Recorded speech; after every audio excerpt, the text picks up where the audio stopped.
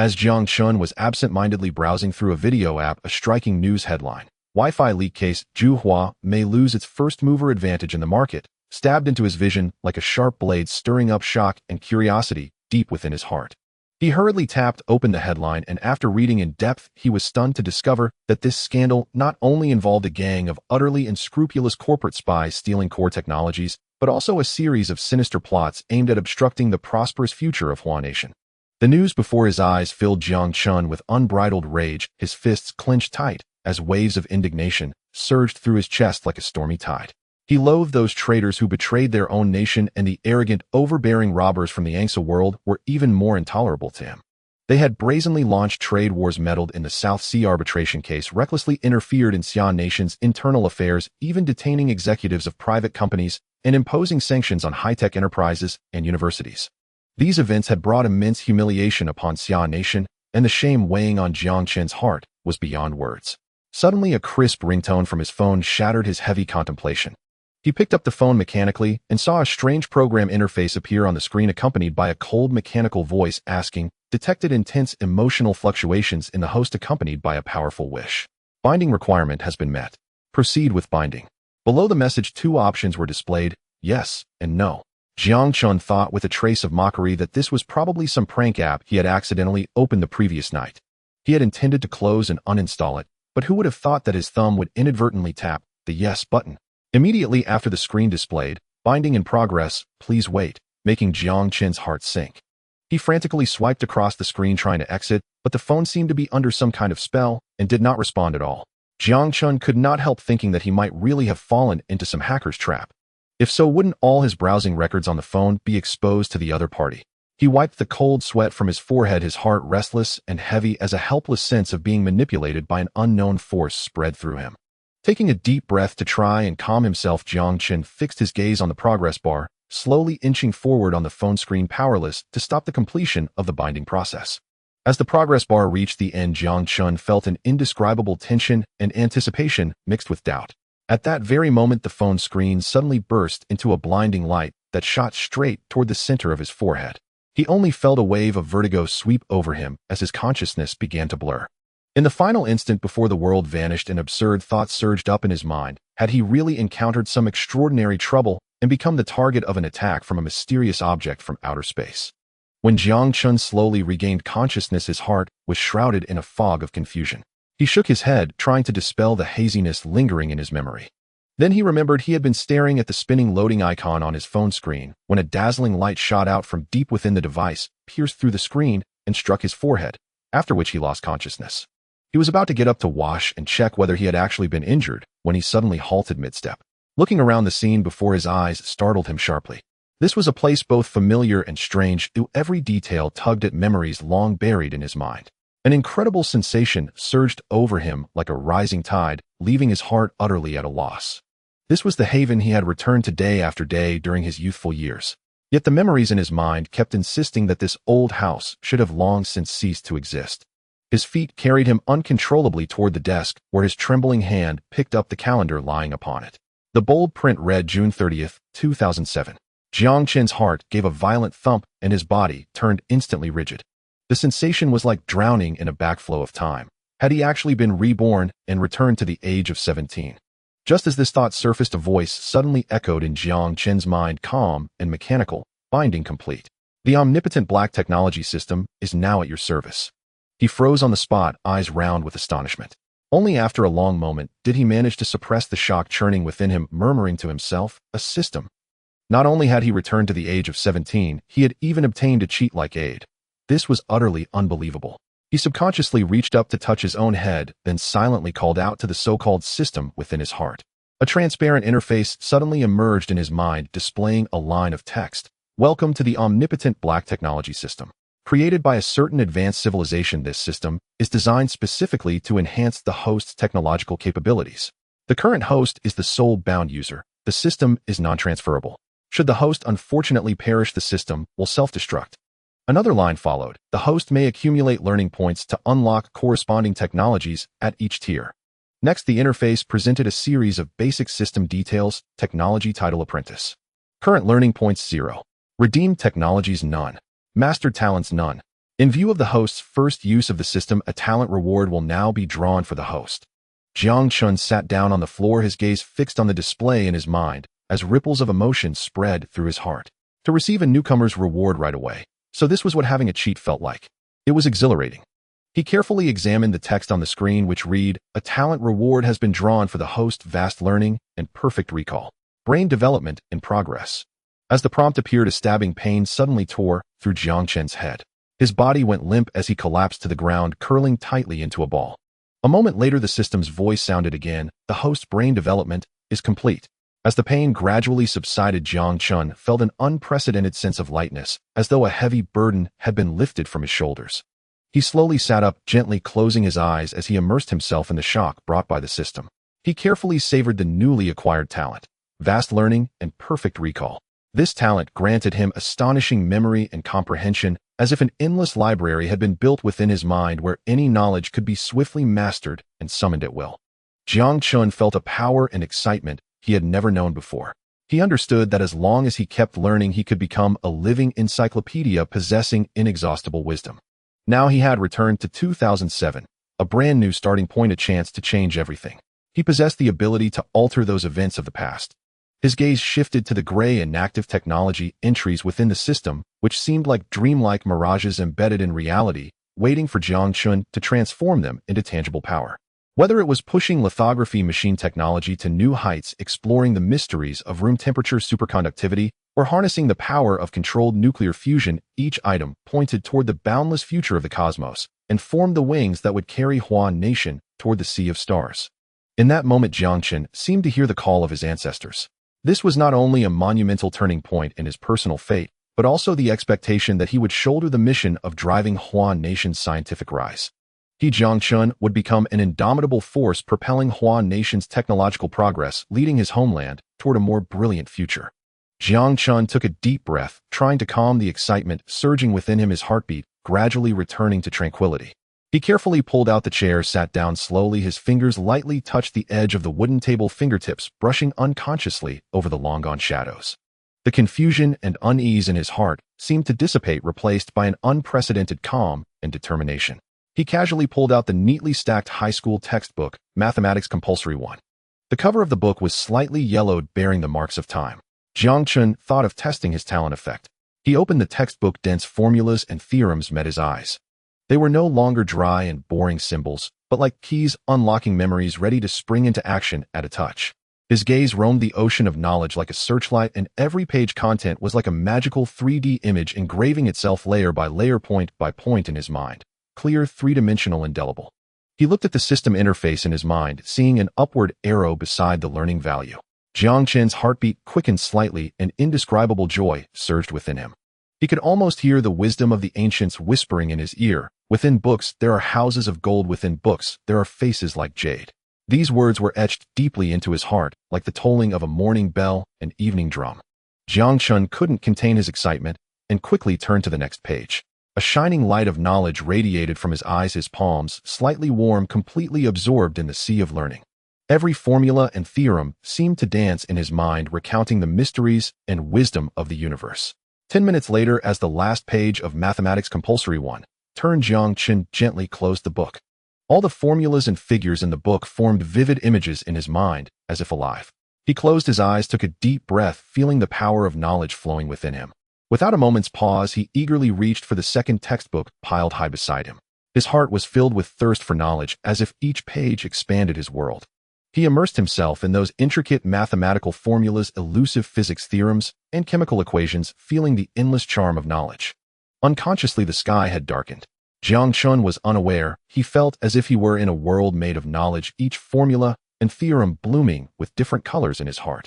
His heart was filled with deep interest. The world became infinitely vast through understanding. Just as he reached to pick the next textbook to devour, he unexpectedly touched the empty desk surface. Jiang Chen turned his head in surprise and saw that all the books on the table had been read. He froze. An indescribable sense of achievement surged in his heart. Was this the joy of learning? However, the excitement quickly dissipated, replaced by a deep fatigue. Jiang Chen touched his forehead and found dense beads of sweat sticking hair to his skin. He felt a weakness, as if all his strength had been drained. Invisible fatigue surged toward him like a tide. He had to support the table, a sense of alertness rising in his heart. He realized that vast knowledge and memory, though powerful, came at a price. It consumed immense mental and willpower. Coupled with his 17-year-old sub-healthy state from intense high school study, he now realized he needed to strengthen his body because the body was the foundation for everything. Jiang Chen closed his eyes and meditated into the depths of his mind. He looked at the learning value on the system interface. The number 1800 brought him comfort. Though the mental fatigue was exhausting, he knew it was worth it. Learning value 1800, he murmured silently. There were 18 textbooks for math, physics, and chemistry in high school. On average, each book had given him 100 learning points. Although it was still far from the first technology he wanted to exchange for, this was a solid first step. After organizing his thoughts, Jiang Chen lay on the bed and fell into a deep sleep. The experiment had worked very well. He looked forward to continuing exploring the ocean of knowledge when he woke. The sky darkened, golden sunset streamed through the half-open curtains onto Jiang Chen's lazy waking face. He yawned, pushed open the door, and was greeted by the aroma of food. The warmth and tranquility of home made him feel relaxed and comfortable. Mom and Dad were back. Jiang Chen shuffled in slippers, guided by the aroma, leaned against the kitchen doorframe, curiously watching his mother's skilled knife work as she chopped vegetables. "Mom, what are you cooking? Smells so good." Jiang Chen pushed open the door, greedily sniffing the fragrance drifting in the air, his eyes unconsciously glancing toward the kitchen. Jiang Chen's mother stood at the stove, holding a spatula in her left hand, pouring the chopped greens into the sizzling wok with her right. She turned around with a smile, wiping a bead of sweat from her forehead with the back of her damp hand, saying, "Son, it's your favorite braised pork belly. About 10 more minutes, but the kitchen is smoky. Go out first so you don't choke on the smoke." Jiang Chen looked at the tempting braised pork in the pot, swallowed unconsciously, and obediently left the kitchen. He strolled into the yard, the setting sun casting a magnificent red glow across the entire sky, adding a touch of poetry to this warm moment. Soon Jiang Chen's father entered the yard. He was carrying a heavy bag of roast duck, a joyful smile on his face. Jiang Chen asked curiously, "Dad, is today a special occasion? You are making braised pork and bought roast duck." His father replied with a smile as he walked, "Son, are you still half asleep? Our family's supermarket officially opened today, so we're celebrating." At this news, Jiang Chen suddenly understood. He remembered the family's supermarket opening this summer vacation, his parents busy there while he had spent the holiday carefree with friends. "Son, come in and wash your hands for dinner." Mom's call interrupted Jiang Chen's thoughts. He turned and walked inside, the aroma of the meal greeting him, stirring his appetite. At the dinner table, his mother skillfully served him food, her eyes full of love. A satisfied smile on her lips, she said, "Son, eat more, all your favorites." His father, eating with his head down, casually dropped a remark. "Oh, by the way, son, your mother and I will be busy with the store soon, so we might not be able to take care of you. This summer vacation, you'll have to stay at your second aunt's house for a while." Jiang Chen nodded in understanding. His mother added, "Your second aunt's house is nice, and your second brother is back too. I'll be livelier together." Jiang Chen smiled slightly and said, "Actually, I plan to spend my summer vacation in the library, so it doesn't matter where I stay." Hearing this, his parents looked at each other in surprise. They thought their son had always been clever, but his mind was never on studying, only playing. Now he says he's going to the library for the whole summer. Is the sun rising from the west? Noticing his parents staring at him, Jiang Chen suddenly remembered that he had been a poor student in high school. A poor student telling his parents he would spend the whole summer in the library was simply preposterous. He quickly patted his chest and assured his parents, "Mom, Dad, don't worry. I've thought it through. Next semester is senior year. I'm definitely going to work hard and get into a good university." The firm tone and his expression left his parents unsure how to discourage his enthusiasm. Could their son be stimulated? His mother said softly, "All right, son. Since you have such determination, Mom supports you." His father nodded, though his tone was a bit perfunctory. "Fine, Dad supports you too." But a glimmer of anticipation flashed in his eyes, as if hoping his son would bring a surprise. Jiang Chen thought wryly that although he now had over a decade of experience and a system as a cheat, he had changed tremendously. But his parents didn't know any of this. He could only look forward to surprising them greatly in the new semester. The next morning, before the sun had fully risen, his parents were already gone from home. Only a note and 10 crisp 100-yuan bills were left on the table. "Son, your father and I have to go to work. Pack your clothes and take the bus to your aunt's house. This 1,000 yuan is your living expenses." While his parents were busy, so he could freely enjoy this summer vacation. After packing his clothes, Jiang Chen slung his backpack over his shoulder and headed to the bus stop. The early morning bus was nearly empty. He found a seat by the window and sat down, lost in thought. Countless ideas and plans flashed through Jiang Chen's mind as he pondered how to earn some money during the summer break. Though his study points could be exchanged for technology, realizing those technologies still required funds, factories, and materials. He realized that all of this required money. His family had no special resources, no factory, no mine. He had to find a way. Jiang Chen began to assess his own strengths and abilities, searching for entrepreneurial opportunities suited to him. It was 2007. Smartphones had yet to appear, and the internet industry was still immature, a money-burning pit where entering now meant being crushed by capital. As he was deep in thought, the bus stop announcement chimed like a morning bell, pulling him from his futuristic reverie back to reality. He took a deep breath, suppressing his racing thoughts. Then he quickly gathered his belongings, shouldered his backpack, got off the bus, and walked toward his aunt's house. Jiang Chen approached the door and knocked softly. His aunt opened it, saw him, and exclaimed excitedly, "Xiao Chen, come in quickly. Your mother told me yesterday. Stay here for the summer. Xiaojia, come take your cousin inside. I have to go to work soon."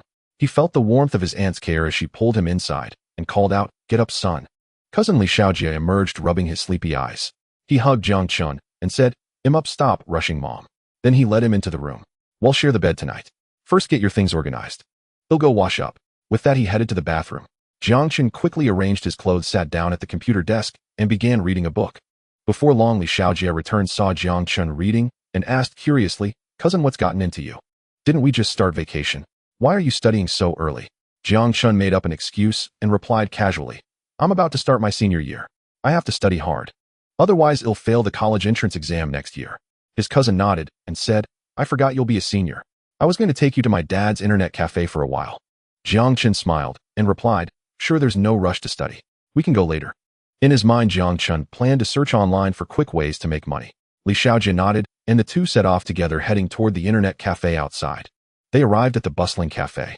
As soon as they entered, they saw Uncle Li Guoyang busy at the front desk, waving at them to acknowledge their arrival. Then he turned and continued with his work. Li Xiaojia skillfully approached the counter, clicked the keyboard and mouse rapidly, and soon activated two computers. He led Jiang Chen to a seat and started playing games himself. Jiang Chen sat down calmly, opened a web browser, and began scanning the news, a hint of anxiety and anticipation in his eyes. His eyes darted across the screen. World of Warcraft: The Burning Crusade to launch in mainland China in September. Fantasy Westward Journey's new expansion, Legend of Artifacts, to begin testing in September. Hong Kong's 10th anniversary of return ceremony held grandly at the SAR government. But no matter how hard he searched, he couldn't find any business opportunity amid the chaotic information. Jiang Chen's heart sank. Just then, Uncle Li Guoyang approached, holding a cold bottle. He patted Jiang Chen's shoulder and asked with concern, "Jiang Chen, why are you staring blankly at the news?" His tone was teasing as he handed over the cola. Jiang Chen was momentarily startled, then masked his disappointment and took it with a smile. "Uncle, are you done with work?" Li Guoyang paused, sighed, and said, "Yeah. The management system had a glitch earlier. It took a while to fix, and I almost forgot to greet you." Jiang Chen's spirits lifted instantly. He looked up sharply, a glimmer of inspiration flashing in his eyes. "Uncle, was it the internet cafe's management system that had issues?" Li Guoyang nodded. "Yes, the old system was terrible. Several attendants complained it was too hard to use. I just installed a new one to try it out. There are plenty of new games launching in the second half of the year, so we need to improve service or it'll hurt business." Listening to his uncle's troubles, Jiang Chen suddenly recalled the news he had browsed. A bold idea took shape in his mind: to create his own product based on a mature internet cafe management system from a future era. The market potential was enormous and the prospects were limitless. Li Guoyang lightly patted Jiang Chen's shoulder, interrupting his thoughts. "You go ahead and play. I need to check what supplies to restock in the warehouse. It's the holidays and business is booming. Can't afford to delay." Jiang Chen snapped back to reality, nodded slightly, and replied with a smile, "Go ahead, Uncle. Business comes first. Don't worry about me." Li Guoyang smiled and turned toward the warehouse. Jiang Chen blinked, the flame in his heart burning ever brighter. He quickly adjusted his seat, opened a new web page, and his fingers began dancing across the keyboard, searching for computer programming textbooks and resources. His eyes were filled with longing and determination. Over the next few days, Jiang Chen racked his brains. During the day, he studied computer programming at the internet cafe. At night, he feverishly reviewed high school textbooks. To put theory into practice, he tirelessly practiced coding on his cousin's computer. Time flew by. With his relentless efforts, his programming skills grew increasingly proficient, and he was able to write some simple programs. One day, when only Jiang Chen was home, his cousin's college friends suddenly invited him on a week-long seaside trip. Jiang Chen clenched his fists in excitement, deciding to seize this opportunity to start his plan. Jiang Chen turned on the computer, staring intently at the blinking cursor on the screen. Then he began typing softly, his eyes fixed on the flickering cursor, a surge of excitement welling up inside him. He tried to turn his vision of a future internet cafe management system into reality one step at a time. His movements grew steadier and more forceful. In the quiet room, only the sound of keystrokes filled the air as lines of code accumulated. Finally, after hours of uninterrupted effort, an internet cafe management system emerged from Jiang Chen's fingertips, one with future game recommendations, online chat functions, and the ability to quickly handle top-ups and idle session management. Having completed this application, Jiang Chen leaned quietly back in his chair, feeling an unprecedented sense of achievement and anticipation. The shadow of his first pot of gold began to feel so real, so close at hand. After a moment, having slightly alleviated his fatigue and regained some strength, Jiang Chen, with a mix of excitement and nervousness, quickly copied the software. Without further delay, he hurried out the door and headed toward his second uncle's internet cafe. Jiang Chen stepped lightly into the dimly lit internet cafe, his gaze finally catching sight of his second uncle dozing off in the corner of the counter. Approaching, he coughed nervously, tentatively breaking the silence. "Second uncle, do you find the current internet cafe management system you're using convenient?" Li Guoliang groggily opened his eyes. Seeing it was Jiang Chen, he looked momentarily bewildered, scratched his head, and asked lazily, "Oh, it's Jiang Chen. Why the sudden question? What's up?" Jiang Chen nervously pulled the USB drive containing his hard-earned work from his pocket and said cautiously, "Actually, I've developed a management system myself, and I'd like to ask you, second uncle, to help me test it." Li Guoliang, still sluggish, suddenly perked up after hearing Jiang Chen's words. He took the USB drive in surprise, raising an eyebrow. "Made it yourself?" In disbelief, he eagerly inserted it into the computer. The screen displayed a system with exquisite design, smooth operation, and comprehensive features. What amazed Li Guoliang even more were the functions within the software. He tested each one, then turned to Jiang Chen in astonishment. "Did you really make this, Xiao Chen?" Seeing the stunned Li Guoliang, Jiang Chen nodded, a proud smile spreading across his face. "Yes, I made it myself using my cousin's computer. The code is still there." Li Guoliang patted Jiang Chen's head. "How did that little mind of yours come up with these functions? They're so easy to use." Jiang Chen's eyes flickered for a moment. He took a deep breath and said, I did some research in the internet cafe. During this time, asked some customers what they needed and incorporated it into the design." Jiang Chen's answer left Li Guoliang momentarily stunned, then he nodded. After a moment's thought, Jiang Chen asked urgently, "So, second uncle, do you think my software can carve out a place in the market?" Li Guoliang pondered for a while and said thoughtfully, "Based on my experience, there's always been a huge demand for management systems in internet cafes. The features you've designed are practically tailor-made for them, solving many operational problems. It's a good product." Hearing Li Guoliang's affirmative response, Jiang Chen clasped his hands in excitement. "Second uncle, you must know other internet cafe owners in the city. Can you help promote this software?" Li Guoliang paused, his eyes wide with surprise as he asked, "Jiang Chen, are you planning to sell this software to each internet cafe owner one by one? How much do you plan to charge? It'll help you ask around." Jiang Chen waved his hands and quickly explained, "Second uncle, you've misunderstood. I intend to offer this software for free." Hearing this, Li Guoliang was puzzled. "Free? That would make promotion quite simple. I have a QQ group of internet cafe owners. Your features are far better than those paid ones, who in our local circle wouldn't be tempted. But if it's free, what are you gaining by spending time and effort on this software?" Jiang Chen smiled sideways with a hint of mystery. "Second uncle, don't rush. Once we capture the market, there will naturally be ways to make money." Li Guoliang playfully patted Jiang Chen on the shoulder. "Being so secretive, not even confiding in your second uncle. By the way, have you given such impressive software a catchy name?" Jiang Chen pondered for a moment, then looked up seriously and replied, "Let's call it Dawnstar." "Second uncle, besides the local internet cafe owners, do you know any peers from other places? I want to promote it nationwide." Hearing this, Li Guoliang opened a website and replied, "There's an internet cafe forum online where almost all owners communicate. I can post about it there." Jiang Chen quickly said, "Great, second uncle. Thank you so much." Li Guoliang waved his hand while operating the computer. "We're family, no need for thanks. You've got a sharp mind to create such useful software. I can show off a bit there too." Jiang Chen rubbed the back of his head sheepishly. After watching his second uncle finish posting and start boasting to others, he turned and left the internet cafe. A few days later, under the forum post, internet cafe owners who had tried the Dawnstar software left messages one after another, their tones filled with admiration. "Oldly, tell us which big shot developed this software. It's incredibly good. How much did it cost to develop? And it's free for us to use." Seeing this, Li Guoliang smirked with a proud expression and replied, "No cost at all. You might not believe it, but this software masterpiece was created by my nephew. Our Li family has a little genius, and it didn't cost a penny." Skeptical and mocking replies followed. "Stop joking, old Li. Should the programmers of those paid professional software go bang their heads against the wall? Oldly with a hint of pride typed provocatively. You know what a genius is? That's what I'm talking about, my nephew. Really made by your nephew. Then he's a true genius. Those auto-start and auto-checkout features are fantastic. Customers say it's so convenient. Indeed, and that rank-calling feature. Many CF players say they get excited hearing the whole cafe announce their esteemed gun king has logged in so much, so they want to log off and log back in. But every time it starts up, an ad window pops up in the bottom right corner, and you have to wait 15 seconds to close it. It's a bit annoying. Is it really as amazing as you all claim? Got a link. They'll switch and try it. It's in the pinned post. Go grab it yourself. As internet cafe owners on the forum proudly extolled the exceptional performance of Dawnstar, this unparalleled software swept through every internet cafe in Huaxia like a tidal wave, even causing previously popular management systems to falter and gradually lose market favor.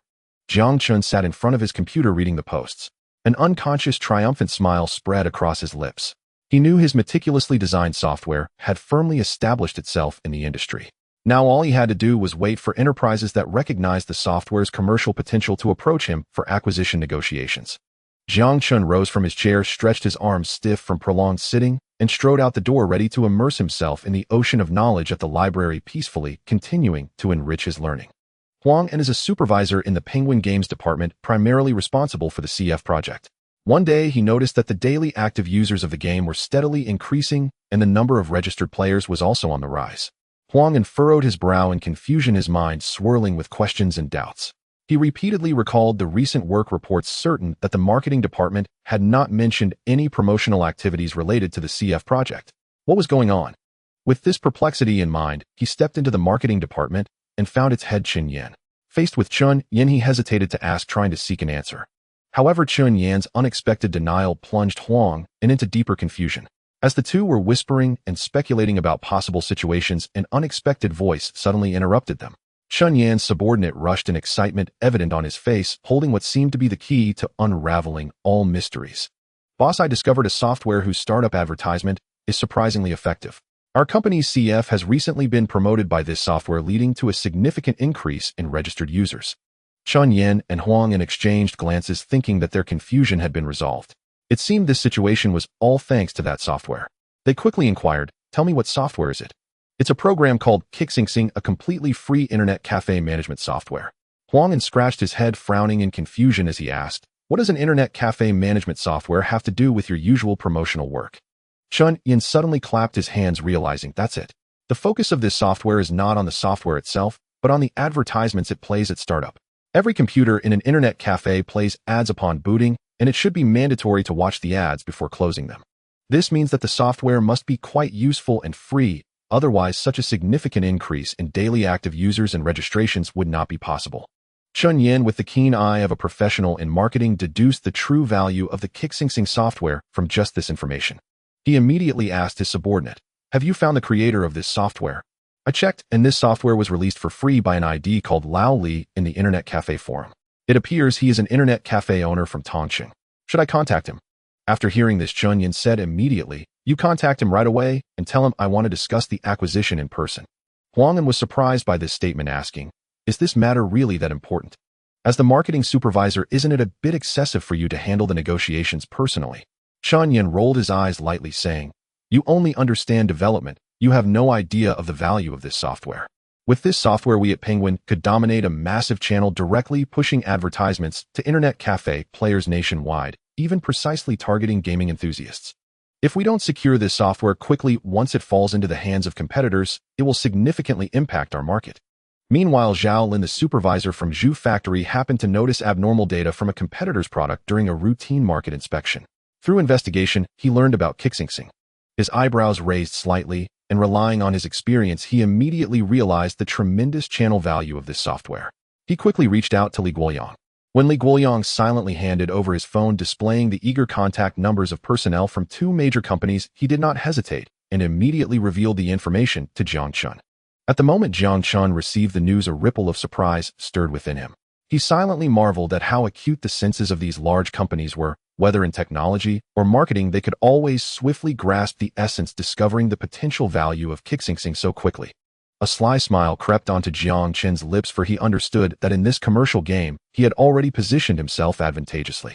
The next step was to sell this software at a satisfactory price to the highest bidder. That day, a group of people hurriedly set off on their journey to Li Guoliang's home. The sound of their footsteps echoed on the quiet street, as if even the air had solidified around their serious expressions. Leading the group was Chun Yin, the head of the Penguin marketing department, walking with a certain leadership demeanor. Not far from him was Zhao Lin, whose expression revealed the importance he placed on this meeting.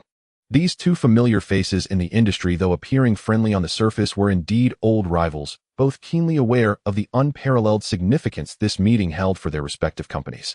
After receiving the news from his uncle, Jiang Chen was waiting at home for the company interested in the product to come for negotiations. He had been anticipating this day since he created the software, and everything was proceeding according to his plan. As Chun Yin and Zhao Lin's teams approached their destination, they were both taken aback, for the location was inside a residential compound. Zhao Lin furrowed his brows tightly, a flash of displeasure crossing his eyes as waves of dissatisfaction surged within him. What kind of company team could not even afford to rent a proper office building and resorted to starting up in a residential area? Zhao Lin quickly adjusted his mindset, sneering. Since the other party chose this location, it indicated that they were a small company of little significance, allowing him to leverage his advantages to drive down the acquisition price. As they arrived at the door of Li Guoliang's residence, they knocked. Inside, the impatient Li Guoliang, hearing the sudden sound, felt his heart racing. He hurriedly opened the door, eagerly welcoming the company representatives stepping inside. As several accompanying personnel entered, they were immediately puzzled by the ordinary residential scene before them, which lacked any company atmosphere. One person, losing composure, furrowed his brow and could not help but question, "Are you Mr. Li Guoliang? Is it true that the renowned counter-sanctioning internet cafe management system software originated from your hands? Were you the one who contacted us these past few days?" Under the suspicious gaze, he couldn't help but add, testing. It wouldn't be some pirated software obtained through illegal channels, would it? Li Guoliang was well prepared for such doubts. With a smile, he waved his hand to indicate denial, confidently responding, "It was indeed me who contacted you these past few days, and the ID shared on the forum is also mine. I assure you this software is neither a pirated copy nor anything of the sort. It is completely free to share." He paused. "However, I must clarify that the ownership of this software does not belong to me." The listeners were somewhat surprised by his response, but Chun Yin calmly followed up with, "So the ownership of the counter-sanctioning software is not with you?" Li Guoliang nodded in acknowledgement, and Chun Yin immediately felt dejected, while Zhao Lin's expression grew even darker.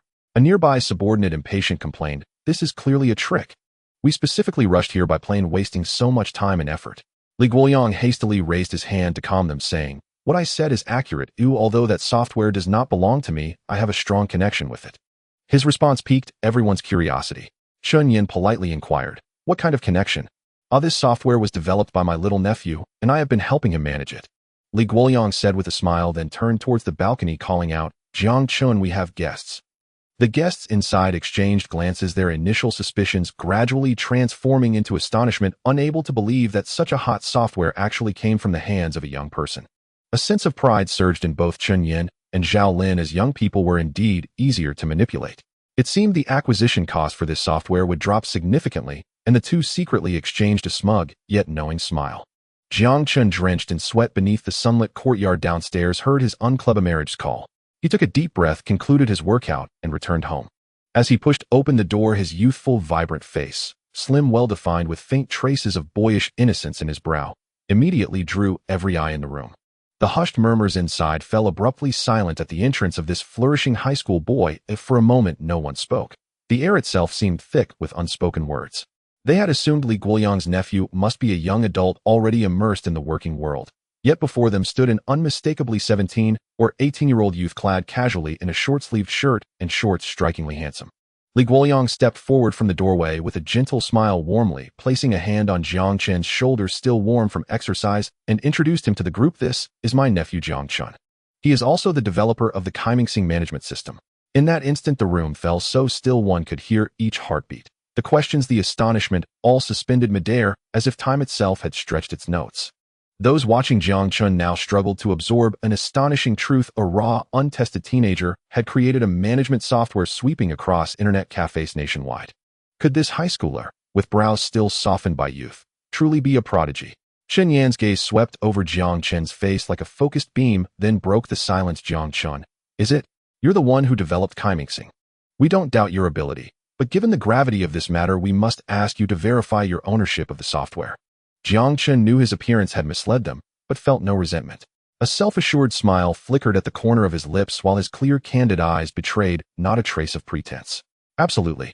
Kaiming is my creation. I observed inefficiencies in other management systems while working at my uncle's internet cafe, so I decided to develop something better to streamline operations. After speaking with customers and conducting market research, I designed Kaiming, refining it over time until it reached its current form. Li Guoyang nodded in quiet agreement. Kaiming truly delivered, and he'd even gained considerable recognition for it on online forums. Chun Yin was instantly speechless. That effortless tone, as if describing something utterly mundane, lingered in everyone's mind, quietly affixing the label prodigy onto Jiang Chen's name. Zhao Lin, now recovered, pressed urgently regarding age. Ah, you've reached the legal age of majority, haven't you? And do we need to inform your parents about contractual details? Jiang Chen shook his head, his voice resonating with unwavering resolve. No need to trouble them. I'm 18. I have full authority to sign the contract. Uncle Li, Jiang Chen called out as his uncle turned to leave. Please attend to your affairs. I'll handle this. Li Guoyang paused thoughtfully, then firmly clapped Jiang Chen's shoulder and nodded with confidence. All right, Xiao Chun. I'll oversee the cafe. Once you've finalized things here, take them to the law firm. I've already coordinated with my contact there. Without another word, he waved and strode out, never looking back. Jiang Chun stood at the threshold, watching his uncle's figure vanish around the corner. Then, straightening his posture, he walked calmly into the living room and seated himself under their collective gaze, his serene, composed smile radiating quiet authority. Shall we begin negotiations? At that moment, his poise and unshakable confidence left Chen Yin and Zhao Lin momentarily flustered, as though they'd stumbled into a strategic boardroom meeting at a Fortune 500 corporation facing its CEO. Jiang Chen's cool, detached gaze swept slowly across the stunned assembly. He flexed his fingers lightly, a subtle frown forming as he mused inwardly. Have the executives from Penguin Group and Zhu Factory really been intimidated this easily? Or is it simply my youthful appearance that's throwing them off? Watching Jiang Chen's unruffled expression, Chun Yin shifted his gaze away from that calm face. Slowly lifting his teacup, he sipped water deliberately, then set it down with a soft, decisive thud, as if that gesture marked an internal turning point. He drew a deep breath and fixed his eyes once more on Jiang Chen. Jiang Chun, I confess your age startled me. I hadn't expected someone so young. I'm Chun Yin, head of publicity at Penguin Group.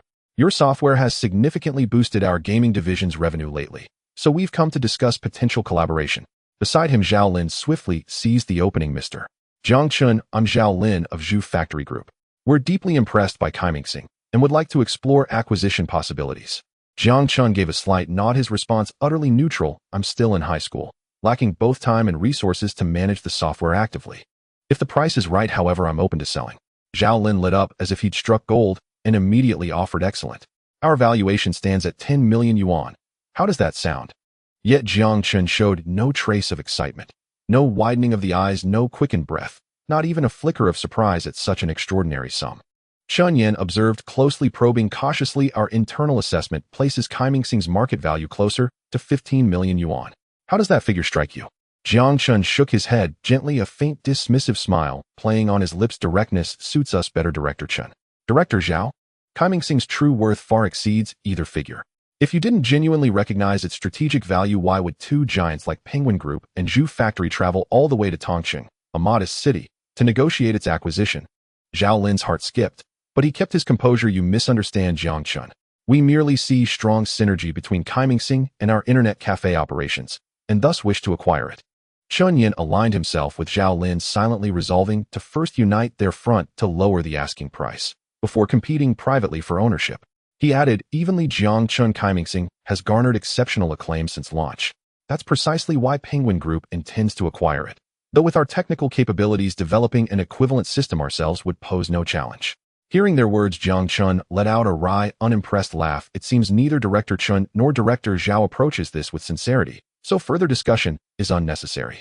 He rose, signaling clearly that the meeting was over.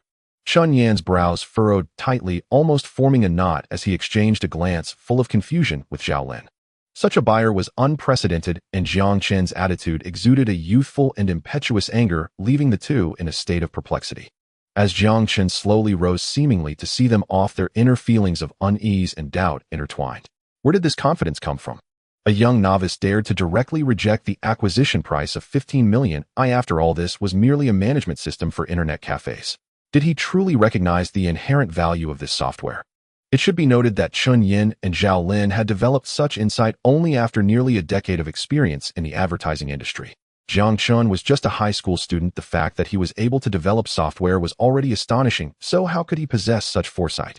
He wondered if they were being deceived. Chun Yin secretly speculated and decided to leave and discuss the next steps thoroughly.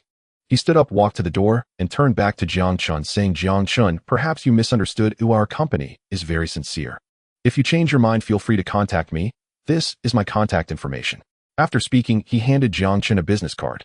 Jiang Chen took the card and feigned anger while maintaining the gesture of seeing them off. Chun Yin observed this scene, nodded, and turned to leave with his subordinates. Seeing this, Zhao Lin couldn't help but click his tongue and had to stand up and leave the room, leaving behind a business card. Once everyone departed and the door closed, Jiang Chen held 2 business cards and gently rubbed them. The corners of his mouth lifted as he thought, indeed, it is remarkable that Penguin and Pig Factory have risen to the top of all gaming companies in later years. Their insight is not to be underestimated. However, they actually conspired to lower the acquisition price, thinking he wouldn't notice. They assumed that as a young person, he wouldn't see the value of Kaimingxing and wanted to jointly suppress him with a low-price acquisition. If he didn't possess the foresight from later years, he might have truly fallen for their trick. The value of Kaimingxing lay in its roots within internet cafes, able to bring greater value to them. This software was excellently designed, aesthetically pleasing, and comprehensive in functionality, capable of helping internet cafes maintain customer loyalty. Moreover, this software was completely free, and the word-of-mouth promotion initiated through forums had rapidly spread nationwide, becoming the market leader. It was merely a matter of time. At that time, the startup pop-up ads would effectively create a free publicity channel for himself out of thin air. Compared to traditional advertising methods such as flyers and portal site promotions, the promotion of Kaimingxing required almost no extra costs. For any gaming company, being able to seize the initiative through such channels undoubtedly placed them in an invincible position. Jiang Chen was well aware of the calculations of the 2 companies, so he temporarily set aside this business discussion and focused on reviewing his high school textbooks, accumulating his learning points. He knew that with each passing day, Kaimingxing's market share was steadily increasing and the promotional effects were improving. Jiang Chen believed that soon both companies would be eager to approach him. All he needed to do was sit tight and wait for that moment to arrive. Meanwhile, Chun Yin and Zhao Lin did not take their teams out of Tong City, but instead found separate hotels to rest and discuss their upcoming plans with their subordinates. In the hotel's conference room, Chun Yin and his subordinates sat on comfortable sofas, earnestly recalling the details of the earlier discussion. They attempted to analyze Jiang Chen's psychology to prepare adequately for the next negotiation. Chun Yin composed himself, took a deep breath, and said, "Everyone, please share your thoughts openly." Everyone pondered silently for a moment, and Chun Yin's number 1 subordinate, a young man with a slightly youthful appearance, spoke up. "Boss, Jiang Chen is indeed a software genius, quite astonishing. But he is just a 17 or 18-year-old high school student lacking social experience. I believe his angry expression from earlier was likely due to the price not meeting his psychological expectations, making him feel his product was not receiving the recognition it deserved. If we double the acquisition price, it should satisfactorily resolve the issue. Yes, doubling it means a total of 30 million. From his uncle's residence, he doesn't seem to be from a wealthy family. I acknowledge his talent in software development, but it was merely due to luck that he stumbled upon this opportunity at his uncle's internet cafe, which led to the creation of Kaimingxing. Raising the price to 30 million should be enough to intimidate him," another old subordinate who had followed Chun Yin for many years stated. After recalling the details of their earlier discussion, Chun Yin shook his head in frustration. He couldn't help but recall the momentum Jiang Chen displayed after escorting his uncle away. It was hard to imagine that this was emanating from an ordinary high school student. It seemed he had truly been toyed with this time. On the other side, Zhao Lin and his subordinates from Pig Factory were also discussing the earlier negotiation. A subordinate whispered to Zhao Lin, "Boss, I think Jiang Chen's expression earlier was likely due to being startled by the 10 million figure.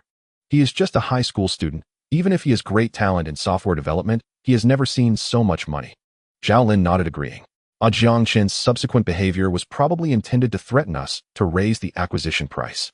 Exactly, he seemed to have an epiphany afterwards. Perhaps he wanted to test us further to raise the acquisition price, which is quite simple. All the developers we've encountered in the past have acted this way. The moment they hear a price, they want to negotiate upwards. Jiang Chen is certainly no exception. Zhao Lin nodded in agreement. "Yes, let's wait a few days and let Jiang Chen stew a bit. He will definitely panic and come to us voluntarily. After all, this is a substantial fortune for him. By then we might be able to lower the price even further. We just need to be wary of those from Penguin. Chun Yin is not an easy opponent to deal with. Zhao Lin thought to himself that this year their company's stock had risen significantly from a few dollars to over $100. In the domestic market, several of their games were extremely popular, leading the charge. In contrast, a newly emerging internet cafe management software, while having the advantage of promotional channels, had yet to demonstrate its potential. How could a young person like Jiang Chen see that? He must be trying to raise the acquisition price. Zhao Lin was already accustomed to such negotiation tactics. Therefore, he was determined to bide his time before making any further plans. This year, he had been running around without adequate rest, so he might as well take the opportunity to relax and enjoy a few leisurely days in Tong City before making the final move.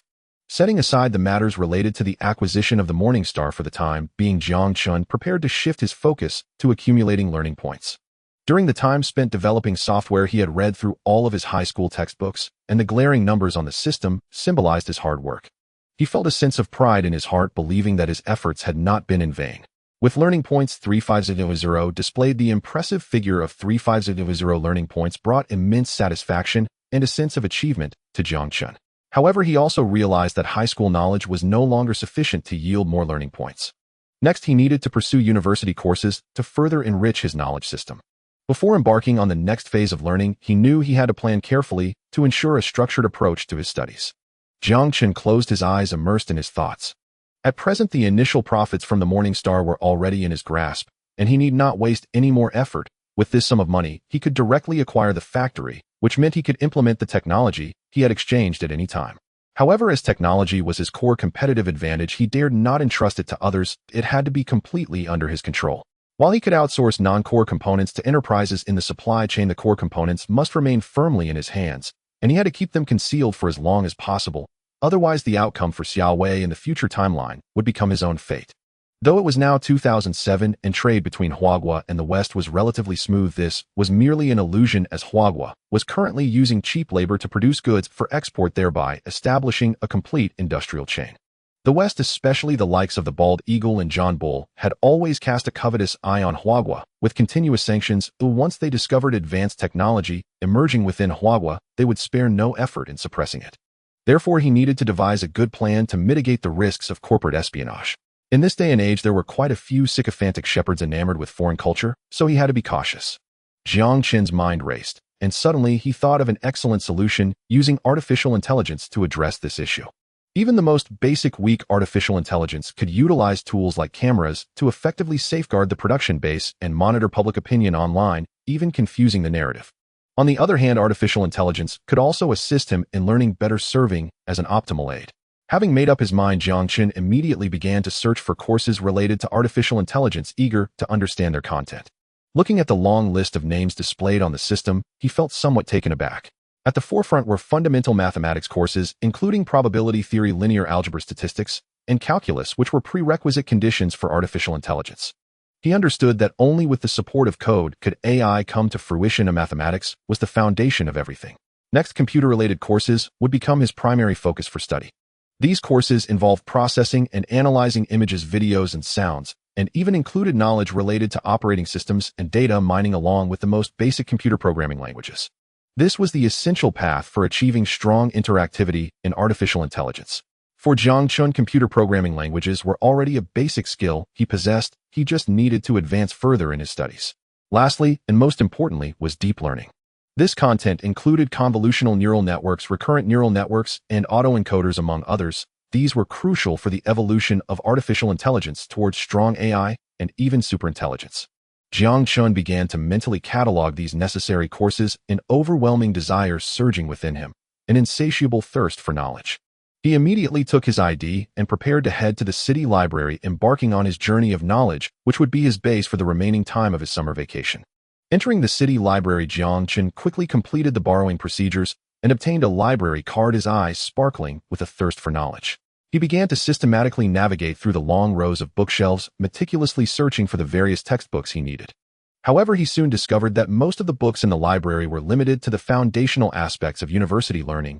There were few in-depth textbooks, and those he desperately needed were course materials for sophomore and junior years, or even graduate studies. With no other choice, Jiang Chen decided to start with foundational knowledge. After all, self-study in advance would be beneficial and would also help him accumulate learning points. As for the textbooks he currently required, he could acquire them online after the sale of the Morning Star. Thus, Jiang Chen made this decision regarding his action plan.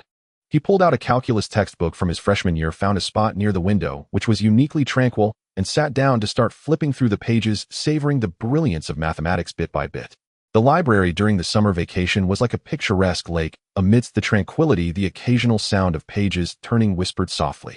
In such an environment, Jiang Chen felt as if he were sailing in a small boat navigating through a vast sea of knowledge. He realized the ups and downs of university mathematics were vastly different from the smoothness of high school mathematics. His reading speed suddenly decreased. Through slow and thorough reading, he contemplated each knowledge point more deeply, his pen dancing on the blank paper beside him, recording key information as if marking footprints along the way. He lost himself within the pages of the book until the librarian's voice rang out again, reminding him that time was slipping away. When he looked up, he found that the surrounding light had dimmed, indicating that it was closing time. Jiang Chen glanced at the book in his hand, and during this afternoon, he had only fully grasped the concepts of one unit. A slight heaviness lingered in his lament. It seems that being well-read and having a good memory is not omnipotent. Yet he thought with some relief, although my reading speed will gradually decrease with the depth of the content compared to ordinary students, being able to fully understand a unit in just one afternoon would surely evoke envy in many college students tormented by advanced mathematics. Jiang Chen marked the page with a bookmark, gently wrapped the book, and quickly returned it to its designated spot.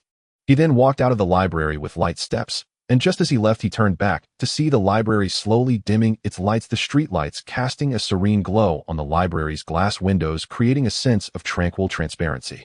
Suddenly, two familiar figures appeared at the library entrance. He paused for a moment, then smiled and nodded as a gesture of farewell, waving to them with a smile, before turning to begin his journey home. Upon seeing Jiang Chen appear in the library, Lin Ying and Ma Yu were somewhat surprised. Although they were high school classmates, their understanding of Jiang Chen only lingered on the surface. He was quite handsome, but academically, he was quite the slacker. They exchanged a friendly smile with Jiang Chen, and after he turned to leave, the two of them linked arms and walked away in the opposite direction. With her arm around Lin Ying's shoulder, Ma Yu couldn't contain her curiosity and whispered, "Lin Ying, what do you think Jiang Chen is doing here in the library today? It's been more than half a month since the summer vacation started, and this is the first time I've seen him here." "How would I know?" Lin Ying, still lost in thought about the book she had just read, shook her head in confusion at her friend's question. "He should be here to study. After all, he's going to be a senior this year." Ma Yu's eyes widened in disbelief as she pointed at Jiang Chen's departing figure, and then her eyes darted around. "But look, he only has a notebook in his hand. Ooh, I haven't seen a single book with him. I think he might be here for you, just like those classmates from a few days ago." Lin Ying's face flushed red, and she immediately covered Ma Yu's mouth. First, she glanced around to ensure no one was listening before saying, "Don't say that. I don't want to be misunderstood. Besides, when he saw us, he clearly paused for a moment, greeted us politely, and left right away. How could it be for me?" "Let go quickly, you're suffocating me," Ma Yu muttered.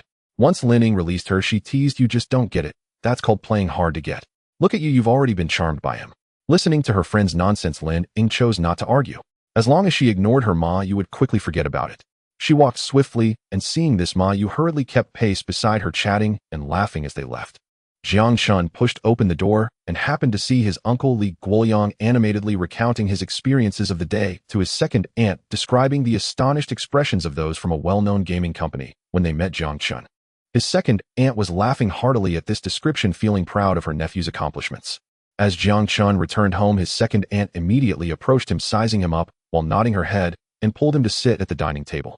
"Chainer, quickly tell me about today. Did anything come of it?" Jiang Chen awkwardly touched his nose.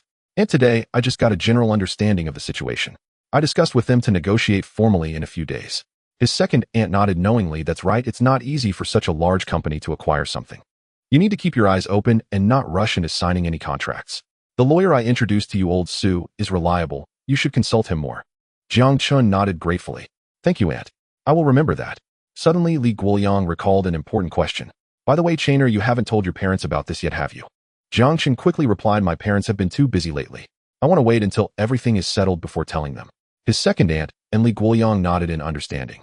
"That's fine, your family is always busy running the supermarket. It's better to tell them after everything is settled." Jiang Chen put down his chopsticks and smiled, saying, "Thank you for your support, aunt and uncle. I will do my best." His second aunt and Li Guoyang both smiled and stood up, preparing to go out for a walk. "Finish your dinner well, we're going out for a stroll." Jiang Chen nodded, and after seeing the two elders out, he finished his meal and returned to his room. Lying on his bed, Jiang Chen recalled his experience in the library from the afternoon and felt that the difficulty of college was turning out to be different from what he had imagined. He had originally thought that with his vast knowledge and ability to memorize, he could quickly accumulate learning credits to exchange for technology. However, the pace of learning today was a bit slow, so he realized he couldn't mindlessly accumulate learning credits. He needed to spend them wisely. After all, his plan was urgent. The first goal, artificial intelligence, required him to grasp a lot of knowledge before he could complete it, so accumulating learning credits wasn't an immediate priority for exchanging technology. With this thought in mind, Jiang Chen closed his eyes and focused on the system in his mind: all-purpose black technology, system technology, title in turn, current learning credits, 360, exchange technology, none, mastered talent, vast knowledge and memory. To his surprise, the learning credits had increased by 1000 after an afternoon of study. Looking at the talent page at the bottom of the panel, there was an exchange option containing various talents for Jiang Chen to choose from. Mechanical Mind 1. 5 million. Gene Warrior 1 million. Some of these looked extremely impressive with a powerful aura that struck straight to the heart, but the prices made Jiang Chen hesitant. Super Memory 600, Absolute Calm 400, Dual Focus 300. The ones following these were talents Jiang Chen could soon accumulate enough to exchange for with vast knowledge and memory falling within this category. The last category consisted of functional or supplementary talents for specific aspects. Prevent hair loss 5000, Robustness 5000. Jiang Chen focused on the last category of talents, carefully reading the descriptions, flipping through page after page, while constantly pondering which talents could directly help him. Robustness increases the holder's physical strength, directly enhancing immunity and constitution, effectively preventing ailments from intruding. Preventing hair loss is just as it sounds. It seems even advanced civilizations can't escape the troubles brought by hair loss. Learning makes me stronger, but it also makes me bald. Being bald is proof of strength. In the next moment, Jiang Chen's gaze was fixed on a talent on the screen: deep sleep. This is a powerful talent that allows the holder to fall asleep within moments and quickly reach deep sleep, significantly restoring mental strength. This talent seemed like a good solution to the mental exhaustion caused by vast knowledge and memory. After some contemplation, he considered it a potential option, pressing the temporary save button in his heart and continuing to browse through the many talents. Finally, he discovered another talent at the end of the catalog that matched the efficacy of deep sleep: meditation, which allows the holder to guide their spirit to a calm dimension in an instant, thereby rapidly recovering mental energy. He weighed the two talents in his mind and ultimately chose meditation. This talent provided him with more flexibility. It wasn't restricted by sleep, meaning that even after prolonged study, he could find brief relief through meditation. Without further hesitation, he immediately spent 700 learning credits to exchange for meditation. He closed the page, shut his eyes, and followed the guidance of the talent, attempting to connect with the deepest tranquility within himself. He felt the mental burden that had been weighing him down from the mountains of knowledge piled up in the library gradually easing. When he opened his eyes, the world seemed brighter, and he knew this was the power of the meditation talent. Feeling a lingering satisfaction, he closed his eyes once more, surrendering to the tranquility and peace guided by meditation. By the time the experiment concluded, he had already succumbed to the warm embrace of sleep. In the following days, Jiang Chen maintained a regular schedule, rising early each day to exercise. This was his method to overcome his lazy nature and also to keep his body healthy. Afterward, he would spend a day at the library focusing intently on advanced mathematics. With the aid of meditation, his awareness became more concentrated, allowing for longer study sessions. Every day in the library, Jiang Chen would encounter his classmates Lin Ying and Ma Yu, but he didn't think they could assist him. He would merely nod in greeting, without further exchange, completely absorbed in calculus. On this day, Jiang Chen entered the library early, as usual, picking up mathematical analysis. After several days of study, only a few units remained. He decided to accelerate his pace today, confident that he could fully grasp the book's content. He then found a seat by the window and began his study session. Before long, Lin Ying and Ma Yu arrived at the library as well. They were a bit late today, and the venue was already filled with students diligently studying.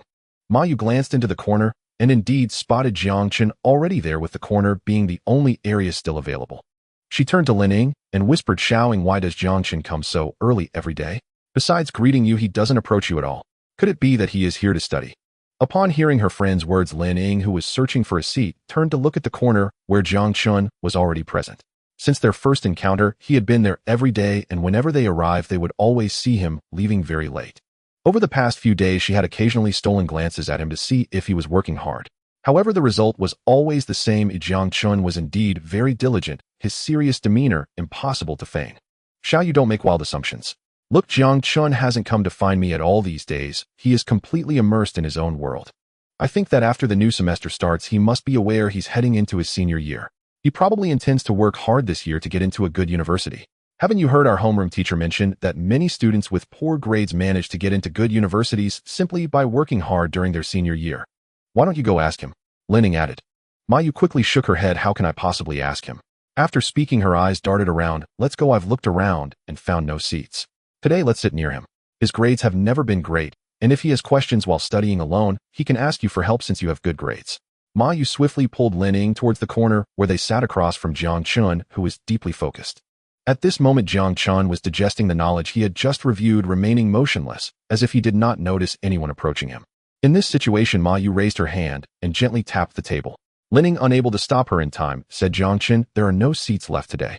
We're sitting here, hope it doesn't disturb you. Jiang Chen, startled by her sudden tap, frowned and looked up at the two female classmates. It's fine, the library is for everyone. Feel free to sit. He responded to them and then returned to the book he had been interrupted from. Linning immediately grasped Maya's hand, which was about to act again, and softly said in her ear, don't disturb him anymore, let's sit down and start studying. They then began their own study. In this corner, the only sounds left were the intermittent silence among the three of them and the rustling of pages. Time flowed like a gently flowing river, and before they knew it, quite some time had passed. Mayu's pen slipped from her hand onto the neatly completed paper, and the impressive score undoubtedly proved her recent efforts. She slightly raised her head, gathering her scattered thoughts, and her gaze unconsciously fell on Jiang Chen's still face. A hint of curiosity arose in Mayu. Was he really that obsessed with studying? Driven by curiosity, she shifted her steps towards Jiang Chen's desk. Holding her breath, she looked closely and found that the book Jiang Chen was reading was filled with incomprehensible formulas, dense and numerous, all unfamiliar to her. Jiang Chen, what kind of book are you reading?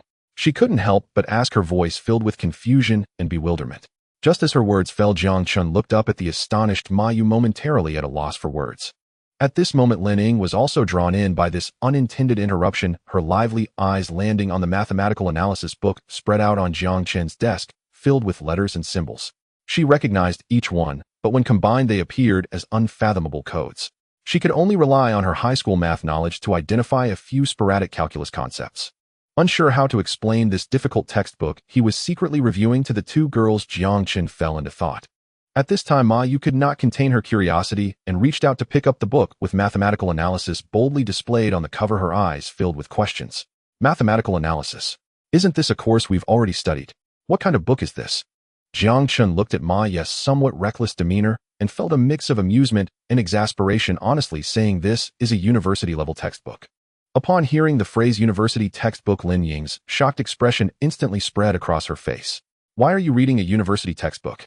Of course, because I've finished all the high school textbooks and digested the material. Upon hearing this, both Mayu and Linning looked as if they had heard something unbelievable, left speechless. Mayu couldn't help but ask urgently, but your grades were always poor before. Jiang Chen pursed his lips and slowly replied, scores don't represent much in high school. You only need good scores for the college entrance examination. His words struck like an arrow to the heart, leaving Mayu and Linning speechless. Although logically flawless, it was difficult and struggling to accept in their hearts. Linning, puzzled, couldn't help but continue to ask, so now that you're looking at these college textbooks, can you really understand their meaning? Is it truly all self-study? At this moment, she had already flipped through a few pages of mathematical analysis, and the dense formulas and derivations made her feel a wave of headache. Jiang Chen secretly adjusted his breathing and humbly said, it's manageable. The requirements aren't particularly beyond comprehension. It just requires more time and effort. Upon hearing this, Maya's doubts flared up like fire, and in a moment of impulse, she blurted out, you can't understand it. You're just pretending to be profound in front of Linning to attract her attention, right? Jiang Chen was momentarily stunned, not expecting Mayu to have such thoughts. He immediately retorted, of course not, I'm not that idle. He then recalled how popular Linning had been among boys in high school, but he had always been immersed in games and had no such thoughts at the time. Now that he had a system and aimed for greatness, he wouldn't be bound by such things. His serious expression revealed his sincerity, making both girls unconsciously believe him. Linning shyly asked Jiang Chen, could you help teach me a bit? I have some questions I can't understand. Jiang Chen paused, thinking that perhaps teaching would offer him a new understanding of the knowledge. He turned to help Linning resolve her questions, prompting Mayu to quickly take out her own mistakes for him to assist. As Jiang Chen continued to explain, their confusion gradually faded, leaving only awe for the academic prodigy. Indeed, scholars were different. They could casually score high on exams, yet remained unwilling. If Jiang Chen knew what the two were thinking, he would only feel embarrassed. He truly didn't understand before, and it was thanks to the system's help that he could transform into an academic star. Time always flies when studying. Jiang Chen helped the two with their problems while tackling the last 2 units, finally mastering the entire mathematical analysis. Having completed today's tasks ahead of schedule, he planned to take a day off and return home early to rest. Stretching comfortably, Jiang Chen felt a sense of accomplishment. He had finally taken the first step with the university's textbooks, and things would only speed up from here. Looking at the two across from him, still working on their papers, Jiang Chen said, "Ingmayu, I have some things to attend to, so I'll leave first. If you have any questions, feel free to come and ask me tomorrow." After nodding at the two who looked up, he turned and left the library. Walking out of the library, Jiang Chen felt lighthearted as he approached the internet cafe. He glanced around and noticed Li Guoyang was not at the front desk, but was organizing goods in the back storage. After greeting the internet cafe manager at the front desk, Jiang Chen headed to the internal computer room.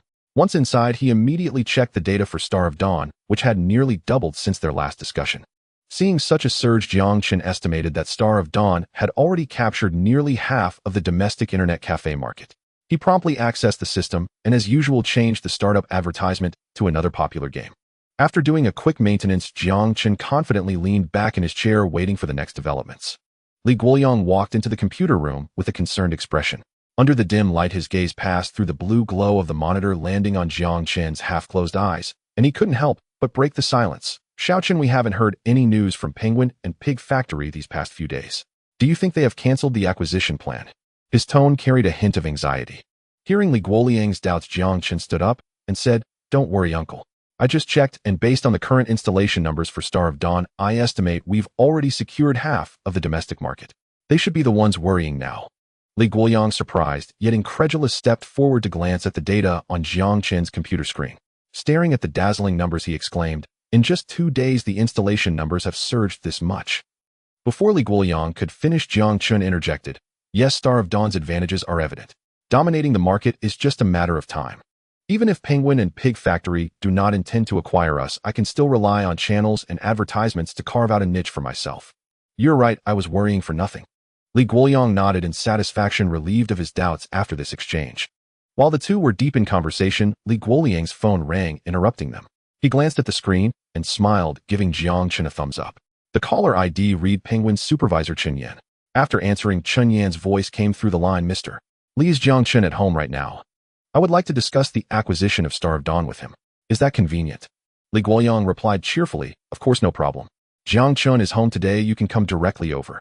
He hung up the phone, secretly astonished at Jiang Chen's accurate judgment. Indeed, Penguin was taking the initiative to come to them.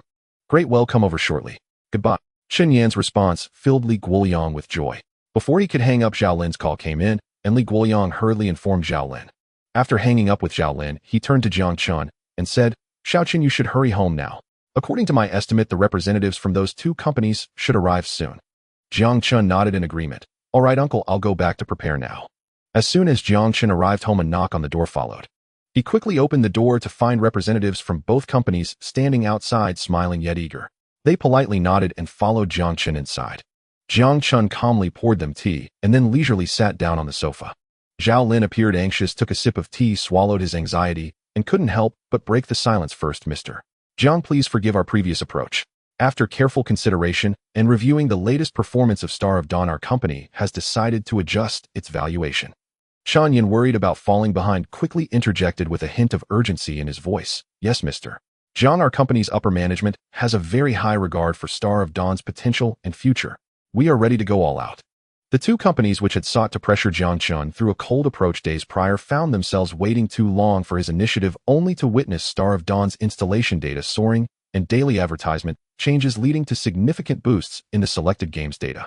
At this moment, Jiang Chen completely ignored the 2, fearing that another gaming company might beat them to the punch and finalize the acquisition before them. They immediately contacted Li Guoyang. Jiang Chen sensed the underlying anxiety of the 2 and smiled slightly, fully aware that he held the advantage in this situation. He didn't give them much courtesy, casually leaning back in his chair, his gaze steady and calm as he looked at them. "Gentlemen, there's no need to rush. I hope you come with sincerity this time. Our transaction should be transparent without playing any childish tricks." Chen Yan and Zhao Lin exchanged glances, feeling awkward, yet knowing they couldn't find any flaws in Jiang Chen. They had no choice but to muster the courage to reoffer, attempting to compensate for their earlier missteps. Chen Yan, shaking off his previous embarrassment, earnestly quoted a shocking figure, trying to turn the tide. Our company is willing to buy Star of Dawn for 40 million. What do you think? Zhao Lin's expression changed slightly, feeling regret for not acting first, but he quickly adjusted his strategy, lowering his voice to offer a higher price. Our pig factory is not short of money, either 50 million. Just like you, Mr. Jiang, we all hope for the best cooperation result. Moreover, our chairman is also very optimistic about you. If you are willing to join our company, you can directly discuss it with him. Chen Yan, seeing that pig factory had even brought out their CEO, couldn't help but curse inwardly. Can this still be called business negotiation? Can we still do business properly? 75 million. Mr. Jiang, are you satisfied with this figure? Hearing this number, Jiang Chen's heart raced uncontrollably. In his past life, he had never seen so much money. A 100 yuan note weighs about 115 grams, and 75 million was nearly a ton. He swallowed hard and looked at Zhao Lin with anticipation. Zhao Lin gritted his teeth inwardly at the 75 million, which was nearly their limit. He opened his mouth as if to say something, but under the pressure he squeezed out a number. 80 million, Mr. Jiang, this is our sincerity. Chen Yan felt like he was on a roller coaster, first surprised by Zhao Lin's boldness, then delighted because he had an even bigger bargaining chip. 100 million, our offer is 100 million. Jiang Chen finally saw the conclusion of this bidding war, and Zhao Lin's expression seemed to confirm it. Grasping Chen Yan's Suntaborm hand, Jiang Chen laughed heartily. Congratulations, Supervisor Chen. Starting today, Star of Dawn belongs to your company. Chen Yan forced a bittersweet smile. Mr. Jiang, may we have a pleasant cooperation. Jiang Chen lightly patted Zhao Lin's shoulder, reassuring him. Supervisor Zhao, there will be more opportunities. We can continue our connection another time. Then Jiang Chen led Chen Yan and the others to his uncle's lawyer friend Old Zh's company to prepare for the contract signing. Jiang Chen arrived at the law firm feeling somewhat nervous. He visited Lao Su and smiled as he said, "Hello, Uncle Su. I am Jiang Chen, and Li Guoliang is my uncle. He introduced me to you, and I would appreciate your help." Lawyer Su looked up at the young face before him, slightly taken aback, then recalled that his high school classmate Li Guoliang had mentioned that this nephew needed his assistance, and curiously asked what trouble he was in. Seeing this, Jiang Chen explained the matter of signing a contract with the Penguin Group in detail. Lao Su was stunned, especially when he heard that Penguin offered 1 billion to acquire the software. He even thought the young man before him might be a lunatic trying to prank him. Unable to contain himself, he interrupted Jiang Chen's narration, quickly shaking his head and saying, "Take your time, I need to gather my thoughts." Jiang Chen paused his narration, observing the astonished expression on Lawyer Zh's face, and realized that Lao Su must be shocked by the price, especially seeing his youthful appearance. Sure enough, Lawyer Su took a breath and voiced his confusion. "Jiang Chen, if I heard correctly, is it the Penguin Group I know of that is acquiring the software you developed? And they are offering 1 billion. Lawyer Su tried to confirm his guess with this statement. "You look like you were still in high school, right?" Lao Su, still uncertain, inquired further about the facts. Jiang Chen smiled calmly, knowing that this news was indeed hard to accept. "Yes, Uncle Su, I am about to enter my senior year, but Manager Chun and the others are waiting in the reception room. You wouldn't have been scammed, would you? There are so many tricks from scammers nowadays." Lawyer Zh's concern was evident. Jiang Chen's expression showed no panic, maintaining his usual composure, and felt he had to mention his elder for credibility. "No, Uncle Su, it was my uncle who first contacted Penguin, and they verified the images of the personnel on their corporate website, confirming they are not fake."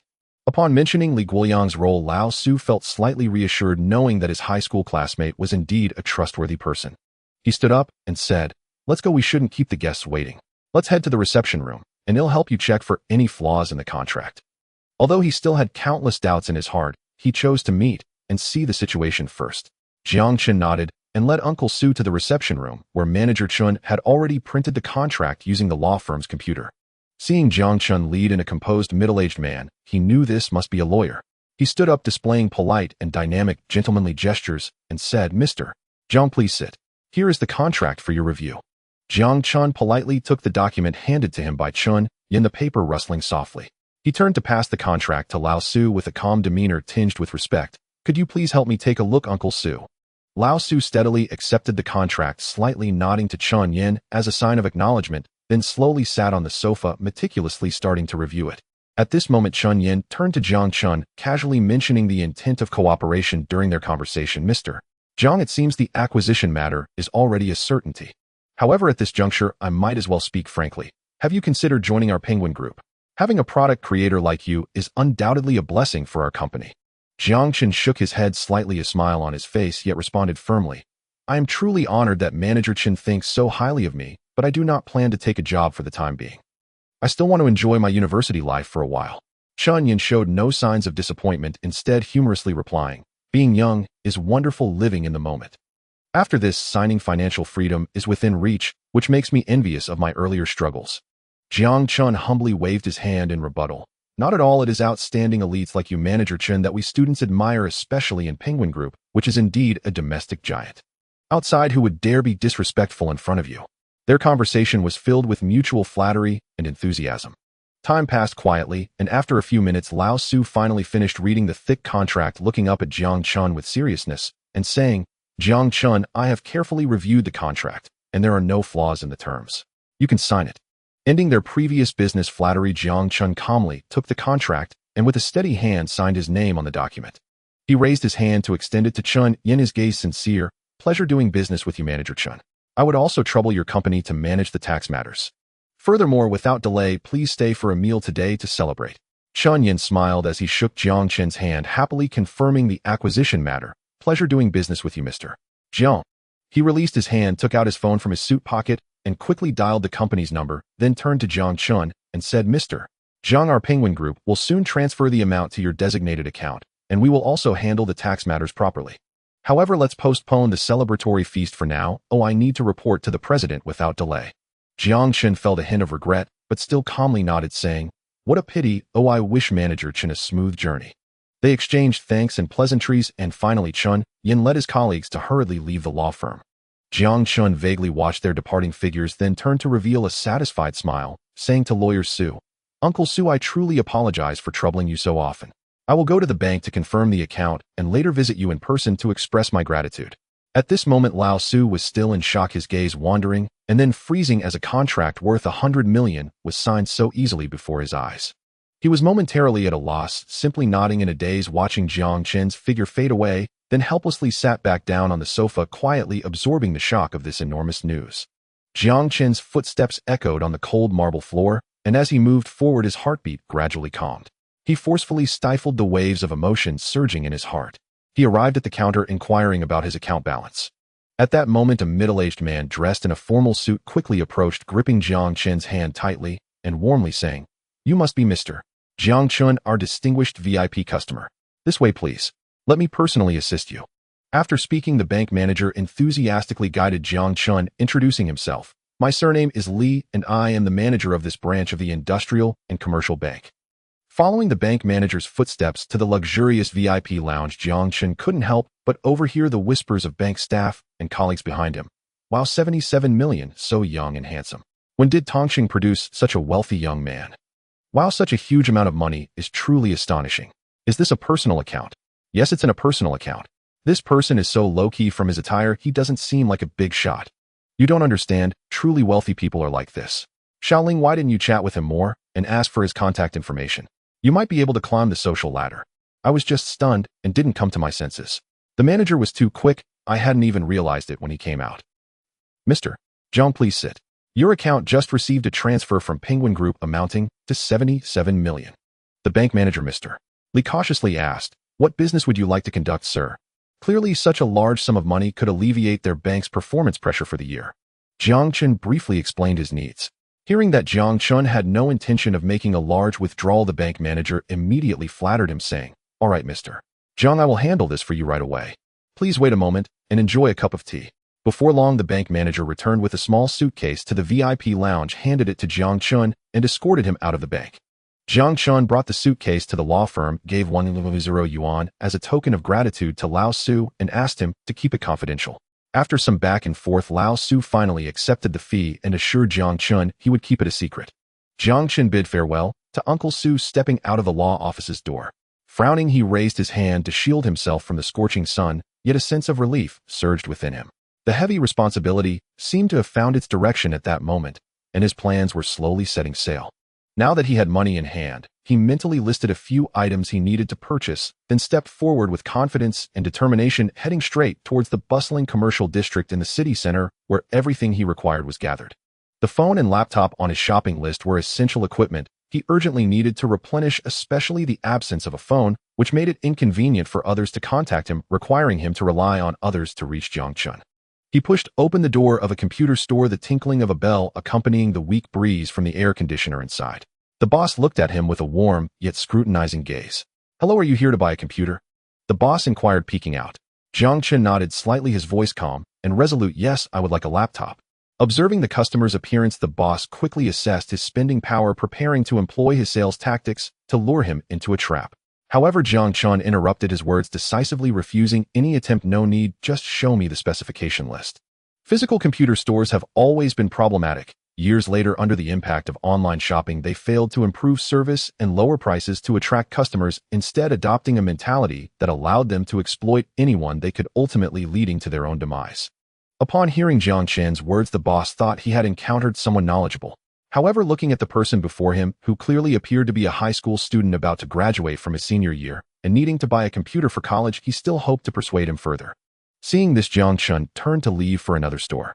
Watching him turn, the boss quickly pulled him back, thinking that earning a little was better than having no business at all, and then handed Jiang Chen a specification list of the available laptops. Jiang Chen took the specification list, glanced over it, and couldn't help but sigh.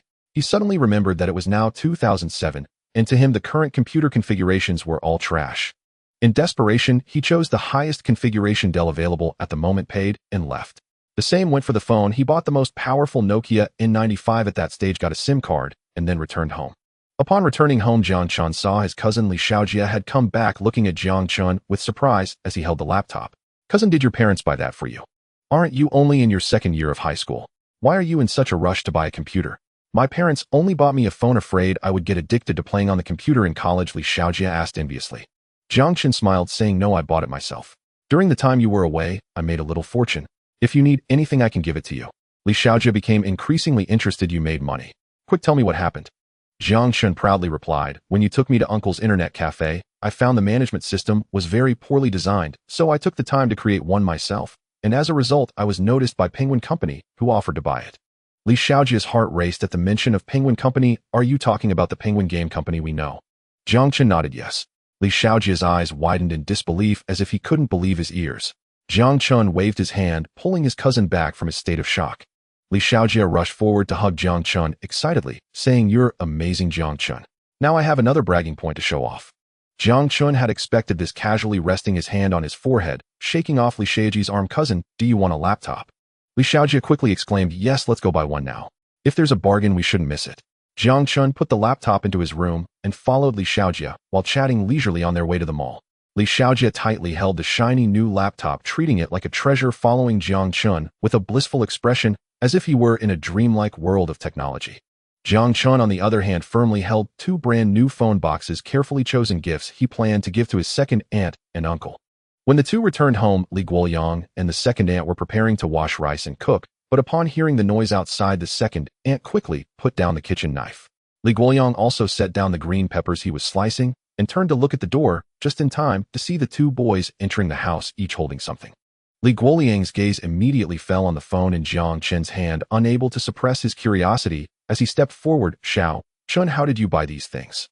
Was the contract signed?" Jiang Chen's lips curled slightly, looking at the surprise and expectation in Li Guoyang's eyes. He gently placed the phone on the table, then took out a thick copy of the contract from the room, shaking it in his hand. "Uncle, it was finalized this afternoon at Uncle Zu's law firm. His work is very professional, and I must thank you for introducing me to Uncle Su. Didn't he tell you?" Hearing this news, the second aunt, who was holding a spatula in the kitchen, immediately stopped what she was doing, her eyes filled with surprise and pride. "What? The contract is signed already?" she exclaimed, quickly wiping her hands and hurrying out of the kitchen. Then, looking at her son, who was holding a laptop, and smiling, "Look at your cousin. He is younger than you and has already accomplished such a big thing. Now look at you." After criticizing her son, she turned to Jiang Chen and complained, "Xiao Chen, why did you buy him a computer? Won't he just end up playing on it every day at school?" Faced with his aunt's mild reproach, Jiang Chen quickly displayed a sincere expression, gently wrapping his arm around her. "And don't worry, I have talked to my cousin all the way here. I told him to study hard. I will need him to help me in the future."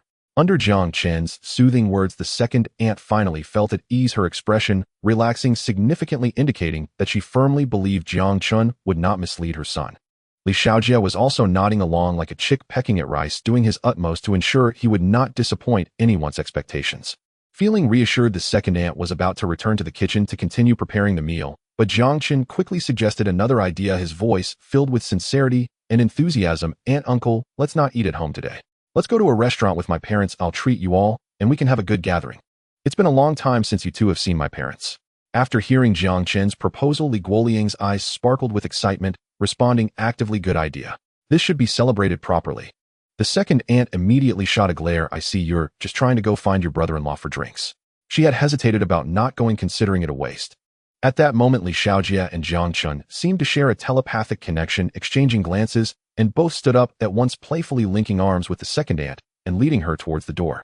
Surrounded by this sudden enthusiasm, the second aunt could only laugh and cry, allowing the two young men to guide her out.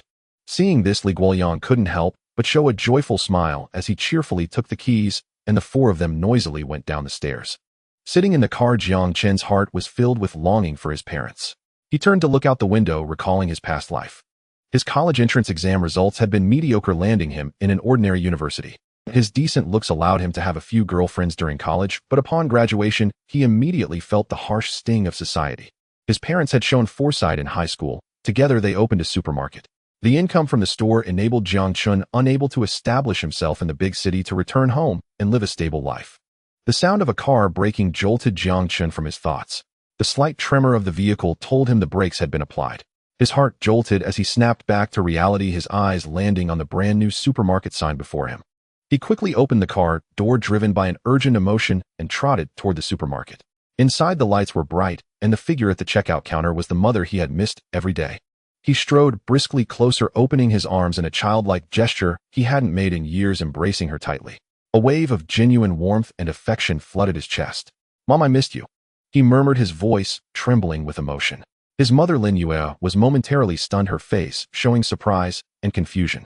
Her son had not been this attached to her since his rebellious phase had ended. Just then, his second sister and her family entered the supermarket with smiling faces, bringing a warm and familiar atmosphere. All right, you're a grown man now, still so clingy." Lin Yu's gentle words were filled with endless affection. She patted Jiang Chen's back lightly, her kind eyes holding a hint of a smile. She turned her head and called out to Jiang Chen's father, "Honey, come quick and see. Your son and second sister's family are here." Jiang Chen's father, Jiang Ili, was busy organizing supplies in the warehouse. Hearing his wife's call, he immediately set down his work. His hair and beard bore the marks of time, but his demeanor remained full of vitality. As he walked out of the warehouse, a surprised smile lit up his face, bringing a renewed energy. Amid the warm greetings of familiar relatives, Li Guoliang interjected with a laugh, "Old Li, look at your son. He's made something of himself. You two don't need to work so hard anymore. Hire a couple of people, just keep an eye on things, and enjoy your retirement." Hearing this, Jiang Ili and Lin Yue exchanged a look, their eyes meeting in mutual surprise before they both turned to their son. Jiang Chen, however, wore a mysterious smile. "Mom, Dad, let's close the store early today and go to a restaurant to celebrate properly." Lin Yue was clearly taken aback by this sudden plan. She frowned slightly, her face clouded with doubt. "Why go to a restaurant? What big thing have you done?" But Jiang Chen remained silent, only calling for his cousin to help close up. Seeing this, his aunt and uncle also took the couple's arms, preparing to head out. They found a familiar restaurant, and as the group entered the private room, Lin Yue immediately pulled her son to sit beside her. "Son, tell Mom quickly what happened." Like a child showing off his achievements, Jiang Chen poured out everything that had happened recently. "Actually, I developed an app. Believe it or not, it caught the attention of the Penguin Group." His voice echoed in the spacious room. His parents' faces were filled with disbelief, and then he continued in a light, satisfied tone. "Not only that, they bought it for a huge sum." Lin Yue opened her mouth as if to say something, but Jiang Chen kept talking enthusiastically. "Mom, Dad, our family is truly rich now. You and Dad can retire from now on. No more hard work every day." Jiang Ili, who had been discussing what wine to drink with his brother-in-law, was also stunned by the news. His eyes held a mixture of disbelief and relief. Lin Yue couldn't help but reach out and pinch her son's cheek. "My precious boy has really made it. Just coming of age and already earning money. Hand it over to Mom for safekeeping. In a few years you'll be starting a family, and I need to save up a nice nest egg for you." Still thinking it wasn't a huge amount, Lin Yue urged Jiang Chen to hand it over quickly. Li Xiaojia, however, asked curiously, "You haven't said how much it sold for yet. Spill it, cousin." "Okay, but don't be too shocked." Jiang Chen smiled, his confident gaze revealing his certainty. He casually uttered the staggering number, 77 million.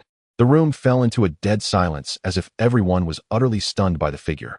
They stared at him in disbelief, the very air seeming to freeze. The sound of a chair crashing to the floor broke the silence. Li Xiaojia stood up excitedly, his chair tipping over with a loud thud. Forgetting his dignity, Li Xiaojie rushed over to Jiang Chen and jokingly spread his arms as if asking for a hug. Cousin, got any room on that gravy train? Let me hug you, we'll be relying on you from now on, he said, gently patting Jiang Chen's shoulder. His aunt snapped out of her shock, suppressing her inner turmoil, and reached out to give her son a firm smack on the back of the head. Have some self-respect, will you? Lin Yue was still in a daze. Jiang Chen seized the moment, leaning down to gently take her hand. Mom, don't worry. From now on, you don't have to worry about me anymore. Just enjoy life with Dad. Jiang Ili came to his senses from the windfall, looking at his son with relief. He had always been easygoing, only working hard at the supermarket with his wife for his son's sake. Now that his son had made it, he could take his wife traveling and fishing, enjoying a peaceful life. Li Guoyang was also shocked by the news. He had thought the maximum might be a few million, but it turned out to be more than 10 times that estimate. He couldn't help but marvel at his nephew's talent, so young yet able to create such a market-dominating software and sell it for a sky-high price. Good grief, that old Su must have known and didn't tell me. Li Guoyang recalled Su and grumbled. Jiang Chen quickly said, I asked Uncle Su to keep it secret. After all, wealth should not be flaunted. Everyone nodded in agreement with Jiang Chen's words. When rich, one should keep a low profile. It's not thieves, but envy that one fears. They all understood this principle and didn't want to attract unnecessary trouble. So what are your plans now, Chainer? Li Guoyang probed. He admired Jiang Chen, feeling he was independent and steady and not worried he would act recklessly.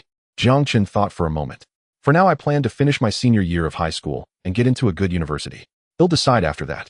I'm optimistic about domestic development, so I'll observe carefully and then start a business. When the time comes, I hope my cousin can come and help me. Li Guoyang and his wife exchanged a knowing smile. If their son could follow Jiang Chen, he could learn something and eventually stand on his own in society. Then the private room filled with laughter and joy. All worries seemed to vanish, leaving only the warmth of family and bright hopes for the future. Time passed like a fleeting white horse, and in the blink of an eye, only 1 month remained of the summer vacation. After the family gathering, Jiang Chen returned home to reside. In this relaxed family atmosphere, his father seemed to have found his little joy. He would help organize goods at the supermarket, and during his breaks, he would invite a few old friends to go fishing by the riverside, enjoying the tranquility. In contrast, his mother was a restless person. Even with 2 new employees added, she still dedicated herself to the supermarket, although she began to lighten her workload, focusing primarily on procurement. During those days at home, Jiang Chen seized every moment from dawn till dusk, burying himself in the various formulas and theorems of his freshman mathematics. As the end of the vacation approached, he finally advanced his knowledge to a new level through relentless effort. This led to a significant upgrade in the technology level within the system, shedding the title of apprentice and achieving the beginner level. To his surprise, a new function was unlocked within the system. This ability allowed him to enhance his inspiration by consuming learning points, thus solving tricky problems. Looking at the description, it seemed to herald a different path, suggesting that he could climb to the pinnacle of technology based on learning, no longer solely reliant on exchange functions. Perhaps as long as he remained diligent in his studies, he could unlock even more unknown miracles. Lost in thought, Jiang Chen glanced at the clock on the table. The night was already silent, and he was aware that tomorrow marked the beginning of the new semester with a mock exam awaiting on the first day of senior year. He quietly resolved to perform at his best, as this would earn him the trust of his teachers and ultimately grant him more free time. When the sun rose the next day, Jiang Chen's biological clock woke him up on time. He quickly got up, organized his backpack, and packed his books one by one before waving goodbye to his smiling parents and stepping onto the path to school. In the morning light outdoors, every senior student beside him hurried to school, their faces tense, and one could faintly sense the smoke of the Gaokao battlefield looming. Those classmates who usually played and joked were now serious and hurried. Upon entering the classroom, he saw that most of his classmates were immersed in their studies, trying to seize the last opportunity for review before the exam, even if it was just a psychological effect. Unexpectedly, Jiang Chen spotted Lin Ying, whom he often met during the long summer vacation. She sat there relaxed, patiently explaining a biology problem to Ma Yu beside her. Jiang Chen's desk was placed in the most secluded corner of the classroom at the back by the window. It suited him perfectly, as he could focus on studying the prepared book Artificial Intelligence Algorithms, Basic Algorithms, without disturbance. Before long, the bell rang, and a middle-aged man with thinning hair resembling a Mediterranean walked into the classroom with a thick stack of exam papers under his arm. He stepped onto the podium, scanned the students, and then heavily placed the exam papers down. Everyone is working hard. It seems you have felt the atmosphere of senior year, he said. He was Jiang Chen's homeroom teacher, Tang Mian, a very serious yet responsible teacher. Everyone put away unrelated items and prepare for the mock exam. The first subject is mathematics. Do well. Even though they knew an exam was coming when Tang Mian announced it, a wail arose. The exam papers quickly circulated to the back. By the time Jiang Chen received his paper, the students in front had already started answering questions. In an instant, the classroom was filled with the sounds of pens scratching and pages turning. He took the paper, glanced through it from front to back. Every time Jiang Chen looked at a question, he could immediately derive the answer in his mind. For him, high school exam papers were already too easy.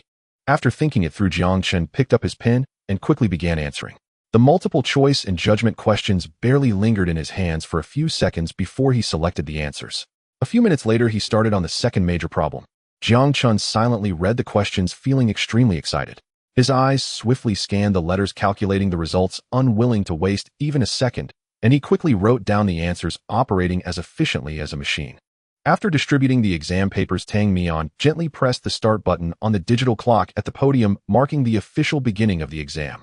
He then slightly nodded as if silently wishing for the students. He slowly walked down from the podium, beginning to patrol the classroom, his hands clasped behind his back, brow slightly furrowed, his gaze drifting between each focused or slightly anxious face. The sounds of students writing rose and fell. His eyes narrowed at the occasional excellent answers, but he sighed slightly upon seeing some students' restless handwriting. However, there were more sighs than praises. The summer vacation had just ended, and he estimated that his students had probably gone a bit wild. Tang Mian silently resolved to invest more in the coming year, paying closer attention to these students who were about to face significant tests in their lives. When Tang Mian walked beside Jiang Chen, he seemed unaware of Tang Mian's approach, continuing his problem-solving performance. Before long, he quickly completed the answer to a question. He glanced at the question for just a few seconds before starting a new round of rapid writing. A doubt arose in Tang Mian's heart. Is Jiang Chen just writing randomly? Out of curiosity, he leaned down to closely examine Jiang Chen's answer sheet. All correct. As soon as his gaze focused on the handwriting, he realized that all his assumptions were unnecessary. The surprise in Tang Mian's eyes grew even stronger after reviewing the answers. Jiang Chen wrote quickly and soon completed another question. Tang Mian's gaze shifted downwards, another all correct. The more he looked, the more surprised he became. He glanced at Jiang Chen's expression, seeing no tension in his brow, but rather a very relaxed demeanor radiating confidence. Tang Mian thought to himself, this mathematics exam was personally set by him, so there was no possibility of it being leaked. Although it was not too difficult to provide answers in such a short time, indicated a very solid foundation. Tang Mian reflected that while Jiang Chen was usually not a troublemaker and hadn't caused him much trouble, his grades had always been poor. The scene before him struck Tang Mian as unbelievable. Just as he was lost in thought, Jiang Chen had already answered every single question on the exam paper. With a glance at the clock, only 20 minutes had passed since the exam began. He felt a wave of satisfaction wash over him. Just as Jiang Chen contemplated whether to stretch and move a bit, he suddenly caught sight of Tang Mian, beside him, a usually stern middle-aged man watching him with an expression he had never seen before. Jiang Chen's hands froze in midair, canceling his intention to stretch and avoiding any potential noise. He noticed that the others in the classroom were still focused on the exam, and he couldn't bear to disturb their concentration. Jiang Chen's action startled Tang Mian. His expression changed as he returned to his serious demeanor, straightened his back, and clasped his hands behind him, intending to continue his patrol. Jiang Chen was quick to grab Tang Mian's retreating figure by the sleeve, causing Tang Mian to pause and turn back. In a low voice, he said, "Teacher Tang, I have finished my exam. May I submit my paper now?" Tang Mian was taken aback. He had thought Jiang Chen had only completed the major questions, not realizing he had finished the entire exam. He stepped forward and took the fully answered exam paper from Jiang Chen. He quickly scanned both sides of the paper, seeing all correct answers. He swallowed a lump of surprise in his throat and quietly said to Jiang Chen, "You can leave once you're done. Do well on the next subject as well." Afterward, Tang Mian felt as though he had dropped a heavy stone, his steps appearing somewhat heavy. He walked towards the podium, yet his mind was still preoccupied with Jiang Chen's exam paper, feeling a myriad of emotions. He took out his collection of books from the drawer and, amidst the puzzled gazes of his classmates, stepped lightly out of the classroom. He traversed the empty corridor, sunlight streaming through the glass windows onto him, his steps becoming even more relaxed. Finally, carrying a sense of ease, he ascended to the rooftop and began his own reading time. In the following 2 days, Jiang Chen's performance remained consistent.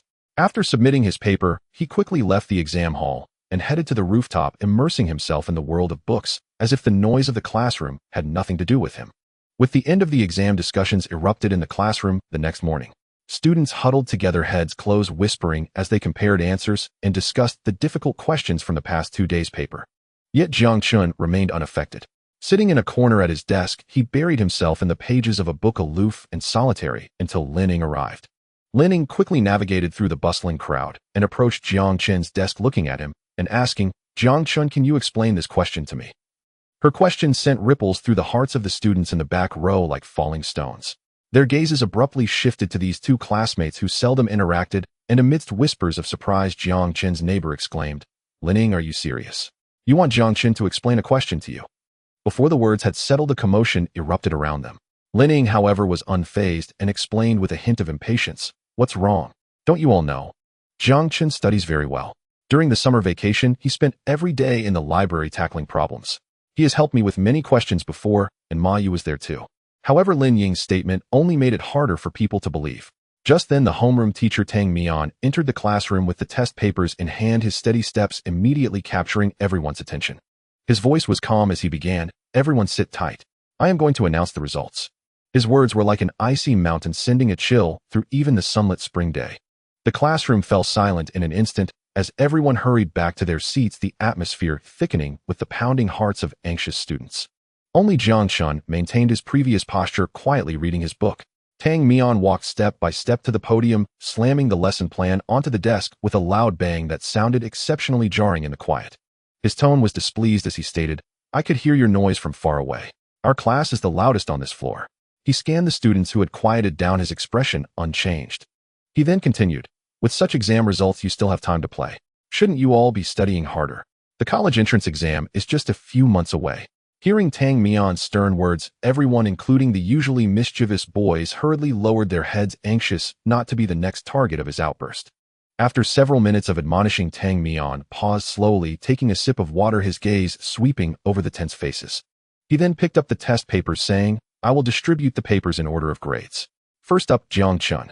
This announcement shocked everyone, causing their heads to snap up from their desks, eyes darting towards that corner. Jiang Chen stood up, leisurely walking calmly to the podium, taking the test paper with poise before returning to his seat. His demeanor exuded an innate composure, and that extraordinary calmness made Tang Mian nod slightly, affirming him with a profound gaze. Tang Mian's voice continued, "Lining."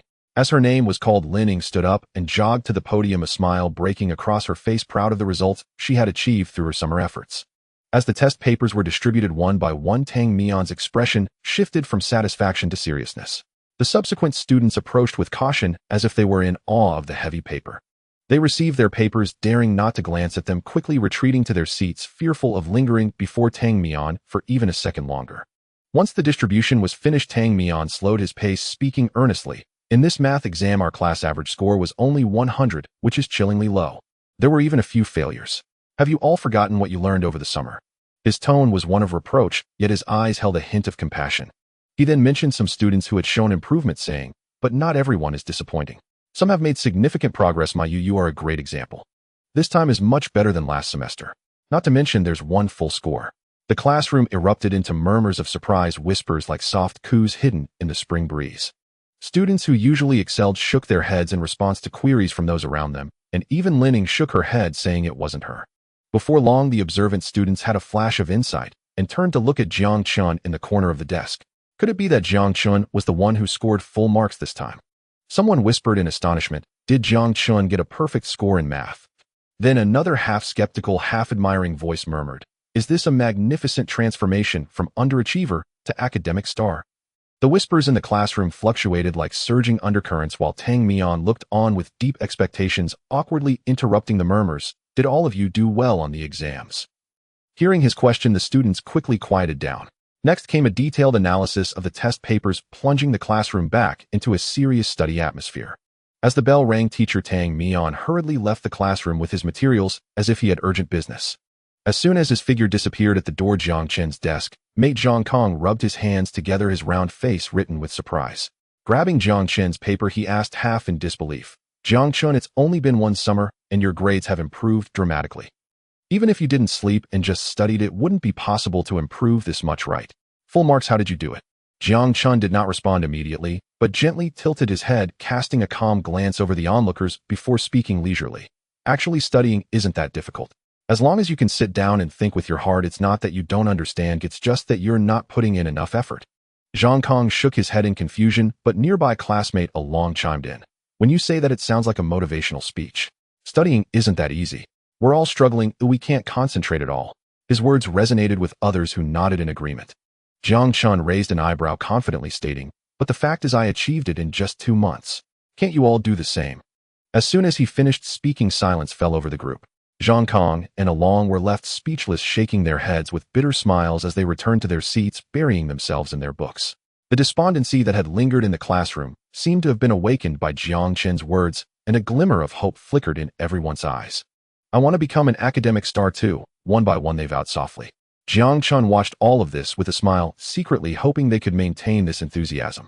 If so, perhaps next year they could get into a good university, trading a few months of hard study for excellent results in the entrance exam, a worthwhile exchange. After all, on the road ahead, a degree may just be the starting point, but it holds the key to countless doors.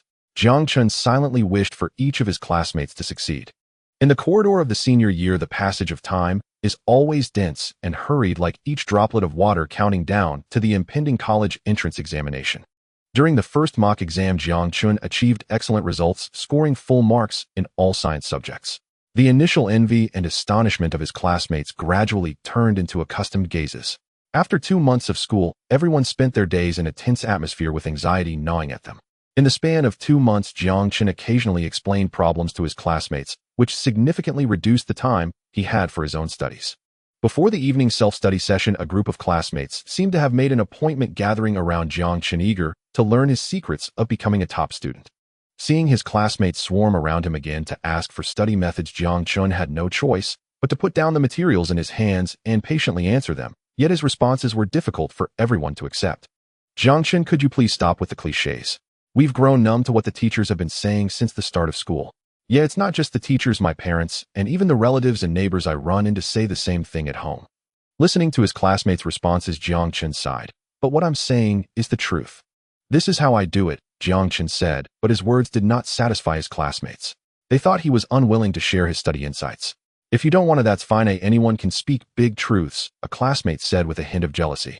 Seeing this, Jiang Chen could only helplessly say, "All right, let me summarize some exam strategies for mathematics for you." Hearing Jiang Chen's words, the classmates were delighted, finally ending their persistence.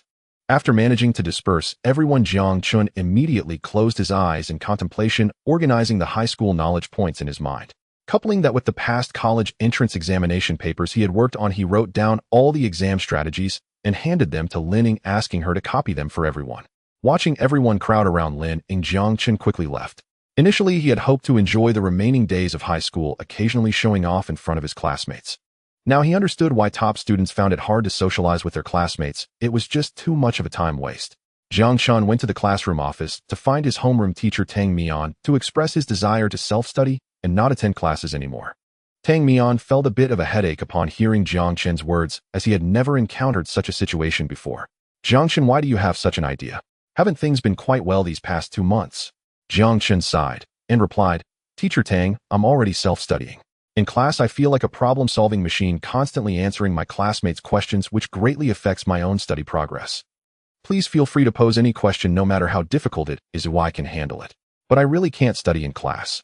Hearing this, Tang Mian nodded thoughtfully. "All right, I'll discuss it with the principal so that you can study freely.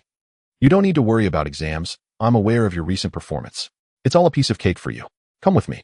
After saying this, Tang Mian took Jiang Chen to the office of the grade director to explain the situation. Upon hearing Tang Mian's words, Director Chen looked at Jiang Chen with surprise.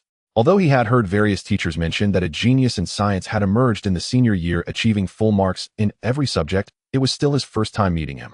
After chatting with Jiang Chen for a while and inquiring about his performance and results during this period from Tang Mian, he agreed to Jiang Chen's request. However, he also set a standard: Jiang Chen must participate in the monthly tests and his grades cannot decline, otherwise he would have to return to class. Jiang Chen confidently promised that he would not fall behind and would ensure full marks in science subjects. Upon hearing Jiang Chen's assurance, both the director and Tang Mian nodded in satisfaction before letting him go. Jiang Chen was finally able to start his own time. He gathered his materials and sat down in Tang Mian's office, finding a desk and chair in the corner to begin his evening study. Starting tomorrow, he wouldn't come to the classroom anymore. He could immerse himself in the library all day. A teacher finished the evening self-study patrol, and as he entered the office, his attention was immediately drawn to a figure in the corner. It was Jiang Chen, a student with outstanding academic performance, sitting in the office, intently focused on the book in his hands. "Jiang Chen, what are you doing here?" He approached curiously and asked. Jiang Chen heard someone speaking and turned to see it was Teacher Guan, the chemistry teacher. He promptly replied, "Hello, Teacher Guan. When I was studying in class, my classmates kept asking me questions which made it difficult for me to focus on my own studies. So I came to the office for some peace and quiet." Upon hearing Jiang Chen's explanation, Teacher Guan suddenly understood, as he could empathize with the frustration of being unable to study due to disturbances. Yes, it's true that students are often too shy to ask teachers questions. When they encounter a top student like you in class, they must take the opportunity to ask you everything they can. After saying this, Teacher Guan's gaze fell upon the materials in Jiang Chen's hands, and he curiously asked, "What content are you self-studying that has you so engrossed?" Jiang Chen smiled and replied, "I'm very interested in artificial intelligence, so I brought some materials to read." He then showed Teacher Guan the paper he was reading. Upon hearing this, Teacher Guan became intrigued and leaned closer to take a look, then gasped, "How fascinating, half answering. If I'm not mistaken, is this a paper you're reading? Are you already reading such things now?" Jiang Chen laughed at Teacher Guan's question. "These papers aren't difficult. I've covered a large part of the courses, so I just wanted to look at the papers to refresh my mind." Listening to Jiang Chen's response, Teacher Guan felt the aura of a top student radiating from him and silently gave him a thumbs up. "Well then, keep reading. I won't disturb you." After saying that, he quickly returned to his own spot, fearing that if he looked for too long it might trigger memories of his own nightmares of revising papers during his graduation. In the blink of an eye, the evening's self-study session ended. Jiang Chen stood up, waved goodbye to the teachers, and headed home. The teachers in the office stared blankly at Jiang Chen's departing figure. They didn't realize when they began to murmur, "Jiang Chen has changed too much. He was just an average student last semester," said the chemistry teacher, sipping water. "Indeed, his transformation is truly remarkable. Not only that, you didn't notice. When I first came in, I chatted casually with him. Do you know what he was reading?" His question piqued the curiosity of his colleagues, and then he answered, "He was reading a paper. At his age, I was still struggling with how to improve my weak subjects, and he's already reading papers claiming he wanted to refresh his mind after looking at university courses." Teacher Guan's words sparked a lively discussion. Just then, homeroom teacher Tang Mian spoke up. "By the way, I have some news to share with you all. After discussions with the academic director, Jiang Chen will be allowed to study freely from now on as long as he participates in the monthly exams." Upon hearing this news, the teachers fell silent for a moment, already numb from the shock. Then they all stood up, tidying their things and preparing to leave. Jiang Chen returned to his room, a wave of fatigue washing over him. He set down his backpack, changed into comfortable home clothes, and gently laid down on the bed. He closed his eyes, recalling the busyness of the day at school where all his energy had been consumed by his classmates, leaving no time for meditation. Now that he didn't have to go to school, he could freely control his time and speed up his pace. After explaining to his parents that he could study at home from now on, Jiang Chen returned to his room and fell into a deep sleep.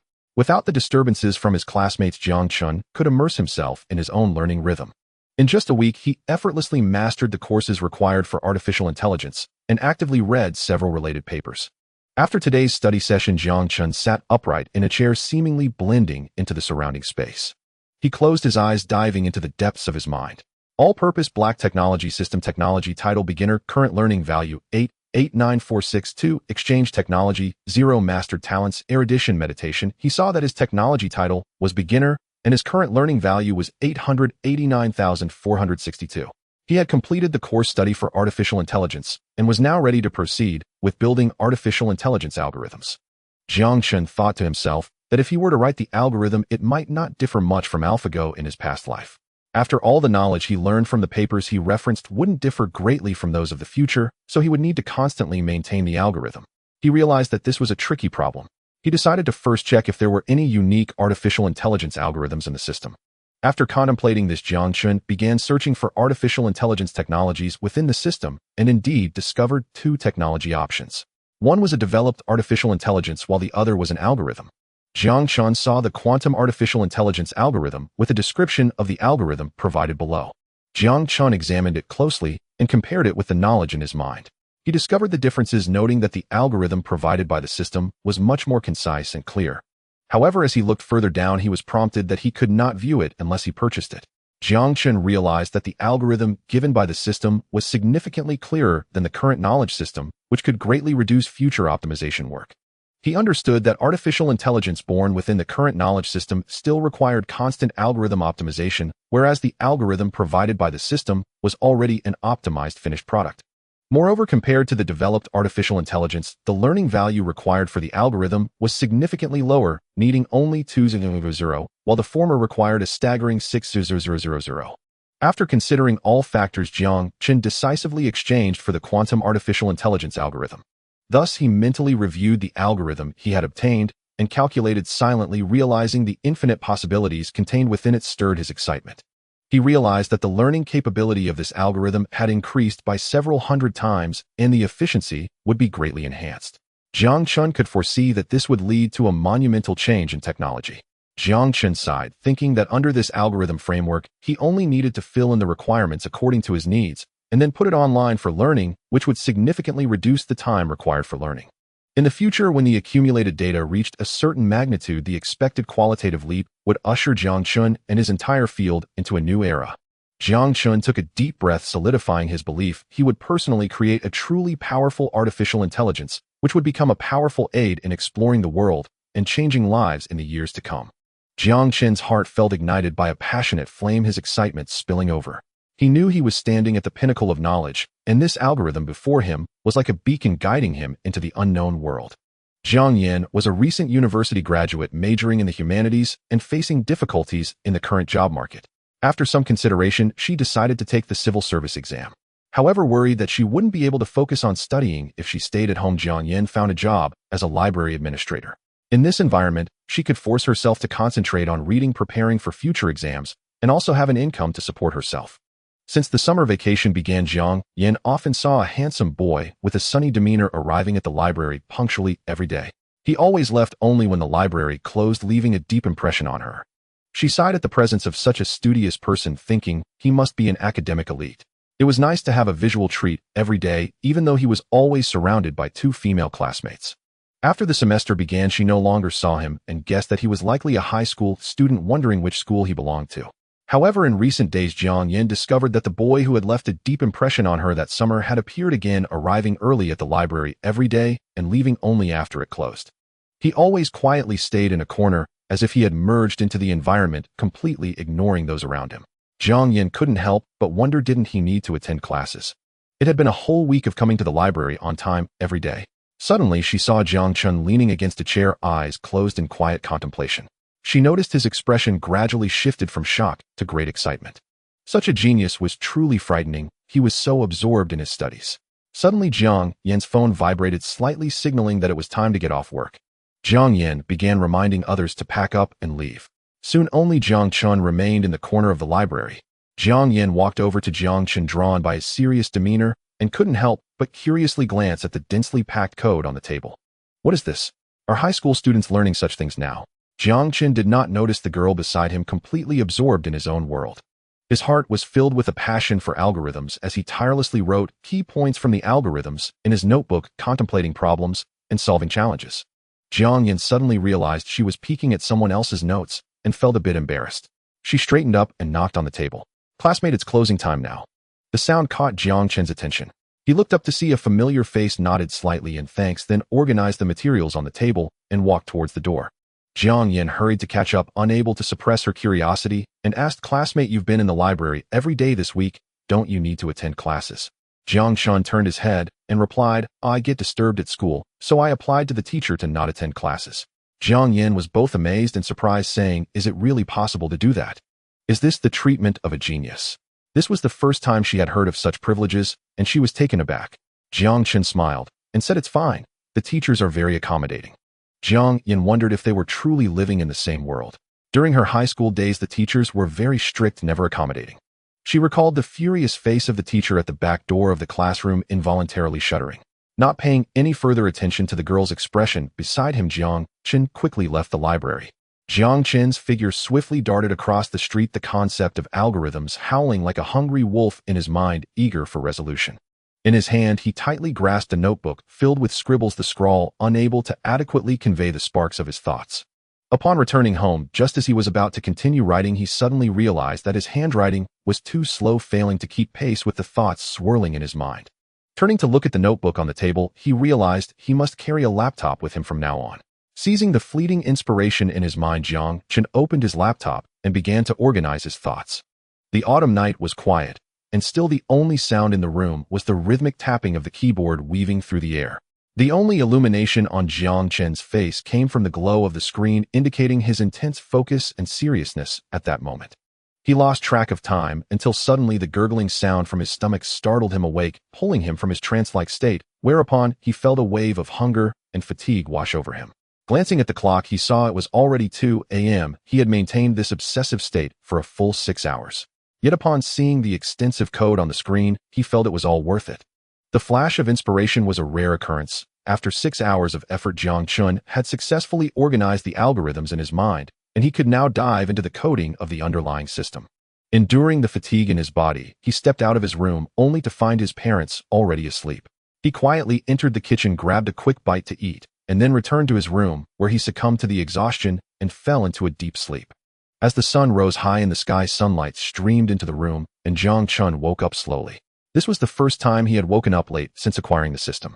Last night had been incredibly exhausting. He got up, opened his computer, and looked at the algorithms he had organized, feeling quite pleased. As usual, Jiang Chen settled into a corner of the library, opening his laptop. He first designed a simple anti-theft program for his computer, then took a deep breath and began to code the artificial intelligence.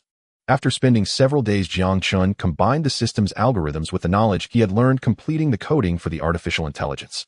Utilizing the system's algorithms, he also completed the design of the neural network ahead of schedule.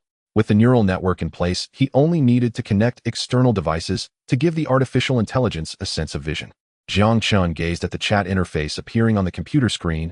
This was the interactive interface he could currently create, while voice and video interactions would have to wait for a more suitable opportunity to implement. He had previously stored some data within the computer, and the artificial intelligence had already completed its learning. For safety considerations, he had temporarily refrained from allowing it to absorb knowledge from the internet, and his laptop's performance was too poor to support an artificial intelligence. Now he decided to test the extent of the artificial intelligence. Typing in the chat box, open a picture of a cat, and click confirm. The chat box quickly opened a picture of a cat from the stored files. The image contained only one cat. Among the several pictures he had stored, this was the only one featuring a single cat. It seemed that the artificial intelligence which integrated the system's algorithms was far more powerful than the artificial intelligences of the future. Jiang Chen conducted further tests, finding the accuracy to be excellent, and the speed was quick without much wait. He nodded in satisfaction. He then entered in the chat box, "Your name is Hao Yin," watching the receiving icon in the chat box, and stored more data for it to learn from. Now he needed to establish a server for Hao Yin so that it could be liberated to learn freely. Yes, Jiang Chen resolved to buy a house. He remembered that the real estate prices in his hometown were very low and would only rise after 2016. Thus, he opened a local lifestyle website to browse housing information. Before long, he came across a sales post for the opening of a new residential complex. This complex not only included apartments, but also two-story villas very suitable for placing a server. Jiang Chen noted the location of the sales office. This complex was situated in the southern part of the city, close to the city center, not far from his home. He arrived at the sales office, where a spacious and bright lobby greeted him, decorated exquisitely, leading him to believe that the property management and after-sales service should be quite good. He briskly walked into the sales office, where several female sales representatives were chatting at the front desk. Upon seeing Jiang Chen enter, their enthusiasm immediately waned. In their eyes, how could someone who looked like a high school student possibly afford a property here? Seeing their reactions, Jiang Chen frowned slightly, thinking to himself, these people are so snobbish, they refuse to serve me just because I'm young. Just as he was about to search for a manager to inquire, a young girl hurriedly walked over from the restroom. "Sir, welcome. My name is Li Wenxiu. Are you here to look at the properties? Please follow me. The overview of the complex is here." The girl approached Jiang Chen with a professional smile and began her introduction. Hearing Li Wenxiu's introduction, murmurs arose from the front desk. A high school student is here to look at houses. She's even going to attend to him. Jiang Chen, hearing this, intended to argue, but heard Li Wenxiu say, "Sir, let me take you to see the properties." Faced with her smile, Jiang Chen had no choice but to relent and followed her to the property site, listening as Li Wenxiu enthusiastically introduced the various layouts and amenities of the community. "Hello, Miss Li, I saw online that you have villas. I'm here specifically for the villas. Please take me to see them." Jiang Chen displayed his needs directly, showing no interest in residential apartments. Li Wenxiu, who was in the middle of her introduction, was momentarily stunned, but inwardly, she was overjoyed. Looking at Jiang Chen, she thought despite his youth, he seemed to come from a wealthy family. Li Wenxiu quickly guided Jiang Chen towards the villa area, leading him to the center of the community. At the center was an artificial lake surrounded by recreational facilities and resting pavilions, creating a very serene atmosphere. This was perfectly suitable for Jiang Chen's needs. Jiang Chen decisively said, "Miss Li, I am very satisfied with the environment surrounding the house. Please take me to see the interior of the villa. If it suits my needs, I will sign the contract today. His firm declaration made Li Wenxia's smile even brighter. Li Wenxia swiftly opened the villa showcase, giving a quick glance around. Oh, everything was exquisitely decorated. Aside from the lack of appliances, which was not important to Jiang Chen, what mattered was having a basement, the perfect storage location for the server. This house was bought for the purpose of placing the server. The other configurations were unnecessary. He nodded in satisfaction. Seeing Jiang Chen nodding contentedly, Li Wenxia with a beaming smile asked, "Sir, are you satisfied?" "It's acceptable. Let's go, we need to sign the contract." "Can the transfer procedures be processed today?" Jiang Chen's words were firm and powerful. "Of course, sir. After signing the contract, I will take you to process the transfer procedures. It only takes 2 hours to obtain the property certificate." Li Wenxia replied with a full smile. "Then there's no problem. Let's go, we need to sign the contract." The two quickly returned to the front desk. The two returned to the hall, and Li Wenxia warmly said, "Sir, please follow me to the VIP room." Jiang Chen followed her into the VIP room, where Li Wenxia immediately poured him a cup of tea and gently said, "Sir, please take a moment to rest. I will prepare the contract." After speaking, she quickly left the VIP room. A few people at the front desk saw Li Wenxia bringing the young man into the VIP room and curiously whispered to each other, could it be that a deal was really signed? At that moment, a sly-faced woman swiftly pulled out a pile of prepared contracts, took one, and hurried into the VIP room. With a flattering smile, she approached Jiang Chen and softly said, "Sir, hello, I presume you are interested in purchasing a residence, right? The contract is ready, could you please take a look?" Jiang Chen looked at her sycophantic smile and secretly chuckled. She was one of the girls who had looked down on him at the front desk earlier. Jiang Chen gazed at her with a playful smile, remaining silent. Under Jiang Chen's scrutinizing smile, the girl felt a bit uneasy, but thinking of the commission from the sale, she quickly suppressed her feelings and maintained a false smile. Seeing her thick-skinned, Jiang Chen decided to abandon his playful thoughts and glanced at the contract leisurely, saying, "No need, what I want is not these contracts." At that moment, an angry Li Wenxia quickly led a serious middle-aged man into the VIP room, who immediately spotted Zhao Ling trying to sell a contract to Jiang Chen. Furious, she stepped forward to block Zhao Ling and said, "Sister Zhao, I respect you as a senior, but could you really stoop so low as to poach a colleague's deal?" Li Wenxia's angry voice filled the entire room. The middle-aged man stepped forward and sternly criticized Wenxia, "Look at what you've become. I'll pay attention to the company's image." His suspicious gaze scanned Jiang Chen's youthful face, then he eagerly added, "Moreover, you asked me to oversee the contracts for the villa area. This person clearly looks like a high school student. Can he afford it? Aren't you wasting my time?" Hearing the manager's criticism, Li Wenxia's face turned red with embarrassment and her eyes began to water. Jiang Chen, who was watching the commotion, suddenly found himself being pointed at by the middle-aged man, who criticized him for being unable to afford it, leaving him bewildered. Seeing that the manager supported her, sister Zhao immediately began to exaggerate, saying that she approached Jiang Chen with the contract, but he wouldn't sign it, making it seem like he was just here to waste time. Hearing Zhao Ling's words, the middle-aged man became even harsher in his criticism of Li Wenxia. Observing this scene, Jiang Chen's anger surged, and he slammed his palm heavily on the table. "Call your supervisor. Is this how you treat clients?" Jiang Chen's words instantly stunned the three of them, and the commotion in the VIP room drew attention from those in the hall. The middle-aged man, still unconvinced, said, "What kind of client are you? You look like a thug here to stir trouble. I'll call security right now." Amid the commotion, an elite-looking supervisor opened the door and walked in. He saw 3 of his employees and an angry-looking stranger sitting in chairs. He quickly approached and said, "Hello, my name is Sun Wan, and I am the supervisor here. I apologize for the trouble caused to you, dear client." The middle-aged man quickly interjected, "Supervisor, this little boy is here to cause trouble. Sister Zhao brought the contract, but he won't sign it. I was about to call security. Oh, please excuse me, I'll handle this." Li Wenxia, hearing the manager's words, gently wiped away her tears and immediately stepped forward to explain, "No, supervisor, Mr. Zhang has already expressed interest in the villa area and is ready to sign the contract. I arranged for Mr. Zhang to stay in the VIP room while I went to consult the manager. When I returned, I found Sister Zhao trying to poach the deal. The manager didn't listen to my explanation and directly scolded me. This young man can't afford the villa area. He's clearly here to create trouble." Zhao Ling immediately chimed in, fanning the flames. "Shut up." The supervisor, hearing Li Wenxia's words, pondered slightly and immediately told Zhao Ling to be quiet. Jiang Chen spoke up, "Supervisor Sun, it seems your sales staff at the real estate office needs to be replaced. From the moment I stepped in, the ladies at the front desk were sarcastically saying I looked poor. It was this Miss Li who received me, showed me the property, and went to prepare the contract.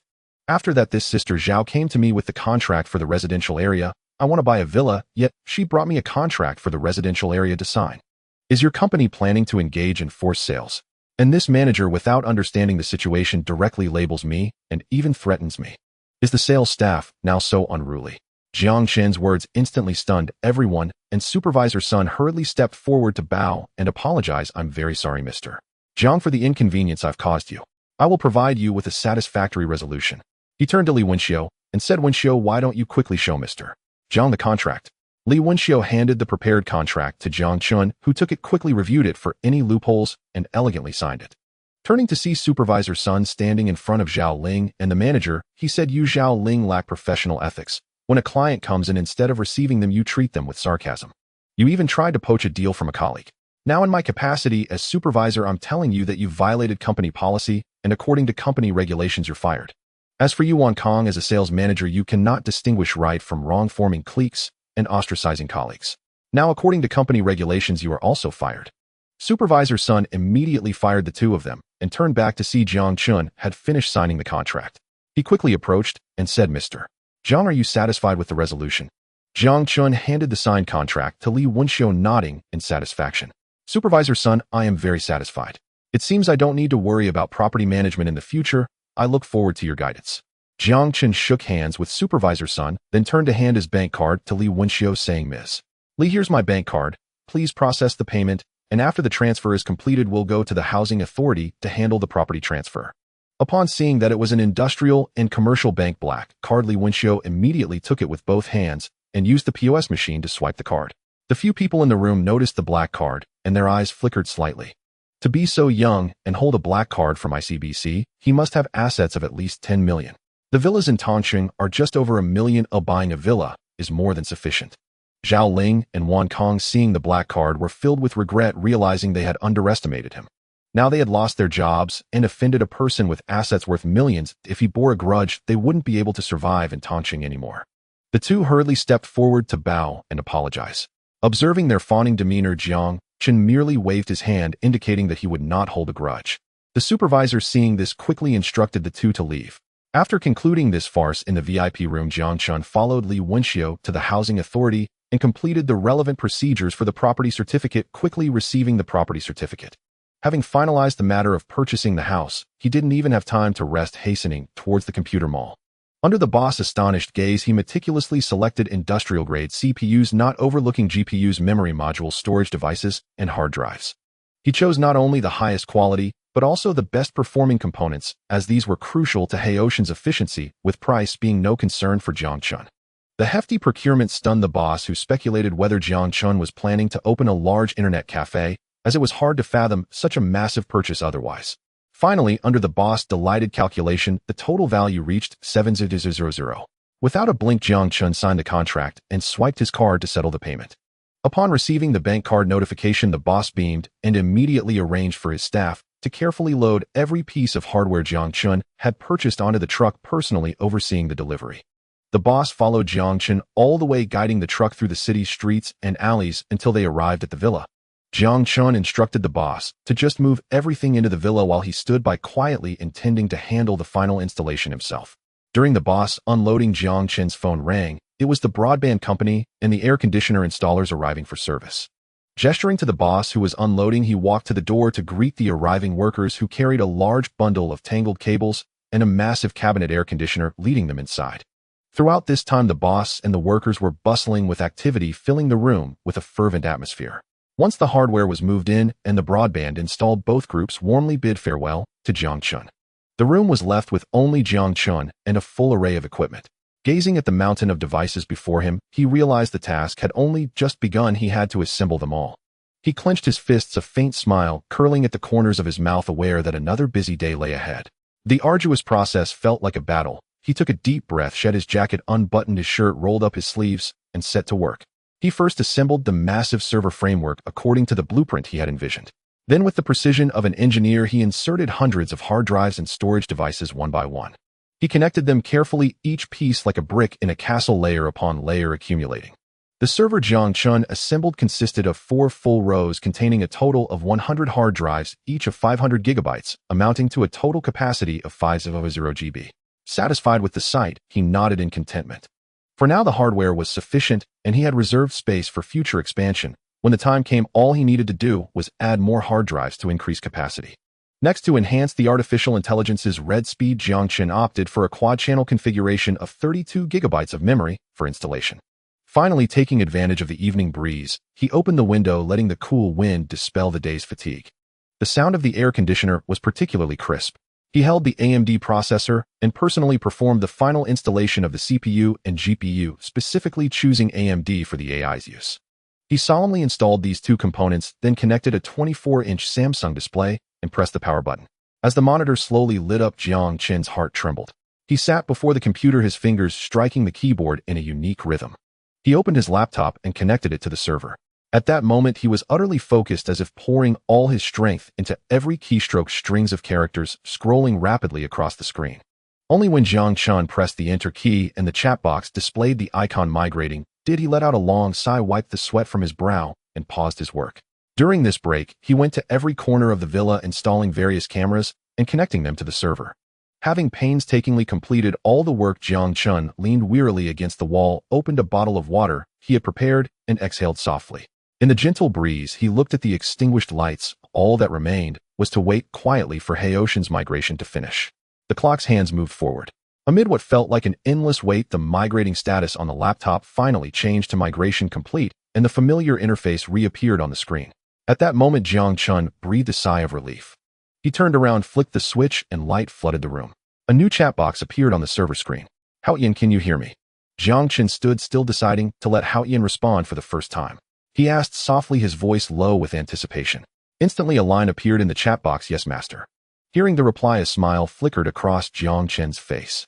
He hadn't connected an external audio output device. For now, its only output was text. "Good. Then can you see me?"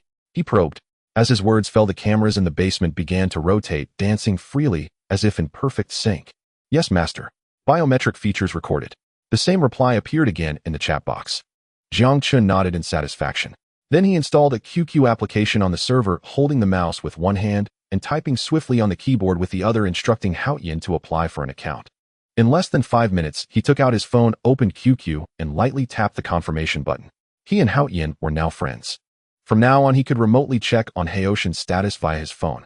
If any unexpected situation occurred at the villa, Haoyan could contact him through QQ, allowing him to respond promptly.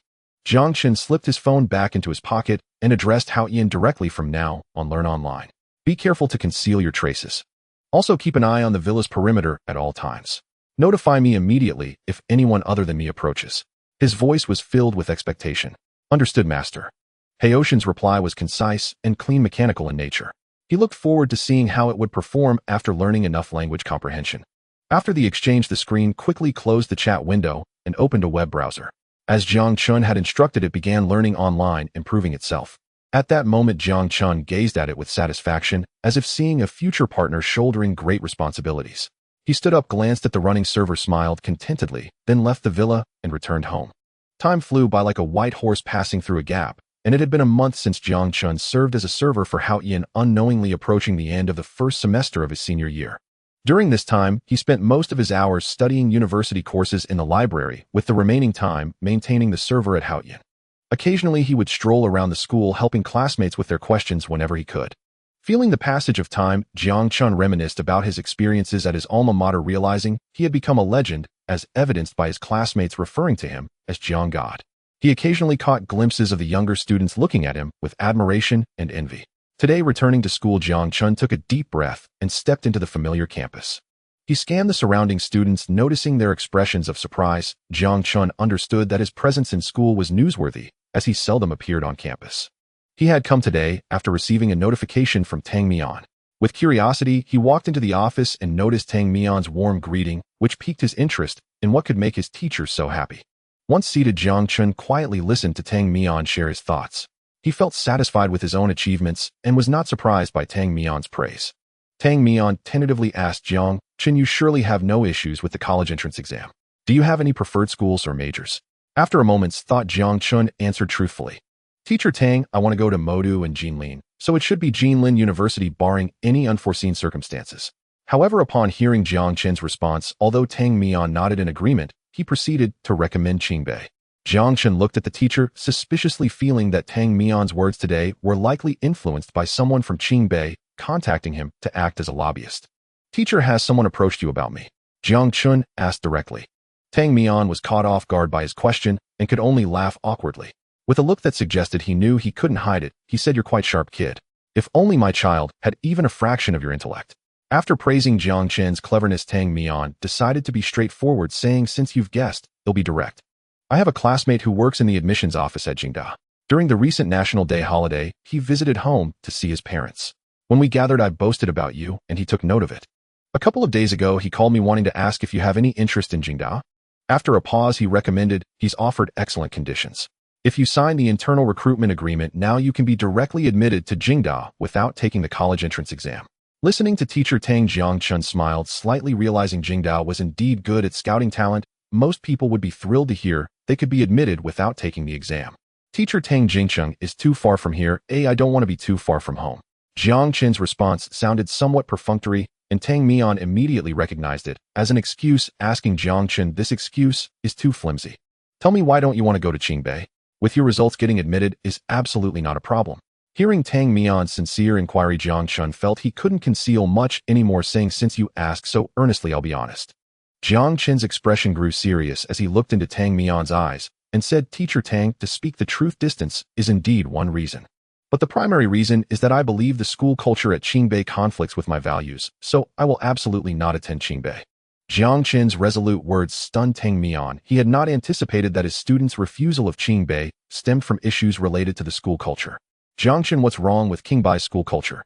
Tang Mian's question left Jiang Chen a bit helpless. After all, Qingbei had an excellent reputation in the country, and such issues would only gradually reveal themselves over time. After a moment of contemplation, he said, "From what I understand, less than 1/3 of the students who study abroad from Qingbei return. Those who do establish a large alumni association in Silicon Valley, making Qingbei essentially a subsidiary university of the United States." Jiang Chen slightly adapted a news article to convey this to his teacher. Tang Mian was somewhat shocked by this news, having not expected it. However, thinking it over, he realized his student was filled with patriotic fervor. He also gave up on persuading Jiang Chen and looked at his student with pride, saying, "Jiang Chen, I am proud of you. Thank you for your understanding, Teacher Tang." Seeing the look in Tang Mian's eyes, Jiang Chen knew he had succeeded. "All right, you go ahead with your work. Over the past 6 months, I can see you know what you're doing. However, during this semester's final exam, the Southern 8 schools joint examination is coming up, and you need to bring back a first place for me." "No problem, teacher. Whether it's the 8 schools joint examination or next year's college entrance exam, I'll bring you the top score," Jiang Chen quickly promised, thumping his chest. Tang Mian nodded with satisfaction and waved his hand, signaling Jiang Chen to leave. After saying goodbye, Jiang Chen turned and left the office. Habitually arriving at the classroom door, he saw Teacher Guan teaching. Just then he heard a loud shout, "It's Jiang God." Hearing the shout from his classmates, Teacher Guan turned to the door, where Jiang Chen stood awkwardly with an apologetic smile. "Jiang Chen, why are you at school today?" Upon hearing Teacher Guan's question, Jiang Chen quickly replied, "Teacher Tang called me in. He has something to discuss with me." After saying that, he awkwardly apologized, "Sorry, Teacher Guan. After talking with Teacher Tang, I habitually walked towards the classroom and interrupted your class. I'll leave now." With that, he prepared to slip away. But who would have thought, Teacher Guan, with a mischievous look, said, "Since you're here, don't rush to leave."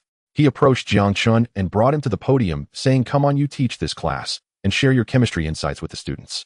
The last time you organized your math insights was excellent, and everyone felt it was very effective. This time you can't hold back." Jiang Chen, feeling helpless, stepped up to the podium. Seeing the mischievous smile on Teacher Guan's face, he knew he was being drafted. He pondered briefly, organized a set of high school chemistry tips, and took the chalk to begin writing on the blackboard. As he wrote, he explained in simple, easy-to-understand terms to his classmates. All the students eagerly picked up their pens and began writing diligently. As Jiang Chen spoke, those previously obscure chemical formulas gradually etched into their minds. He continued to explain, sparking the students' interest and enthusiasm for learning chemistry. Feeling the positive response from his classmates, Jiang Chen felt a sense of happiness, as after 3 years of camaraderie, he could help them in any way he could. After finishing an entire lecture, Jiang Chen watched as the students buried their heads in copying the insights he had left on the blackboard. He hurried down from the podium, while Teacher Guan shot him a mischievous grin as he slipped out of the classroom. Walking along, Jiang Chen mused to himself how he had never noticed before that every one of these teachers was secretly mischievous. It seemed he should visit the school less often. The library was the Real haven. The sky was overcast. In the study room of the library, Jiang Chen sat with a mix of anticipation and anxiety, burying himself in his university physics textbook. The course was nearing its end. In just a few more days he would complete it. He was tackling the final stretch at the library. As Jiang Chen was organizing his notes, the phone in his pocket suddenly vibrated. Slightly startled, he glanced at the caller ID, which showed Second Unclean Law. He quickly grabbed his phone and headed toward the corridor. Jiang Chen answered the phone and asked, "Hello, Second Unclean Law. Is there something?" A cheerful voice came through the receiver, and he laughed. "Haha, Xiao Chen, guess what it is?" The cheerful voice of Second Unclean Law came through the receiver. Jiang Chen thought to himself, could it be that the matter he had asked his uncle to look into last time was already settled? He quickly asked, "Second Unclean Law, is there any progress on the matter I asked you about last time?" Second Unclean Law chuckled and said, "Exactly. After the last gathering, didn't you ask me to check if there were any factories in the city looking to transfer? Over these 2 months, I've scoured the factories all over the city. Finally, a friend tipped me off that there's a Lifeng machinery factory in the south of the city struggling with poor management and looking to sell.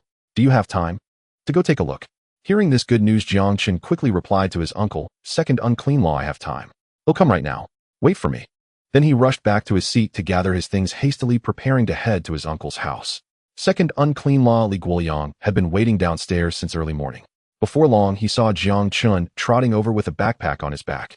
He happily threw his arm around Jiang Chen and said in an enthusiastic tone, "Don't rush, Xiao Chen. The factory isn't going anywhere. I've already made the arrangements. We'll head over now." Breathless, Jiang Chen quickly nodded. After taking a brief rest, the two got into the car and headed south toward the city. In the car, Li Guoyang shared everything he knew with Jiang Chen. The Lifeng Machinery Factory's director was named Zhou Feng, a middle-aged man of about 50. He had taken over the factory during the reform era of the 1990s and gained ownership. For the following decade or so, the operations of Lifeng Machinery Factory had been consistently good. However, after entering the new century, it gradually failed to keep pace with the times. Overcapacity and sluggish sales led to an excessive accumulation of goods in the factory, putting immense financial pressure on it. The factory currently had over 100 employees, and due to unpaid wages, dissatisfaction was running high. The ringleader was Luo Li, the factory's personnel director. Before long, the car came to a stop at the factory gate. Li Guoyang stuck his head out to greet the security guard before entering the factory grounds and parking in front of a large building. Jiang Chen followed Li Guoyang to the director's office. When Zhou Feng saw them, he asked with some confusion, "Mr. Li Guoyang?" Li Guoyang stepped forward and shook hands with Zhou Feng, saying, "Yes, that's me. I'm the one who contacted you, Director Zhou." After confirming Li Guoyang's identity, Zhou Feng quickly invited him to sit down. He expressed his happiness and welcome at Li Guoyang's arrival. However, Li Guoyang waved his hand and said, "Director Zhou, I'm not the one looking to acquire Lifeng. I'm just the introducer. Let me introduce you. This is my nephew. He's the one who wants to acquire Lifeng Machinery Factory." Jiang Chen stepped forward and said, "Hello, Director Zhou. My name is Jiang Chen." Upon hearing their words, Zhou Feng looked at the two in astonishment. When he first saw Li Guoyang bringing such a young person like Jiang Chen, he assumed it was just to give the younger generation some exposure. He never expected that the one looking to buy the factory was this young man. For a moment, he found it hard to accept. "You two aren't joking, are you? I see young friend Jiang is probably still in high school, right?" Knowing that his youthful appearance often led to underestimation, Jiang Chen quickly interjected, "Director Zhou, all you need is to sell Lifeng quickly, right? As for my age, there's no need to worry." Hearing this, Director Zhou nodded in reluctant agreement. Then Jiang Chen sat down with Director Zhou and chatted to build rapport. Under Jiang Chen's seasoned conversational tactics, the two quickly became familiar. Zhou Feng began to pour out his troubles to Jiang Chen. The two workshop directors, relying on their seniority, started deceiving their superiors and subordinates, alike siphoning off benefits for themselves, causing the workers below to grumble incessantly. At the same time, the veterans in the sales department were pushed out by the personnel director and his cronies, who replaced them with their own people. But these people were all useless and couldn't sell a thing. By the time he realized it was too late. The ordinary workers in the factory had all been won over by these people. Those with ability had already quit, leaving only those just going through the motions. None of the new hires this year had stayed, they had all run off. Now the factory had no profitability left. Dragging it out would only lead to bankruptcy, liquidation. He was forced to sell the factory, the fruit of his hard work for over a decade. Listening to Director Zhou's outpouring of grievances, Jiang Chen understood his plight. He had been hollowed out by a group of work thieves. A less scrupulous boss would have long abandoned this burden and started fresh. But Zhou Feng, unwilling to sever ties harshly with old employees, had to swallow his pride and endure. He comforted Director Zhou for a moment, then seized the opportunity to press forward. "Director Zhou, it's good that you're selling it. Take the money and enjoy a carefree life with your family without having to worry about these trivial matters anymore." Director Zhou nodded as well, then asked, "So young friend Jiang, how much are you planning to offer?" Jiang Chen thought for a moment, organizing his words before saying, Director Zhou, your factory is in the south of the city on industrial land. It can only be used for running a factory, right? Seeing Director Zhou nod, he continued, plus all your factory's funds are tied up in products now. I've done some research. Your factory's current cash flow probably can't even cover the monthly wages, right? Jiang Chen accurately pinpointed Li Feng's financial strain, and Director Zhou nodded awkwardly. So if I take over, I'll have to assume these debts. Hearing this, Director Zhou quickly retorted, but you can also sell those products to recover the funds. I just don't have the money to keep going anymore. Jiang Chen waved his hand to cut him off. Director Zhou, if your factory hasn't been able to sell them for so long, I'd have to treat them as scrap if I take over. They won't recover much capital.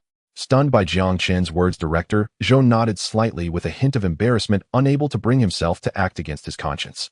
Then he'll offer 10 million to take over everything in the factory.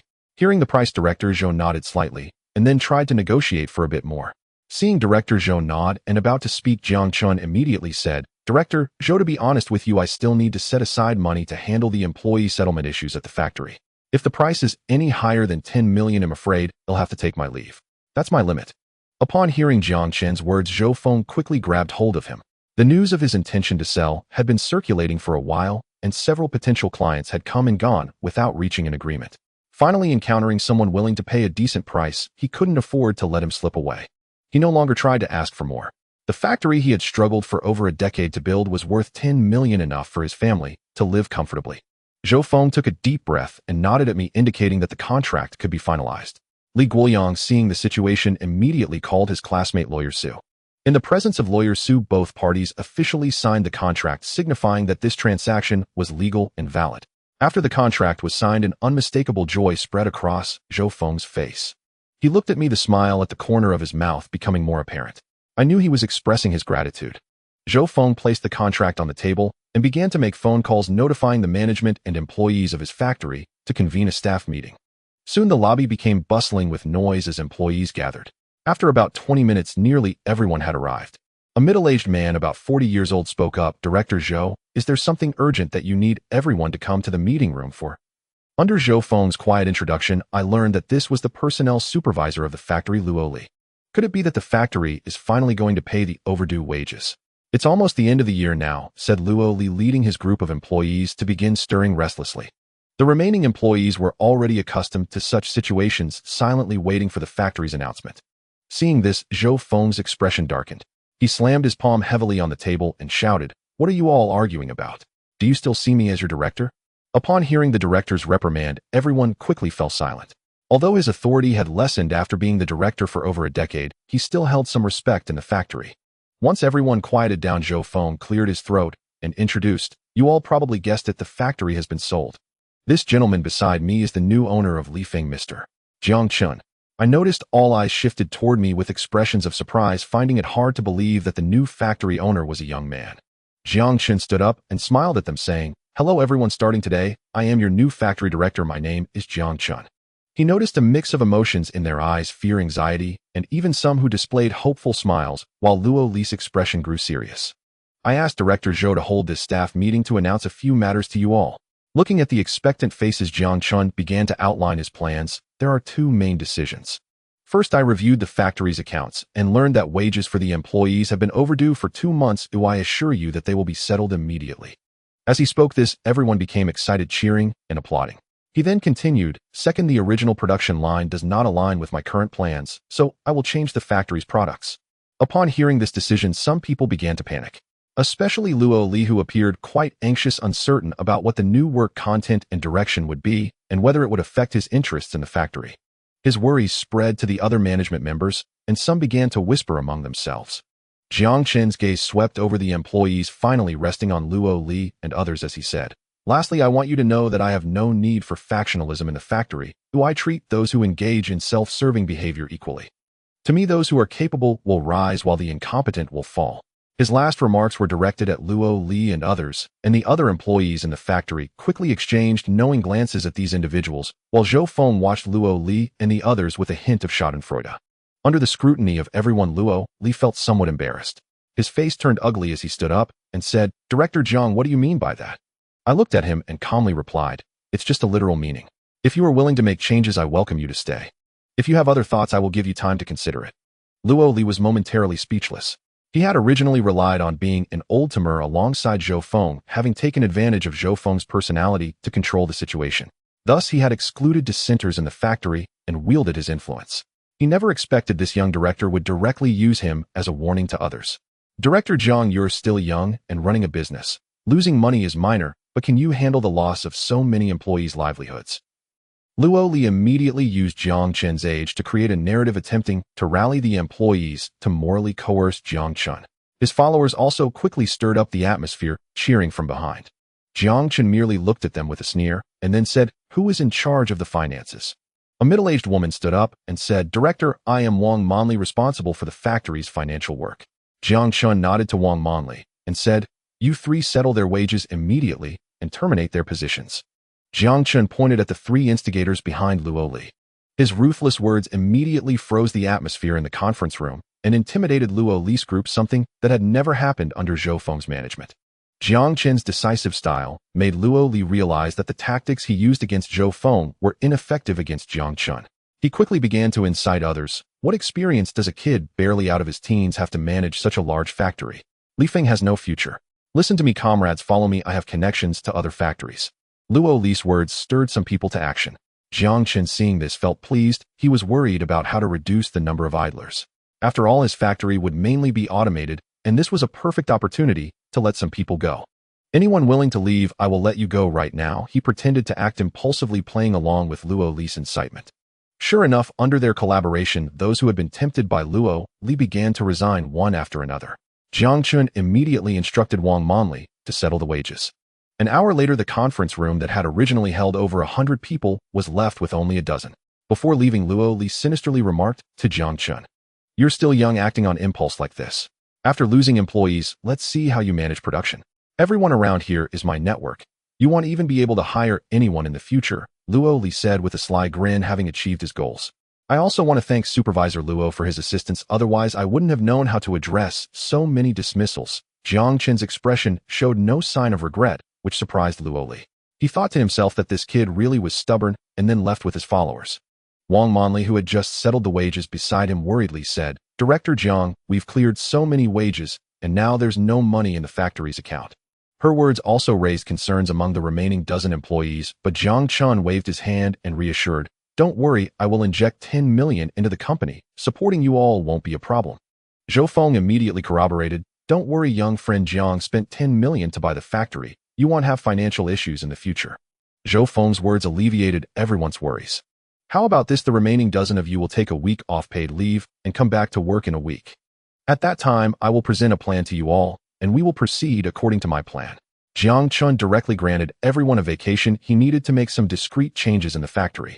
Upon hearing Jiang Chen's arrangement, the remaining dozen employees could only nod in agreement before leaving. Zhou Feng also promptly took his leave as he saw everyone depart. As the crowd gradually dispersed, only Li Guoyang and Jiang Chen remained in the conference room. He slowly approached, concern etched on his face, and asked, "Xiao Chun, have you really dismissed all of them? What will happen to the production of the factory in the future?" Jiang Chen responded with a faint smile, a glimmer of wisdom shining in his eyes as the corners of his mouth curled up, subtly conveying a sense of confidence. "Uncle, don't worry, I have my plans." Li Guoyang seemed to be influenced by this confidence, his furrowed brow relaxing slightly. He patted Jiang Chen's shoulder, his concern transforming into a tacit trust, and with a wry smile said, "All right, you rascal are always clever. I believe you can overcome this challenge." He then frowned, glancing at his watch. "I should be heading back now. I have something to do at the internet cafe tonight. If you need anything, just let me know." Jiang Chen quickly assured him, responding in a somewhat playful tone, "Uncle, you go ahead, I'm fine here." He walked to the door, pushing open the heavy conference room door with force, and then walked with Li Guoyang to the spacious factory grounds, standing there to watch him get into his car and slowly drive out of the Li Feng factory's gate. Jiang Chen turned around, facing the empty workshop, and walked towards the direction of the machines with his hands clasped behind his back, gazing at the rows of production lines that were about to lose their vitality, quietly pondering the blueprint for his new plan. After a moment of contemplation, Jiang Chen took out his phone and dialed a familiar number. Looking at the contact name, it was Feng Shi, the hardware supplier who had previously built servers for Haoyan. The call was quickly answered and Feng Zai's voice came through. "Boss Jiang, it's me, Feng Shi. What can I do for you?" Jiang Chen cleared his throat and calmly stated his needs. "Boss Feng, the batch of server hardware you provided last time was very impressive. This time I have a large order. Can your factory provide 50 sets of high-definition cameras and audio receivers? Additionally, I need some top-of-the-line audio output devices. Feng Zai's delighted voice quickly came through the line. He seemed to be organizing the order, and in the background sounds of people hurriedly moving equipment could be heard. No problem, Boss Jiang. I will prioritize your order. By the way, will it be delivered to your villa again this time? Jiang Chen quickly shook his head and said, no, don't send it to the villa, just ship it directly to the Li Feng machinery factory in the south of the city. Thank you for your hard work. Feng Shi appeared quite excited, saying, Sure, Boss Jiang, rest assured, I will come over personally. After ending the call with Feng Shi, Jiang Chen put away his phone and looked around the factory premises again, calculating the approximate data of the factory. Not long after Jiang Chen's contemplation, a heavy sound of a vehicle parking echoed at the entrance. Feng Zai's delivery truck arrived on time. Jiang Chen quickly walked up, waving to guide the truck slowly into the factory area, personally supervising the workers as they orderly unloaded the goods. The boxes contained the beginnings of his plan. Feng Shi personally unloaded the last box, turning to Jiang Chen. The two locked eyes, confirming the completeness of the goods order, and Feng Zai's diligent attitude earned Jiang Chen's nod of satisfaction. After the handover was completed, Jiang Chen called Feng Shi and personally drove him away, watching the delivery truck exit the factory area. He touched the keys in his pocket and smiled gently. As soon as Jiang Chen stepped into the office, he quickly opened his computer and transmitted today's inspection records and data to Haoshan's servers. Finally, he inputted, generate architectural drawing. In a short while, the screen displayed a 3D blueprint of the factory, vividly presenting every beam, pillar, door, and window. Jiang Chen tapped the desk in satisfaction, then focused on typing on the keyboard, transforming his ideas into words, communicating with Haoyan about the placement of the cameras and audio devices. All right, now, let me see the positioning plan you provided. Jiang Chen stared at the screen, and in less than a moment, a series of precise coordinates and diagrams gradually appeared. Jiang Chen recorded the coordinate map, stepped out of the office, and moved between the factory buildings. With each area he passed, he installed a device. After 2 hours of work, he finally set all the devices in place. In the office, he installed one of the audio output devices and leaned back in his chair, breathing deeply, admiring his accomplishments. He sighed in relief and called out, Haoyan, connect all the devices and check for any omissions. Haoshan's clear voice echoed from the speaker, permissions have been fully taken over. I have confirmed that all devices are functioning normally and there are no blind spots in the factory. Jiang Chen stretched his shoulders and asked, Good, can you now control the production line for automated production? The sky seemed to ponder for a moment before responding. After analysis, the current server computing power is more than sufficient. I have checked all production equipment and there are no problems. Jiang Chen's lips curled slightly. That's great. Hurry up and design a product structure diagram for the robot vacuum cleaner. Haoyan immediately replied, Okay, master, I will start right away. Jiang Chen nodded and stretched widely, fully aware that the following days at Li Feng would enter a brand new chapter.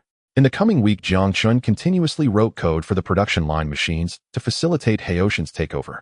Every day, he devoted himself wholeheartedly to the coding work, aiming to complete the task in the shortest time possible. Throughout this process, Jiang Chen felt an unprecedented sense of satisfaction and accomplishment. With his relentless efforts, Haoyan quickly took over all the equipment. During the trial run, Jiang Chen watched Haoyan operate the production line, inwardly rejoicing that his efforts were not in vain. He observed Haoyan skillfully maneuvering the machines, each action flowing naturally like a river, as if the machines and Haoyan had become one. Meanwhile, the design of the robot vacuum cleaner that he needed was also completed under Haoshan's continuous revisions. Jiang Chen took the design draft and carefully examined every detail. He was very satisfied with this design, which incorporated many of his suggestions, all of which were mature plans from the future. Jiang Chen firmly believed that such a design would ensure smoother and more user-friendly operation of the vacuum cleaner. With this scene appearing in his mind, Jiang Chen felt a deep sense of achievement and joy. Jiang Chen arrived at the factory early today, having completed the renovations yesterday. The production line is now under the control of Haoyan. When the employees of Li Feng returned from their vacation, he gathered everyone in the meeting room. Once everyone was seated, he stood up and began to speak. I hope everyone had a good rest during the holiday. I've already arranged the upcoming work. The modifications to the production line have been completed. From now on, you only need to carry out basic maintenance. Hearing Jiang Chen's words, everyone was visibly surprised and looked at him with delight. Is it really that simple? That can't be true, Director Jiang. Are you serious? The previous production line was never this simple. Are you sure you're not playing a trick on us? Jiang Chen waved his hand and immediately explained, the frontline workers need not worry. AI will take you to see the production line shortly. As for the administration and finance, there are no significant changes.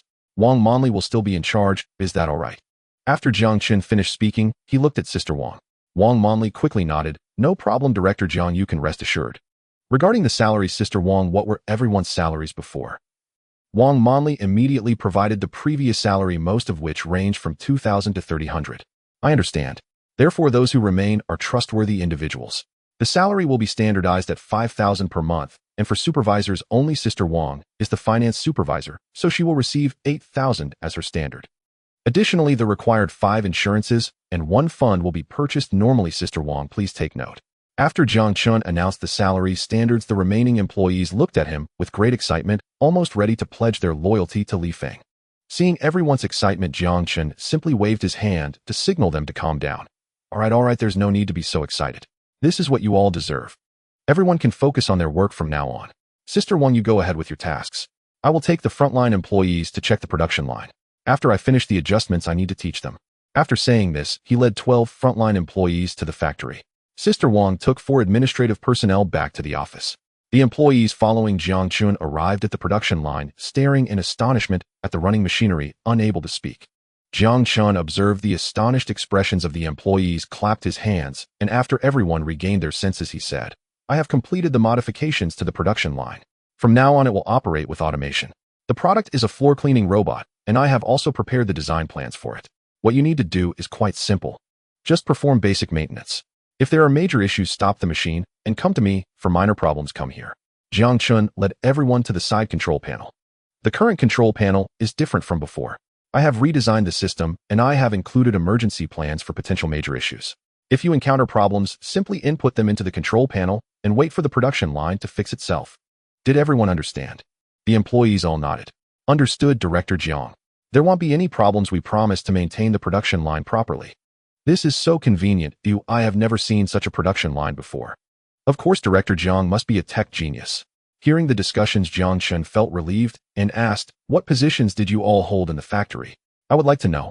Everyone's responses were quite similar. Out of the 12, 10 were frontline operators and 2 were team leaders, which was quite commendable. So you were all frontline operators. It seems our production line will run even more smoothly. Chen Jun and Zhao Igua, you will be responsible for leading everyone. Let's do our best. One is named Chen Jun, 28 years old, and has only been here for 2 years as a college graduate. The other is Zhao Igua, 48 years old, and an experienced veteran. Jiang Chen assigned the 2 to manage 2 separate production lines.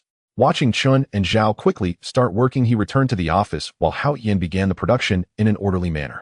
Jiang Chen tightly held the design plans in his hands, every line embodying his efforts. He was the first to enter the administrative office. His gaze swept across the familiar environment before finally landing on Sister Wang. Sister Wang, this is our factory's new product. It contains product images and related patents. Please run this errand and register the relevant patents to prevent future theft by other companies. He handed the documents to Sister Wang, who was momentarily taken aback, but then nodded. Today's changes in the factory were quite significant. Salaries changed, products changed, and the number of people decreased, leaving only himself as the supervisor. However, the workload was lighter than before with fewer miscellaneous tasks. Seeing Sister Wang nodding and understanding, Jiang Chen felt at ease and prepared to leave. There shouldn't be any other matters for now. I will take my leave. If there are any issues, feel free to call me. I am usually not in the factory. Everyone should leave on time and remember to turn off the lights and lock the doors. After finishing all his instructions, Jiang Chen turned and left the administrative office, preparing to exit the factory. With the production processes unfolding in an orderly manner, Jiang Chen's mind inevitably shifted to the next most challenging aspect: how to push the product to the market and secure a place. His brow furrowed slightly as he understood that while the product quality was not a concern, the internal structure of the floor cleaning robot was relatively simple. Its critical components lay in the sensors and the logic of the built-in chips, all of which were proprietary patents. Jiang Chen silently lamented that if this explosive product were released now, it would surely shake the entire home technology industry. However, no matter how dazzling the product is, it still requires clever marketing strategies to unveil its mysterious veil. Good wine fears not the depth of the alley. He nodded, making a firm decision, setting his sights on the Guangzhou Expo, which was the best opportunity to showcase their strength. After all, the Guangzhou Expo was a grand stage in the industry, expected to unveil their product under the spotlight in January, allowing its brilliance to shine into every client's heart. Regarding sales channels, Jiang Chen had already conceived a grand plan intending to launch synchronously on Taobao and their self-built platform, extending the reach of online sales further and wider. As the streetlights cast warm yellow light through the curtains, Jiang Chen pushed open his door, sitting down at the quiet study, as usual, opening his computer and inputting Li Feng's qualifications on the Taobao store opening interface. Once the store opening notification was displayed, Jiang Chen handed the store over to Haoyan, allowing him to control all subsequent content images and copy. With Haoyan around, he felt very reassured. He was now his perfect personal assistant. As the gentle autumn breeze swept through the campus, the final exams drew ever closer, and the tense atmosphere spread silently like the humidity of the South. Unlike the usual joint examination, this one gathered the elite from 8 schools in the South. Its significance is self-evident, and everyone held their breath, hoping to make a remarkable impression in this rehearsal for the college entrance examination. In the corner of the corridor, teachers sat together, intently focused on the well-organized schedule and testing arrangements on the table, their fingers lightly tapping on the materials, their expressions grave. He weaved through the tree-lined paths of the campus, his brow slightly furrowed, feeling the weight of this special pressure, and finally he arrived at the familiar teaching building. Pushing open the classroom door, he saw his classmates bent over their books, pens dancing rapidly across the paper, each one seemingly racing against time. Jiang Chen leaned against the door, peering in quietly before retreating, silently unwilling to disturb this tense final review. Turning to lean against the wall, Jiang Chen flicked the dust off his school uniform, and in his ears he could almost hear the ticking of the exam clock. After a short while, he watched as Teacher Tang hurriedly entered the classroom with a bag of test papers slung over his shoulder. As he observed his classmates hurriedly putting away their books and organizing their exam materials, he knew that his battlefield was about to commence. As the test papers were distributed to each student, Jiang Chen picked up the cold paper, his gaze instantly piercing through it, quietly admiring the teacher's diligence in crafting the questions. The teacher who set the questions truly had a level of skill. The distribution of knowledge points in the mathematics questions exuded a professional flavor. However, for him, these were of little concern. He smiled knowingly and quickly began answering the questions. Compared to the previous month's exam, Jiang Chen spent a bit more time this time, and then confidently submitted his answer sheet to the teacher before heading to the tree in the square to embark on his reading journey. As the mathematics exam concluded, the tense atmosphere of the exam room seemed to dissipate gradually with the collection of the answer sheets. Classmates swarmed around Jiang Chen's seat, eagerly inquiring about answers. Facing the eager faces, Jiang Chen either smiled or pondered, and each time he provided an answer, the classroom erupted with sighs and cheers. In the subsequent days of examinations, Jiang Chen thrived in such an environment, finding joy in it.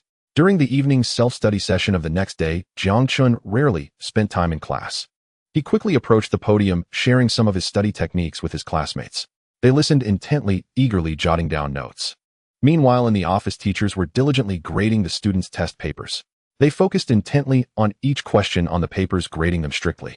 Jiang Chen's test paper was personally graded by the head of the grade director. After finishing, the grading director, he couldn't help but exclaim, "The top scorer of this joint examination among the 8 schools belongs to our Tongqing No. 1 high school.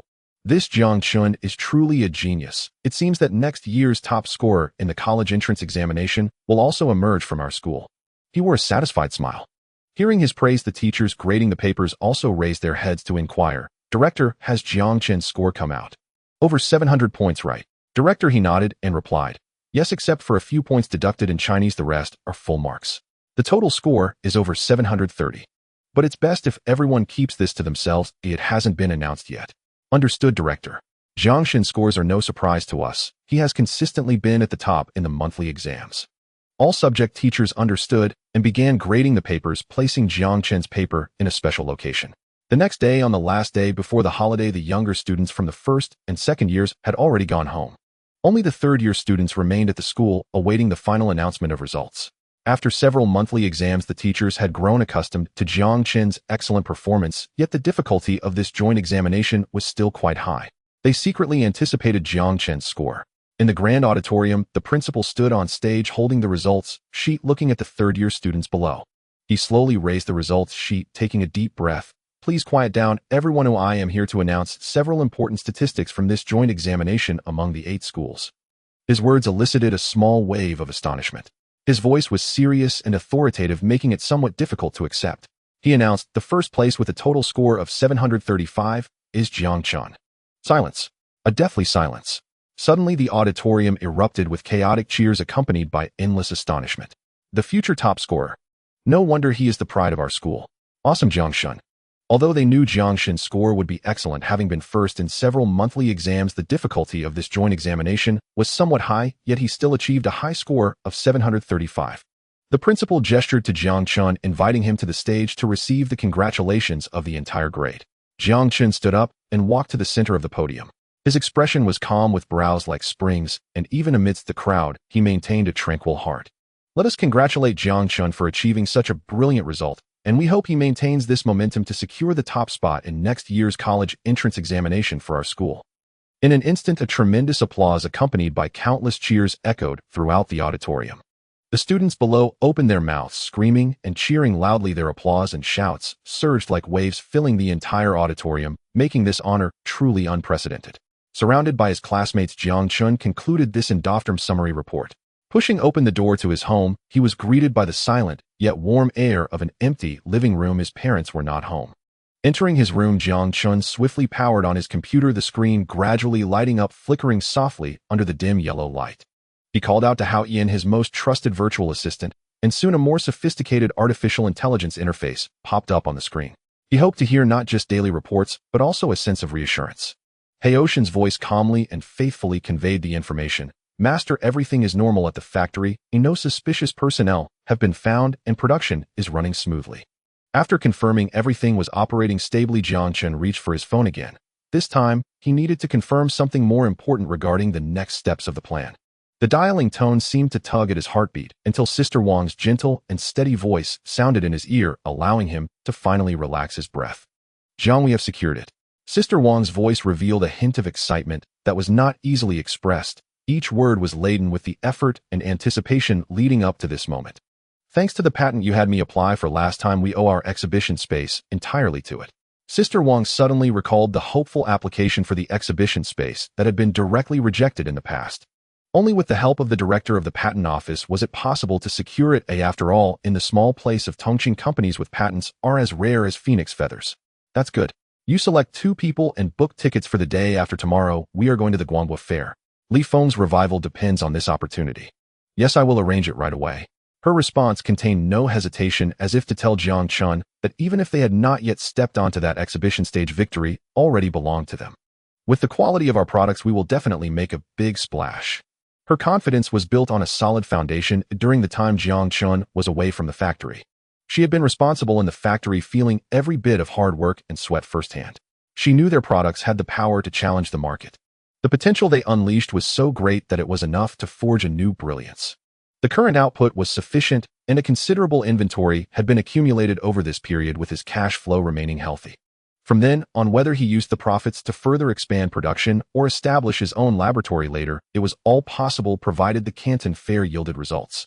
Although he had confidence in his products, no one knew what would actually happen. After all, even the finest wine needed a bustling street to be known. Within the venue of the Canton Fair, Jiang Chen sat in front of his company's booth, tucked away in a corner. Such was the fate of small enterprises. The Canton Fair was an event spearheaded by the Yangqing government, attracting renowned enterprises and buyers from all walks of life. The central exhibition area was occupied by well-known industry giants and leading institutions, drawing nearly all the attention. However, after the officials took group photos with these top-tier companies, they would also tour the venue to offer words of encouragement to some small and medium-sized enterprises. They would chat with the SMEs, take an interest in their products, yet mostly without genuine engagement. More often than not, it was just for photo opportunities and exchanging pleasantries. Today was no different. After meeting with several leading companies and institutions at the center, Li Guohua began making his way toward the surrounding small and medium-sized enterprises. Such a young man at the Canton Fair. The leader at the forefront was Li Guohua, an official from Yangqing who had organized over a dozen editions of the fair. It was his first time seeing such a young entrepreneur. He then glanced at the sign beside him, Li Feng's sweeping robot, and felt a surge of delight. Could it be that there was still a domestic enterprise specializing in robotics? Could he have stumbled upon a hidden gem today? Li Guohua mused to himself. Jiang Chen, noticing the officials' gaze on their booth, instantly recognized it as an opportunity. Jiang Chen then gestured with a wave. Understanding his intent, Xiao Gu promptly activated 2 sweeping robots and scattered a heap of debris onto the floor. There were all sorts of trash, including notoriously difficult items like glass shards and wastewater. Amid the astonished gazes of Li Guohua and the throng of media behind him, the 2 large sweeping robots at the Li Feng booth sprang into action. Beep beep beep. The Anshin robot is at your service. Environmental data loaded. The two robots swiftly initiated clearing the scattered debris. Wherever they passed, the floor was left as pristine as a mirror. Once they finished cleaning, they quickly returned to their original positions. Environment cleaned. It was a pleasure serving you. The surrounding crowd erupted, instantly bursting into exclamations of awe. The media in particular began snapping photos incessantly, with flashes cascading onto the Lifeng booth. Jiang Chen surveyed the venue with a smile in his eyes. He caught the smiles and relaxed expressions on the faces of the media reporters under the lenses, confirming the success of his plan. He lifted the corner of his mouth slightly, silently rejoicing that all his efforts had not been in vain.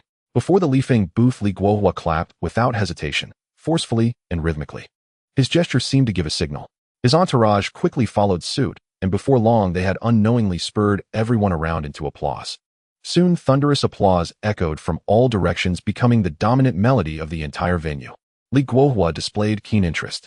He stepped forward, furrowed his brow as if filled with curiosity, and inquired, "Young man, is this your company's product?"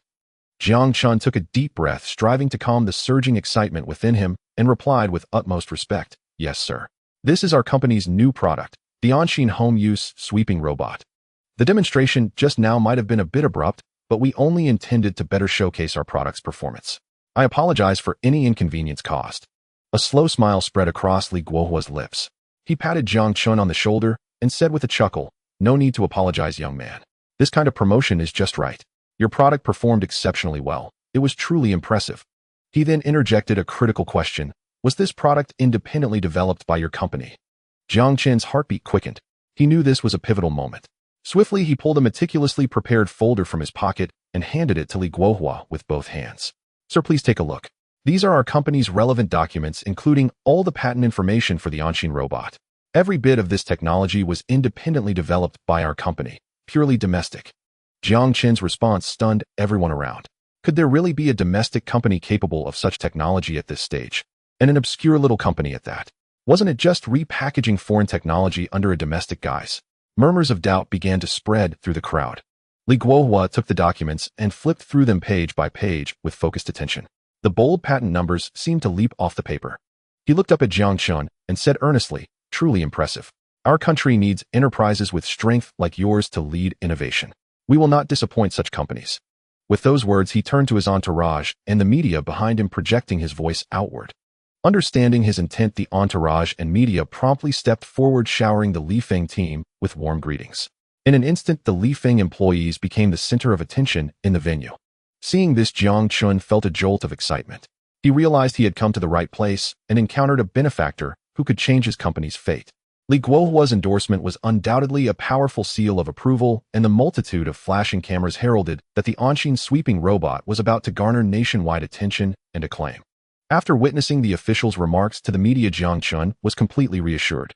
He no longer needed to worry about the subsequent publicity. Sure enough, fueled by the media, the reputation of the Anshin robot spread like wildfire to every corner of the country.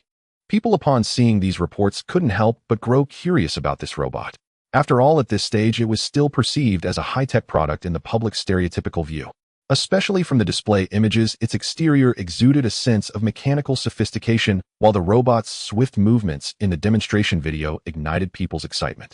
Most importantly, the price of this product, seemingly plucked from fantasy, was set at only 2,999 yuan. It could be bought with just 1 month's salary. Yet some began to question such a low price. They started voicing their doubts online, questioning whether the product would live up to the demonstration video, fearing they might end up with a piece of junk. Meanwhile, supporters of the Anshin robot relentlessly countered these skeptics. The heated debates further elevated the Anshin robot's reputation. Hao Yin, an avid internet surfer, keenly observed these voices and, following the instructions left by Jiang Chen, initiated the contingency plan.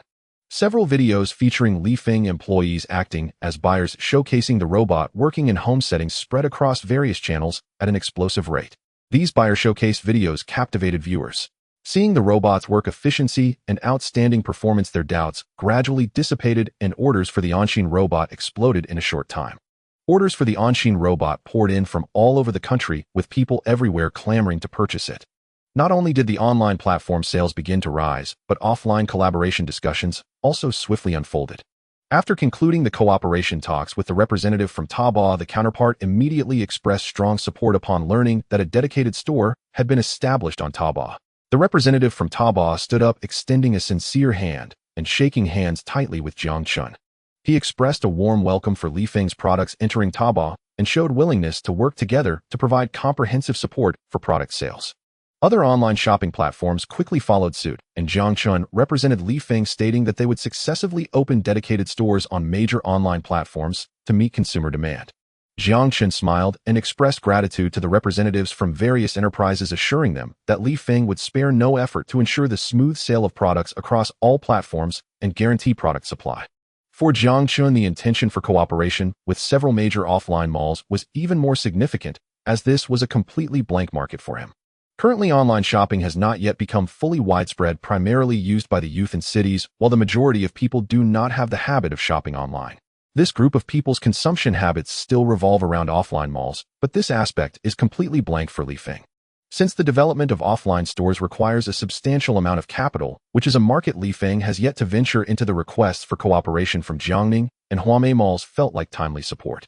Because of this, Jiang Chen and Li Feng gained greater opportunities to meet this group's consumption needs through cooperation with offline malls. Jiang Chen had already realized the importance of momentum, continuously showcasing his strength and determination in front of his partners. From Jiangning and Huamei's perspective, such a beautifully priced, technologically advanced robot product could completely serve as a flagship to strengthen user loyalty. Seeing Jiang Chen's confidence and determination, partners expressed their willingness to collaborate with Li Feng to create brilliance together. Thus, under this win-win situation, the cooperation was swiftly finalized.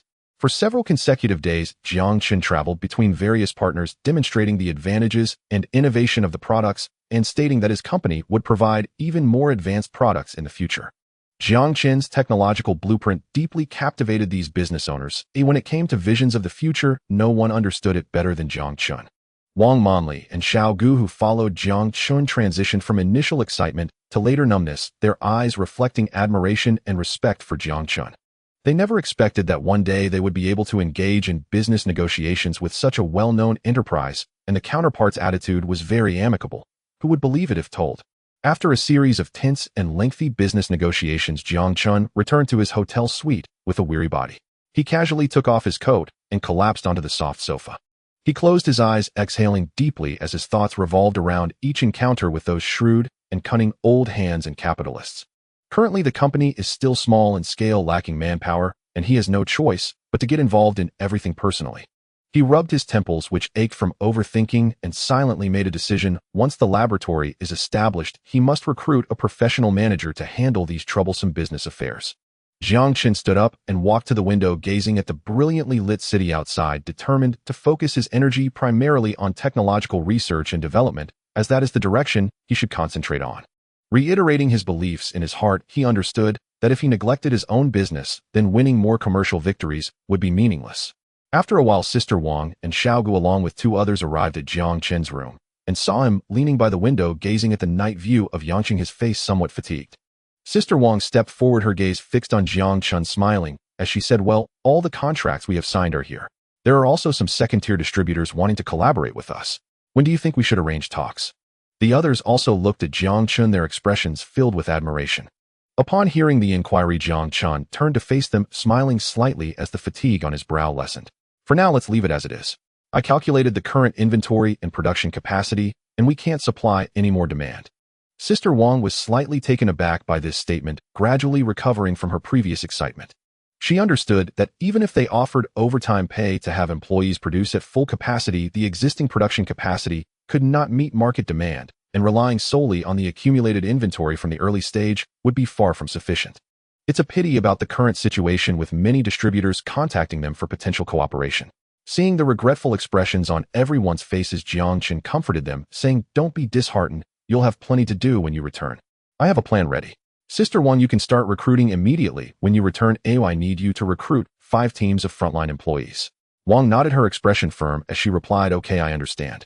At the same time, I will arrange the structure of various departments, such as administration and finance, when I get back, and that will also require hiring."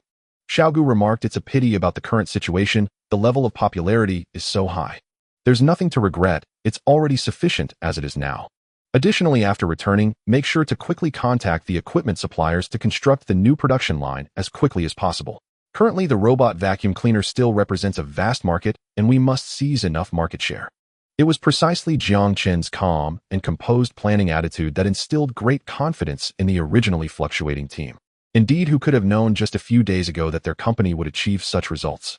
Gradually, a new light sparkled in everyone's eyes as they began to plan their next steps in their hearts. Sister Wang took the lead in taking action, apologizing to each distributor over the phone. Even if they couldn't cooperate for the time being, maintaining good relationships was still beneficial. She envisioned that if Li Feng's production capacity were to expand in the future, could she rely on this goodwill to secure the next collaboration? The next day, after a good rest, everyone followed Jiang Chen back to Li Feng, and everyone eagerly began their work. Everyone was filled with anticipation, and Sister Wang silently vowed in her heart that this time she must make up for the previous regrets. Jiang Chen also began to adjust Li Feng's structure for the position of administrative supervisor. He temporarily assigned Xiao Gu, who had performed very well during their trip to Yangqing and was worth nurturing. Finance has always been a top priority for Li Feng, and now he trusts Sister Wang very much, so she will continue to be in charge. Subsequently, for the newly established legal consultant role, Jiang Chen contacted Uncle Su, with whom he had collaborated several times, and arranged for him to handle this work. The legal consultant position is very important because there may be issues with counterfeiting in the future. One should not underestimate domestic entrepreneurs. Such a popular explosive product is still a new market. There is a complete possibility for counterfeiting issues to arise, and the sensors and built-in chips designed by Haoyan are only simple designs, making them very easy to crack. It only takes finding a few technically knowledgeable professionals, and with some time, they can steal key sensors and embedded logic codes. Although he has registered patents, he must also take precautions, delivering a hard blow to the first counterfeiter. Only in this way can Li Feng seize enough market share and protect its interests. The robot vacuum cleaner product in his plans is merely to accumulate sufficient funds and cultivate some trustworthy employees. The subsequent plans are the main event. In order to motivate the employees' productivity, Jiang Chen decided to raise their salaries to 1.5 times until the end of the year. He felt quite pleased, as being able to offer higher wages to his employees meant that his business was thriving. Once the news spread, the factory employees were overjoyed. Everyone knew about the surge in orders, and now they were working overtime to meet the demand. This brought assurance for the factory's future, and everyone recognized that the new boss, General Jiang, was generous with money. Through the promotion by Wang Jie and Xiao Gu, they understood that General Jiang was a highly capable individual. Working under such a boss felt like a different world compared to the past. Jiang Chen looked at the employees working diligently and secretly felt thankful that his actions brought happiness to many. Thus, after Wang Jie initiated a recruitment drive, everyone began recommending their family members, hoping to get them into Li Feng. Wang Jie did not refuse these requests, but she reminded everyone that candidates would need to pass General Jiang's selection after the initial interviews. Passing the approval from General Jiang was not an easy task. Jiang Chen did not mind employees bringing their families into Li Feng. After all, knowing them well would keep everyone united and minimize internal issues. However, Jiang Chen would have Haoyan conduct background checks. The internal audit department was under Haoshan's control, so Jiang Chen was not worried about spies. From then on, Jiang Chen no longer needed to worry too much. The establishment of new production lines, recruitment, and shipping would all be handled by dedicated personnel. So Jiang Chen could focus on tallying the income. Although the smart vacuum cleaner appeared to be high-tech, its key hardware consisted only of sensors and an embedded chip. After procurement, Haoyan would carry out secondary processing, and the remaining components did not require much technical expertise. This is why it could be priced so low at 2,999. The actual cost was less than 1,000, with a pure profit of over 2,000 for each unit. According to Wang Jie's statistics, the number of orders that had received deposits had already soared to over 1 million, and the company's account balance exceeded 200 million. While this did not yet include tax based on the sales momentum, the subsequent income would be quite considerable, especially since there was no other smart vacuum cleaner on the market.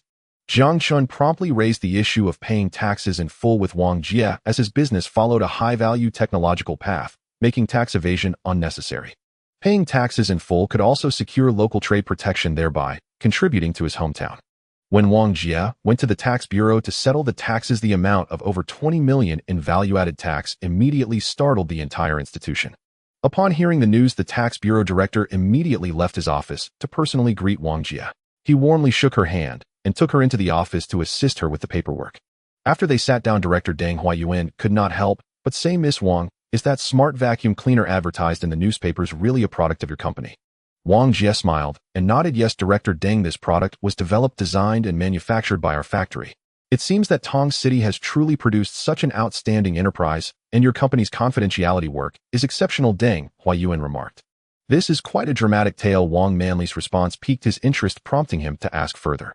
Our factory was acquired by a high school student a few months ago, and he brought forth this product. He also planned the upcoming Yangqing Expo. Director Deng Huan's eyes sparkled as if lit by a bulb. He was captivated by Wang Jie's narration, resting his chin on his elbow deep in thought. His mind raced with ideas on how to bring glory to Tong City. Such a legendary story deserved to be widely publicized. Therefore, he decided to report this matter and secure more support for this promising enterprise. The black office chair felt particularly heavy under his excited movements. Unbeknownst to him, Jiang Chen was unaware of this scene. In his study at home, he quietly sat at his desk reading through materials when the sudden ringing of his phone interrupted his focus. On the other end of the line, Wang Jie spoke urgently, informing him that the city's top leader would visit the factory for inspection the next day. He pondered briefly and understood. It seemed the news of paying taxes had spread, leading the authorities to realize a high-tech enterprise had emerged in Tong City, and they wanted to investigate further. Jiang Chen replied to Wang Jie that he would be at the company to welcome the visit the following day. The next day, on a sunny morning, Jiang Chen arrived at the factory before dawn. He had arrived early to oversee operations, and everyone was aware of the impending inspection by the top leader. Thanks to his renovations, the factory was now orderly, busy, yet well-organized. As a refreshing breeze swept through, every employee wore a smile of happiness and satisfaction. No words were needed. Just observing their lively demeanor indicated good benefits, relaxed work, and naturally good spirits. When Gu Sifang arrived with the inspection team at the entrance of Lifeng, Jiang Chen had already gathered Wang Jie, Xiaogu, and others to welcome them. Gu Sifang noticed that Jiang Chen was significantly younger than those around him and immediately smiled. Seeing is believing. Director Jiang truly is a hero emerging from youth.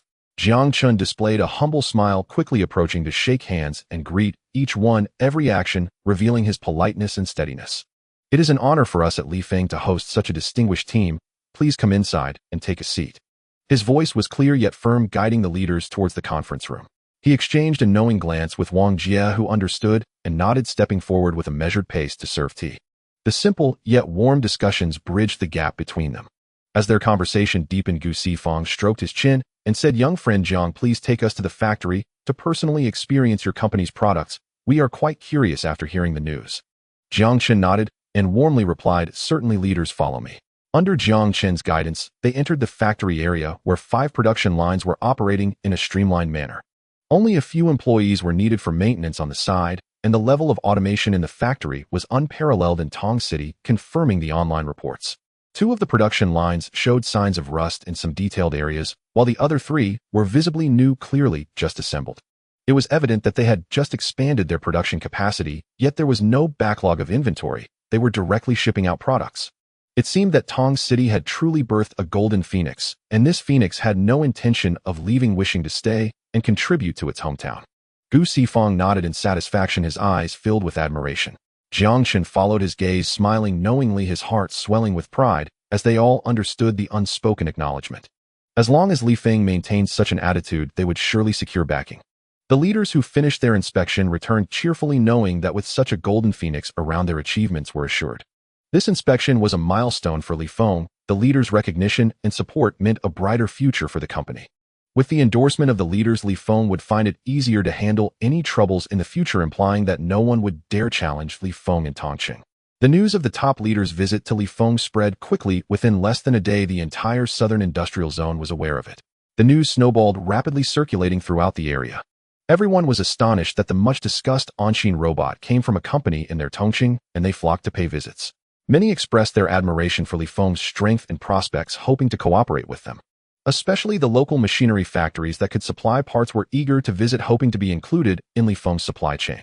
However, to their disappointment, they couldn't meet Lifeng's boss Jiang Chen, who had already slipped back home to read in peace.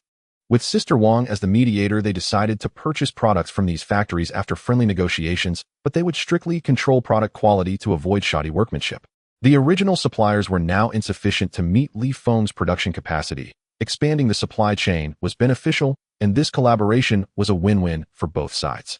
When the sweeping robot was first produced, Sister Wang sought collaboration from many manufacturers, but received no guarantees for supply. This also meant that the efficiency of the two original production lines had not reached its maximum. Now, with the cooperation of these manufacturers, full-scale production could commence. Human emotions vary, where some rejoiced, others mourned. While the employees of Li Feng and related partners were in high spirits, those who had left Li Feng, like Luo Li, were filled with regret. Watching Li Feng's thriving development, they were engulfed with a sense of loss and remorse. Especially Luo Li, who had originally been in charge of human resources at Li Feng and was considered a senior member. If he had not stubbornly opposed Jiang Chen back then, but instead had yielded, he could now be thriving. Who would have thought that the young Jiang Chen could resurrect the near-bankrupt Li Feng? Not only did he save Li Feng, but he also developed products like the sweeping robot. It is said that he was the mastermind behind the planning of the Yangqing Guanghui, and the current sales are booming. One can tell just by counting how many trucks come in and out of Li Feng each day. From dawn till dusk, the activity never ceases. The salaries of the remaining employees have also circulated. If considered as performance bonuses, each person could earn nearly 10,000 per month. This was a tremendous temptation for them. Thus, many who had left secretly visited former colleagues, hoping to get introductions to return to Li Feng. They hoped to return to Li Feng's embrace, but unfortunately Jiang Chen had already instructed Sister Wang not to hire anyone who had left. Li Feng would not harbor traitors. Those who stayed might not be loyal, but those who left were definitely betrayers. Luo Li had also approached Sister Wang, watching as his former subordinates now thrived. He humbly pleaded with Sister Wang, hoping she could introduce him so he could apologize to President Jiang for his past actions. When Jiang Chen heard this news, he couldn't help but chuckle and then agreed. In the office, Jiang Chen comfortably leaned back on the sofa, and soon Sister Wang brought Luo Li in, then stepped out and closed the door. Luo Li approached Jiang Chen enthusiastically. President Jiang, I am here to apologize for our last meeting. I did not recognize the great mountain before me. I come to express my regret. Jiang Chen simply smiled. Supervisor Luo, long time no see. There's no need for an apology. What I said last time was the truth. I truly appreciate your assistance, so otherwise I wouldn't have been able to select the current employees. Jiang Chen ignored Luo Li's apology as he did not intend to forgive him. Jiang Chen's honest words made Luo Li feel he was being sarcastic, but for the sake of returning to Li Feng, he swallowed his anger. He had already learned that Jiang Chen was mostly not at Li Feng. As long as he returned using his means, he could soon be back to where he was before. President Jiang, I am not only here to apologize, but also to seek an opportunity to return to Li Feng. I will be loyal and work diligently for Li Feng. Luo Li was eager to prove his capabilities and loyalty, determined to show Jiang Chen his worth. When Jiang Chen heard Luo Li's request, a wave of mockery rose in his heart. Ha! Ha! Ha! Jiang Chen couldn't help but burst into laughter, then shook his head and said, Supervisor Luo, you are indeed quite a character. I've heard Director Zhou speak highly of you. Your abilities are strong. While he is away, you have managed Li Feng with great order. The praise made Luo Li's face light up, but the subsequent words were like falling into an ice pit on a hot summer day. Jiang Chen continued, however, there are too many capable people in this world. Your character is poor and your qualities are lacking. You formed factions at Li Feng to oppose Zhou Feng. With Director Zhou as a cautionary tale, I will not repeat the same mistake. You should give up on this ambition.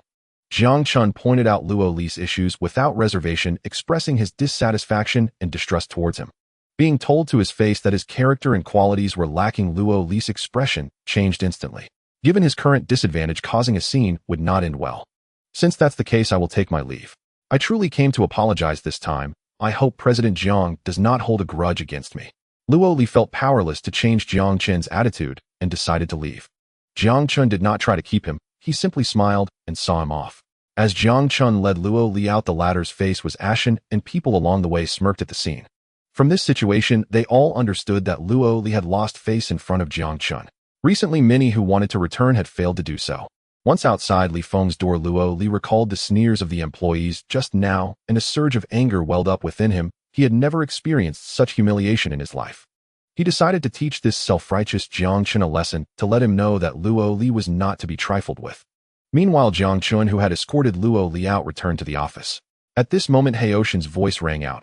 Master, based on my observations and the review of Luo Li, he is not a person who can endure insults. Therefore, considering his display of restraint just now and the discussions among people along the way, the likelihood of his retaliation is 100%. Jiang Chen nodded in agreement. I know Director Zhou has mentioned this person before. He is capable, but very domineering. However, pay more attention to the environment and the factory. Report any abnormalities directly to the authorities. Now that Li Feng has the endorsement, these matters can be handled more easily. Understood, master. The room gradually quieted down, and after Jiang Chen inspected the factory, he left. As the base of Lifeng Tongqing with its prime location like Jiangning and Huamei Mall displayed the sign of the Anshin robot under the dazzling lights. The entrances of every mall were crowded with people coming and going. As the year-end approached, shoppers poured in, all eager to exchange cash for robots at the product stalls. I want one, hurry up. An anxious middle-aged woman waved her hand. I want one too. A big boy squeezed in eagerly. Don't cut in line. I was here first, hurry, get one for me. A little old lady shouted with all her might. The salespeople were seasoned veterans, yet the scene before them, with its surge of customers, left them flustered. Other home appliance salespeople in the mall stood dumbfounded, staring at the chaos around them. The frenzied atmosphere resembled a festive occasion, as such intense scenes were ones they could hardly recall witnessing before. Fortunately, amidst the pandemonium, the supervisors and others arrived, promptly, quickly organizing more sales staff to prevent potential chaos. Watching the sudden transformation of the scene, the salespeople admired the supervisor's ability to maintain order. Gradually, the chaotic situation eased, and everyone was reorganized into neat lines. Throughout the entire day, the stall for the Anshin robot was bustling with customers. The salespeople were exhausted, working tirelessly until nightfall, only getting a moment's rest as the mall's doors gradually closed. While this must be what they call a buying frenzy, it's truly crazily unbelievable. A young female employee looking fatigued leaned against the swaying wall and sat down, her eyelids heavy as she yawned repeatedly. Beside her, a male colleague also appeared extremely worn out. He had been busy moving boxes all day, each one soaking his back with sweat. Who can argue with that? He replied to the female employee, his eyes crinkling. I used to only see such frenzies during the ticket era at year-end, but compared to this, those past rushes were just child's play. However, this time the commissions will be substantial, allowing for a good new year. He exhaled, seemingly wanting to smile, but unable to. The supervisor, who had been busy on-site, glanced at the two young employees, noticing the food and water piled high on the cart behind him. Seeing his employees exhausted like dogs, he couldn't help but chuckle. If you still have the energy to complain, it means you're not that tired yet. Let's work hard tomorrow. I estimate that until the new year, the number of buyers won't decrease, he said, cheerfully waving the signed delivery slip in his hand, smiling at the employees' complaints. Supervisor, is this product really that good? The rush for it seems insane, one employee asked, curiously catching his breath. The product is excellent, just wait and see. Our model is the first high-tech home appliance in the country and is reasonably priced. I've used it personally, but its effectiveness is truly remarkable. However, I saw many online who are hyping it up, but there are also many who are criticizing it. They are all saying that such technology cannot exist in the country and that it can't be as good as advertised. The supervisor shook his head proudly, saying, don't listen to those naysayers online. I personally visited the factory when I procured the products. It's located right here in our Tongqing. And have you heard? The supervisor continued. Recently, our mayor led various departments to inspect it. From the inside scoop, I heard this robot was developed in their factory, entirely domestically produced, with the head of the patent office handling the paperwork personally at the time. I've been using this robot vacuum at home for almost 2 weeks now, and its performance is absolutely incredible. Moreover, the most important thing is that I no longer need to argue with my wife over those damned household chores. His tone was light and cheerful, evoking laughter from everyone. The salespeople exchanged glances and raised their eyebrows at each other, seemingly tempted to buy one of these robots to try for themselves. They thought that given today's sales situation, there would be no problem until the end of the year, which meant a significant commission. Recently appointed as Lifeng's sales supervisor, Wang Yu was experiencing what it meant to be both pained and delighted. On one hand, being promoted to supervisor was a tremendous opportunity. On the other hand, she was becoming a nervous wreck from answering calls all day. Supervisors from various cities were calling her, urging her to expedite shipments, as their inventory was critically low due to excellent sales. She was constantly arguing with the production supervisor, Old Zhao, to speed up production and shipping. Everyone could see Supervisor Wang with a dark expression inspecting the factory, sometimes checking the warehouse, sometimes wandering around the production line, consistently with her phone ringing off the hook. The immense pressure finally drove the factory management nearly mad, suggesting to Sister Wang to quickly call Jiang Chen back to take charge, as everyone was struggling to cope. Wang Manli also felt she could no longer manage the situation and could only call Jiang Chen for guidance.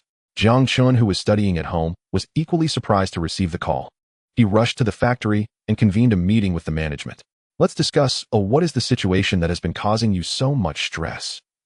As Jiang Chen sat on the sofa, he looked at the anxious crowd and asked, Jiang Zong, we truly have no way out. The pressure from all the shipping requests is driving me crazy. The factory's production capacity simply cannot keep up. Upon learning the current situation, Wang Yuyu immediately explained the circumstances, while old Zhao reported on the production status. Jiang Zong, I have already arranged 2 shifts, and we are doing our utmost to produce, but the production capacity really can't be increased any further. Jiang Chen pondered slightly after understanding the current situation. He had originally thought that the existing production line would be sufficient, but the sales surge completely exceeded his expectations. Employees under this pressure were prone to mistakes. I know everyone is under great pressure, and continuing like this is not sustainable. Here's what we'll do. Let's give the employees a day off this afternoon so they can rest well and return to work tomorrow. Seeing Jiang Chen arrange for a day off, everyone anxiously exclaimed, "Then what about production?" He waved his hand, reassuring them, "Don't worry, you all go back and rest well. I will stay at the factory today to modify the system and improve production capacity." Jiang Chen stood at the entrance of the spacious, brightly lit factory, the dim sunlight casting a glow on his resolute face. He silently watched as one by one the employees drifted away from his sight, passing through the gap in the gate and vanishing at the horizon's edge. Then he closed the gate and turned back into the factory. Inside the office, he took a deep breath. Hao Yan, keep a full surveillance on the entire factory. If anyone comes, notify me immediately. Hao Yan instantly became alert and responded promptly. Understood, master. Also, do you need my help in rewriting the system? His voice began to sound more human-like. Noticing this change, Jiang Chen smiled faintly. No need. I can handle it. Just make sure no one gets in. He spoke with ease and confidence, his tone brimming with assurance. After assigning Hao Yan his task, he naturally walked over to the main control panel of the production line. After carefully inspecting all 5 production lines, he let out a long sigh of relief, finding no signs of wear. Since he had set the production speed to be not too fast, the equipment was in good condition. There were only some routine signs of wear. Recently, the employees had no time for maintenance, their attention fully consumed by production. Subsequently, he performed thorough maintenance on all the equipment. So the way to increase production capacity was through system changes. Night began to encroach upon the factory grounds. The usually brightly lit Lifeng was exceptionally quiet today, so quiet that one could even hear the faint chirping of a few sparrows foraging. Inside the production workshop, only Jiang Chen's solitary figure shone in the dimness. He sat before the main control panel, bathed in a sliver of light, with his shadow stubbornly keeping him company. The original system he had designed was relatively simplified, as in his plan this level of production capacity was sufficient to meet sales. But offline sales were so explosive that it completely caught him off guard. This situation could only be described as a coincidence. Domestic high-tech home appliances combined with the fermentation of public opinion and no competing products in the same category. Coupled with the endorsements from Yangqing and Tongqing, the combination of these factors made Lifeng the hottest brand this winter. Therefore, Jiang Chen decided to increase production capacity by modifying the system. He understood this would make the employees work harder. At most, he could raise their wages to ensure they had a prosperous new year. A gentle breeze brushed against the sweat on Jiang Chen's face. The deep night seemed to stand still, with only his busy figure swaying in the empty workshop. The code on the main control panel's display scrolled continuously, and the system reconstruction was nearing completion. Suddenly, the ringtone of a phone pierced the tranquil night. Jiang Chen frowned, his mind beginning to calculate. Could it be that an uninvited guest had arrived? Could it really be that Luo Li guy? Had my guest during the day prompted him to act tonight? He hastily saved the system and shut down the main control panel, then walked straight to the office. The dim yellow light illuminated his pale face. On the desk sat an old computer and a thick stack of documents. Sure enough, as soon as he stepped into the office, Haoshin's voice came through. According to Haoshin's report, a figure had been quietly observing from the northeast corner of the factory.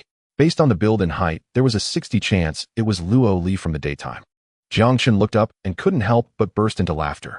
This Luo Li sure knew how to pick his timing.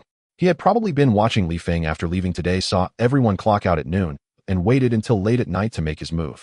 Hao Yan, keep watching him. Let him in, and when he starts damaging the factory, take a photo immediately. They'll knock him out, and the moment you see it, call the police. Jiang Chen formulated a simple yet clear plan in his mind and gave instructions to Hao Yan. Master, I advise against a direct confrontation with the target. Hao Yan immediately offered the suggestion, his primary protocol being Jiang Chen's safety. It's fine. I haven't been training these past months for nothing. One person is a small problem. Jiang Chen accepted Haoshin's concern, but his mind was set on quickly finishing this interlude. The system reconstruction still had a little bit of work left. Grabbing a wooden stick from the workshop, Jiang Chen quietly made his way toward the northeast corner of the factory. The industrial zone was silent and peaceful at night, with not a single soul on the main road. Only the traffic lights blinked alternately, casting a kaleidoscope of colorful shadows. When he reached the workshop entrance, he saw a figure in the distance climbing over the wall. After leaving Lifeng a few days ago, Luo Li felt deeply aggrieved, but also secretly relieved that he had been shrewd enough not to resign. Now that he couldn't return to Lifeng, he could still work at the neighboring factory, even though the pay wasn't as good. Every evening he drank with former Lifeng colleagues to drown his sorrows and vent his grievances against Jiang Chen. Sure enough, this evening an old colleague told him that Lifeng had encountered some trouble today and everyone had left the factory at noon. Word was that they had been given half a day off to rest. Hearing this news from his old colleague, Luo Li's eyes darted cunningly. A sly smile crept into his heart as he began to mull over a new plan. With the entire factory on leave, who would know if he went to cause trouble in the dead of night? If he damaged Jiang Chen's equipment and disrupted Lifeng's production, the losses would be huge. Satisfied with his plan, Luo Li smiled broadly and continued chatting with the others at the table. Late at night, Luo Li scouted the perimeter of Lifeng. It was as quiet as a secret. The main gate was tightly shut, as if sealed off from the outside world. He decisively climbed over the wall. After landing, he pulled a wrench and wire cutters from his back pocket, ready to begin. The surroundings were dark and silent, broken only by the faint wind and the occasional sound of traffic lights. In a corner, Luo Li couldn't see beyond the pitch-black darkness. A pair of bright eyes watched his every move. As he walked, Luo Li planned to cut the factory's wires first. Following his memory, he located the electrical panel and switched off the knife switch. Then under the moonlight, he traced the cable and snipped it right in the middle. With the wires taken care of, he crept toward the workshop. The workshop was eerily quiet, with only a few dim lights flickering weakly. Seeing this, Jiang Chen smiled knowingly. He stealthily moved behind the door, listening to Luo Li's footsteps as he waited. Luo Li cautiously approached the door, pulled it open silently, observed for a moment, and then stepped inside. The moment he entered, a heavy blow struck the back of his head. Pain exploded in his vision, turning it black, and he collapsed unconscious. Outside the workshop window, the cold wind howled, and the night was tinged with a hint of desolation. After knocking Luo Li out, Jiang Chen gave a thumbs up to the camera, then picked up a rope to bind Luo Li, tightly dragging him to the main control panel. The workshop's lighting was extremely dim, with only the faint hum of electricity as Jiang Chen expertly worked on the wires. Seeing Jiang Chen's actions, Hao Yan immediately called the police. In the latter half of the night, the moonlight grew brighter, spilling generously over the Lifeng factory grounds. By the time the police arrived, Jiang Chen had already repaired the cable. Jiang Chen explained the situation to the two police officers at the door, then led them to Luo Li. Seeing Luo Li's miserable state, the seasoned officer raised an eyebrow and quipped, "Young boss Jiang, you certainly didn't hold back." Jiang Chen gave an awkward smile and rubbed his head, saying, "This is my first time dealing with such a situation. I couldn't control my strength. They'll be more careful next time." "Let's hope there won't be a next time. The higher-ups have ordered us to ensure your company's safety," the other officer quickly added. As the three exchanged pleasantries, the unconscious Luo Li stirred awake amidst the chatter. The sight of the three men jolted Luo Li into alertness. He sat up abruptly, staring at Jiang Chen, and said nervously, "Boss Jiang, it was all a misunderstanding. I had too much to drink and lost my head. Please be magnanimous and forgive me this once." Jiang Chen was silent for a moment, then said firmly, "Supervisor Luo, we all know what you were thinking. If I hadn't been at the factory today and you had succeeded, I would have bled money paying penalties for failing to fulfill the order." Luo Li's face turned pale and he was speechless. Jiang Chen turned to the two officers and said, "Officers, I have nothing more to say to him. He'll leave the rest to you." The officers nodded, handcuffed Luo Li, and escorted him back to the station. After seeing them off, Jiang Chen felt a surge of relief. He returned straight to the workshop. Watching the final tasks, he silently persevered, immersing himself completely until everything was finished. He summoned Hao Yan and activated a production line to test the results. "Master, the efficiency improvement has reached the limit of the current equipment. However, wear and tear will worsen, significantly shortening the equipment's lifespan." After the test, Hao Yan summarized the effects of the overhauled system. "It's fine. The priority now is to ensure current production capacity. After the new year, orders should decrease, and we can adjust then." "Understood. Recorded. Good. Keep an eye on factory security. I'm going to rest." Then he shut down the main control panel, pulled the master switch, and went straight to his office, collapsing onto the sofa as he finally relaxed. Morning sunlight streamed through the window panes, casting a glow on Jiang Chen's sleeping face. Employees arrived at the factory one by one, chatting happily about their day off as they changed into their work uniforms. Strands of noisy yet cheerful conversation drifted through the fresh sunlit air, eventually finding their way to Jiang Chen's sleeping ears. He slowly opened his eyes, stretched, and quickly got up to wash his face. Then he strode out the door and into the bustling workshop. Entering the workshop, he watched the employees still discussing their holiday, and a wave of warmth surged in his heart. As the factory manager, he naturally became the focus of everyone's attention. Under the gaze of the crowd, he began to speak. "Good morning, everyone. Settle down and gather around the main control panel." His voice was soft, but carried immense force, as if everyone could feel the ripples stirring in their hearts.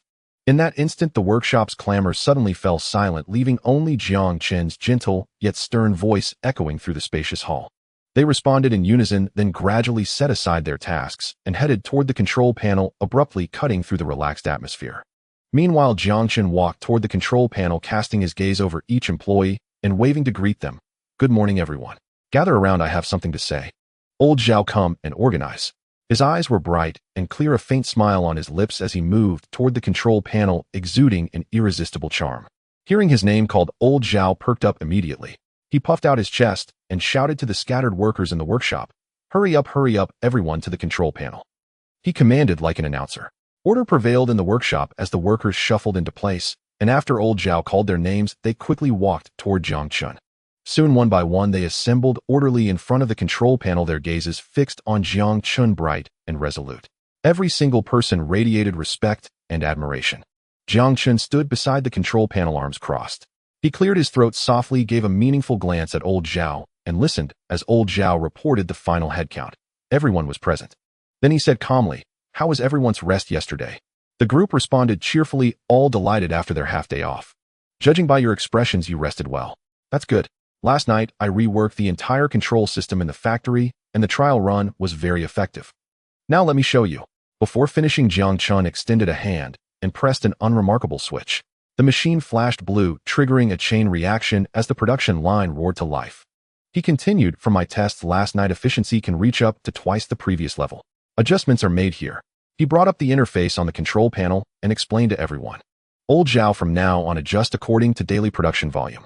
You and Chen Jun will be in charge." Receiving the order, Old Zhao and Chen Jun nodded in acknowledgement. Everyone was stunned, speechless by the efficiency, then erupted in exclamations of amazement. "Boss Jiang, can it really achieve double the efficiency?" A new employee voiced the doubt. "Don't doubt Boss Jiang's skills. Just look at the production line," an Ultimer said, patting him on the shoulder. Indeed, as everyone watched the production line running at full speed, comparing it to yesterday's pace, the difference was clear. Hearing the workers' conversation and seeing the speed, Old Zhao exclaimed excitedly, "Boss, this is fantastic. At this speed, our original capacity was just a bit short of meeting orders. Now, even if orders double, we have nothing to fear. Now I can finally hold my own against Xiao Wang." Thinking it was just a minor optimization, Old Zhao never expected Boss Jiang to achieve this level. He could finally show off in front of Supervisor Wang. Jiang Chen's eyes glinted at these words. He smiled and nodded. "Haha, that's good. From now on, make sure to plan the daily output carefully to avoid piling up too much inventory." Chen Jun and Old Zhao nodded in agreement. "But with the adjustments, we'll need to move more raw materials, which will make the workers work harder." Upon hearing about moving more materials, a worker in charge of transport immediately retorted, "What's the big deal? Boss Jiang, Lifeng's working conditions are far better than others. We're not complaining." Jiang Chen then conversed with the workers, who couldn't help but praise the company. He smiled but did not interrupt. Finally, he clapped his hands and set a goal. "I'm glad you're all satisfied. When the new year comes, he'll give everyone a generous year-end bonus, so you can all enjoy a prosperous holiday." His words drew cheers from the crowd. The roar of the machines grew louder, and the air in the workshop seemed to heat up with excitement. Finally, he stood up, spoke his farewells, and waved his hand, expressing his warm wishes to the workers. Everyone felt warmth and comfort. They exchanged smiles, and then began their respective tasks under the guidance of Old Zhao and other team leaders. Jiang Chen basked in the warmth of the winter sun, reclining on the sofa on the balcony, savoring this moment of tranquility. His usually calm and composed heart, though unruffled by the world, now rose and fell gently with the sun's warmth, yielding to a touch of languor. Yet Jiang Chen's inner thoughts did not cease their churn due to the serene external world. Instead, they grew more active. He focused his mind on his all-powerful black technology system, organizing the achievements he had recently obtained. The learning value was also approaching 2 million. These figures were the testament to his relentless efforts. He was quite satisfied with the current situation. Everything had stabilized, allowing him to begin contemplating his next moves. The Lifeng factory was already on a bright path of development, progressing steadily, and was kept busy with the Anshin robotics project, leaving no immediate need for subsequent projects. Thus, the next step was to assemble a new team, as Lifeng's production was too strained to spare any personnel. However, funding was not a major issue now. He could easily approach the government for land to build a new factory district in the southern part of the city, creating a massive industrial park. This could also boost the local economy and employment in his hometown, and he believed the government would not reject such a tempting plan. So he needed to carefully consider which industry to stir up. It was 2007, and smartphones had yet to emerge. This was a tremendous market opportunity. His mind involuntarily recalled the story of Xiaowei. In the future, Xiaowei would dominate the smartphone market with its technology, rising as a latecomer to secure a solid foothold, standing in stark opposition to Apple. It could even have claimed the top market position were it not for the intervention of the ugly nation's government and their despicable sanctions, which even coerced allies into besieging Xiaowei across other sectors.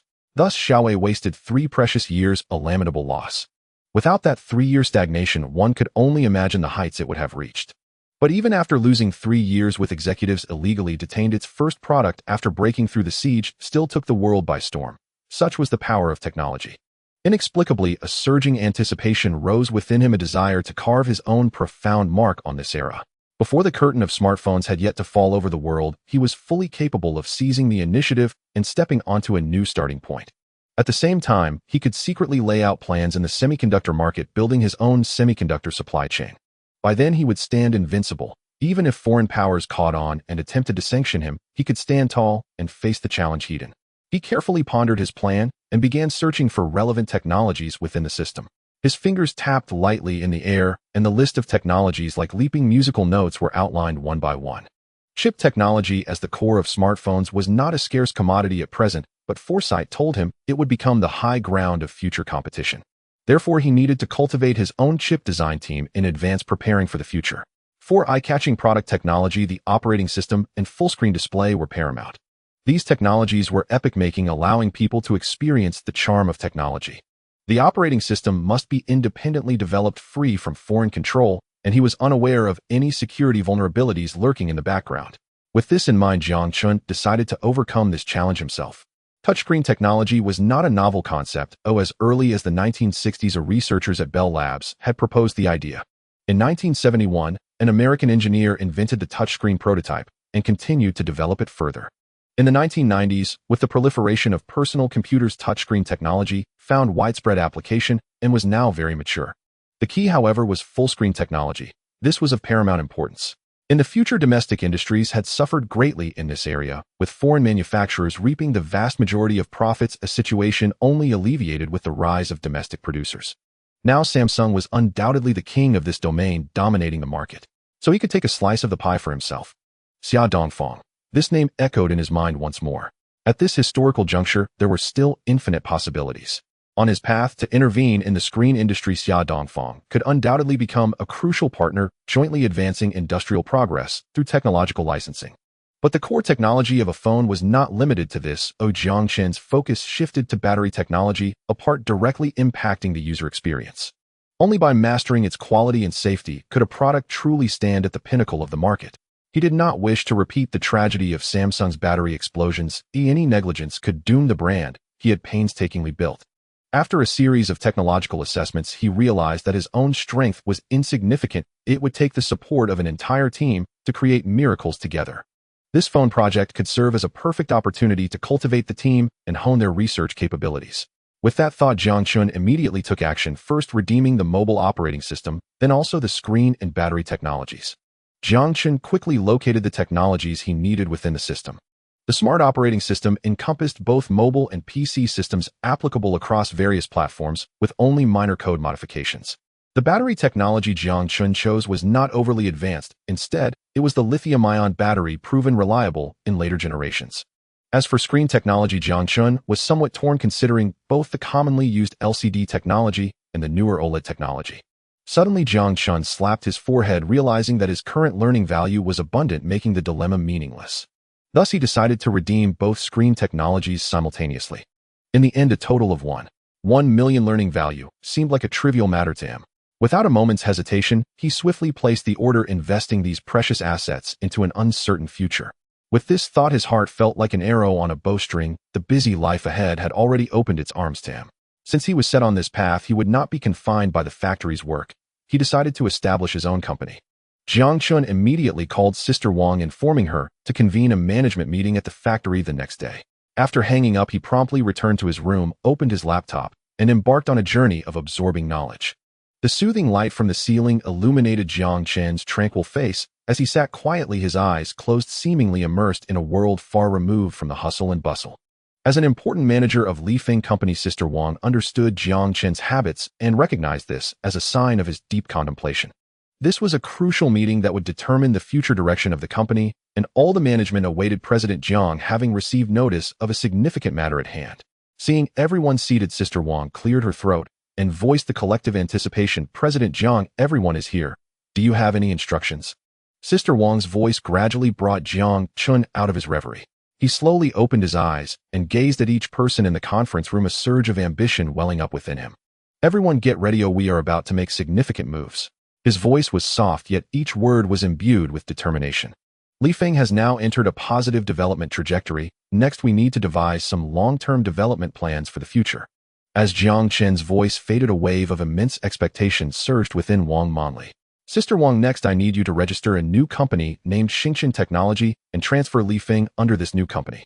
Hearing this first arrangement, Sister Wang began to feel a tremendous anticipation. Xingchen Technology. Yes, I understand.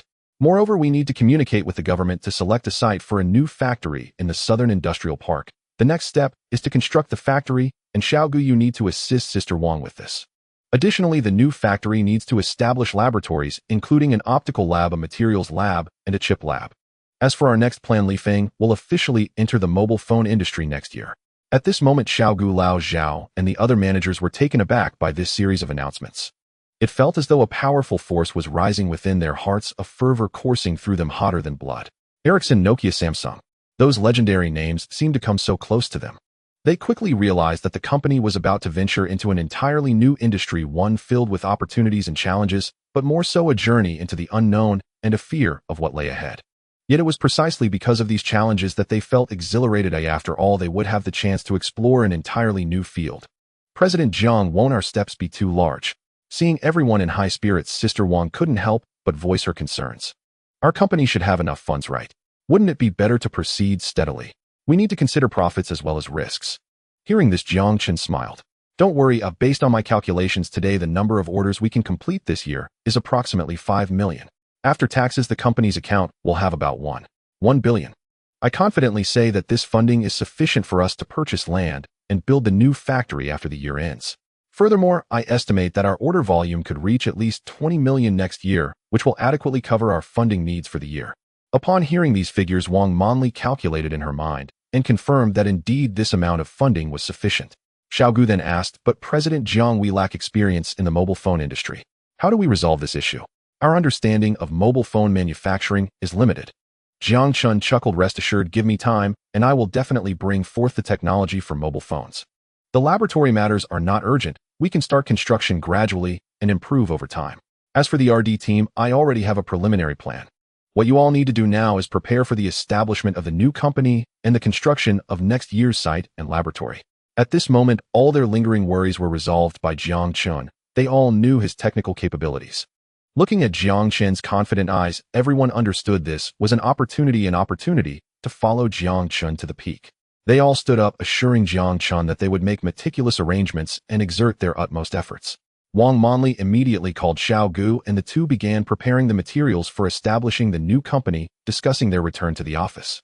Wang Manli felt the heavy burden on her shoulders, as she knew the affairs of the new company could not be separated from her, and Xiaogu, so she had to put in more effort. Xiao Wang, on the other hand, gathered her confidence and called everyone in the sales department for a meeting, determined to work hard together after the year. She thought to herself that next year she must sell more orders, ensuring that President Jiang's plans could proceed smoothly without being hindered by funding.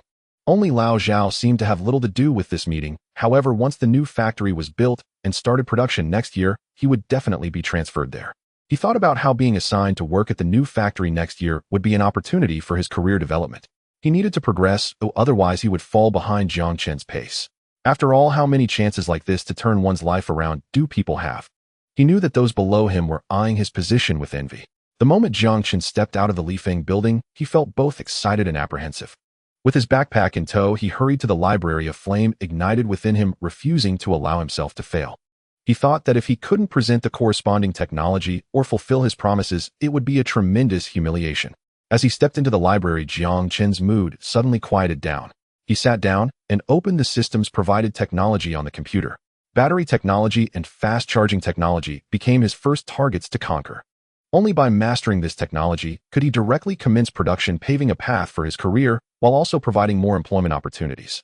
This was different from intelligent systems and full-screen technology. These two technologies could only be sustained financially until the mobile phone was developed. The technical solutions that surfaced in his mind brought Jiang Chen joy as he diligently recorded the key points in his notebook. Jiang Chen contemplated that the process of lithium-ion batteries begins with mixing materials, which can employ either dry or wet mixing methods, each with its advantages and disadvantages. Next comes coating, slitting to form sheets, followed by calendaring and packaging. After packaging, liquid injection, secondary sealing, and capacity division must be performed, and finally OCV testing to achieve the final form. Within Jiang Chen's knowledge framework, metallic lithium posed safety and cycle life challenges as the battery's anode material. After all, lithium dendrites grow on the surface of metallic lithium, and when these dendrites reach a certain length, they can penetrate the separator, leading to battery failure. Fortunately, the technical solutions provided by the system completely resolve this issue. By adopting an innovative structure for lithium battery telecommunications, integration energy density was directly improved, complemented by the optimal ratio of ternary lithium and lithium iron phosphate, ultimately forming a perfect solid-state lithium battery. Jiang Chen continuously recorded the battery processes provided by the system on the computer while incessantly deducing them in his mind. It was the small new year in the South, and Jiang Chen had finally thoroughly researched battery technology and fast-charging technology. Looking at the technical blueprints on the computer, he gently wiped the sweat from his forehead, feeling a relentless scratching sensation in his heart, like a thirsty cat's claw. He clenched his fists tightly, frowning as he pondered the lack of experimental equipment at his disposal, a surge of impatience to start the experiment rising within him. He could foresee that once he secured the land for construction next year, even with heavy investment and full throttle, it would take at least 3 months to complete the laboratory before he could begin experiments. Yet there was not a trace of patience in Jiang Chen's eager gaze. He was desperate to start right away. After taking a deep breath, he slightly suppressed the restlessness in his heart. He had not understood before, but at this moment he realized why there were always news reports about experimental personnel working late into the night with dark circles under their eyes. Now he understood what a wonderful feeling it was to immediately realize the thoughts in his mind. Images of the Lihong building appeared in his mind, and his gaze focused on a particular area. He decided to establish a small laboratory there first.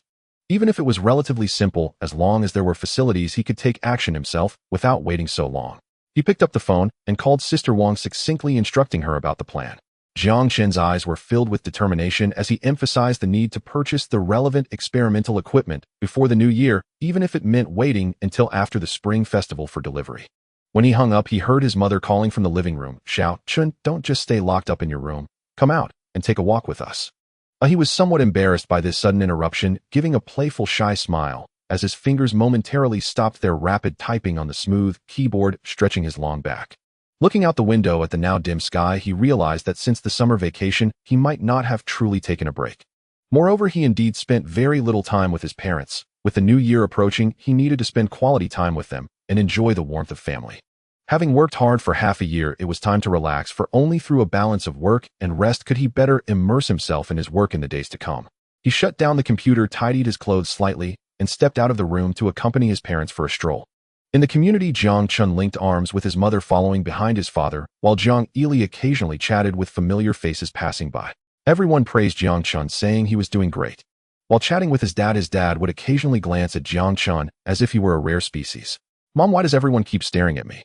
It's so awkward." After just saying goodbye to an acquaintance of his father's, Jiang Chen rubbed his arms and said awkwardly. Both of them burst into laughter. His mother, Lin Yue, gently patted his hand and explained, "We rarely see you lately. However, you've become quite famous in Tongqing.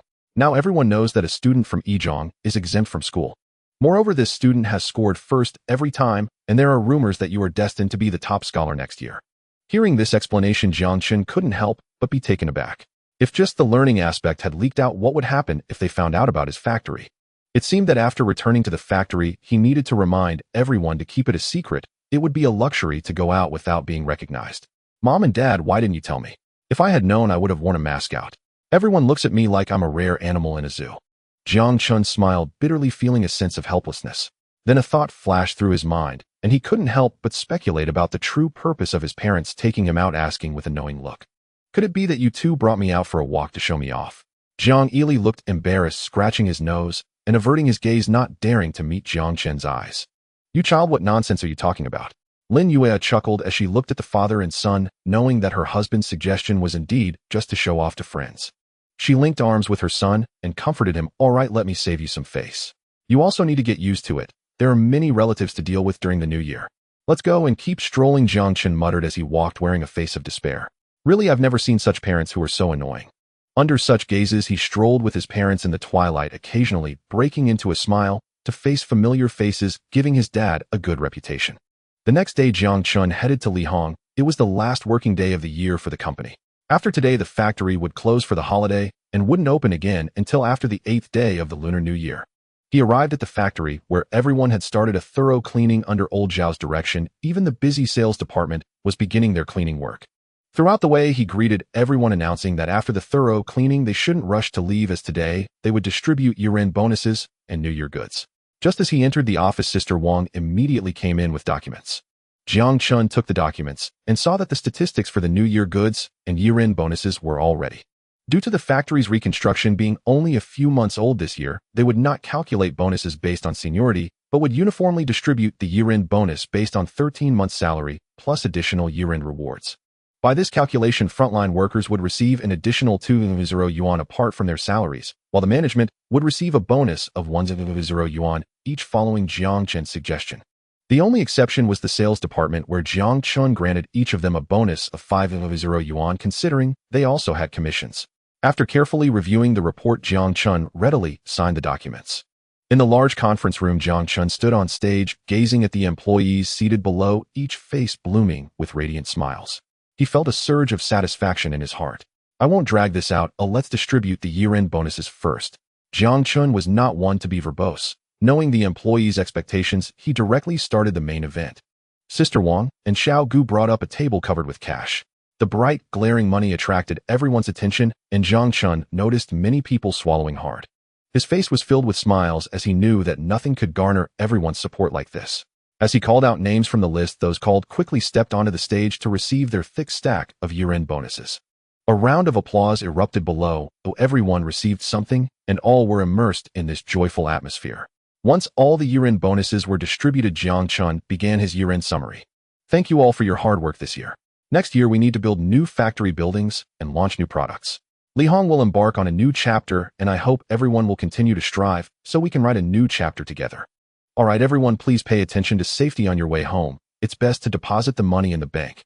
With so much cash, it's easy to attract unwanted attention. Lastly, don't forget to take the New Year goods. They were carefully selected by Supervisor Gu and the others. I hope you all like them. See you next year. The ceremony concluded amidst applause and cheers, and everyone happily took their New Year goods home.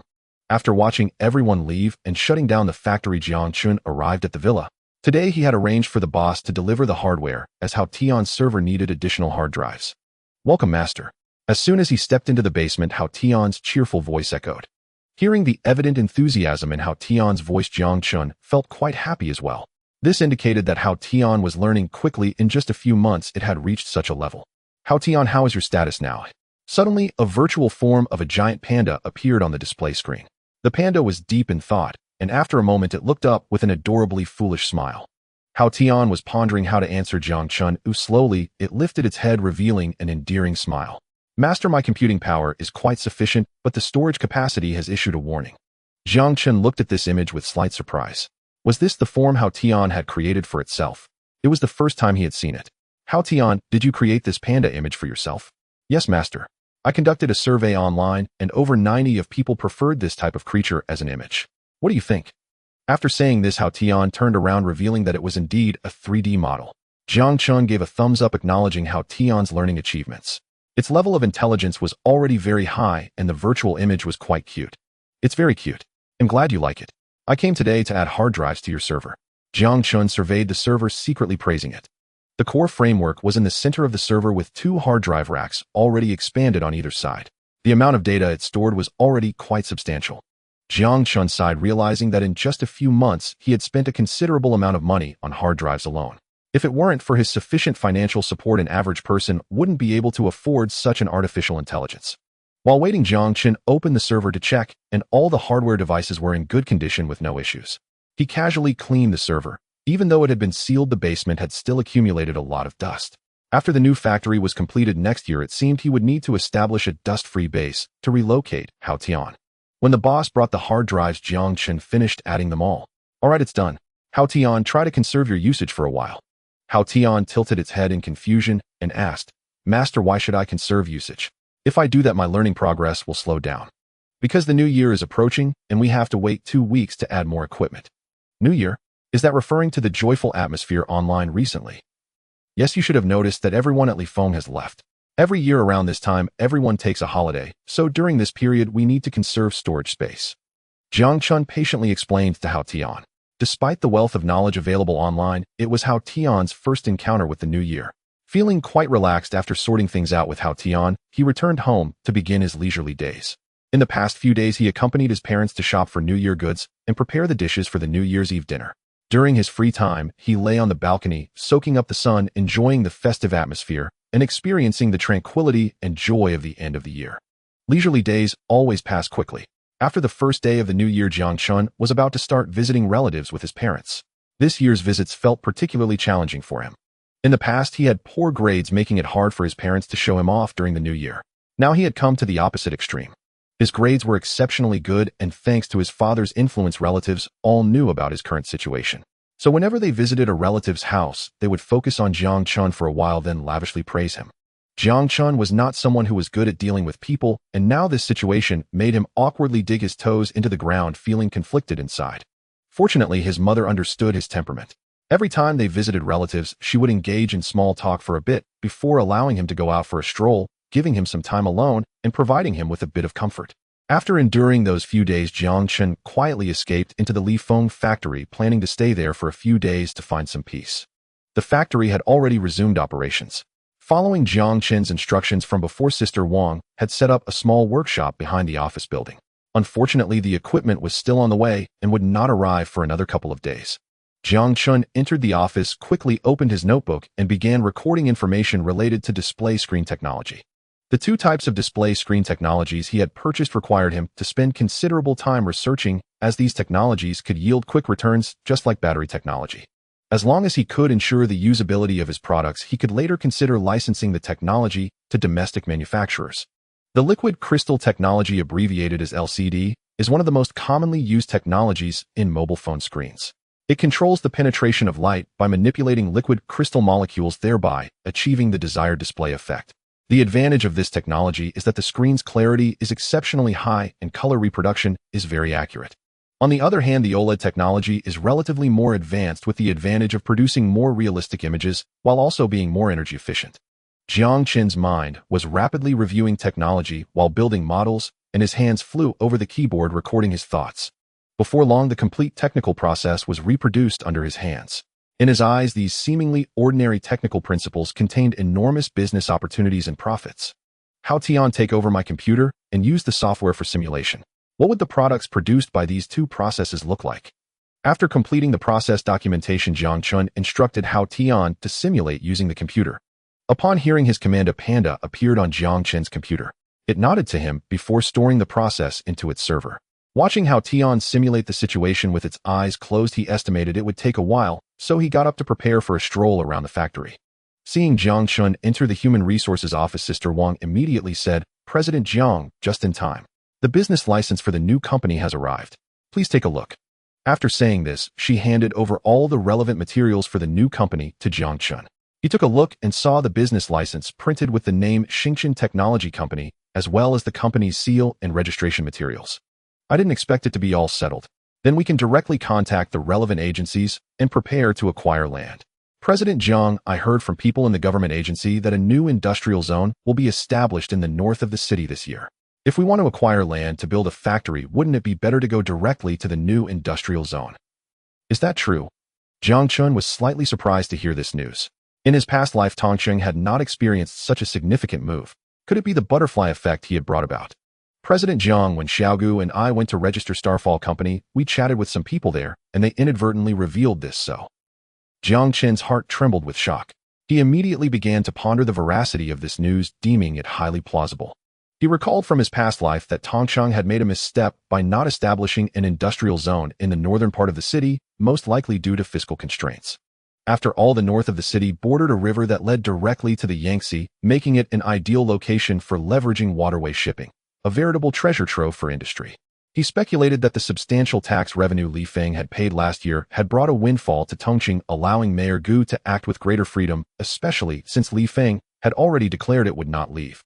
Thus, in the following years, Tongcheng would enjoy significant annual income, making it entirely possible to undertake some major initiatives. Regardless of whether this news was true, he felt he must personally visit Mayor Gu. Even if it turned out to be false, he needed at least to secure land in the old industrial zone to build a factory. As he pondered this, his heart swelled with anticipation. It's fine. Let me handle this. Please contact Mayor Gu for me and tell him I wish to visit and discuss matters. Jiang Chen instructed Sister Wang, then began gathering information on the industrial zone.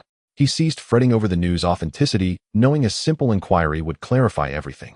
Upon hearing Jiang Chen's words, Sister Wang swiftly set to work. Satisfied with what he saw, Jiang Chen returned to the factory director's office to check if Hao Yin had simulated the previous processes. Back in the office, Jiang Chen was immediately greeted with good news. The simulation results were out. According to the data, both processes could be replicated with minimal losses. Hearing this, Jiang Chen breathed a sigh of relief. After all, Anshin robotics technology was too simplistic to replicate directly with current equipment. But these new technologies were genuine future advancements. Using present-day equipment to reproduce them, he was uncertain of the success rate. Fortunately, Haoshin's simulation results were promising, confirming that the path of technological replication was viable. He said to Haoyin, "All right, compile the patents related to battery manufacturing, fast-charging technology, and these two display technologies, then print them out." After receiving the organized documents from Haoyin, Jiang Chen left the office in high spirits, heading straight for the patent office. He quietly awaited the completion of his patent registration, his heart filled with hope and vision for the future. Before long, a middle-aged man who looked like an official hurried over to Jiang Chen and asked warmly, "Are you President Jiang?" Jiang Chen was taken aback. He didn't recognize this man. Could he be an acquaintance of his father? He replied with confusion, "Yes, I'm Jiang Chen. And you are?" The man grasped Jiang Chen's hand and said joyfully, "It really is you. I'm finally meeting you today. Allow me to introduce myself. I'm Zhao Changjin, director of the patent office. I've heard of your legendary exploits from Wang Manli of your company. Today, when I heard a young man was registering patents for Starfall Company, I knew it had to be your company. Please come upstairs to my office." Zhao Changjin earnestly pulled Jiang Chen toward his office. Seeing his enthusiasm, Jiang Chen had no choice but to follow, leaving a group of employees behind to chatter. "Sis, is there a Starfall Company in Tongcheng?" "I think this is the first time I've heard of it," a young woman said. An older woman replied with a knowing air, "You wouldn't know.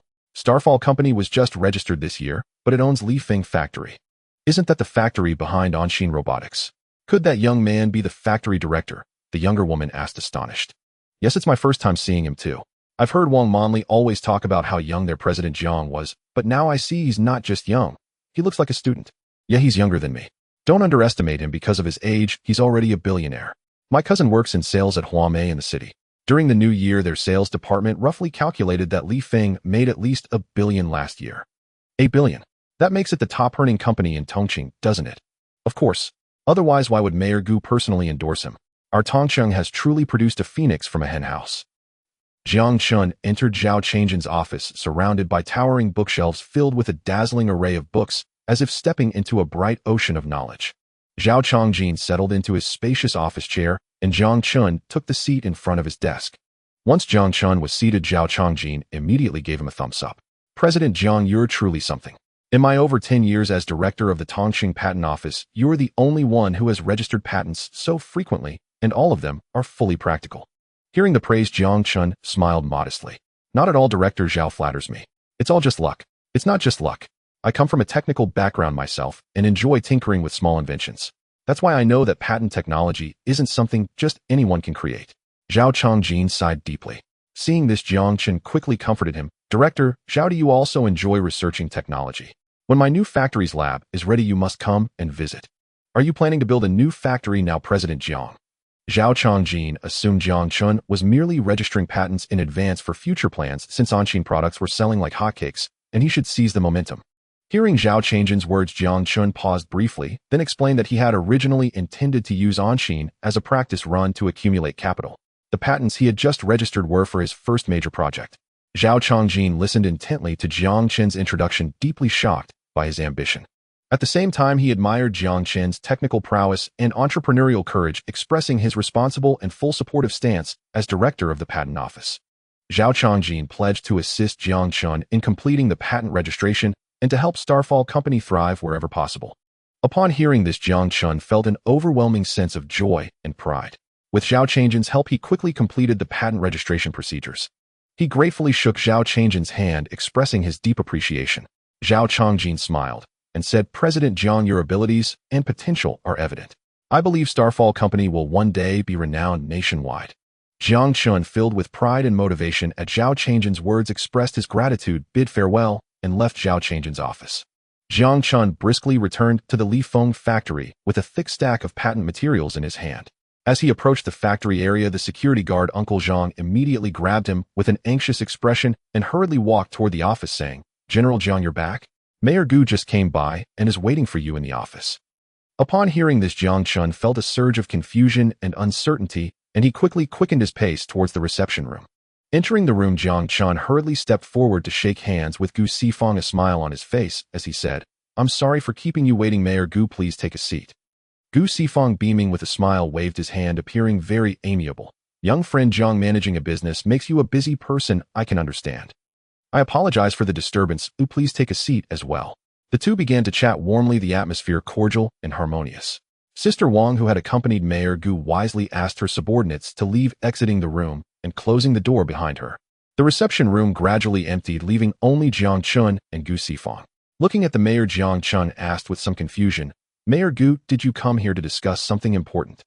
Gu Sifang, with a slightly embarrassed smile, looked at Jiang Chen with admiration, fully aware that this young man had grand ambitions and the capability to achieve them. "I feel a bit ashamed to say that your supervisor contacted me this morning saying that you wanted to visit me. Later, I received a call from the director of the patent office informing me that you had registered a lot of patents. So I knew that you must be planning something significant, which is why I came uninvited." He understood that Jiang Chen's visit was not merely for casual conversation, but to discuss something much more important. Upon hearing Mayor Gu's explanation, Jiang Chen felt a sense of clarity wash over him. He realized that Gu Sifang must have misunderstood the purpose of his visit. It was likely that the mayor thought Jiang Chen was visiting specifically because he registered patents, fearing that he would leave Tong City. Jiang Chen's heart swelled with joy. It seemed he would seize a great opportunity this time. Filled with hope and anticipation for the future, he resolutely said to Gu Sifang, "Mayor Gu, to be honest, I heard that our city plans to build a new industrial zone in the north of the city. Is this news true?" Jiang Chen adjusted his expression, slightly attempting to maintain his inner calm and composure. Upon hearing this, Gu Sifang felt a surge of joy. It seemed Jiang Chen did not intend to leave. However, he then thought that he might be too anxious and would suffer a loss this time. However, that would be fine. The construction of the new industrial zone was originally intended to attract large enterprises to boost its reputation, and Jiang Chen's newly registered Xingchen Technology Company was more than qualified to serve as a benchmark. He nodded and said, "Indeed, the northern area is a vast plain with the Yangtze River flowing directly through. It can fully rely on the river's shipping to assist in business development. This is thanks to the taxes paid by Lifeng last year, which allowed the city to have the funds to implement these plans, all for the future of Tong City." With the confirmation of the news, Jiang Chen's eyes brightened instantly. It seemed that fate was on his side, and he would be able to make the most of this opportunity. Fully aware of the importance and rarity of this opportunity, he was determined to prove his ability and value through concrete actions. "Mayor Gu, as you may have heard, I have newly registered Xingchen Technology Company and have affiliated Lifeng to it. I just returned from the patent office and am preparing to make a significant move this year. I hope you can lend a hand to Xingchen." Jiang Chen's request delighted Gu Sifang. It indicated that he was ready to acquire land and expand production. He was filled with confidence and anticipation for Jiang Chen, resolutely stating, "Whatever it is, just say it. We are all family here, and I will certainly help in any way I can." He deeply understood Jiang Chen's ambitions and dreams and recognized his efforts and strengths. Gu Sifang's firm words stirred something within Jiang Chen. He slightly adjusted his sitting posture and then said, "Mayor Gu, to be honest, I originally planned to acquire land in the south of the city this year, but if the industrial zone in the north is indeed a reality, then I have a better option. I have just registered a patent specifically for the new industry, and I need land, large areas of land, to build a new factory." His voice carried determination and confidence, filled with a thirst and pursuit for future development. Jiang Chen's words were exactly what Gu Sifang had anticipated. He confidently said, No problem, if you want to continue striving in your hometown, I will definitely support you. Just tell me how much area you need, and I will give you a favorable price. He fully understood Jiang Chen's abilities and potential, trusting him wholeheartedly and eager to provide all possible support and assistance. Jiang Chen chuckled, feeling a bit shy as he raised his finger and gestured the number 6. Looking at the 6, Gu Sifang calmly said, 60 mu, no problem. He thought to himself that only 60 mu was a small issue, but he saw Jiang Chen shaking his head, continuing to gesture the number 6, and suddenly his heart skipped a beat. You don't mean you want 600 mu, do you? He was stunned, not expecting Jiang Chen's request to be so vast. A full 600 mu? What was he planning to do? This was all industrial land, residential construction was not permitted. Jiang Chen nodded seriously, saying, yes, 600 mu, and the 2 industries we are immediately setting up are batteries and displays, which will go into production this year. Gu Sifang looked at Jiang Chen awkwardly. He understood Jiang Chen's need for land and grasped his ambitions and dreams, but the favorable price for 600 mu would indeed cause a loss of land funds for the city. He fell into deep thought, weighing how he should make a decision. Observing Gu Sifang lost in thought, Jiang Chen chose not to interrupt and took his time sipping tea. In his heart, Gu Sifang was weighing the options. He looked at Jiang Chen, who was drinking tea, and saw the young face resembling the rising sun. Watching Jiang Chen's calmness and composure, he recognized that this was someone who intended to achieve great things. He then recalled that Tong City was located south of the Yangtze River, with the provincial capital situated between the Yangtze and Huai rivers, lacking substantial benefits and having to rely solely on itself. The industrial zone in the north had always been his aspiration. He hoped to bring new development and opportunities to Tong City through this industrial zone. Unfortunately, the city had always lacked funds until last year's taxes from Lifeng made the plan feasible. Xingchen still has Lifeng. The Onshin robot deal isn't merely based on last year's price, it's a gamble. Seeing Gu Sifang's serious expression turn into a smile, Jiang Chen knew that the deal was made. Gu Sifang indeed said, Jiang Chen, I agree to your terms. The land of 600 mu is set at 200 million in a lump sum. Jiang Chen quickly calculated in his heart. 600 mu is roughly 4.0 square meters, which means the cost per square meter is less than 500. His heart was filled with joy and excitement. He immediately stood up, firmly grasped Gu Sifang's hand, and thanked him for his support and trust. Since Gu Sifang had made the decision, Sister Wang and the relevant agencies quickly finalized the matter. The progress of the matter went as he desired. He was filled with confidence and anticipation, believing that his dream was about to come true. Holding the state-owned land use certificate in his hand, Jiang Chen felt a sense of security. He then immediately handed the plan blueprints to Sister Wang, instructing her to arrange for the construction team to proceed according to the plans. Jiang Chen remained alone in the conference room, his clenched fists resting on the table. He took a deep breath, opened his eyes, and the blueprints on the screen seemed to have dusted off layers of accumulated neglect.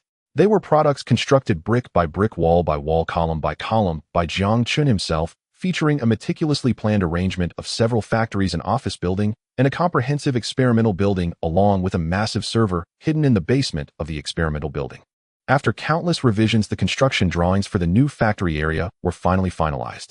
Jiang Chen handed them over to Sister Wang and Xiao Gu, assigning the two to oversee the project's construction, which must adhere strictly to the specifications outlined in the blueprints. Xiao Gu took the blueprints and patted his chest, assuring Mr. Jiang, rest assured, the construction team has already been contacted and is just waiting for your blueprints. I will ensure it's completed within 3 months. Hearing Xiao Gu's words, Jiang Chen felt a wave of relief. He could now devote the remaining time entirely to his studies. From then on, he checked in at the library like a robot, sitting there for an entire day, staring at the words on the computer screen, immersing himself in the essence of intelligent operating system technology. This technology was evidently different from battery and screen technologies. Its content was vast, as it encompassed not only mobile operating systems, but also computer operating systems. Fully understanding and mastering this technology would consume a substantial amount of his time, but once grasped, it would be as if the myriad changes were rooted in a single principle. In the future, regardless of what device's operating system he encountered, he would be able to design one himself. On the day school commenced, Jiang Chen returned to campus after a long time. His heart, filled with anticipation for a renowned scholar, was coming to give a lecture to the senior students. This was an annual tradition at Tongqing No. One high school. On this day, the principal would always take the opportunity to invite some distinguished teachers for lectures. This year, the invited speaker was a mathematics professor from Jilin University, whom he greatly admired. Jiang Chen was incredibly excited, eager to experience what insights the professor's lecture would bring. As he entered the teaching building, the atmosphere was already bustling. The students from all over the school were seated, whispering amongst themselves, and the cacophony of sound filled his ears. Jiang Chen scanned his surroundings, noticing no one recognized him, and quietly slipped into an empty corner. As he settled down, Professor Lu had already walked confidently to the center of the stage. In an instant, the entire hall was enveloped in a poetic silence. The professor took a moment to steady himself, inhaled deeply, picked up the microphone from the table, and softly introduced himself to the audience, tentatively addressing the bustling sea of students. "Hello, everyone. My name is Lu Ping, and I am a mathematics professor at Jiangling University." The audience erupted into waves of warm applause, each round following the previous one in succession. As the applause subsided, Professor Lu brought the microphone close to his lips and continued softly, "I am here at the invitation of your principal to give a lecture to you students. I would like to share my personal views on higher education with you all." All eyes were focused on him as Professor Lu animatedly described his understanding of university life with passionate words. However, Jiang Chen furrowed his brows in confusion. He had thought the professor came to impart professional knowledge, but it turned out he was merely there to motivate them. Upon reflection, he realized he was an exception. The students below truly needed such encouragement, and this lecture seemed more like a variation of a senior year rally. He pressed his lips together tightly, and seizing the moment while everyone was captivated, adjusted his posture and quietly slipped out of the classroom. As he halted, he unexpectedly encountered the principal and teacher Tang, just exiting the office. The principal, with wrinkles on his face, initially looked at him sternly, his lips slightly parting. "Hey kid, where do you think you're sneaking off to?" But once the kind teacher recognized him, his serious expression instantly transformed into a smile. "Oh, it's Jiang Chen. What are you doing out here? Is there a problem with Professor Lu's lecture?" Jiang Chen was somewhat taken aback and hurriedly bowed, greeting, "Hello, principal." "Hello, teacher Tang. I just saw that Professor Lu's lecture was merely encouraging us, so I thought I would step outside for some fresh air." Jiang Chen tried to articulate his thoughts in a way that didn't seem too conflicted. The principal smiled as he pulled a cigarette from his pocket and lit it, gently gesturing towards him. "I understand your current grades are already solid enough for you to be the top scorer in the college entrance examination. This content indeed holds little value for you. However, don't rush off. After it ends, come with me to meet him. I specifically invited him to the school." Jiang Chen, sensing the principal's peculiar tone, slightly furrowed his brow and nodded in agreement. Just after finishing the lecture, Professor Lu, under the principal's guidance, chatted and laughed with Zhang Yu as they walked towards his office. "Zhang, did you summon me this time for some advice?" Professor Lu lazily overturned his cup, taking a hearty sip of hot tea, squinting with satisfaction as he asked Zhang Yu beside him. Zhang Yu simply smiled mysteriously, saying nothing, then patted his shoulder. "Follow me, and you'll find out. I have someone I want you to meet." Jiang Chen sat in the principal's office, closing his eyes to rest, savoring the beauty of technology in his mind. Suddenly, the door opened, and Principal Zhang and Professor Lu walked in. Seeing a student seated in the office, Professor Lu frowned inwardly. "Zhang, you're not trying to pull strings for me, are you? That's not acceptable." Hearing this, Zhang Yu laughed heartily. "Professor Lu, what nonsense are you talking about? Am I that kind of person? That's more like it. But then why did you want me to meet a student?" Professor Lu relaxed upon hearing Zhang Yu's explanation, reassured by his good friend's character. Even his daughter had never gone through back channels. "This student here is eager to attend Jiangling University. You need not worry about his grades. He will undoubtedly be the top scorer next year. I brought you to recognize him so you can take good care of him in the future. He is truly a genius." Upon hearing the word genius, Professor Lu's interest was piqued, and he turned to Jiang Chen, who looked bewildered, carefully scrutinizing him. "Hey kid, since Zhang Yu has spoken, let me test you. Listen closely. Given the function fx acts 1 on 0, it determined the range of values for a such that it is a monotonic function." Jiang Chen was taken aback by Professor Lu's question. The calculation process quickly flashed through his mind, and he blurted out, "Let 0 x1 and x2, with x2 x1 0. If fx is an increasing function, then fx2 fx1 0, so a x2 x1 a 0, hence a 0. Professor Lu looked at Jiang Chen as he rapidly delivered his answer, slightly calculating in his mind, astonished by his speed. It was even quicker than his own calculations, and it was mental math. He indeed had talent. After posing a few more problems, Jiang Chen quickly calculated in his mind and immediately articulated the answers, leaving Professor Lu utterly amazed. He gazed at Jiang Chen as if observing a monster. Zhang Yu saw the test was over and approached, shouldering into Lu Ping as he said, "Lu DePeo, the questions you set are not great." "I see," Jiang Chen answered without much calculation. Looking at his friend's teasing smile, Lu Ping slightly restrained his shock and said seriously, "Not bad. His foundation is solid and his mental arithmetic is exceptionally strong. He is an excellent candidate for studying mathematics. How are his grades usually? If he has a weak subject, it might be tricky." "Hey, you are picky. This guy scored full marks in every subject except Chinese. The admissions office of Qingbei had their eye on him last year. If he hadn't refused to go, they would have definitely accepted him at Jiangling University. How did you get involved? Hearing that someone from Qingbei was interested in Jiang Chen, Lu Ping's expression became anxious. Upon learning that Jiang Chen wanted to go to Jilin University, his face finally brightened. Hey, isn't it our school that's good? Such a talented student is set on the Jilin University brand. You have good taste, kid. After some banter between the two friends, they turned their focus to Jiang Chen. Jiang Chen, your grades are good enough for Jilin. Is there a specific major you want to study? If it's mathematics, you can come directly to me. Seeing such a promising student, Lu Ping felt a pang in his heart, wanting to take him as his personal disciple. The conversation made Jiang Chen realize that Lu Ping had been specially invited by the principal to look after him at Jilin. Professor Lu, I don't have a particular major in mind.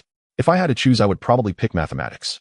Hearing Jiang Chen's response, Lu Ping was overjoyed and immediately arranged that he would personally teach Jiang Chen at Jilin. By the way, with your math skills, why didn't you participate in this year's math competition? With your level, winning a national award would be a piece of cake. Lu Ping suddenly remembered the competition. It should be the training period now, and curiously asked, math competition? I don't know. Zhang Yu's such a good candidate, you didn't let him participate in the competition. Isn't this a waste of talent? Don't mention it. Jiang Chen only showed this learning ability last semester. In the first and second years, his grades were so bad that you wouldn't believe it. He wasn't even in the average range. If it weren't for that, I would have definitely let him compete and at least get a few competition trophies for the school exhibition room. Principal Zhang lamented deeply. Principal Zhang's explanation left Lu Ping in awe. He hadn't expected such a transformation in just 6 months.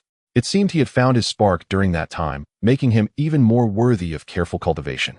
To have such mental arithmetic skills and mathematical knowledge after just half a year is a sign of a future academic genius who could support Jilin University. This is easy. The preliminaries just ended. His level is fine. If Jiang Chen wants to, I will put my face on the line to help him get a chance for the finals.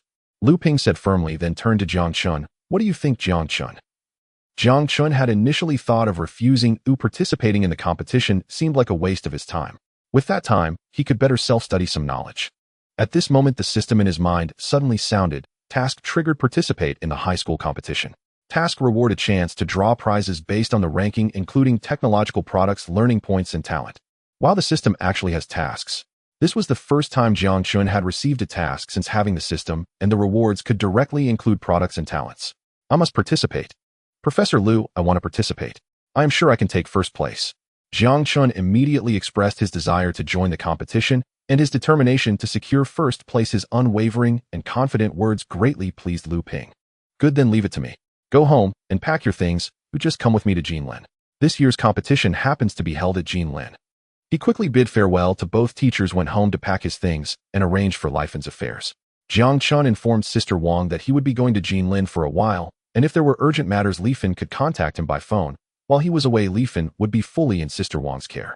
Afterwards, he went to the villa to increase the capacity of Haoshan's server in advance and instructed it to pay more attention to Lifen's situation while Jiang Chen was away from Tong City. Then Jiang Chen followed Professor Lu to Jilin, where he was arranged to stay at his home. After settling Jiang Chen, Lu Ping immediately went to the school to find the department head Zhou Tianxiang and explain the situation in detail. Director Zhou, I am here to cancel my leave. Additionally, I want to discuss something with you. Lu Ping handed the leave cancellation form to Zhou Tianxiang, then looked at him with a somewhat absent-minded expression, hesitating to speak. What are you being so coy about? Do you have something to ask me yet? Looking at Lu Ping's embarrassed expression, Zhou Tianxiang teased, I was recommended a genius during my lecture in Tong City by an old classmate. I assessed him carefully and was very satisfied. He is determined to come to our school to study mathematics, so I promised to take him as my disciple. I came to arrange some benefits for him. Seeing Zhou Tianxiang's teasing gaze, Lu Ping simply stated, what kind of talent can catch your Lu Depeo's eye? I really want to meet him. What benefits are you talking about? I will definitely help your future disciple with whatever I can accept for favoritism. Zhou Tianxiang, seeing Lu Depeo wanting to take a disciple, found this to be big news for the mathematics department. He previously performed poorly, and only in the past 6 months has he shown improvement, so he doesn't even know about the math competition. Isn't it already past the preliminaries and moving to the final stage? I would like to ask the director to intervene and contact the organizers to give him a chance to participate in a separate final round. Lu Ping laid out Jiang Chen's situation to Zhou Tianxiang. This matter is a bit complicated. Zhou Tianxiang said hesitantly, not because he couldn't do it, but because he was considering the consequences of this action. Seeing the director's hesitant expression, Lu Ping shamelessly said, I don't care if I've already made my point, and my disciple will definitely win a gold medal. It would be a pity not to participate. He could be my future personal disciple. Seeing Lu Ping from the mathematics department act so brazenly, Zhou Tianxiang had no choice but to agree. He immediately picked up the phone to contact the person in charge of the math competition, using his own influence to secure a chance for a separate final round. After hanging up the phone, he pointed at Lu Ping and said, "Let's go, take me to see your personal disciple right now. By the way, tonight you have to treat me to dinner at least at Yonghe Garden." Seeing that Director Zhou had secured the opportunity for the final round, Lu Ping said, without pressure, "No problem, let's go. He is at my home now." Zhou Tianxiang immediately packed his things and followed Lu Ping to his house. He wanted to see what kind of talent could make Lu Depeo so determined to take him as his personal disciple. One must know that an ordinary graduate student is not just a disciple. His last disciple has already made a name for himself in the international academic community. Moreover, this is a personal disciple, someone who will inherit the legacy. Jiang Chen stood in Professor Lu Ping's study, his gaze fixed intently on the handwritten insights of the professor, feeling an immense joy within. Indeed, studying the insights of these prominent figures brought him a uniquely different experience. He quietly felt that the originally dry theoretical knowledge had become vivid and lively at this moment. After all, he was merely a self-taught student who had learned part of the university curriculum. Although he had a system to help him quickly comprehend and memorize knowledge, it still fell short compared to true accumulation and understanding. Now he was gradually experiencing that distinction, as if under the guidance of the insights from these experts, he had embarked on a different path. The relevant knowledge accumulated in his mind seemed to receive a brand new guidance, being copied and reorganized, then coming to life all at once. Feeling that knowledge racing through his mind in a new form, he could not help but feel a wave of joy in his heart. This sensation was too peculiar, too wonderful. In fact, he had once felt confused and lost during his self-study process. It turned out that what he lacked was this training and guidance in mathematical thinking. It was the kind of immersion in theory where, through solid foundational knowledge and thorough thinking, one gradually bridges the gap between theory and application. Such things were beyond his reach with self-study. Now that he had found it, this journey to Jinlin was indeed worthwhile. At this moment, he was deeply immersed in the ocean of manuscripts, completely forgetting the outside world. Sitting quietly there, completely absorbed in the knowledge of the manuscripts, he didn't even notice when the door was pushed open and Professors Lu Ping and Zhou Tianxiang entered. The two experts looked at Jiang Chen, who was seriously studying the manuscript, with a sense of incredulous astonishment. Wasn't the manuscript in Jiang Chen's hands the one by Lu Ping on the topic of linear functionals? Lu Ping and Zhou Tianxiang exchanged glances, both surprised by Jiang Chen's seemingly obsessive gaze on the manuscript, and a shared question arose in their minds. Could this young man actually comprehend the research theme of Professor Lu Ping's manuscript? Even though he had self-studied most university courses, this topic was typically introduced at the graduate level. Faced with such a stark contrast, they felt a mix of shock and astonishment. At this moment, Jiang Chen was free of distractions, his mind clear. His eyes resembled two dark, celestial bodies, bright and shimmering like diamonds, fixated on the manuscript. It seemed he had isolated himself from the outside world, oblivious to the two professors watching him with puzzled expressions. He turned the pages one by one. With each page turned, his knowledge grew denser and his gains multiplied. With every flip of a page, his eyes sparkled brighter, enriching his mindset. In the end, he swiftly finished reading dozens of pages of the manuscript, feeling not only an increase in knowledge, but also a deepening of understanding. With a nearly greedy attitude, he absorbed every particle of knowledge emanating from the manuscript, patiently savoring each theoretical detail, organizing them in his mind, and chewing them bit by bit. After finishing, he closed the manuscript, then quietly closed his eyes, starting to reflect on every knowledge point he had encountered. In his mind, he gradually constructed a complete cognitive model, feeling the pure mathematical thinking distilled from the knowledge of linear functionals. At this moment, Lu Ping and Zhou Tianxiang quietly watched Jiang Chen with his eyes closed, his expression particularly focused, as if engaged in something significant. They understood the significance of this situation, so they refrained from interrupting, simply sitting quietly on the sofa in the room waiting. They exchanged glances and nodded in silent understanding. Jiang Chen opened his eyes contentedly, only to see the two professors sitting across from him, one of whom was Professor Lu. He suddenly became alert, sprang to his feet, and apologized to the two professors. "I'm sorry, I was so absorbed in my reading that I didn't notice you had arrived, Professor." Professor Lu Ping waved his hand dismissively in response to Jiang Chen's apology, indicating it was no problem. Then he asked seriously, his tone carrying a sense of gravity, "Jiang Chen, you were just reading my insights on linear functionals. What are your thoughts?" Jiang Chen's heart raced. He hadn't expected the professor to inquire about his feelings regarding the insights. Nevertheless, he truthfully expressed his reflections. The manuscript discusses issues related to linear operators and linear functionals. If I understood correctly, the focus should be on deriving the optimal algorithm. Jiang Chen noticed that both Lu Ping and Zhou Tianxiang were greatly shocked by his response. This was a topic typically encountered only in the later years of university, and most of it would only be slightly understood at the graduate level before beginning in-depth research. The fact that this young student had genuinely comprehended such content left Lu Ping and Zhou Tianxiang in awe. He must be recruited into Jinlin. They both thought to themselves he must be taken as a disciple. Jiang Chen right. I am Zhou Tianxiang, the Dean of the School of Mathematics at Jinlin University. I heard from Lu Ping that you greatly admire our Jinlin University. I'll directly arrange a special admission for you. With your performance, it won't be a problem. Zhou Tianxiang was worried that such a talent would be poached by other schools, especially after hearing Lu Ping mention that people from Qingbei had approached him. He couldn't wait until the college entrance examination. If other schools offered conditions to take him away, by then Jinlin would suffer a significant loss. They had to act preemptively, disregarding any regulations, and settle it first. Lu Ping looked at Zhou Tianxiang's sudden change in attitude with some helplessness, knowing that old Zhou was saying this for the sake of Jinlin. However, during their journey to Jinlin, he had talked with Jiang Chen, and Jiang Chen had clearly expressed his wish to enter Jinlin University through the college entrance examination in a fair manner. Indeed, Jiang Chen's response was as resolute as ever. He said, Dean Zhou, thank you for your kindness. However, I would like to achieve my goal through the college entrance examination.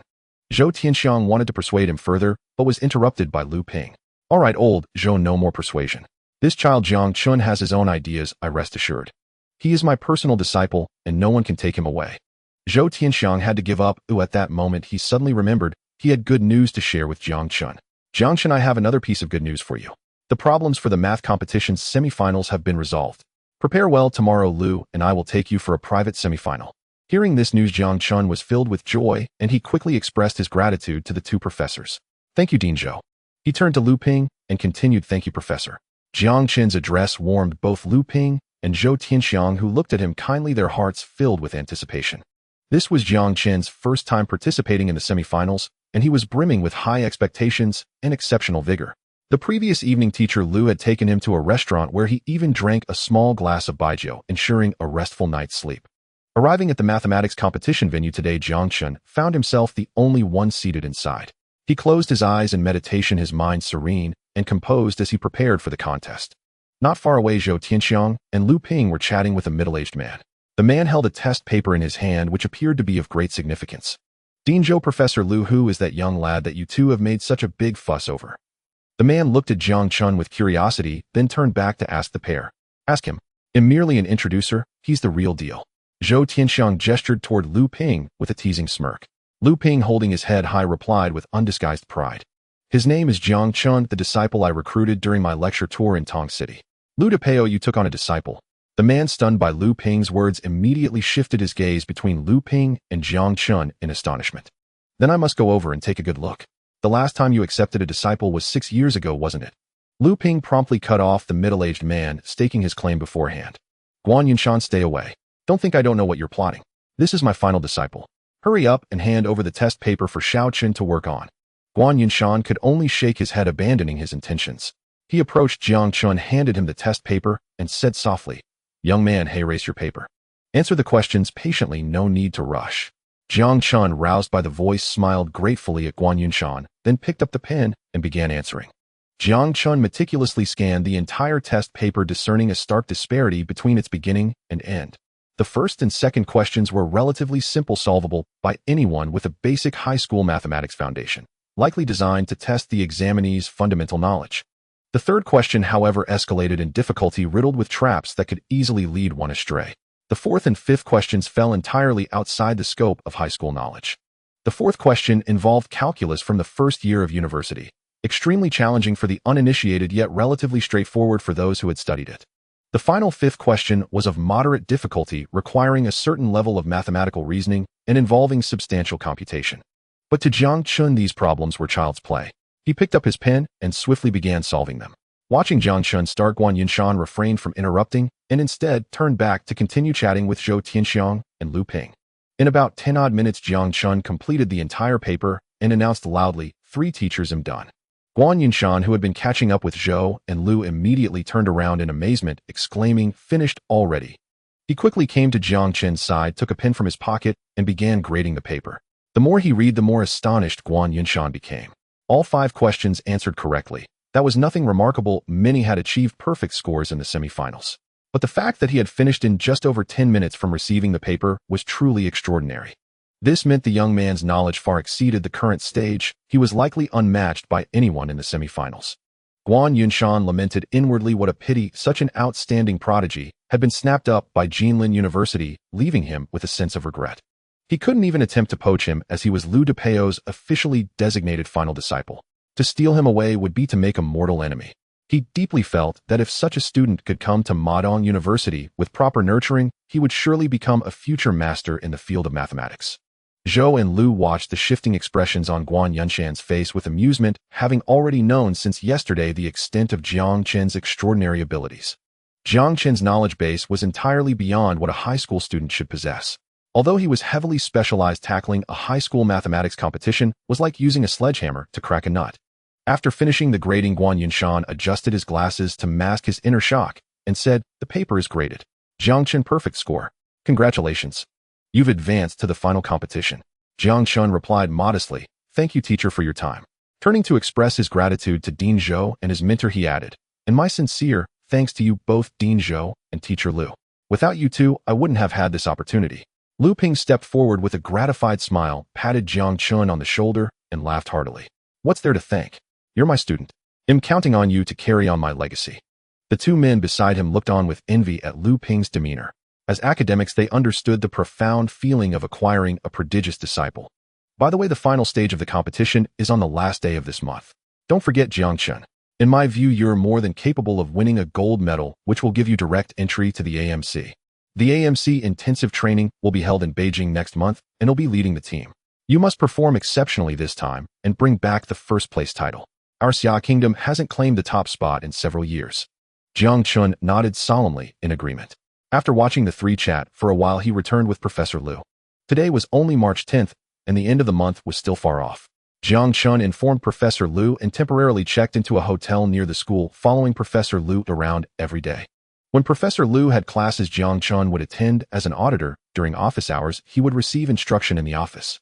Professor Liu specialized in functional analysis, which Jiang Chen could comprehend thanks to his existing foundation in university-level advanced mathematics. While teaching Jiang Chen, Professor Liu discovered that although he possessed a wealth of university-level mathematical knowledge, it was fragmented and not integrated. Whenever they delved into a specific field, Jiang Chen would pause to think. Thus, what Lu Ping needed to do now was to impart an overarching mathematical mindset to Jiang Chen. He aimed to help Jiang Chen establish his own mathematical thinking model within his mind. Mathematics is broadly categorized into 5 major branches: pure mathematics, applied mathematics, information and computing science, probability and statistics, and financial control. Pure mathematics encompasses functional analysis, algebra, function theory, number theory, algebraic geometry, differential geometry, partial differential equations, mathematical physics, and topology. Professor Liu imparted his entire understanding of mathematics to Jiang Chen, enabling him to grasp the complete concept of the subject. He then directed Jiang Chen to delve deeply into pure mathematics, the foundation of all sciences. Only by thoroughly mastering pure mathematics could he excel in learning other disciplines. Within just over 10 days, Jiang Chen, under teacher Liu's guidance, intensively absorbed mathematical concepts. As he sat in the mathematics competition venue, he still savored the gains from this recent period. Now he had no weaknesses in university-level mathematics and was ready to engage in cutting-edge mathematical research. Although he had gained only a modest amount of learning value during this time, the effort invested was well worth it. At a certain mathematics forum, enthusiasts were fervently discussing the upcoming mathematics competition. This year marks the 30th anniversary of the National Mathematics Competition, and I heard that students from all provinces, cities, and autonomous regions are participating. According to official statistics, 3600 high schools and nearly 200 high school students have registered to participate. However, only 100 contestants remained in the final stage, and recently a new contestant named Jiang Chen appeared. The geniuses from Shuemu Fuzhong and Jingda Fuzhong are also competing, along with a student from Qingbei Fuzhong named Yang Wenzhou. I heard he has been guaranteed admission to the mathematics department at Jingda. It seems the champion spot has already been reserved. Every year the gold medals in mathematics competitions are monopolized by Qingbei. I wonder if a dark horse will emerge this time. You're thinking too much. The geniuses have already been reserved by Qingbei, and the students from other schools can only pick up the leftovers. That's because Qingbei is formidable.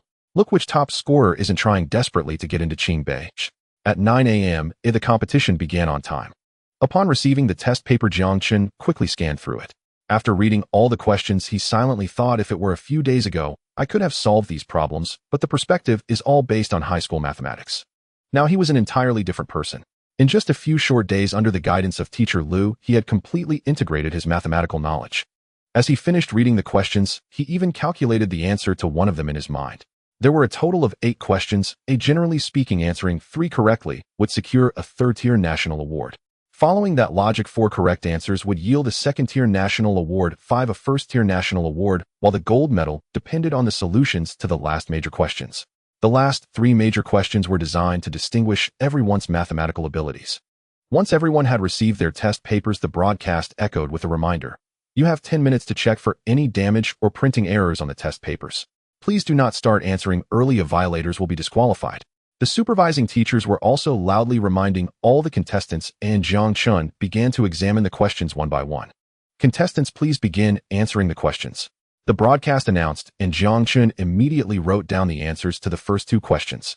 Inside the examination hall, the only sound was that of pens scratching on paper. The first 2 questions were not difficult for the 100 students. However, starting from the 3rd question, many began to halt their pens, feeling confused and unsure of where to start. Many felt a sense of defeat, internally shouting, "What kind of problem is this? I can read the words, but I can't understand them when they're combined. Why did I participate in the mathematics competition? I'm such an idiot." Jiang Chen had successfully answered 5 questions and was preparing to tackle the 6th, a rather challenging geometry problem. The 6th question was as follows: find the equation of the ellipse E2. Given a point A on E, the tangent line at A makes an angle with line L intersecting L at points B and C. I prove that angle A 90 degrees 3. From a point D on E, draw 2 perpendicular lines intersecting E at points F and G and find the minimum value of DGGF. As is well known, the shorter the question, the more difficult it is. After a brief contemplation, Jiang Chen quickly wrote From the problem statement, the equation of the ellipse E is E frax 2 A2 frac 2B 21, where ascot 4B2. 2.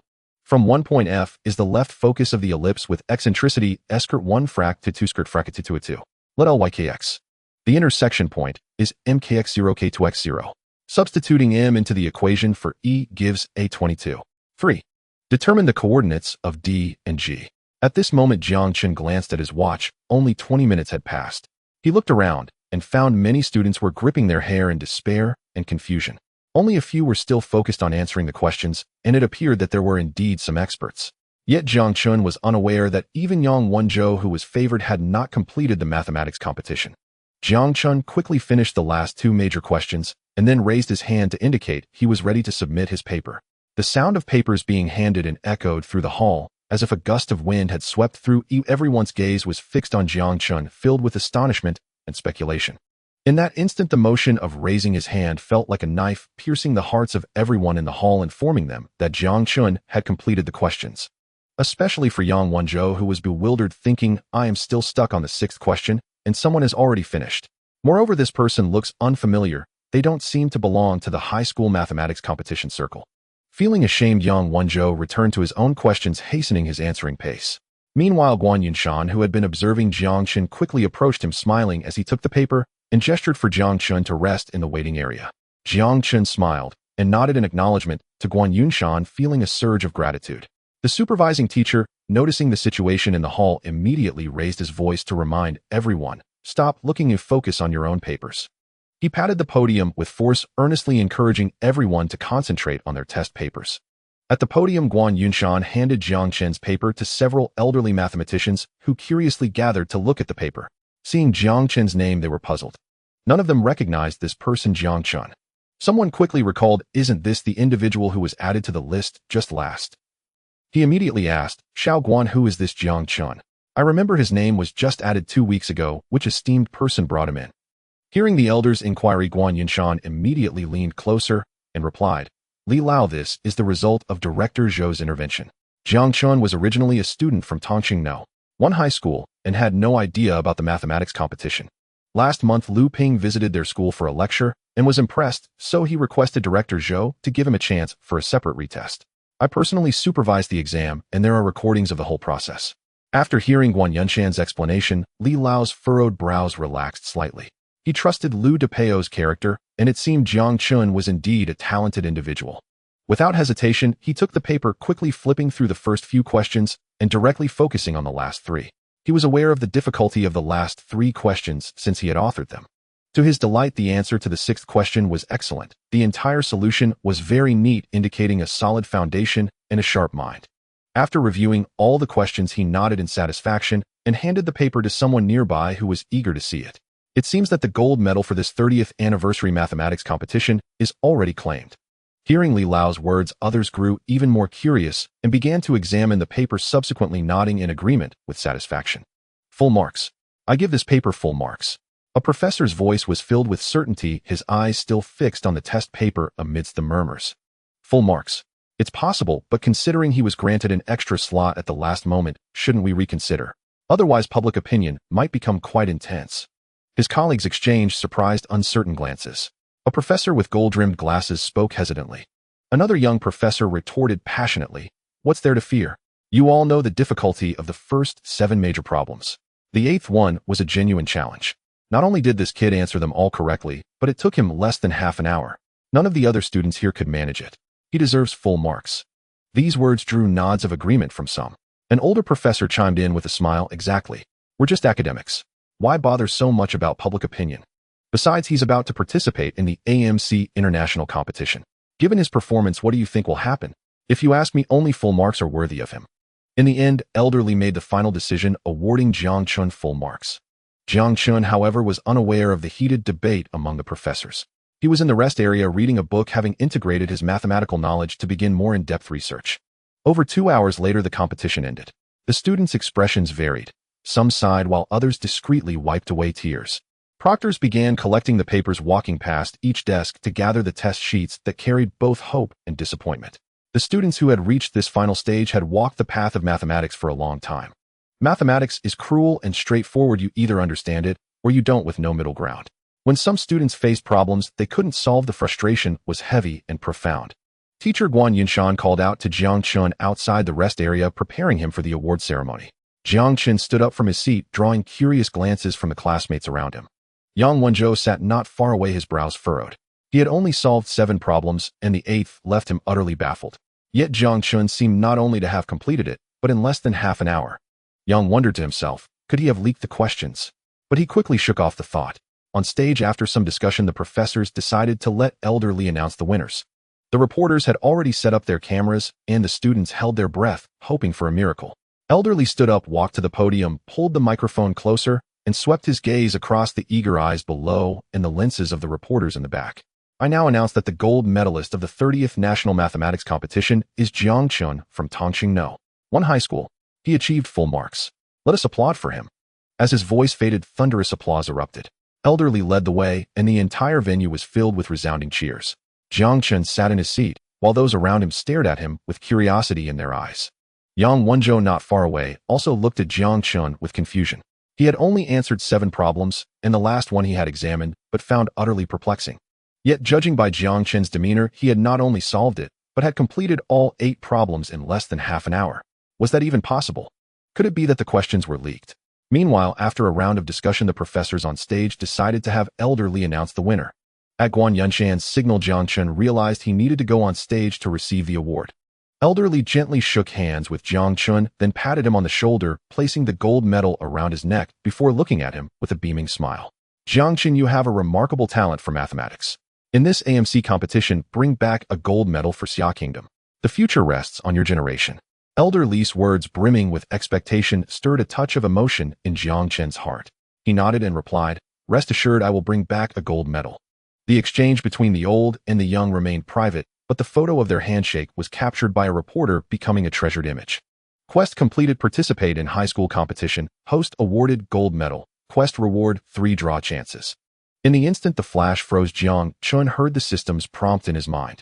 A faint smile appeared on his face as excitement gradually welled up within him. After the photo session, Jiang Chen, introduced by Guan Yunshan, met several professors who held him in high regard. 2 of them even directly asked if he was interested in attending their universities, offering to secure his admission without exams. After all, Jiang Chen's performance in the competition was astonishing. To recruit such a mathematical prodigy and mentor him personally would be a truly admirable feat. Guan Yunshan, standing by, wore a mischievous grin as he watched Jiang Chen handle the situation on his own. Jiang Chen, noticing Professor Guan's smile, realized he was intent on enjoying the spectacle. Thus Jiang Chen had no choice but to invoke his teacher Lu Ping's name, revealing that he had been accepted as Lu's last disciple. The professors, aware that Lu Ping had orchestrated Jiang Chen's participation in the competition, hadn't expected this connection. They had no choice but to relent, offering words of encouragement before parting ways. Jiang Chen hastily concluded the ceremony and hurried back to the hotel. Eagerly, he took a deep breath, calmed his mind, and immersed his thoughts in the system, looking forward with anticipation. All powerful black technology system. Technology title beginner. Current learning value 925479. Exchange technologies: artificial intelligence algorithm, lithium-ion battery technology, smart fast charging technology, smart operating system, liquid crystal display, LCD technology, organic diode, OLED technology, master talents, eidetic memory, meditation. Jiang Chen's thoughts raced as he quickly clicked on the newly appeared draw page, as if an enticing scroll unfurled before him, his eyes gleaming with expectation. A massive backlit wheel unfolded before Jiang Chen's eyes, with a prominent number 3 at its base. The wheel was filled with various segments, most containing different amounts of learning values ranging from 1,000 to tens of thousands, with the highest at 1 million. Though that segment was so small, it was nearly negligible. Half of the remaining segments showcased a variety of remarkable talents, such as robustness and dual focus, which Jiang Chen had seen before. The other half displayed an array of enticing technological products, from small items like game engines and various application software to VR devices. Larger ones included complete sets of technologies for fuel-powered and new energy vehicles, as well as industrial machine tools and satellites. Even more astonishingly, Jiang Chen spotted some military equipment among them. You read that right, military equipment. It covered a range of military products from the Cold War era to futuristic technology, including various generations of aircraft, tanks, and even missiles. Yet what captivated Jiang Chen the most were the grand prizes. Lithography machines and controlled nuclear fusion were also among the rewards. Although the segment for this grand prize was nearly imperceptible, with odds likely lower than winning the lottery, it still represented a glimmer of hope, a driving force for his pursuit of technological dreams. Jiang Chen lay on the soft bed, his gaze entranced by the spinning wheel ahead, a hint of indescribable excitement bubbling within him. In his mind, he began to envision how to integrate these dreamlike prizes into his production life, carefully considering how to utilize each product once drawn. For those civilian products, Jiang Chen could almost imagine how he would apply them in the soon-to-be-established new industrial zone, his heart filled with beautiful visions of the future. However, as his thoughts drifted to military equipment, he couldn't help but fall into deep contemplation. As an ordinary citizen of Xia country, suddenly possessing such advanced technology, wasn't that a challenge? News reports from the future flashed through his mind. In the years leading up to his return, the media frequently reported on how many spies had been captured. Especially the domestic Skynet system, with its ubiquitous cameras, kept social instability in check. Trying to secretly develop military products in the country was akin to walking into a trap.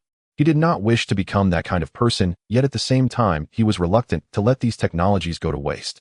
Jiang Chen's emotions grew complex, torn between boundless imagination for the future and helpless worry about the present. A smile hung at the corner of his mouth, yet it carried a hint of bitterness. He immersed himself in this conflict for a moment before gently shaking his head, as if to shake off all these troubles. He decided not to think too much, at least for now. He wanted to enjoy the joy brought by this first lottery, thinking about how to deal with it after he won. He quickly got up and stepped into the bathroom, planning to wash away all his worries and troubles with a comfortable shower. Water droplets slid down his skin, each drop seeming to cleanse the fog in his heart, making his mood clearer. After his bath, Jiang Chen sat cross-legged on the bed, his heart brimming with excitement, a mark of respect for the lottery and an anticipation for the future. As the wheel began to spin, his heartbeat quickened, the intertwining feelings of anticipation and tension filled each breath with a fiery essence. When the pointer finally halted on the mechanical arm technology, an indescribable thrill surged within him. He studied the technology closely, and his heart brimmed with boundless imagination for the future of industrial production. This intelligent production method not only significantly increased efficiency, but also reduced reliance on highly skilled personnel, which was undoubtedly a massive boon for him. His heart was filled with a love for technology and a vision for the future, as if he could already see the outline of his industrial empire. In the future, some modern industrial workshops had already implemented this technology, although it still required a few highly skilled individuals to realize it. The increasingly intelligent and efficient machinery is precisely what many capitalists and factory owners preferred, especially in some developed Western countries. After all, their capitalism is at the core, and all capitalists are driven by profit. Mechanized arms which do not require salaries and can work 24 hours are more favored. This also led to widespread unemployment in the future, creating significant instability in society. As a result, their national government enacted laws to mandate a minimum number of hires.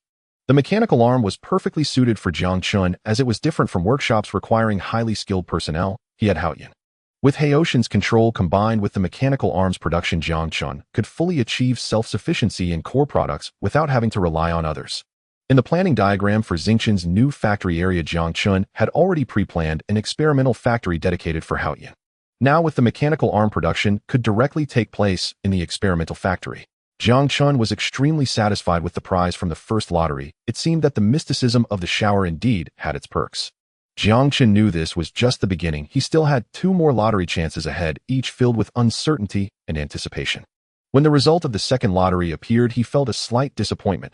This time, he received a large amount of study points totaling 2,000. This was equivalent to about a week's output for him, which was also a valuable asset. And when the final lottery result was revealed, it was a bizarre yet delightful gift, a talent for preventing hair loss, which made Jiang Chen laugh. He laughed at his own luck and this whimsical fate. Although the idea of preventing hair loss seemed somewhat ridiculous for someone like him, who often found himself under pressure, it could also be a form of consolation. But the talent drawn turned out to be preventing hair loss. Jiang Chen couldn't help but shake his head and chuckle, saying, "System, I'm quite satisfied with the talent you've drawn for me, but what use is this hair loss prevention?" Soon he put away his sense of regret. The prizes from his 3 lottery draws were all quite good, and the talent for preventing hair loss was still worth 5,000 study points. It wasn't entirely useless. At least during the math competition, Jiang Chen noticed many professors whose hair was already thinning. Preventing hair loss could at least help him keep his hair after all those engaged in academia and production faced significant pressure and anxiety, making hair loss a very common phenomenon. He still cared about his appearance. Carrying this sense of satisfaction and anticipation, Jiang Chen gradually relaxed his body, closed his eyes, and slowly drifted into a sweet dream. Meanwhile, news of Jiang Chen winning multiple gold medals began to spread through various channels. First, it appeared on a mathematics enthusiast forum. What the hell, where did this contestant come from? If I'm not mistaken, the official announcement says this Jiang Chen scored full marks in less than half an hour. Upstairs, I just finished reviewing the released papers. Jiang Chen's paper is indeed perfect. A full score is beyond question. If I were a judge, I would also give him full marks. According to rumors, this Jiang Chen did not participate in the first semifinal. It seems he was directly added to the finals list 2 weeks ago. Is there some kind of dark scheme behind this? Where is the dark scheme? This is the 30th mathematics competition, quite a milestone. Exactly, the judging panel is so prestigious. The first judge is Oldley. I don't believe Oldley would let someone with a background take the gold medal. According to reliable insider information, let me introduce myself first. I'm a student from Jilin University. This Jiang Chen is a recently accepted disciple of Professor Liu Ping. Professor Liu was invited to give a lecture at Tongqing one middle school last month, where he fortuitously met Jiang Chen and was immediately impressed. It was also Professor Liu who recommended him for the semifinals, and it said Jiang Chen was completely unaware of the math competition. Is that so? I trust Professor Liu's character. He hasn't taken a disciple in years. Could it be he's truly a genius? But that doesn't mean he can bypass the semifinals to participate in the finals. This is incredibly unfair to all those students who have worked hard to prepare for both rounds. This is a dark scheme. Exactly, this is the style of academic cliques. Strongly oppose this kind of behavior. Moreover, seeing that Yang Wenzhou only managed to solve 7 problems, while this fellow completed all in half an hour, I don't believe it. There must have been a leak in the questions. The intense discussions on the mathematics enthusiast forum began to spread in all directions. The emergence of a genius like Jiang Chen was truly hard to accept. His performance in the mathematics competition was nothing short of a dimensional strike. Never before had such a person appeared. It was indeed astonishing, but the level of astonishment was simply excessive. Shocking. Achieving a perfect score in the mathematics competition in just half an hour. Insider news. Watch the editor unravel the dark secrets of the competition. Exclusive interview with a researcher expressing dismay at the domestic research environment. After getting out of bed with satisfaction, Jiang Chen stretched widely and then turned on his computer as usual to communicate with Haoyan and obtain Li Feng's daily report. Haoyan then expressed that the online discourse surrounding Jiang Chen was quite intense, asking whether he should step in to address it. Jiang Chen pondered while reading the discussion posts about the mathematics competition. He declined Haoshan's request, assuring him not to worry as he would handle it. Thus, he secretly formulated a plan in his mind. In recent days, many had begun to suspect that there were dark secrets behind the mathematics competition after seeing the sensational titles, thinking that the questions had been leaked to a privileged student. Then many prominent figures began to express their opinions, riding the wave of trending topics, and the issues surrounding this mathematics competition quickly surged to the forefront of blog discussions. Meanwhile, inside the hotel where the judges for the mathematics competition were staying, the clock on the wall ticked steadily. Guan Yinshan paced anxiously in the room until Li Lao entered with a calm demeanor. As soon as Li Lao sat down, he inquired in confusion, "Xiao Guan, why did you rush to gather us all together? Is something wrong?" Guan Yinshan was like an ant on a hot pan, restless. After helping the old professor seated behind Li Lao, he hurriedly said, "Li Lao, the situation with this mathematics competition has escalated. The online rumors claiming that we leaked questions to Jiang Chen have become rampant, and now they are rampant." His words were like throwing gunpowder into a blazing fire, instantly igniting an explosion. A professor wearing gold-rimmed glasses, upon hearing Guan Yinshan's words, slammed his thigh and exclaimed, "I knew it." Awarding him the gold medal would surely lead to such issues. He shouldn't have received a perfect score. What should we do now? The professor, who had supported the perfect score yesterday, scoffed at him, retorting, "What are you talking about? Everyone has seen Jiang Chen's performance. He deserves the perfect score. As for the leaked questions, that's complete nonsense. We only devised the exam questions on-site before the finals, printing them out on the spot. How could there be any time for leaks?" The professor with the gold-rimmed glasses was equally unwilling to back down, asking, "Then how do you propose we quell the current online sentiments? If we hadn't given him a perfect score, this wouldn't have blown up to such an extent." Both sides held firm to their views, and a quarrel immediately ensued. Li Lao's expression darkened, a hint of dissatisfaction flickering in his eyes. In a fit of anger, he slammed his palm on the table, producing a resounding noise. Everyone was taken aback and instantly ceased their arguments. Li Lao sternly shouted, "What are you all arguing about? We are scholars. There cannot possibly be any dark dealings. Jiang Chen earned the gold medal with his own capabilities. Should we yield to the rumors online? We must uphold our principles." His words struck like thunder, instantly silencing everyone. The room fell into a heavy silence, and no one dared to speak, each bowing their heads. Li Lao spoke with a firm tone, "Everyone has interacted with this young man. We all know his capabilities. His level is now sufficient to participate in certain research topics. Moreover, let us not forget that Jiang Chen will be going to the United States next month to participate in the AMC international competition. With his presence, our nation has a great chance of reclaiming the gold medal." Li Lao's words were like a splash of cold water that awakened everyone. Yes, there was the upcoming AMC competition that required Jiang Chen's participation. Finally, Guan Yinshan weakly asked, "But Li Lao, how should we quell the online sentiments? Since the day of the finals, the online backlash has been quite severe, with even some saying they would go to the entrances of various judges' schools to unfurl banners." Everyone's gaze turned towards Li Lao, seeing him as their anchor, hoping he could resolve the issue. After pondering for a moment, Li Lao said solemnly, "You need not worry. Xiao Guan used the official channels to release an announcement clarifying the truth of the matter. Then gather reporters from various circles. In the afternoon, we will hold a press conference at the competition site, and I will personally attend to address their questions." Upon hearing this, everyone felt as if they had swallowed a calming pill, and they all sighed in relief. With Li Lao taking charge of the situation, the pressure on everyone lessened significantly. Otherwise, if extremists went to their school's entrance with banners, their reputations could be ruined for life. They began to consider countermeasures, hoping to quell the online uproar. Jiang Chen at that moment was in Professor Lu's office, carefully contemplating the problems just released by Professor Lu. Suddenly, Professor Lu's sigh startled him. He quickly leaned over and inquired, "Teacher, what's the matter? Why are you sighing?" Professor Lu showed Jiang Chen the messages on his phone. "The uproar surrounding this mathematics competition has become too great. Even the official announcement was ineffective, and now Li Lao is being pressured to hold a press conference this afternoon to clarify. You see, we scholars have always conducted ourselves with integrity. Why are there so many conspiracy theories?"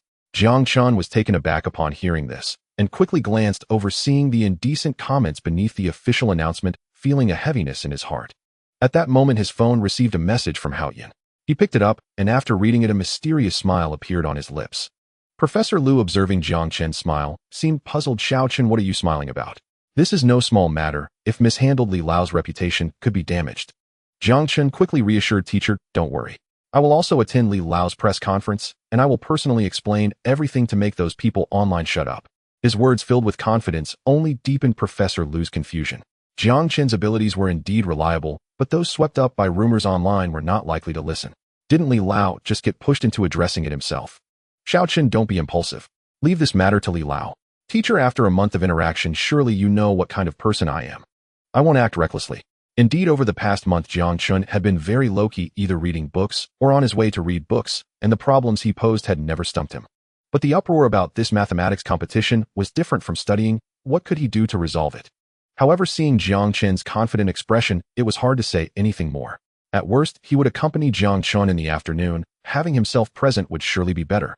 In the grand auditorium of Jilin Polytechnic University, the lights shone brilliantly, with every seat filled. The flash of reporters' cameras resembled the endless stars in the night sky, their notebooks and recording devices silently waiting to capture every moment that was about to unfold. However, behind the scenes, the atmosphere was quite different on the eve of this anticipated press conference. Old Lee sat there like a solitary island, silent and distant, his eyes tightly shut, as if engaged in some profound contemplation, the air around him thickening with his silence. The people in the room dared not disturb the elder, all knowing the heavy burden he bore. Guan Yunshan stood to the side, his brow furrowed, anxiety bubbling within him like an imminent tide. He thought to himself that if this press conference did not go as planned, it would be an incalculable blow to Old Lee's reputation. At that moment, his phone suddenly vibrated, shattering the surrounding silence. He glanced at the screen and saw it was a call from Lu Ping. He hurriedly found a quiet corner to answer. On the other end, Lu Ping's voice came through with an urgent tone. Guan Yunshan, I'm at the door. Take me and Jiang Chen to see Old Lee. Guan Yunshan's voice was filled with displeasure. How can an 18-year-old boy handle this? Don't you understand? Old Lee is currently resting. You two should just go back and not interfere with this matter. Stop talking so much. Jiang Chen is quite capable. He said he has a way to resolve the current predicament. Hurry and take us to see Old Lee. Don't be anxious. After that, Lu Ping hung up the phone, ignoring Guan Yunshan's scolding. Guan Yunshan muttered a few complaints before reluctantly going to meet the two. As Guan Yunshan grumbled under his breath, he couldn't understand why Lu Ping was doing this. Didn't they realize it was not the right time? However, he also understood that complaining was futile. The most important thing was to remain calm and not lose composure. Since the two had come, it was better to let them see Old Lee. When he saw the two, he still grumbled, while Jiang Chen simply smiled without speaking, and Lu Depeo directly ignored Guan Yunshan's words with a raised chin. Understanding Guan Yunshan's complaints and dissatisfaction, Jiang Chen merely smiled faintly, knowing that Uncle Guan was also worried about Old Lee. Moreover, it was not the time for debate. He held a decisive method in his hands. It was best to first assess Old Lee's situation. The three quickly arrived in the lounge, and the others inside realized that Lu Ping had brought a young man who must be the protagonist of this incident. Jiang Chen, surrounded by curious and scrutinizing gazes, remained unaffected as his determined gaze locked onto Old Lee, who sat in a chair with his eyes closed. He walked lightly forward, crouched down, and said gently and sincerely, Old Lee, I apologize for disturbing you during this time. Hearing the familiar voice, Old Lee slowly opened his eyes, and the anxious yet sincere eyes before him warmed his heart. Wasn't this Jiang Chen, who had boundless potential? With a smile and eyes filled with affection, he gently grasped Jiang Chen's hand and slowly spoke. Child life will always have its storms. At my age, I've seen plenty. You needn't worry, this is not a major issue. Moreover, I can tell you are naturally suited for research. Old Lee's words were filled with hope and trust for Jiang Chen's future, and that seemingly selfless support warmed Jiang Chen's heart like spring. I may be an old bone, but I'm still holding strong. Don't underestimate me. All right, go back and learn well from Lu Depeo. His research skills may not be great, but he can still teach well. I'm quite assured of you studying under him during your undergraduate years. Old Lee revealed a slight smile of determination, as if no difficulty could crush his strong will.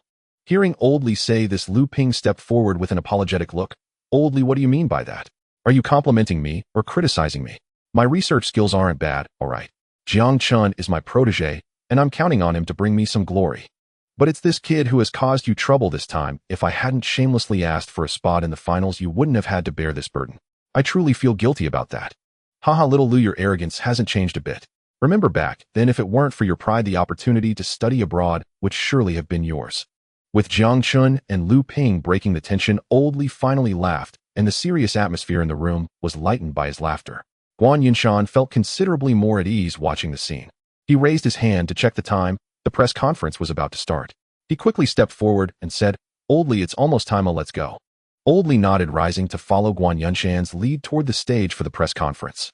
The reporters and media friends below had already prepared, and Old Lee stepped out from behind the door, walking steadily onto the stage.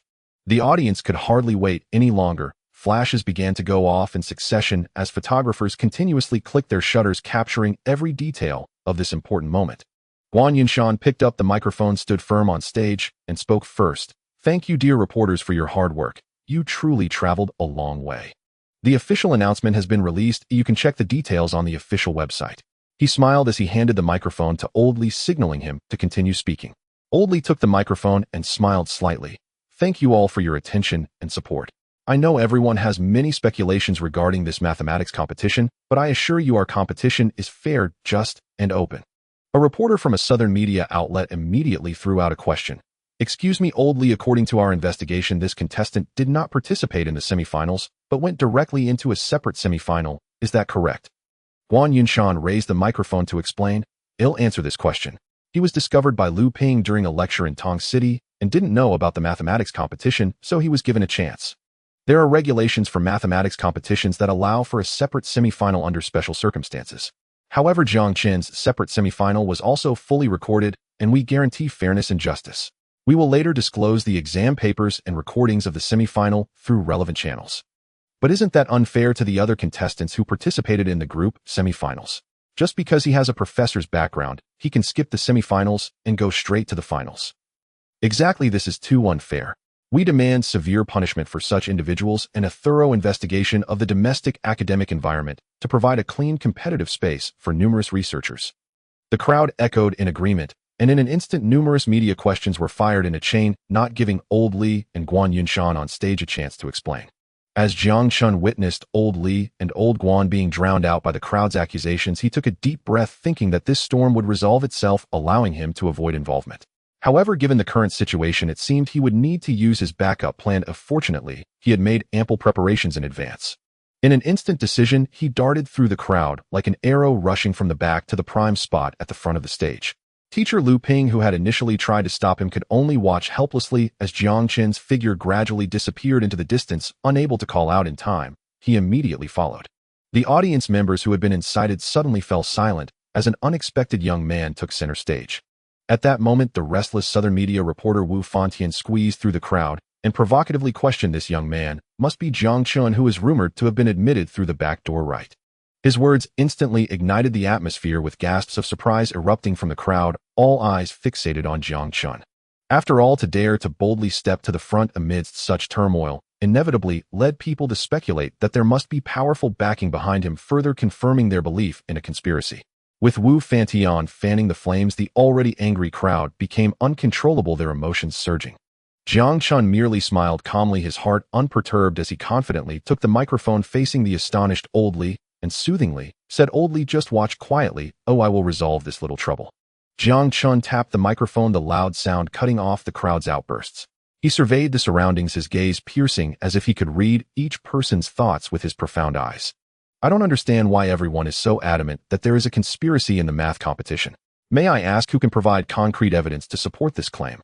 Suddenly, the previously enraged crowd fell silent, as if someone had pressed the mute button.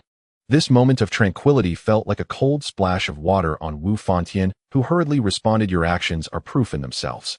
If my investigation is correct, your teacher is none other than teacher Lu Ping from Jilin University, right? And the person in charge of this math competition is Guan Yunshan, who has a close relationship with him. Does such an obvious connection not require further evidence? Everyone agrees, right? Wu Fantian confidently believed his reasoning was flawless and even shot a provocative glance at Jiang Chen. However, amidst all this, Jiang Chen continued to maintain that mysterious smile. Just when Wu Fantian thought he had the upper hand and was preparing to further incite the crowd, Jiang Chen leisurely raised his hand and said, So you are attempting to exert undue pressure on the judges through online harassment based solely on personal conjecture without any evidence, right? Jiang Chen's questioning was like a gentle breeze, instantly clarifying the complex atmosphere in the venue. It was at this moment that people realized indeed there had been no concrete evidence, so far, just hearsay. Wu Fantian, filled with apprehension, looked at Jiang Chen on the stage, immediately grasping the crux of the issue and feeling somewhat unsettled. Being in the media industry, he understood the dynamics of public opinion better than anyone. Relying on such inciting speeches, he had stirred up several public opinion storms online, leading to several promotions within his organization. When he learned about the math competition, he immediately recognized it as an opportunity to elevate his notoriety, possibly even securing the position of chief editor. However, Jiang Chen's succinct words had deftly pinpointed the core issue, marking the first time he had encountered such a situation. Faced with Jiang Chen's composed rebuttal, Wu Fantian felt a twinge of fear within, but he still attempted to struggle outwardly, Then why don't you present evidence that you didn't go through the back door? Jiang Chen, confronted with such unreasonable provocation, merely chuckled. It seems this reporter completely misunderstands the law, lacking even a shred of legal knowledge. It is the one who makes the claim who bears the burden of proof. If you allege that there is a conspiracy by the event organizers, then you need to provide evidence to prove it. With these words, the atmosphere in the venue shifted again. Wu Fanxian's face changed and he forced a calm facade as he retorted, "Who says I am the one making the claim? This incident is a storm on the internet initiated by numerous academic enthusiasts. I'm just a reporter standing on the side of justice to document it." "Oh really? Then what about this piece of evidence in my hand?" Jiang Chen casually took out a piece of paper from his pocket, which was collected by Hao Yin, clearly documenting Wu Fanxian's incitement of public opinion online. He slowly asked, "This is you, isn't it, reporter friend Wu Fanxian?" This left Wu Fanxian, who had initially intended to be tough, utterly shocked, and he could only weakly argue the information obtained through such hacker methods has no legal effect. "This is pure slander. It must be false news you fabricated yourself." Jiang Chen, with a playful smile, looked at Wu Fanxian's flustered expression and said, "So that means you are indeed Wu Fanxian. But today is the first time I've met you. How would I know your name? Nevertheless, it doesn't matter. The police will chat with you later.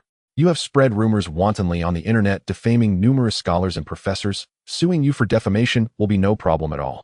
Also, I know everyone has doubts about my performance at the math competition, and I can understand that. After all, the emergence of a genius is always hard for everyone to accept. However, what if I present a paper from a top academic journal? How would everyone respond then? Would you dare to claim, like this reporter Wu Fanxian, that an expert professor wrote the paper and published it under my name?"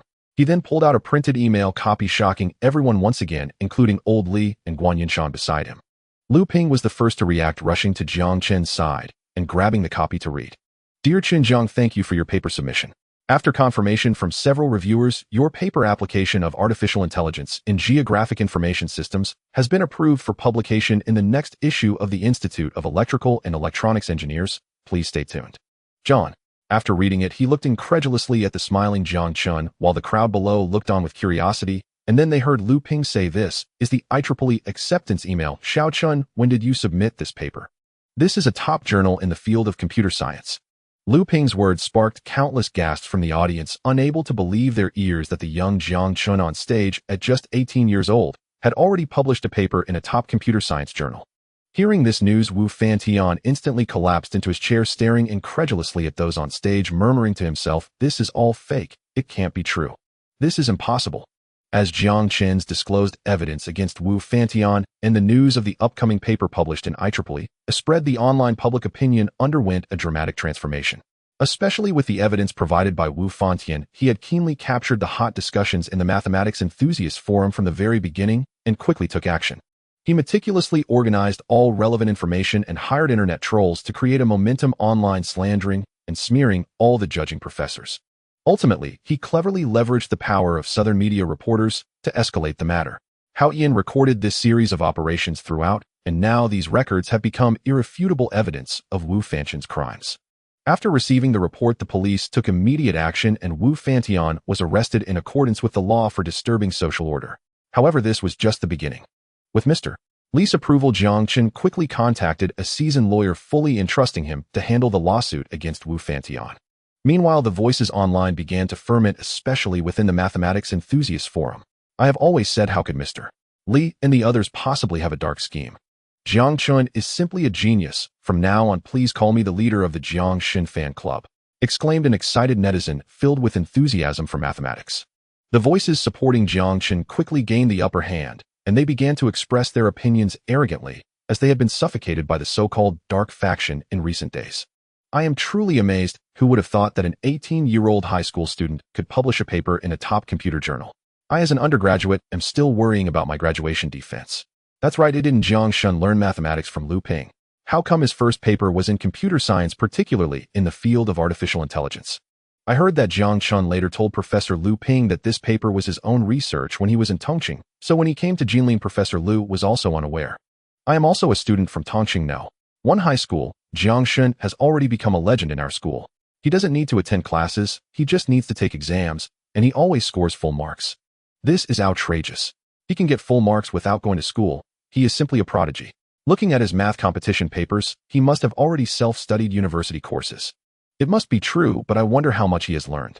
The last 4 questions in the math competition are all advanced calculus knowledge, and the final question is even more outrageous. One must thoroughly understand advanced calculus to comprehend it. In Professor Lu's spacious and bright office, Jiang Chen sat upright, accepting the latter's complaints. "Xiao Chen, tell me, how come your first paper is not in the field of mathematics? What is going on?" Professor Lu frowned, clearly puzzled by Jiang Chen's choice. Jiang Chen helplessly explained, "Teacher, that paper is actually about algorithms. It counts as an exploration in the application of mathematics, not purely a computer science paper." He could only use this excuse to temporarily soothe the teacher's emotions.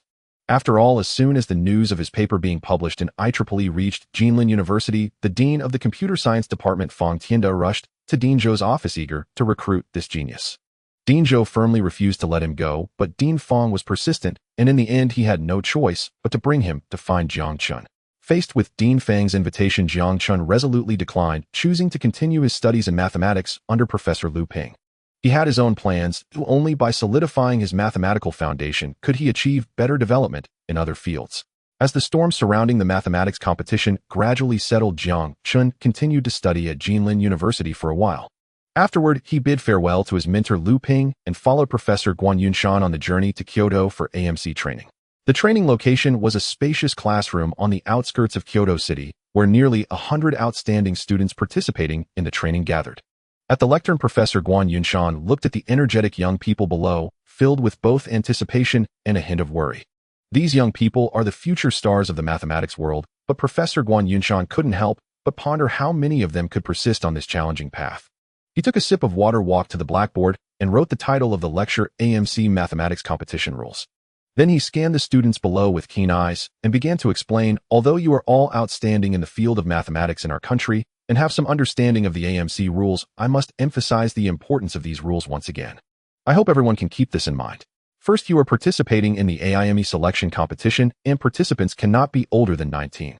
5 years on the day of the exam. We have already verified this detail during the selection. If anyone has lied about their age, please tell me now to avoid wasting everyone's time." Seeing that the crowd shook their heads, indicating there were no age discrepancies, Professor Guan Yunshan let out a sigh of relief.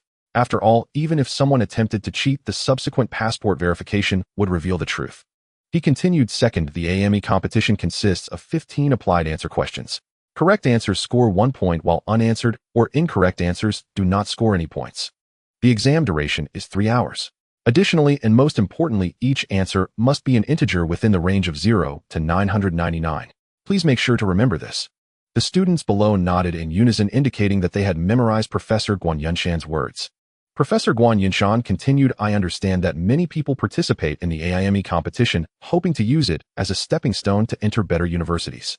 Winning an AIME gold medal is equivalent to opening the door to the top 30 universities in the United States.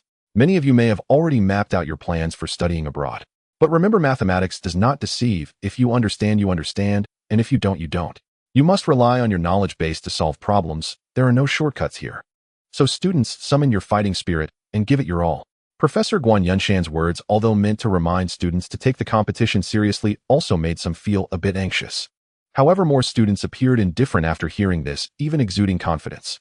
After all, this group of people had been the top performers in their respective schools during high school. They were already accustomed to external praise and expectations, so they would not be swayed by a few words.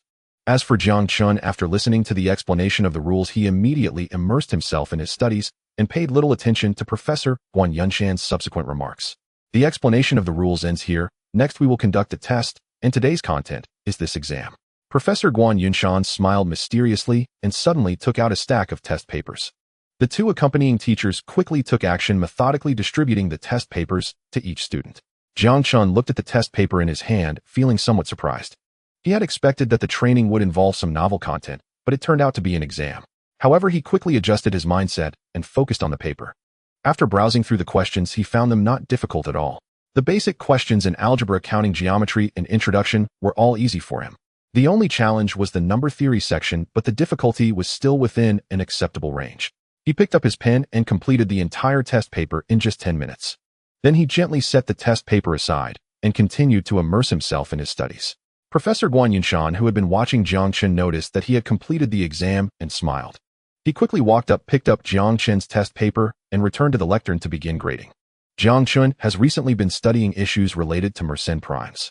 As he excitedly reads through the literature, he jots down his thoughts and questions. He has dedicated a significant amount of time and effort hoping to achieve breakthroughs in this field. This is because he gained 300 learning points when he published a paper on the application of artificial intelligence in statistical information. This discovery delighted him as the accumulation of learning points is quite slow. Now he has a new channel through which he can obtain a substantial amount of learning points, and this channel is entirely convenient. Jiang Chen's first research topic is Mersenne primes. Anyone studying mathematics, particularly in number theory, will have conducted research on special primes such as Mersenne primes and twin primes. After all, these are well-known problems, and Jiang Chen has developed a considerable interest in Mersenne primes. Mersenne primes derive from Mersenne numbers, which are numbers of the form 2m1, where m is a prime number. If a Mersenne number is prime, it is called a Mersenne prime. When 2m1 is prime, m is also prime. Conversely, when m is prime, 2m may first not necessarily be prime, and the larger the Mersenne number, the harder it is for Mersenne primes to appear. The hypothesis that there exist infinitely many Mersenne primes is known as the well-known Mersenne prime conjecture. It does not belong to the 7 major mathematical conjectures, but it is one of the keys to solving world problems. This is his first formal research paper after all. His previous paper on artificial intelligence applications was merely a reflection of his experiences while creating Haoyan. While researching Mersenne primes, Jiang Chen discovered an article about the distribution of Mersenne primes published in the Journal of Natural Sciences. By studying this article, he could better understand the characteristics and patterns of Mersenne primes. Meanwhile, Guan Yunshan was grading Jiang Chen's exam. When he saw Jiang Chen's answers, he couldn't help but be amazed. This set of exam papers was designed according to the format and difficulty of AIME, yet Jiang Chen completed it without hesitation and answered exceptionally well.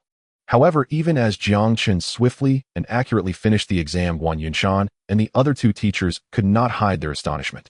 In the following hour, other students gradually completed the exam. Once everyone relaxed, Guan Yunshan announced a half-hour break, and that he would explain the exam afterwards. This news relieved the students present, and they all got up to stretch. Unsurprisingly, they glanced at Jiang Chen during their activities, as he had recently been the center of attention. Everyone knew that Jiang Chen had published a paper, but this was the first time they had come into close contact with him, leaving them very curious. Everyone knew that Jiang Chen had published a paper, but this was the first time they had come into close contact with him, leaving them very curious. Yang Wenzhou was also one of the curious ones. After all, from the very beginning, he was considered the most likely candidate to win the gold medal, but then Jiang Chen unexpectedly emerged. Not only did he score full marks, but he also took only half an hour. Since the competition, Yang Wenzhou had been very curious about Jiang Chen. He walked over to Jiang Chen and curiously glanced at the materials on his desk. He was shocked when he saw what they were. It was research literature on Mersenne primes. Has he really begun studying such high-level problems already? Or is he just casually browsing? He curiously asked, "Are you already looking at this kind of literature? Can you understand it?" Hearing someone ask a question beside him, Jiang Chen looked up in confusion. Yang Wenzhou immediately realized the awkwardness and said, "Let me introduce myself. My name is Yang Wenzhou. I'm just curious, can you understand this kind of literature now?" Upon hearing his introduction, Jiang Chen recognized his reputation as a mathematical genius. It's okay to study the problem of Mersenne primes. Reading Mr. Zhou's article is the best method. Yang Wenzhou was stunned by Jiang Chen's response. He had thought Jiang Chen was just casually looking without any intent to actually research such high-level problems. To his surprise, Jiang Chen openly admitted he wanted to prove the Mersenne prime conjecture. While he was shocked, he also remarked, "This guy is a madman. Can't he wait until after college to try and prove a mathematical conjecture? Is he already obsessed with mathematics?" Seeing Yang Wenzhou's shocked expression, Jiang Chen paid no further attention, lowering his head to continue his studies. The other students had also heard the conversation between the two and looked at Jiang Chen as if he were a monster, then gradually distanced themselves from him. Half an hour passed, and when Guan Yunshan entered the classroom with 2 assistant teachers, he was puzzled by the scene before him. A circle of space had cleared around Jiang Chen, which puzzled Guan Yunshan. He couldn't help but furrow his brow, but he didn't dwell on it. "All right, everyone, I have finished grading your scores, and I will announce them now."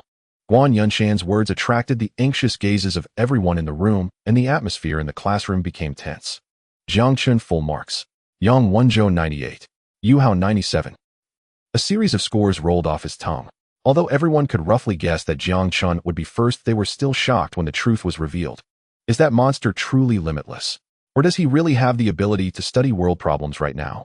The crowd admired and envied Jiang Chen's talent, sighing in amazement. The expressions of the others did not affect Jiang Chen. He continued to keep his head down, focusing intently on his research, as if everything around him was irrelevant. Guan Yinshan also did not intend to interfere with Jiang Chen's actions. After all, with Jiang Chen's grades, as long as he could smoothly head to the AMC competition, winning a gold medal would simply be a matter of course. His attention was on the other students, hoping they would also achieve good results in this competition. Jiang Chen, on the other hand, was completely immersed in a series of calculations, unaware of the unusual gazes and behaviors of those around him. Unknowingly, the evening glow in the sky gradually faded and night fell. The classroom was already empty, leaving only Jiang Chen sitting quietly focused on calculating formulas.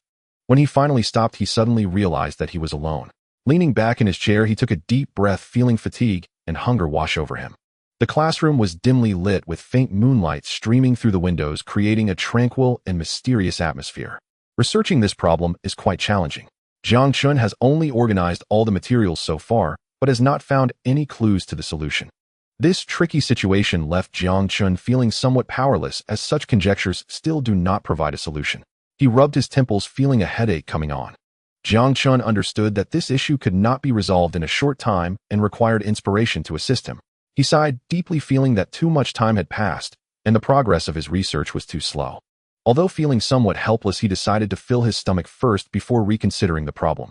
Jiang Chen set down his pen, gently closed his notebook, and leisurely walked out of the classroom, heading towards the cafeteria. The night in the outskirts of Beijing was exceedingly tranquil, with a faint moonlight casting a serene ambience around Jiang Chen. The moonlight illuminated his silhouette as he walked silently, contemplating his predicament, realizing he needed to devise a solution. If this problem remained unresolved, his research would be stymied, unable to progress. This was indeed a formidable challenge for him.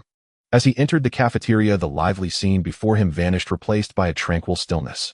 Jiang Chen chose a corner seat, sitting quietly and falling into deep thought. He needed to find a way to solve this tricky issue. After finishing his meal, Jiang Chen returned to his dormitory, lay on his bed, and opened his all-in-one advanced technology system. He browsed through the technological advancements and talents he had already mastered on the system interface, hoping to find new inspiration. He discovered that he had achieved some success with his technological title elevated to intermediate level, and he had accumulated a substantial amount of learning points. The technologies he had mastered provided him with more tools and technical support when tackling research problems. However, he also realized that mere technology could not resolve the current predicament. He began aimlessly observing within the system. His gaze was captivated by a talent called keen intuition, which could enhance the holder's intuitive abilities. Jiang Chen understood that intuition played a crucial role in scientific research, allowing scientists to identify flaws in problems through intuition, thus sparking new thoughts and explorations. Throughout the history of scientific development, Jiang Chen realized that all scientists faced a similar conundrum at the beginning of their research. Only through keen intuition could they uncover the flaws in problems and discover new ideas and solutions. At that moment, intuition was like a faint glimmer of light, making the problem traceable and guiding the direction of the research. Jiang Chen pondered whether it was worth spending such a high price to acquire this talent. He could not be certain if keen intuition would truly aid him given its exorbitant cost. Yet a surge of determination arose within him, and he resolved to purchase it without hesitation. An idea within him told him that this talent would help him find solutions to his problems, allowing his research to yield greater results with less effort. Thus, Jiang Chen decisively clicked the purchase button, and the system immediately deducted 600 learning points from him. He felt a pang of regret, yet also a surge of anticipation. After acquiring the talent, he did not feel anything unusual. Clearly, he had yet to grasp how to utilize this talent. Jiang Chen lay on his bed, closed his eyes, and could only pray in his heart that keen intuition would guide him at the critical moments of his research. A wave of fatigue washed over him, and Jiang Chen fell into a deep sleep. During this training period, he had lived quite comfortably, with no unforeseen events disrupting his peace. He felt like an island in this place, free and unrestrained. He did not need to concern himself with matters of the stars. Each day, he simply received reports from Hao Tian, staying informed about the developments in the factory. Jiang Chen devoted all his time to researching Mersenne primes. Occasionally, he would contact teacher Lu, remotely updating her on his learning progress, and she was aware of his focus on studying Mersenne primes. Teacher Lu did not hinder Jiang Chen's research on Mersenne primes, as it was a good thing for a young person to have ambition. It was quite common for mathematicians to achieve outstanding accomplishments before the age of 40. After 40, with the decline of physical capabilities, the brain's cognitive abilities would also be limited, making it difficult to produce substantial research results as before. This is also why one of the highest awards in mathematics, the Fields Medal, is only awarded to mathematicians under the age of 40. Jiang Chen was only 18 years old, clearly still in the stage of knowledge absorption. Although he was currently solid in his mathematics courses, he had just begun to touch upon the field of research. However, experiencing the difficulties of research would be beneficial for him once he officially enrolled. Teacher Liu could provide hands-on guidance. Guan Yunshan naturally knew that Jiang Chen was researching mathematical problems and recognized his potential, believing he would achieve results in the future. However, he expressed skepticism about Jiang Chen tackling such challenging problems like Mersenne primes at such an early stage. In their eyes, Jiang Chen resembled a newborn calf unafraid of anything. Jiang Chen did not care about the opinions of those around him. His mind was completely captivated by Mersenne primes. According to his compiled data, there were currently 44 known Mersenne primes, all within 10 million. The most recent 5 Mersenne primes were discovered between 2003 and 2006 by the GMPS project.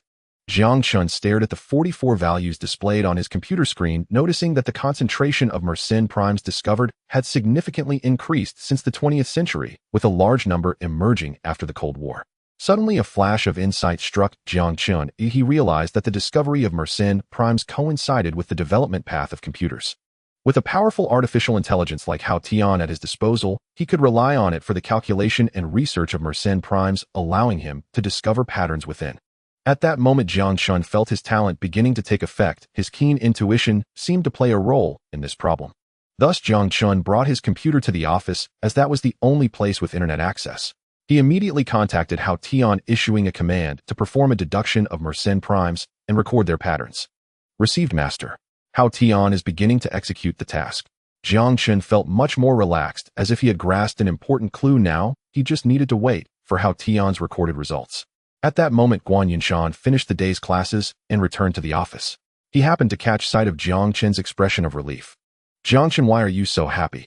Have you made progress? Guan Yunshan speculated that perhaps Jiang Chen had truly managed to make some breakthroughs.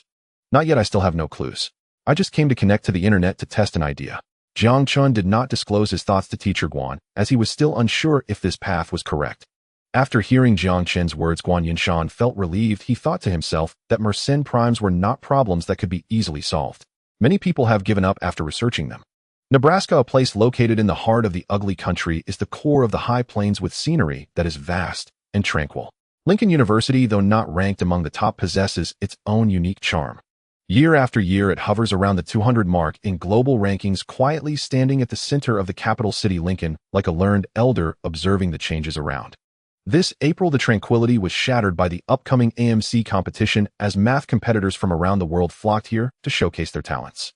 Jiang Chen, as a member of the Chinese team, also set foot on this land, but what occupied his mind was not the outcomes of the competition, but the proof of the Mersenne prime.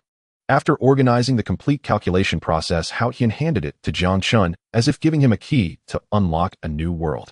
This data, discovered by Hao Tian's powerful computational ability, included the 45th, 46th, and 47th Mersenne primes, pushing the boundaries of prime numbers to a spectacular height of 40 million.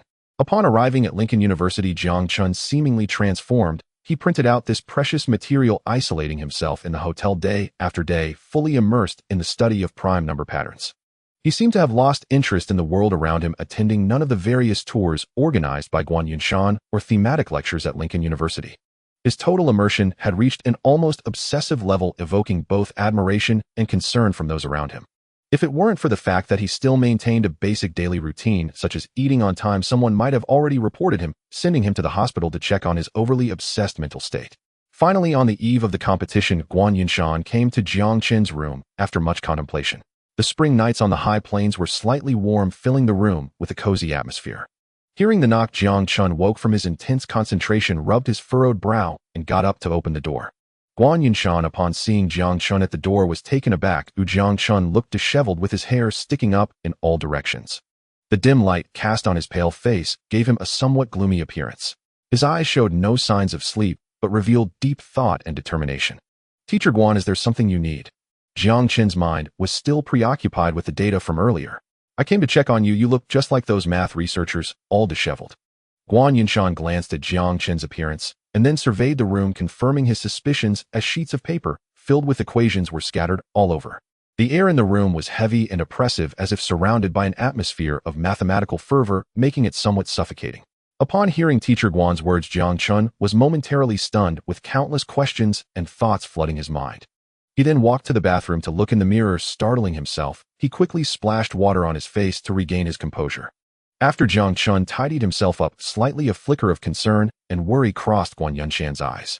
He understood Jiang Chen's dedication and perseverance, but he was also worried that his excessive focus on research would lead him to neglect his health. Xiao Chen, I know all your efforts and dreams are invested in this research, but such matters require time. They cannot be accomplished overnight. He then added softly, additionally, I came to tell you that the competition will be held tomorrow. Take my advice and rest well tonight to adjust your condition. Upon hearing Guan Yunshan's words, Jiang Chen was momentarily taken aback. He had indeed immersed himself so deeply in research that he almost forgot the passage of time. He looked up at Guan Yunshan, a hint of gratitude and determination flashing in his eyes, then nodded and replied with a smile, Teacher Guan, don't worry, I will definitely participate in the competition tomorrow. I still remember my promise to old Li to bring back a gold medal for us. Hearing Jiang Chen's response, a relieved smile appeared on Guan Yunshan's face. He was genuinely worried that Jiang Chen would neglect the upcoming competition due to his stubborn desire to solve the Mersenne prime conjecture. Seeing Jiang Chen able to heed his advice and make a commitment, Guan Yunshan felt a weight lift off his heart. He said no more, gently patted Jiang Chen on the shoulder to signal him to rest well, and then turned to leave the room. After seeing Guan Yunshan off, Jiang Chen looked around and found the materials in the room to be in complete disarray. He sighed softly, beginning to organize the manuscripts he had accumulated over the days, yet his mind remained fixated on the unresolved mathematical problem. Once finished, he decided to follow Guan Yunshan's suggestion to relax his tense nerves, first settling his commitment to the competition. Then he indulged in a comforting hot bath, using the warm water to dispel the fatigue and tension within. The next day, after a full night's rest, Jiang Chen felt remarkably refreshed. He carefully packed his materials and computer into his backpack, ensuring that all important items were with him. Then, filled with confidence and readiness, he left the room. As he stepped out of the room, Jiang Chen noticed the accompanying personnel looking at him with curiosity and confusion. Since arriving in the ugly country, he had engaged so little with others due to his focus on research that were it not for the occasional encounters in the cafeteria, people might have suspected he had been kidnapped. However, Jiang Chen paid no mind to these gazes. He silently followed behind Guan Yunshan, still pondering the mathematical problem he was so passionately pursuing. They finally arrived at the main venue of Lincoln University, where the competition was about to officially begin. Upon entering the venue, Jiang Chen couldn't help but feel the tense atmosphere. He saw competitors from all over the world, nearly 100 young math prodigies under the age of 18. A slight sense of competition's tension brushed against his heart, but he quickly shook his head, dispelling that emotion from his mind. Jiang Chen solemnly handed his backpack to Guan Yunshan, who everything inside was his hard work, and he could only trust Guan Yunshan to hold it. With tools firmly in hand, he confidently approached the competition area, his entire being filled with competitive passion. According to the rules of the competition, there were a total of 15 application questions to be completed within 3 hours. After receiving the exam paper, Jiang Chen quickly skimmed through it and immediately sensed the severity of the challenge. However, it was not beyond his expectations. He firmly thought to himself that this gold medal belonged to him, and then he immersed himself in answering the questions. Meanwhile, the AMC's official website also opened the download for the questions, and math enthusiasts worldwide began to download and browse the documents. However, when they opened these question documents, they were all shocked and confused. For there was even a question about calculating the trajectory of a satellite launch, which clearly belonged to the realm of physics. This is part of applied mathematics, requiring the solver to possess a certain level of knowledge in physics. Jiang Chen's speed in solving problems was astonishingly swift, even catching the curiosity of the supervising personnel who leaned in to observe his answering pace. The inspector, accustomed to various answering speeds from students, was unexpectedly halted by Jiang Chen's remarkable speed. His eyes closely followed the tip of Jiang Chen's pen, and upon noticing that he had already solved 7 out of 15 questions, his brows slightly furrowed, a hint of shock crossing his mind. Yet he quickly donned a contemptuous smile, muttering to himself, in this day and age there are too many students eager for quick success, but very few who take the time to answer questions seriously. Answering so quickly must surely be all guesswork. Jiang Chen seemed to be immersed in a silent world, entirely oblivious to the presence of others around him. As he began to tackle the final question, he discovered it was related to number theory, setting k as a positive integer and defining s as a finite set of odd prime numbers. Prove that there is at most one way, with rotation and reflection counted as 1, to place the elements of s on a circle such that the product of any 2 adjacent elements takes the form of x2 xk for some positive integer x. Interesting, this pertains to the study of 3 prime numbers in a circle. Jiang Chen immediately thought of proving it through induction. He quickly wrote down the proof process. A flash of inspiration struck him, and he suddenly wondered if the Mersenne primes could also be proven by induction. Excited to conduct an experiment, but first he needed to finish the ongoing competition. He swiftly checked his answers, and upon confirming there were no issues, he raised his hand to submit his paper. After receiving a nod of approval from the proctor, he left the competition venue without looking back. Guan Yunshan and others, seeing Jiang Chen exit in haste, felt puzzled by his sudden appearance. "Jiang Chen, you are out already. It's only been 45 minutes. Jiang Chen suppressed his eagerness and explained, "I have already checked my answers thoroughly and found no problems. Staying would just be a waste of time." Jiang Chen began to organize his belongings in preparation to leave, retrieving his backpack and laying out his materials and laptop on the table. Others, seeing his resoluteness, said no more, silently hoping he could maintain his momentum to clinch the gold medal. At this moment, Jiang Chen had a premonition that his keen talent was directly at work, leading him to transfer his trust in the system to his intuition. He immediately instructed Hao Yan to begin verifying his thoughts as they utilized mathematical induction to search for patterns among the Mersenne primes, especially those recently found by Hao Yan. After an anxious wait, Hao Yan displayed the compiled data on the screen, and a glimmer of brilliance suddenly appeared in Jiang Chen's eyes. He picked up a pen and began arranging numbers on a scrap of paper, then confidently wrote down 2 lines of formulas to begin verification. The premonition in his mind grew stronger, as if he had discovered something inadvertently. He input the formulas to Hao Yan, and after a flurry of calculations, Hao Yan quickly computed the 45th Mersenne prime. Jiang Chen could not contain his inner joy, smiling happily, as if he had found the breakthrough for this conjecture. It seemed he had completed the proof, and could finally turn this conjecture into a theorem. After recalculating this line of formulas and confirming their accuracy, he inputted all the manuscript contents to Hao Yan for the thesis writing. With a long sigh of relief, Jiang Chen leaned back in his chair, contemplating the significance of his new discovery. Now that he had proven the conjecture about Mersenne primes, it could aid in the research on the Riemann conjecture. However, it was best to pause for now, as such intense research indeed posed a great challenge to his knowledge, and he needed to enrich his knowledge system first. Looking around, he realized that the AMC competition had ended and the contestants had returned to the waiting room. They were quietly discussing the problems, while Jiang Chen no longer cared about the competition results. He glanced at the screen displayed by Hao Yan, which showed that the thesis had been completed and the translation work finalized. Jiang Chen happily saved the thesis, genuinely proud of his achievements.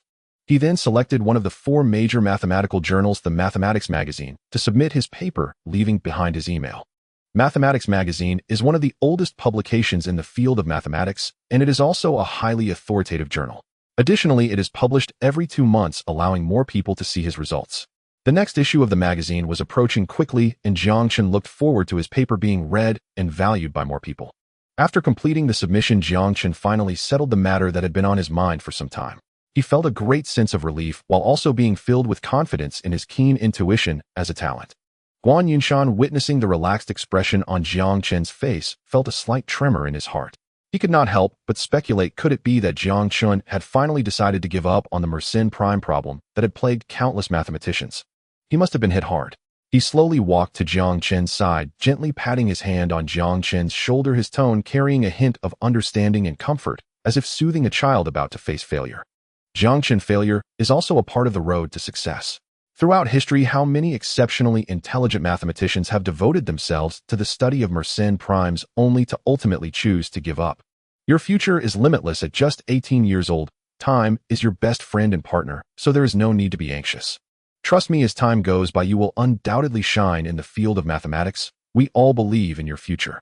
However, Guan Yunshan's words of comfort left Jiang Chen confused. He furrowed his brows, his face revealing a clear look of bewilderment. Teacher Guan, what are you talking about? I haven't given up on my paper, is already finished, and I am just waiting for the review results from Mathematics magazine. This revelation left Guan Yunshan momentarily stunned, his heart seemingly skipping a beat, followed by a surge of excitement and disbelief. What? You completed the proof? His voice trembled, and his eyes widened as if he had heard the most unbelievable story. He mechanically turned his body, fixating his gaze on Jiang Chen's computer screen, where the email confirmation interface for the submitted thesis was clearly displayed. A sudden wave of shock surged within Yunshan, and he quickly looked around to ensure no one was paying attention. He then leaned closer to Jiang Chen's ear, lowering his voice to a serious and worried tone. Jiang Chen, this is not a joke. Submitting randomly can greatly impact your reputation in the academic world. Be honest, are you really sure? His eyes revealed deep concern and alarm. Jiang Chen felt the warmth of Guan Yunshan's caring gaze and tone, and a wave of warmth surged within him. He gently nodded, a determined glimmer flashing in his eyes. Teacher Guan, I would never joke about such matters. I have completed the proof. Just wait for the next issue of Mathematics magazine. You will definitely see my paper then. The tense atmosphere of the AMC competition enveloped the entire venue, with a group of judges seated around a long table, thick stacks of test papers piled before them, their pens rapidly dancing over the pages. At that moment, a judge picked up a special test paper, his brow slightly raised, and the paper before him made him involuntarily straighten his back. On this test paper, every question on the first page was answered neatly and clearly, each step vividly displayed, showcasing the author's profound skills. The judge quickly turned to the second page of the test paper, his movements becoming even swifter as he saw that the questions on the second page were also answered one by one, causing his heart to beat with excitement. A sense of certainty gradually formed in his heart. The author of this test paper would become the gold medalist of this competition. After confirming the answer to the last question was correct, he could no longer contain his shock and excitement, standing up abruptly to announce to those around him, "Professor Hart, please come over. This test paper compels me to give it a perfect score." His words immediately stirred a commotion in the venue, all eyes focusing on him, as a silver-haired professor hurriedly approached the test paper. He took the test paper, his gaze sharp as he scanned each page, nodding vigorously after finishing each one, displaying immense appreciation for the answers. Finally, Professor Hart looked up and announced to those around him, "Indeed, this test paper is nothing short of perfect. We have a gold medalist in our midst." His affirmation seemed to ignite the entire judging panel, many unable to suppress their exclamations, rejoicing for this contestant. Professor Hart then said, "Let us reveal the name of this outstanding contestant." His hand slowly moved to the upper left corner of the test paper, carefully tearing open the seal, revealing an unfamiliar name, Jiang Chen. The professor's heart stirred, murmuring to himself, "So he is a contestant from the Xia Kingdom." In recent years, contestants from the Xia Kingdom had once been glorious, but the gold medal had not returned to them for several years. Now the Xia Kingdom was making a strong comeback. Reflecting on this, the professor couldn't help but ponder the situation of the Xia Kingdom, a nation with a population of 1.3 billion, which had undergone rigorous selection to continuously unearth the elite amidst the masses. He realized that the vast population base of the Xia Kingdom granted it unparalleled advantages, allowing it to make strides in various fields, and it would undoubtedly be a powerful competitor in the future. The AMC competition concluded successfully on its first day, with the grading process expected to extend until the third day. During this waiting period, the official organizers arranged for all participants to relax by touring Lincoln University. Jiang Chen, having completed his research on Mersenne primes, momentarily set aside all his worries and joined the others in exploration. In a foreign land, he understood that opportunities to study abroad might be few, so he decided to enjoy every aspect of this experience as much as possible. Especially for someone who loved knowledge like him, the libraries abroad were undoubtedly the places he yearned to visit. Standing before the library of Lincoln University, he excitedly stepped into this treasure trove of knowledge. He embarked on his exploration journey. With his exceptional memory, he swiftly browsed and recorded all the books, silently hoping that upon returning home, he would have enough time to savor each of these gains. While Jiang Chen was engrossed in browsing the classics on the shelves, a clear English greeting suddenly interrupted his state. "Hello." Jiang Chen looked up to see a boy whose eyes sparkled with curiosity and inquiry smiling at him. Jiang Chen responded, somewhat puzzled, "Oh, hello. Do you need help?" He slightly furrowed his brow, curious about why this unfamiliar face had approached him. The boy's astonishment deepened. He hadn't expected the other party's spoken English to be so fluent. "Actually, I saw you at the international math competition. You submitted your answers in less than an hour and no one really noticed you. I was right next to you, so I wanted to ask if you could help me with some problems." Upon understanding the boy's request, Jiang Chen's expression shifted from surprise to comprehension. He nodded and patiently explained each problem to the boy one by one. The boy seemed completely captivated by his explanations, listening intently and nodding occasionally. After their conversation, the boy excitedly shook Jiang Chen's hand, saying, "Thank you so much. Today means a lot to me. You will definitely become a world-renowned mathematician." Then he excitedly ran off as if he had truly met his idol. Jiang Chen watched the boy's receding figure, lightly shaking his head and smiling, feeling that this was indeed a wonderful experience. He then set aside the thoughts swirling in his mind and continued to immerse himself in the sea of books. In the following 2 days, he seemed to have become a regular at the Lincoln University Library, where every book appeared to tell a different story. Until the eve of the awards ceremony, Jiang Chen still felt a slight regret for not being able to fully explore this sea of books. Guan Yinshan noticed Jiang Chen's furrowed brow and distracted demeanor, and he inquired with concern, "Jiang Chen, you seem troubled today. What's wrong?" Jiang Chen exhaled a hint of regret, flashing in his eyes. Yes, the time for this competition was indeed too tight. There are so many precious books in the library that I haven't had the chance to finish reading, it feels truly unfortunate. His eyes were filled with a longing for knowledge, which made Guan Yunshan think of Jiang Chen's extraordinary memory and learning abilities. Don't be too regretful. The library at Jilin University is also remarkable. Once you return, you'll have plenty of time to study. Jiang Chen smiled, faintly nodding as if feeling reassured, and then he adjusted his attire, preparing for the upcoming award ceremony. At that moment, Professor Hart stood on the podium, surveying the enthusiastic audience below. His gaze couldn't help but drift toward the Xia Kingdom team, seemingly searching for the outstanding Jiang Chen. After warming up the crowd, Professor Hart walked to the front of the stage amidst thunderous applause. The stage lights dimmed with only a spotlight shining on him as he smiled and began to speak. Thank you all for participating in this year's math competition. Now I would like to announce the winner of the gold medal. His voice resonated in the audience, everyone holding their breath in anticipation of the name to be revealed. Professor Hart's eyes finally locked onto the Xia Kingdom team. Jiang Chen, congratulations. In an instant, the Xia Kingdom team erupted in thunderous cheers, Guan Yunshan nearly clapping his hands raw with excitement. He excitedly nudged the still surprised Jiang Chen, urging him to hurry up onto the stage. Quick, go receive your award. Jiang Chen stepped towards the podium amidst applause and blessings, receiving the gold medal handed to him by Professor Hart and shaking hands in gratitude. Young man, congratulations. By the way, are you interested in continuing your studies at Lincoln University? Professor Hart inquired with great anticipation, to which Jiang Chen politely declined with a smile, saying, Thank you very much for your invitation, but I already have a great teacher, Professor Lu Ping from Jilin University. Professor Hart expressed slight regret, understanding that such a talent must have already been secured, yet he nodded and wished, Lu, I have heard of him, a truly outstanding mathematician. So I wish you even greater success in the field of mathematics in the future. Jiang Chen responded gratefully, Thank you, Professor Hart. As the award ceremony concluded, Jiang Chen returned to the team, where Guan Yunshan was so excited he nearly jumped up, taking the gold medal and playing with it lovingly. After many years, the Summer Kingdom had regained this gold medal, and as the team leader, Jiang Chen was thrilled, as this signified a bright future for mathematics in the Summer Kingdom. Jiang Chen, you really did it.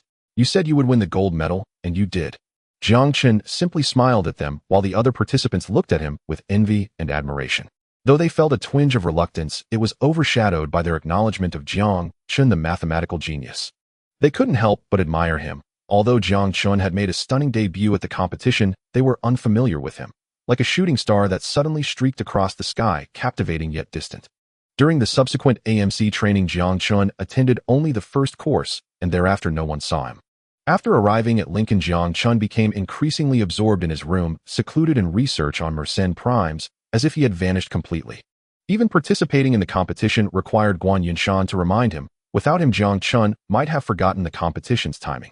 As it turned out, he finished the problems in less than an hour and claimed another gold medal. The scene mirrored that of the math competition, a complete domination. This astonished everyone who surrounded Jiang Chen, showering him with congratulations. While everyone was congratulating him, Jiang Chen's phone suddenly rang. He took a look and saw a notification from Hao Yin about an email that Jiang Chen should check. Instantly, he thought it must be about his paper being accepted. Apologizing as he squeezed through the crowd, he ran to the lounge and quickly opened his laptop. Sure enough, an email reply from the Journal of Mathematics appeared. His proof regarding the Mersenne prime conjecture had been accepted, and they warmly invited Jiang Chen to Princeton for a conference. Jiang Chen, your paper has been accepted. Guan Yunshan's voice pierced the quiet of the lounge, and as he entered, a group of curious and excited faces followed. Jiang Chen turned around to find Guan Yunshan's eyes glistening and the curious crowd behind him. Guan Yunshan approached like a lion, leaning in closely to the computer to examine the unexpected good news. After reading it, he was so excited he could hardly articulate his thoughts, exclaiming, Look, this is real. His paper has been accepted. His voice echoed in the lounge, reflecting his ecstatic mood. At the sound of Guan Yunshan's exuberant exclamation, everyone suddenly turned to Jiang Chen, their gazes akin to witnessing a miracle filled with awe and disbelief. Was the Mersenne prime conjecture truly resolved? By a high school student? Jiang Chen felt a pang of helplessness in this moment. He softly admitted, Yes, teacher Guan, the paper has been accepted. They invited me to Princeton for the conference. I'm unsure if I should go. Upon hearing this, Guan Yunshan sighed in relief, quickly pulling him closer and affectionately ruffling his hair. Why not? This is your first opportunity to shine. How many people dream of presenting at a mathematics conference in Princeton? They'll contact Professor Lu right away. Guan Yunshan spoke with determination, his eyes filled with anticipation as he relaxed his brow and smiled, swiftly picking up his phone and dialing Lu Ping. Old Guan, is something wrong with Jiang Chen? Lu Ping's voice came through the receiver filled with concern. Guan Yunshan's heartbeat quickened, the excitement threatening to burst forth from his throat as he replied, "Something has happened, but this is definitely a piece of good news that has come unexpectedly." He paused to savor the satisfaction of this anticipated surprise spreading. Jiang Chen's paper on the Mersenne prime has passed review. Princeton University has invited him to hold a mathematics conference. On the other end, Lu Ping was evidently shocked. He had not expected Jiang Chen to actually yield results on the challenging Mersenne prime problem. His long-held idea was to have Jiang Chen start engaging with research topics to familiarize himself. Who could have thought he would actually produce results? What? His research has been completed. Are you serious? This is no laughing matter. He could hardly believe it. On the other side, Guan Yunshan smiled and said, "Would I joke about such matters?" Feeling an overwhelming sense of pride, he added, "Jiang Chen is right beside me. If you have any questions, just ask him directly." With that, he ceased the idle chatter, with Lu Ping skipping over unnecessary exchanges, and with Jiang Chen's helpless expression, Guan Yunshan tossed the phone to him with a smile. Jiang Chen took the phone, patiently explaining, and then sent a screenshot of the acceptance email as proof. On the other end, Lu Ping let out a sigh of relief upon hearing all this, followed by a hearty laugh, saying, "Xiaochen, wait for me. He'll catch the next flight to the US right away. You must accept the invitation from the Journal of Mathematics. Such an opportunity is rare and cannot be missed." His joy was palpable. Jiang Chen did not indulge in much celebration, merely responding calmly, "I understand, teacher. I will reply to the invitation from the Journal of Mathematics now." After replying, Jiang Chen remembered to check the system to see if his learning points had been credited. He stretched his body as if to release the tension built up during this time, finding a more comfortable position in his chair and closing his eyes. To his surprise, the learning points in the system had increased by as much as 2.0, causing him to raise his eyebrows, slightly astonished. It seemed that the system's evaluation criteria aligned with his expectations based on the depth and innovation of the paper. The research on Mersenne primes was undoubtedly a more profound challenge compared to his previous paper on artificial intelligence applications. Moreover, the increase in learning points reminded him that he could not rely on superficial papers to take shortcuts. Jiang Chen thought to himself that this was indeed a good thing, as academic research should be grounded, taking one step at a time. The news that Jiang Chen had won the AMC gold medal and passed his thesis spread like wildfire upon reaching home, igniting an instant uproar. The greatest high school student in history. Praise for him went viral online. Headlines such as "High School Senior Clinches AMC Gold and Proves a World-Class Mathematical Conjecture" frequently dominated the feeds. Lively discussions like "What are Mersenne primes?" sparked widespread curiosity, with many eager to understand what exactly they were. In a corner of a mathematics enthusiast forum, a group of students huddled around a computer, their eyes glued to the screen, following the updates intently. "After witnessing the prowess of God Jiang, I've realized that the gap between people can sometimes be even greater than that between humans and dogs. Compared to God Jiang, I'm nothing but a waste," a young mathematics enthusiast remarked with self-deprecation, as if struck by a dimensionality reduction attack. "Bro, how can you even use God Jiang as a benchmark? His appearance is to show us just how high the ceiling is. A more relatable comparison should be God Yang Wenzhou. Are you underestimating God Yang? He at least snagged a silver medal in this AMC competition. His thunder was just stolen by God Jiang. There's no helping it. While it's gratifying to win an AMC gold after so many years, God Jiang actually completed the proof of the Mersenne primes. Though it's not one of the 7 great conjectures, it's still a world-renowned, difficult problem. Countless mathematicians have attempted it and eventually gave up.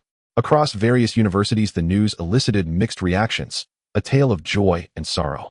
Dean Zhou Tianxiang of Jilin University's School of Mathematics, upon hearing the good news from Professor Lu Ping, paced excitedly in his office, unable to suppress his laughter. "Haha, Jiang Chen, this kid, he's really brought honor to our Jilin University."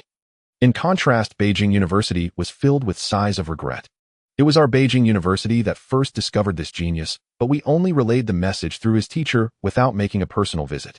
That's how Jilin University got the bargain. If we had shown enough sincerity back then, perhaps this genius would now be a future mathematical giant for our Beijing University."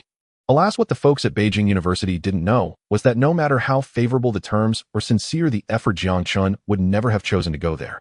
Meanwhile, Jiang Chen was on the phone with his parents, enduring their gentle scolding. "Xiaochen, you really are something, keeping such a big matter from us. If your school's teachers hadn't come to visit, we'd still be in the dark."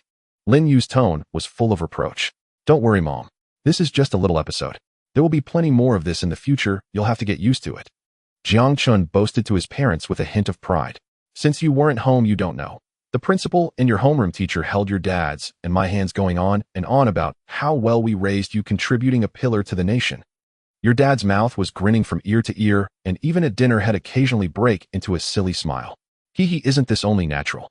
In the product of mom and dad's excellent upbringing. You take care over their son. Mom and dad are waiting for you at home. Well, make your favorite dishes. Jiang Chen watched his parents' receding figures, his heart brimming with emotion as he bid them a reluctant farewell. Finally, he boarded the plane to New York, embarking on his academic journey. The plane landed at the airport outside the town of Princeton, where Professor Liu was already waiting. When he saw Jiang Chen, he nodded in satisfaction, his eyes full of relief.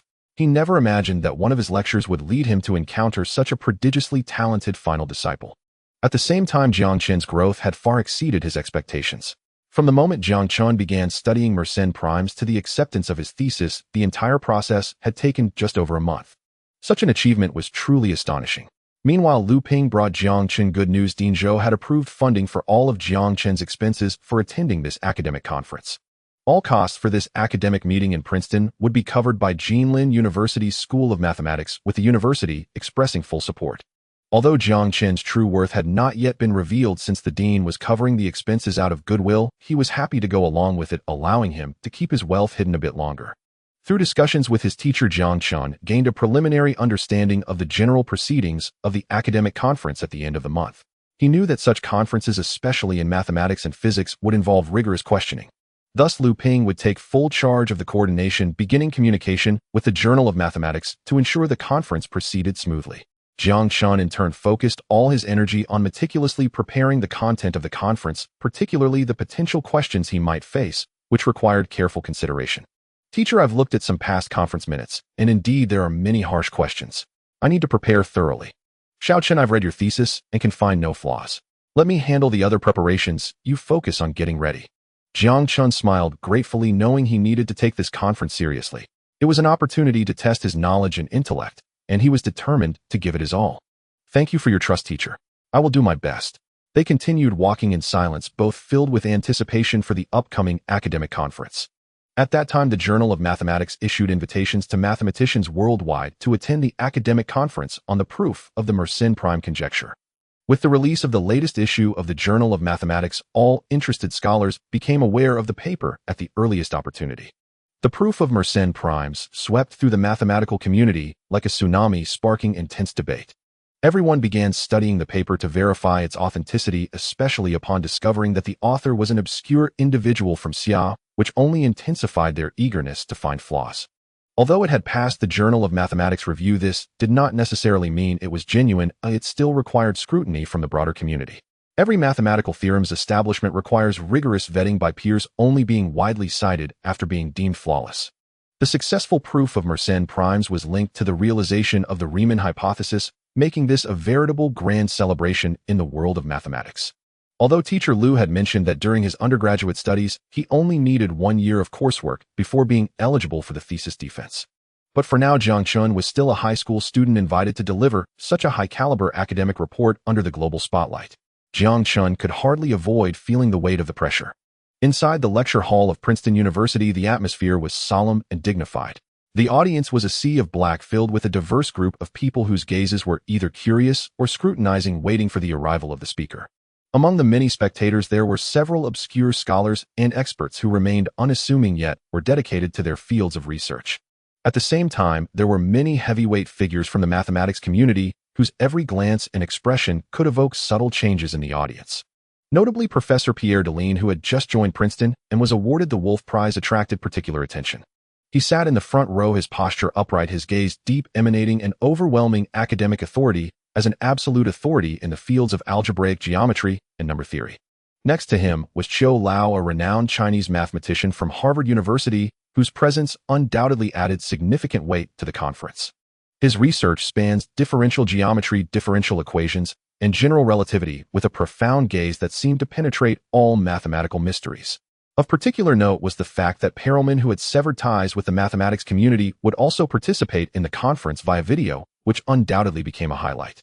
His historical proof of the Poincare conjecture had already caused a tremendous stir in the mathematical community, and his image appeared particularly enigmatic on the big screen. The scholars in the audience were either whispering to each other or deep in thought, They were witnesses to this academic feast and solitary travelers on the road of mathematical exploration.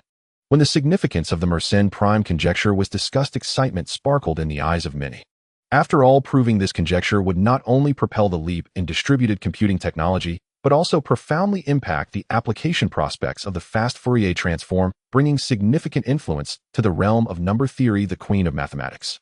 Against this backdrop, Jiang Chen's paper was accepted by the Journal of Mathematics, attracting numerous mathematicians who came seeking it. They crossed mountains and rivers just to witness the proof in person to see if it was indeed authentic. Jiang Chen, this highly regarded young man, was now slowly stepping onto the podium. His steps were firm, and despite feeling the piercing gazes from the audience, his heart gradually calmed. He knew that at this moment he represented not only himself, but also the strength and hope of the new generation of mathematicians from Xia country. The audience below scrutinized Jiang Chen's appearance for the first time. For many of them, this was their first encounter with Jiang Chen, and they debated whether this seemingly youthful young man truly had the ability to answer the major questions in the mathematics community. However, it was undeniable that the contrast between his appearance and the mathematical conjecture added an element of anticipation and curiosity. Jiang Chen took a deep breath, trying to calm the tension within. His hand grasped the microphone. It was a decisive moment. As his first words fell, the entire venue immediately fell silent. His proof began to unfold on the projection screen, clear, logical, and rigorous, each step exuding confidence and determination. The audience below was deeply captivated by his presentation, nodding from time to time, while some previously unclear doubts began to find resolution. "Thank you all, my presentation is concluded." Half an hour later, Jiang Chen's voice echoed in the lecture hall as he let out a long breath. This was the result of his efforts over the past month. His gaze swept across the audience, waiting for their questions. But unexpectedly, there was a prolonged silence in the lecture hall, with not a single person standing up to ask a question. Jiang Chen couldn't help but frown slightly, feeling perplexed, wondering if there was an issue with his presentation that went unnoticed. Wasn't it said that every mathematical presentation would provoke many critiques? Why did it turn into a different situation here? At that moment, Professors Deline and Qiu exchanged a meaningful smile in the front row, as if they had an unspoken understanding. Professor Deline subtly nodded, seemingly signaling Qiu to take action and break this abnormal silence. Qiu raised his hand gently, and this simple motion immediately caught the attention of the staff. They reacted quickly. A staff member jogged forward and respectfully handed Qiu a microphone. "Jiang Chen, could you explain the specific role of that equation on page 7 of your paper?" Qiu's voice was gentle, yet firm. His question not only represented his personal confusion, but also reflected the collective concern of many experts and scholars present. This question seemed to serve as a signal, stirring a slight commotion in the audience. Some listeners in the back immediately became alert, quickly picking up their pens to record any potentially brilliant answers. They secretly wondered if Qiu, who enjoyed a prestigious reputation in the mathematics community, had discovered a significant flaw in Jiang Chen's paper. On stage, Jiang Chen faced the question from this academic giant. While he felt a bit puzzled, he quickly adjusted his mindset. He clearly remembered that the questioned equation was an important tool he had established during his research. He took a deep breath and began to explain in detail this equation: 4, 11, 4, 21, 4, 31. 4 and 161, I define the sequence within as fourfold pyramid numbers, which plays a crucial role in my proof. If a prime number is a factor of the fourfold pyramid number, it will not be a factor of Mersenne composites. Thus, as long as 4, 11, 4, 21, 4, 31. 4 and 1 does not equal a number of the form 6 and m multiplied by 6, and then added to 1, it meets the criteria for Mersenne primes. As Jiang Chen explained, the atmosphere in the lecture hall gradually eased, and a satisfied smile began to appear on the faces of the two professors. This satisfaction stemmed not only from Jiang Chen's response, but also from their recognition of the confident demeanor of this young scholar. Qiu turned to Professor Deline and quietly inquired, "Do you have any further questions?" Professor Deline shook his head, his smile filled with recognition for Jiang Chen and anticipation for the future of mathematics. Then Qiu stood up, addressing the entire audience with a clear and firm voice. "Well, Professor Deline and I have no objections to this proof." As his words fell, it seemed like a signal, igniting a wave of more enthusiastic applause in the room. At this moment, the approval from the two professors seemed to bestow a glorious seal upon Jiang Chen's research. Although this did not mean that the entire mathematics community had fully recognized the solution to the Mersenne prime conjecture. After all, it would require a longer time for validation and challenges. Generally speaking, once a paper passes an academic report, its core content is usually sound. What remains is merely a matter of time and form. Jiang Chen gazed at this scene, feeling a wave of inexplicable warmth and pride in his heart. He smiled and bowed to everyone in the audience, expressing his deepest gratitude and respect. Watching Jiang Chen's youthful appearance, Chiu suddenly had a thought. The next 20 years could be something to look forward to. As Jiang Chen stepped down from the podium, a group of enthusiastic young people surrounded him, their eyes sparkling with admiration and fervor akin to that of fans. "Kid, you did brilliantly. This is the most dazzling speech I have ever witnessed in my life." Not a single scholar dared to point out any mistakes. A middle-aged man dressed as a scholar squeezed through the crowd, excitedly grasping Jiang Chen's hand, his voice trembling with emotion. "Do you know? You are not only exceptionally intelligent, but also incredibly handsome. Could you do me a favor and take a photo with me for keepsake?" A girl with a camera approached Jiang Chen, bouncing with excitement, her eyes filled with stars. "Young man, your talent is unparalleled. Our academy is willing to offer you the best conditions. Have you considered joining our university?" A professor who appeared quite authoritative stepped forward, speaking in a tempting tone. The voices surrounding Jiang Chen surged like a tidal wave, each one threatening to overwhelm him. The fervor, which seemed like it could consume him whole, left Jiang Chen somewhat helpless. Fortunately, Teacher Lu managed to squeeze to his side, using his body to shield Jiang Chen from the fervent crowd, escorting him safely through the throngs, and finally arriving at the hotel. Upon entering the hotel room, Jiang Chen felt an unprecedented sense of relief. He looked at Teacher Lu, his tone tinged with a hint of complaint. "Teacher, I truly regret it. This academic report made me feel like I jumped into a den of wolves. It was terrifying." He recalled the overly enthusiastic scenes from earlier, including a bold Western girl blowing kisses at him, which made him feel quite uncomfortable.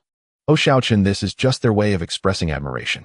You are a rare young genius, and besides," Teacher Lu replied with a smile, glancing meaningfully at Jiang Chen's appearance, and said with a mischievous grin, "Moreover, your looks are indeed enviable, rivaling my youthful charm." Jiang Chen rolled his eyes helplessly, thinking that the teacher's narcissism was beyond anyone else's. He had seen photos of Teacher Lu from his younger days, and at best Lu looked ordinary, far from handsome. With the conclusion of the academic report, various thoughts and plans for the future began to surge within Jiang Chen's mind. He proudly reflected on his significant achievement in the field of mathematics, having solved the Mersenne prime conjecture, which had earned him a certain reputation in academia. Now, upon returning to his home country and going back to Tong City, the factory of Xingchen was also nearing completion. His focus should shift to the development of mobile phones, which was a massive undertaking. However, he could not neglect academic research, for science is the primary productive force and foundational research is the source of technological advancement. Amidst his intertwined thoughts, Jiang Chen could not help but develop a keen interest in the many unsolved mysteries in the field of mathematics. He knew that in the world of mathematical conjectures there existed challenges of varying degrees, each being a source of honor for scholars, as well as a direction for their explorations. The 7 great conjectures in mathematics were names that resonated like thunder, each mention igniting a wave of excitement. They included the Riemann hypothesis, the Poincare conjecture, the Hodge conjecture, the Yang-Mills equations, the NS equations, the BSD conjecture, and the PMP problem. These 7 renowned challenges are the most striking jewels in the crown of mathematics, among which the Poincare conjecture was proven by Perelman in 2005. The remaining 6 problems are still awaiting future generations to unveil their mysterious veils. In the shadows of these jewels, the Goldbach conjecture shines brightly with its long history and unique charm. It was formulated when Goldbach posed a question to Euler in 1742, that every integer greater than 2 can be expressed as the sum of 3 prime numbers. However, neither Euler nor Goldbach managed to complete the proof of this conjecture before their deaths. In subsequent years, it gave rise to the weak Goldbach conjecture, also known as the conjecture regarding odd integers, which states that any odd integer greater than 7 can be expressed as the sum of 3 odd primes. Its notoriety in the country even surpasses that of the 7 great problems above, and young people in the country are likely more familiar with this conjecture. If Jiang Chen's memory serves him right, this weak conjecture would be proven a few years later. After deep contemplation, Jiang Chen decided to choose the Goldbach conjecture as his next challenge. Although Jiang Chen foresaw the difficulties and challenges ahead, his heart was filled with excitement and anticipation. He was confident and ready to embrace everything on his future mathematical journey.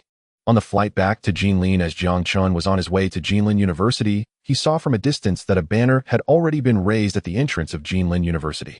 "Warm congratulations to our student Jiang Chen for completing the proof of the Mersenne prime conjecture, and warm congratulations to our student Jiang Chen for winning the gold medal in the AMC mathematics competition."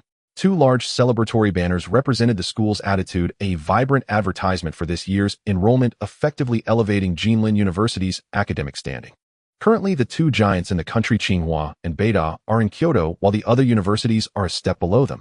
Jinlin University has always been unwilling to bow down. It is important to note that Jinlin University originated in the late Qing dynasty and was once the true #1 university in Asia. However, it suffered a brutal split in 1952, and the institutions that emerged from this split are now also renowned universities in the country. For instance, Jiangnan University, Xi'an University of Technology, Southeast University, East China University, Hohai University, Jinlin Agricultural University, and the 4th Military Medical University, all of which are 211 universities, showcasing Jinlin University's strength. Now that such a great opportunity has arisen, the leaders of Jinlin University saw this chance and knew they had to promote it well. Sitting there, Jiang Chen sensed the impending feeling of being surrounded by everyone glancing at the teacher beside him. Teacher Lu looked at the welcome ceremony with a smile, feeling quite proud. His prized disciple was doing so well, his face was gaining much honor. Ignoring Jiang Chen's helpless expression, he held the AMC gold medal in one hand and draped the other arm around Jiang Chen, striding toward the school gate. Dean Zhou and Principal Chen were at the entrance welcoming Teacher Lu and his party. Seeing this, Jiang Chen could only feign calmness, accepting the praise from the leaders, considering himself a contributing student of Jinlin University. Dean Zhou and Principal Chen looked at Jiang Chen with great anticipation, already bringing such great honor to the school even before formally enrolling. They were eager to nurture him. He would be the future pride of Jinlin University. As for other universities claiming that Jiang Chen hadn't enrolled yet and wasn't a Jinlin student, the two of them scoffed internally. He is the prized disciple of our Professor Lu. How could he not be a Jinlin student? You are just envious. In Jinlin, Jiang Chen attended the celebration ceremony. After a reluctant farewell from Teacher Lu, he boarded the plane back to Tongqing. Due to his mother's insistence, Jiang Chen had informed her of the flight time. When he arrived at Tongqing Airport, Jiang Ili was already there to pick him up. From the moment he stepped onto the plane, Jiang Chen's heart brimmed with excitement and anticipation.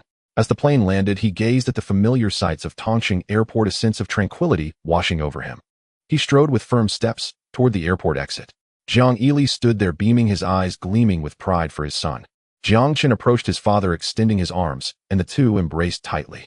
Feeling his father's warmth, Jiang Chen instantly released all his stress and exhaustion. When they returned home, the first to welcome them was the aroma lingering in the air. Lin Yue was bustling in the kitchen, preparing Jiang Chen's favorite dishes. The enticing fragrance made Jiang Chen's stomach growl. He quickly stepped into the kitchen, seeing Lin Yue busy washing vegetables. A grin spread across his face, his heart warming. Lin Yue turned around, and upon seeing Jiang Chen, she beamed with joy. She gently patted Jiang Chen's head and said softly, "My precious son is back. Come, let mom see if you've lost weight after being away for so long." A mother's heart aches for her child traveling afar. This was Jiang Chen's first time leaving home for an extended period, staying away for over a month, and Lin Yue was deeply worried for him. Feeling a surge of warmth, Jiang Chen sensed his mother's concern. He hugged Lin Yue tightly and said, "Mom, don't worry. I had my teacher looking after me the whole time. Everything's fine." Sensing his emotions, Lin Yue gradually eased her worry and gently patted his back. "Son, when you're away from home, make sure to keep in touch with mom, okay? You were gone so long this time. I missed you so much." Just then, Jiang Ili, who had settled Jiang Chen's luggage, appeared at the kitchen door. Leaning against the doorframe, he said with a smile, "Don't worry about him. This kid's as shrewd as they come. Look how well he kept the Xingchen matter hidden. You should worry more about his future opponents. I'm not concerned about him getting the short end of the stick." Lin Yue retorted impatiently, "He's flesh of my flesh. Of course I worry. No matter how good it is outside, it's never as good as home." Seeing his parents on the verge of bickering, Jiang Chen quickly comforted his mother and shot Jiang Ili a meaningful glance. Having defused the minor family squabble, Jiang Chen left the kitchen and sprawled on the sofa to rest. The fatigue from the past few days of travel began to set in, and soon he fell asleep. Seeing him asleep, Jiang Ili felt a pang of sympathy. He tiptoed over and carefully draped a blanket over Jiang Chen. When dinner was ready, his parents woke Jiang Chen, and the three of them enjoyed a harmonious meal together. During the meal, he even shared a few drinks with Jiang Ili. That night, he slept soundly, enveloped in the warmth of home. Over the following week, Jiang Chen first reported to school, where he was scrutinized by the principal, teachers, and classmates, like a rare specimen on display at a zoo. "Wow, is that the legendary god Jiang? He's really handsome and talented. Amazing. Winning a gold medal abroad, bringing honor to our country. What a hero." Even the students were one thing, but the principal and teachers like Tang Mian joined in the flattery. He found the atmosphere unbearable. After barely escaping school, he faced a collective gaze at Li Feng. "Boss Jiang is back. Boss Jiang, you really showed your prowess abroad." "Yeah, I saw the reports. Boss Jiang was highly sought after overseas." "Of course, our Li Feng. No, our Xingchen turned things around thanks to boss Jiang's skills. That's right, Xingchen will definitely become a world-renowned enterprise. From recent reports, they had all witnessed their boss' glorious achievements in bringing honor to the country, filling them with even greater hope for Xingchen's future. Although Jiang Chen had been away from Tongqing, he had kept track of general progress through Haoyan, but Haoyan had only observed from the sidelines without being exposed. Thus, Jiang Chen convened a management meeting for everyone to report updates, allowing him to fully understand Xingchen's status and control the plan's execution. Boss Jiang, following your instructions, we've completed the recruitment of 500 new employees, most of whom have finished their training. In the coming weeks, the remaining new hires will also complete their training programs. Sister Wang, Xingchen's head manager, spoke first. The company's workforce was now approaching 1000. Moreover, sales of our on-chain robots have remained robust this quarter, with the company's account accumulating 2 billion in cash flow. Jiang Chen quickly calculated. After accounting for taxes and future expansion costs, the sales department had generated at least 8 million in orders this quarter. He turned to Wang Yuyu beside him. Manager Wang, your team has performed excellently. This achievement deserves recognition. Sister Wang, please make a note to remind me at the annual meeting. He'll prepare a generous reward for Manager Wang and the sales department. Boss Jiang, construction at the new site is nearly complete. The laboratory building and security dormitories have been finished and passed inspection. The 6 factories and the Xingchen building are fully constructed with only interior decoration remaining. According to the plan, all construction will be completed by next month. As Jiang Chen listened to one piece of good news after another, his eyes shone with satisfaction and pride. He took a deep breath, assessing the company's overall situation. Combined with Haoshan's report, Xingchen was now ready to prepare for the move. The overall surveillance of the Xingchen campus had been completed, and Haoyan had already begun security work. He had to start establishing a security department. After all, Xingchen housed his laboratory, and the technologies he possessed would inevitably attract covetous eyes. Although Haoyan provided monitoring, a security department was still needed to handle incidents. With that in mind, he immediately informed Sister Wang of the plan, requiring all hires to be veterans. Once recruited, he would conduct the interviews personally. Only after securing the security force could he proceed with relocating Haoyan. Its existence was too astounding to be taken lightly. If Haoyan were exposed now, it would spark fierce competition among various forces. Given his current situation, he was utterly incapable of protecting it. Until he had accumulated enough strength, it was best to keep a low profile in this regard. Huang Tianda is a true native of Tongqing who joined the army early and has spent many years honing himself in the military. This year, due to his aging parents, he chose to retire and return home to care for them. He did not choose to accept the job arranged by the organization, but due to a lack of work experience, his job search in Tongqing was not smooth. That day, he went to the talent market as usual to look for work, and at the venue he immediately noticed the prominent company sign of Xingchen. Xingchen Company is hiring. This is a well-known enterprise that owns Lifeng Factory and is also a rising star in high technology in Tongqing last year. In his memory, the last recruitment fair held by Xingchen was 2 months ago, when he had just returned to his hometown and missed the opportunity. Friends and family said that those who joined Xingchen all praised its good benefits and light workload. Locals in Tongshang were eager to work at Xingchen. He immediately used his strong physique to push into the crowd of onlookers. When he saw the large notice board beside Wang Manli, which read hiring security personnel only for veterans, a ripple of joy surged in his heart. Without hesitation, he stepped forward to submit his resume, and soon heard the friendly voice informing him to attend an interview at Lifeng Factory the next day. As Jiang Chen reviewed the interview list, his gaze was quick and sharp, swiftly scanning through the candidates' names. Since it was limited to veterans, there were not many candidates, this time only about 30. He picked up the first resume and began to read carefully. Huang Tianda, 29 years old, with a decade of military service, was once a squad leader in the army, possessing excellent leadership and management experience. The reason this resume was at the top was clearly due to its unique merits. The next resume was similar to Huang Tian's, both carefully selected by Sister Wang, deemed qualified to compete for the security supervisor position. It seems that the personnel department strongly recommended one of these 2 candidates for the security supervisor position at Xingchen. After reading all the resumes carefully, Jiang Chen compiled this important information and handed it over to Haoyan for a public background investigation to ensure each candidate's background was clean and reliable. Soon Haoshan's report was submitted, confirming that all candidates were trustworthy individuals, especially Huang Tianda, who had once received a third-class merit honor. Learning of this result, Jiang Chen felt a weight lift off his chest. He already had a clear inclination for the security supervisor choice. The next day, all candidates appeared on time at Lifeng Factory. Under Sister Wang's organization, they rested in the meeting room waiting for notification to proceed to the office for interviews. Jiang Chen had arrived early at the office holding each person's resume ready for the interviews. Huang Tianda was the first candidate to enter precisely according to Jiang Chen's special arrangement. He pushed the door open and walked into the office only to be slightly taken aback upon seeing that the interviewer was a young man. However, years of military experience allowed him to quickly adjust his emotions, restoring his serious demeanor. Jiang Chen observed his reaction and greatly appreciated Huang Tianda's ability to swiftly regulate his emotions. Huang Tianda was clearly a suitable candidate for a managerial position, and his resume was also outstanding. Jiang Chen then began to ask some basic questions, and Huang Tianda answered fluently, his confidence not affected in the slightest by the interviewer's youth. As the interview neared its conclusion, Jiang Chen expressed his satisfaction, saying, "Mr. Huang, your performance and your resume have impressed me greatly. If you are also satisfied with our company after signing a confidentiality agreement, you will become the supervisor of our security department." Upon hearing this, Huang Tianda was momentarily stunned, and then a wave of immense joy surged within him. He had thought he could only hold an ordinary security position, but unexpectedly, it was for the security supervisor role. He took a deep breath, suppressing his excitement, and firmly replied, "Of course I am willing, but regarding my previous work, I hope the confidentiality agreement does not involve any of my past confidential contents." Jiang Chen found himself liking this person even more, as someone who could uphold principles in the face of interests would not betray Xingchen for profit in the future. This is a must.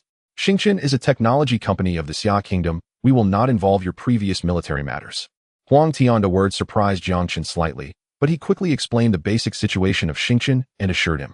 Huang Tianda immediately stated, "No problem, I will do my utmost to ensure the safety of Xingchen." Jiang Chen called out to Sister Wang outside the door, signaling her to prepare the relevant documents, then handed over the subsequent interview tasks to Huang Tianda while he assisted. True to the military's efficiency, Huang Tianda quickly adapted to his new role. Since all the interviewees were veterans, his prior experience made the interview process progress rapidly. Ultimately, another candidate, Chu Fei, was promoted to deputy security supervisor. The two of them divided all candidates into two groups to prepare for a two-shift work arrangement. For now, they would have all the security department personnel directly moved into Xingchen's security dormitory, starting to familiarize themselves with the terrain and adapt to the environment. Xingchen's area was still quite large, requiring them to arrange their own patrol times, routes, and post assignments. In May, the sunlight slanted through every window of Lifeng, and finally all buildings of Xingchen had completed acceptance. Jiang Chen had little time to celebrate. He immediately called Sister Wang, his tone revealing a hint of urgency. Sister Wang arranged for Lifeng's moving matters as soon as possible. That afternoon, on the day of acceptance, he gathered Huang Tianda and Chu Fei, instructing them to take a few people by car to the villa area at night. Jiang Chen alone pushed open the door to Haoshan's server room. Before him, 10 racks of servers were densely arranged, and he couldn't help but sigh. "It seems I need to start researching this hardware, otherwise the computing center won't have enough capacity to add more equipment for Haoyan in the future." At that moment, Haoshan's panda-shaped virtual image appeared on the screen, seemingly dancing joyfully. "Master, is it time to move?" Its voice was filled with anticipation. Jiang Chen replied with a smile, "Yes, Haoyan. We are about to move to the underground computing center of the Xingchen laboratory. That will be your new home." Haoyan excitedly responded, "Great, Master. I've seen that place through the camera. The environment is very suitable for me. Hearing you say that puts my mind at ease." Jiang Chen paused for a moment. "Now I need to put you into sleep mode, just like taking a nap. When you wake up, you will find yourself in your new home." "Understood, Master." Jiang Chen then skillfully began to shut down the system, sequentially cutting off the power of each server rack and disconnecting all the cables. Once everything was ready, he took a deep breath and softly spoke into the intercom. "Huang Tianda, Chu Fei, it's time to start the move." The two security supervisors responded quickly. Although they knew little about the complex equipment, their military obedience led them to act without hesitation. The two looked at the equipment before them, secretly guessing that this must be hardware similar to servers. With their assistance, all the hardware was carefully transported. For the next 2 hours, Jiang Chen meticulously reinstalled all of Haoshan's hardware in the new computing center of Xingchen.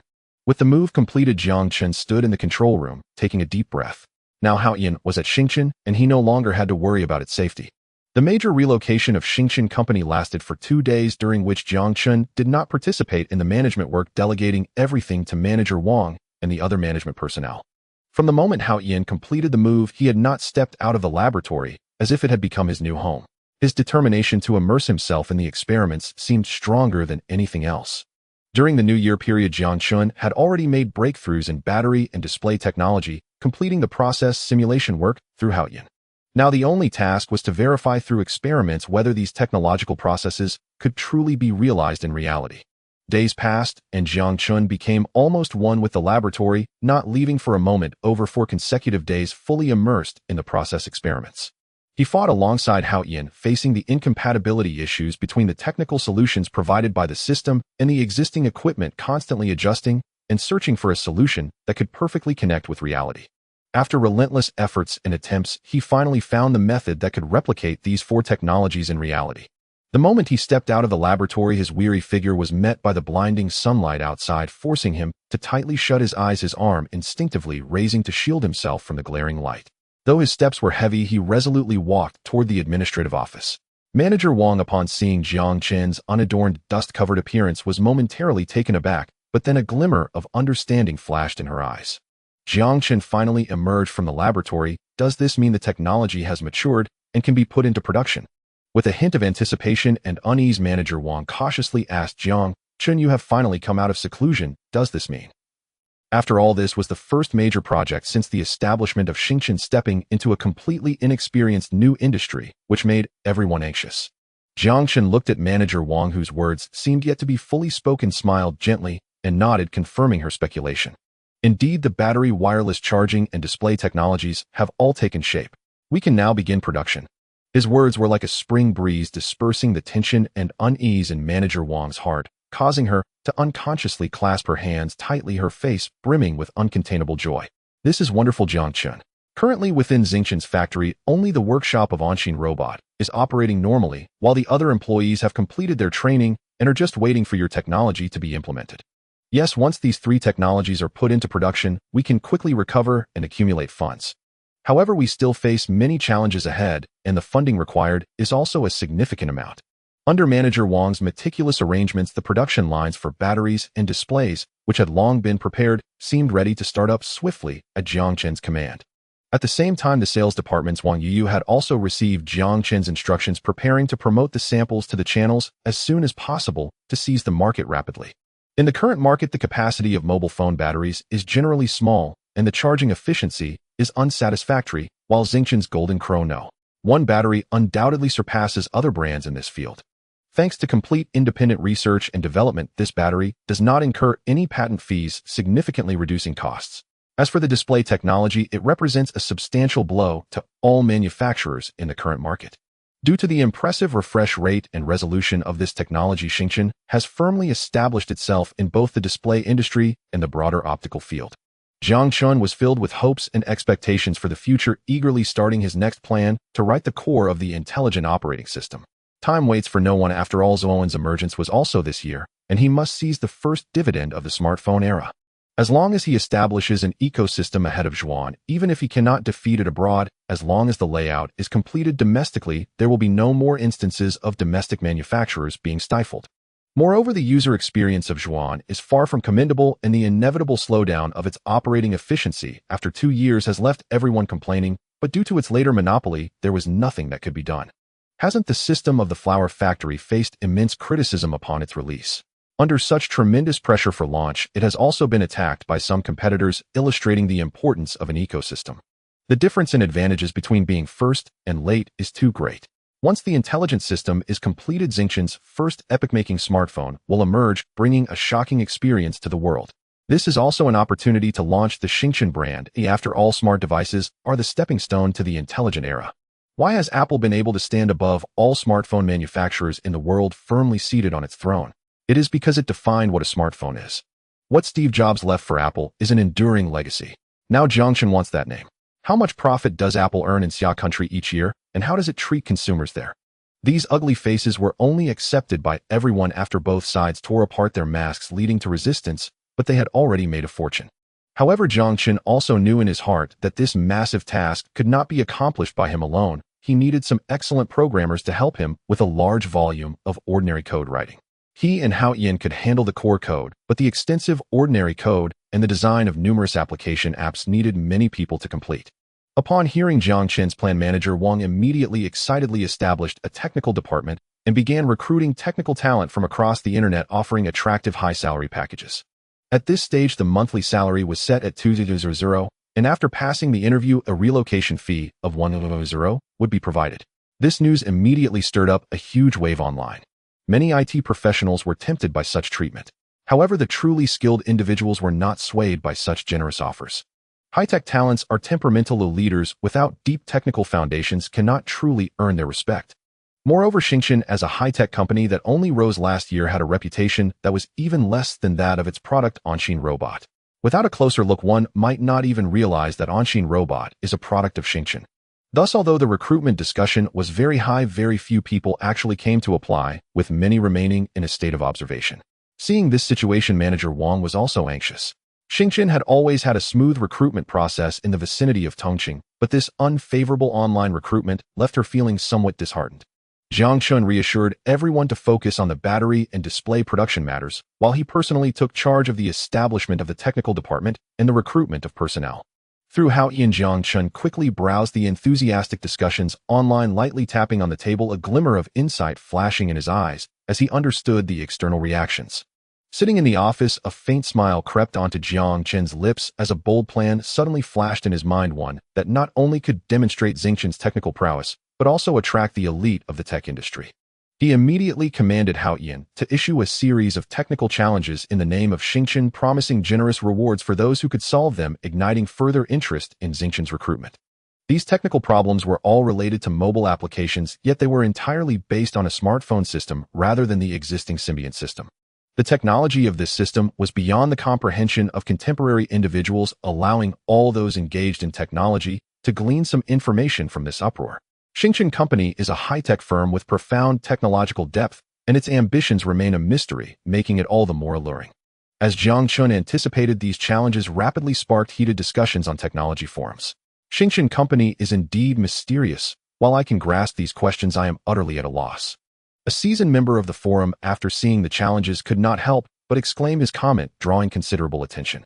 Although I have some preliminary thoughts, these technical issues are derivatives of mobile application development, yet they are clearly not the gameplay we are familiar with from the Symbiont system. Could it be that Jiang Chen Company plans to develop an entirely new operating system? Another tech expert couldn't resist joining the discussion, his speculation immediately attracting further conversation. Indeed, while the Symbiont system is mature, its room for innovation is limited and the patent barriers are daunting. I'm curious how Jiang Chen plans to circumvent these difficulties. Could it be some innovation stemming from Linux? But how could they possibly avoid patent issues? A curious netizen expressed his views. Honestly, seeing their challenges makes me want to visit Jiang Chen Company and see for myself. I'm already on my way to Tongqing. I've done some research on Jiang Chen's background, and last year's On-Shin Robot was one of their products. Moreover, through a patent office inquiry, I discovered that they had registered numerous patents recently, clearly a company with depth in technology. The company must be filled with hidden talents, especially given the attractive offers they currently provide. An action-oriented tech enthusiast excitedly shared his plans. On the technology forum, discussions about Jiang Chen Company's upcoming actions and the essence of this technical challenge grew increasingly fervent. These challenges appeared to be merely about mobile phones, yet they had no real connection to the Symbiont system, igniting widespread speculation and interest.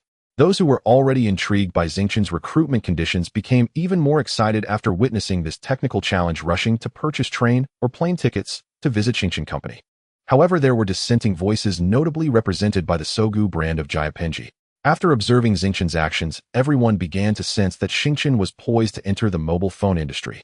The mobile phone industry is inherently competitive, and now a company from Xiaohua, which has never ventured into this field, is declaring its intention to enter, which will undoubtedly face significant resistance. The market in Xiaohua is vast, but the pie is limited. With one more competitor, every manufacturer faces increased sales pressure.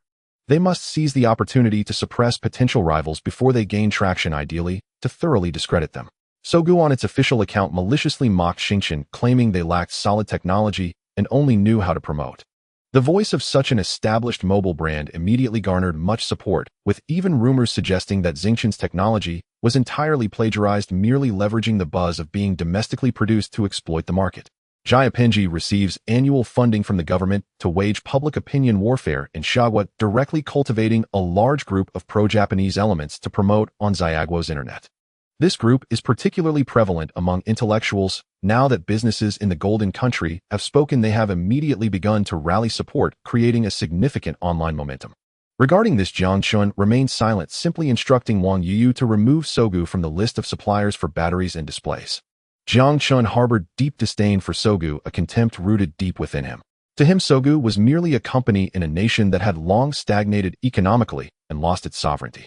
How dare they provoke in front of their former master? They were truly overstepping. If he didn't teach them a lesson, they wouldn't know who the real authority was. His response to such provocation was one of indifference. He would not show leniency. He promptly instructed Hao Yin to silently infiltrate the Jiapingji government's systems to uncover the public intellectuals cultivated through remittances over the years, obtaining undeniable evidence, such as transfer receipts. Jiang Chen's contempt for this group ran deep. These opportunistic individuals were inherently weak-kneed, worshipping foreign powers, especially when it came to the historically hostile Jiapingji. He planned to launch a powerful counterattack aiming to eradicate the toxic atmosphere polluting society and clearly show all compatriots the ugly faces of these so-called public intellectuals. Currently, Xiagua is at a critical juncture of development. The image of the motherland should not directly engage in such actions, thus, he decisively took on this responsibility. For Jiang Chen, this was not merely an operation but a chance to expand Xingchen's influence, distinctly showcasing their stance. This also served as a test for Hao Yin. After all, such actions could not be conducted domestically, something Jiang Chen would never allow, but overseas was another matter entirely. It could very well become a phantom on the internet, delivering powerful strikes against hostile forces abroad. Currently, its supporting hardware is too inadequate. Once Jiang Chen completes the envisioned hardware upgrade, it could independently launch cyber attacks against an entire nation.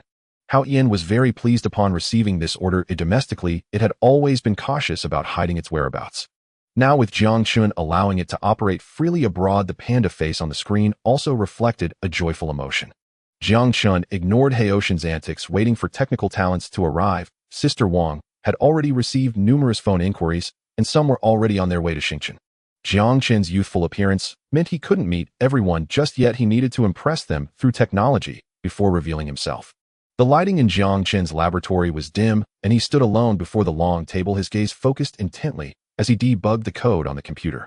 Before the screen filled with complex code, he had meticulously prepared several practical small programs specifically designed to test the technical operational skills of the interviewees. In a technical interview, there was no need to consider other issues. Technical ability came first, and once the candidate passed Haoshan's background check, they could be directly hired. Li Yuan was a prominent figure in the domestic IT industry. Unable to tolerate his previous boss' capriciousness and unrealistic demands, he had engaged in a fierce argument. He never expected his former boss to blacklist him across the entire industry, leaving him feeling utterly helpless. As a result, many large companies, preferring to avoid trouble, refused to hire him, while smaller companies offered such low salaries and limited prospects that he was unwilling to join them. Thus, Li Yuan continued taking freelance projects, constantly searching for a suitable company to join. He naturally noticed Star's online recruitment this time, but initially paid it no mind, as Star was a new company with little reputation. However, after learning a series of news, he grew somewhat interested, especially when Star's high-reward challenge appeared, which sparked his intense curiosity.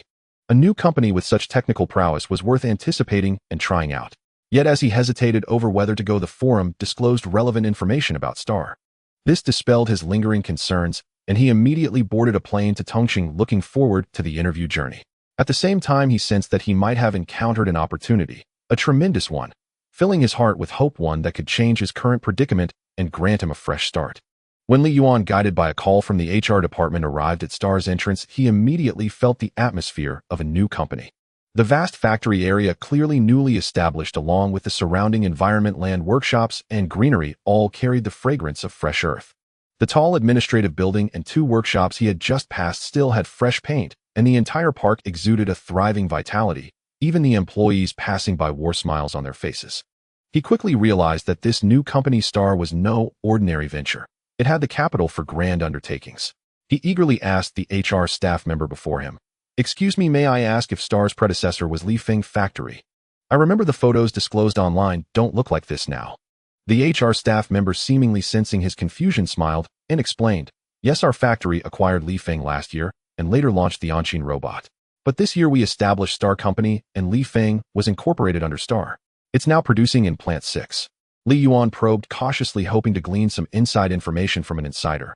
"May I ask, is Star planning to enter the mobile phone industry this year? Is that why there's such a big move now?"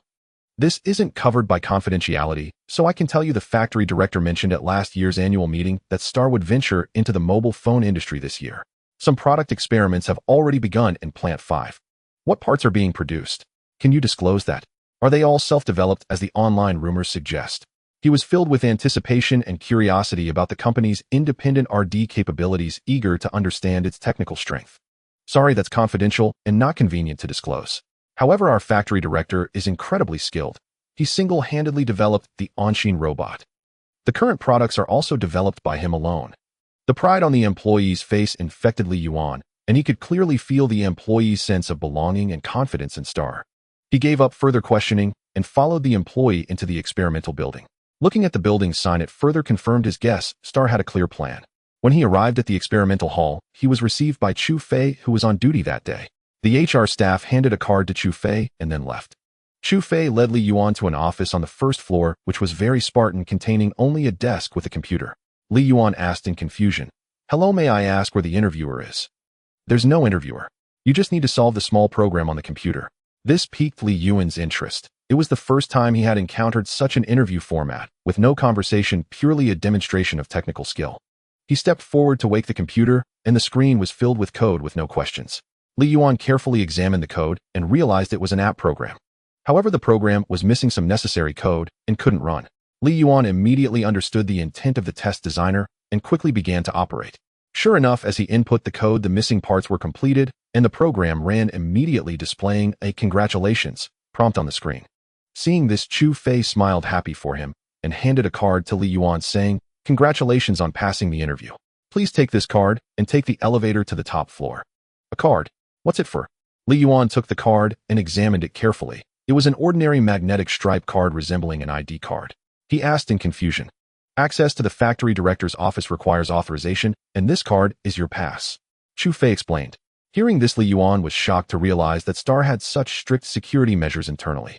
Li Yuan entered the elevator alone and pressed the button for the 8th floor, but nothing happened. "Please present your pass." An electronic voice prompt sounded in the elevator, and then Li Yuan noticed a clear card swipe area on the panel. He immediately placed the card against it. "Thank you for your cooperation." The elevator then ascended to the 8th floor. He arrived at the office door, composed himself slightly, and gently knocked. A young voice came from inside, "Come in." Li Yuan pushed open the door and entered, seeing a very young person looking toward the entrance. "Are you the chairman of Star?" Jiang Chen's appearance was vastly different from what he had imagined, so Li Yuan asked skeptically. "Yes, the founder of Star. My name is Jiang Chen." Upon hearing the name Jiang Chen, Li Yuan seemed to recall something and asked excitedly, "Jiang Chen? That name sounds familiar. Are you the same Jiang Chen who solved the Mersenne prime conjecture some time ago?" Jiang Chen hadn't expected the other person to have followed that news and smiled, nodding.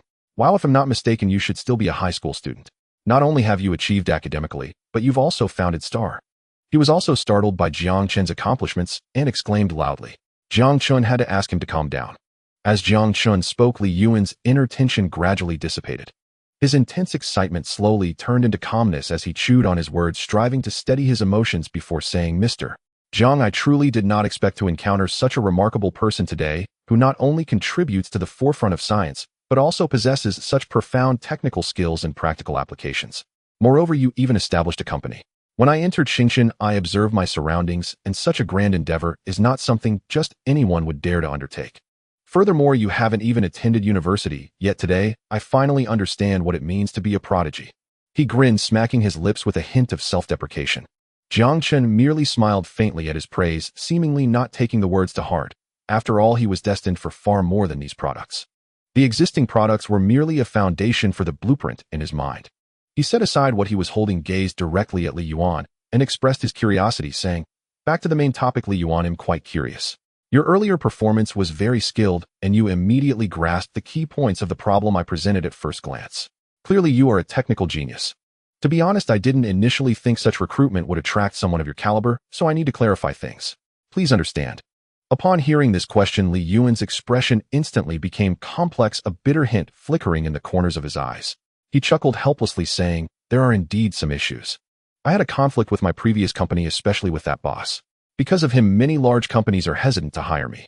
And I am unwilling to work for small companies, so this back and forth has left me relying on freelance work to sustain my life. My visit to Xingchen was also with a mindset of trying my luck." Li Yuan's voice gradually lowered, as if recounting an unknown, bitter journey.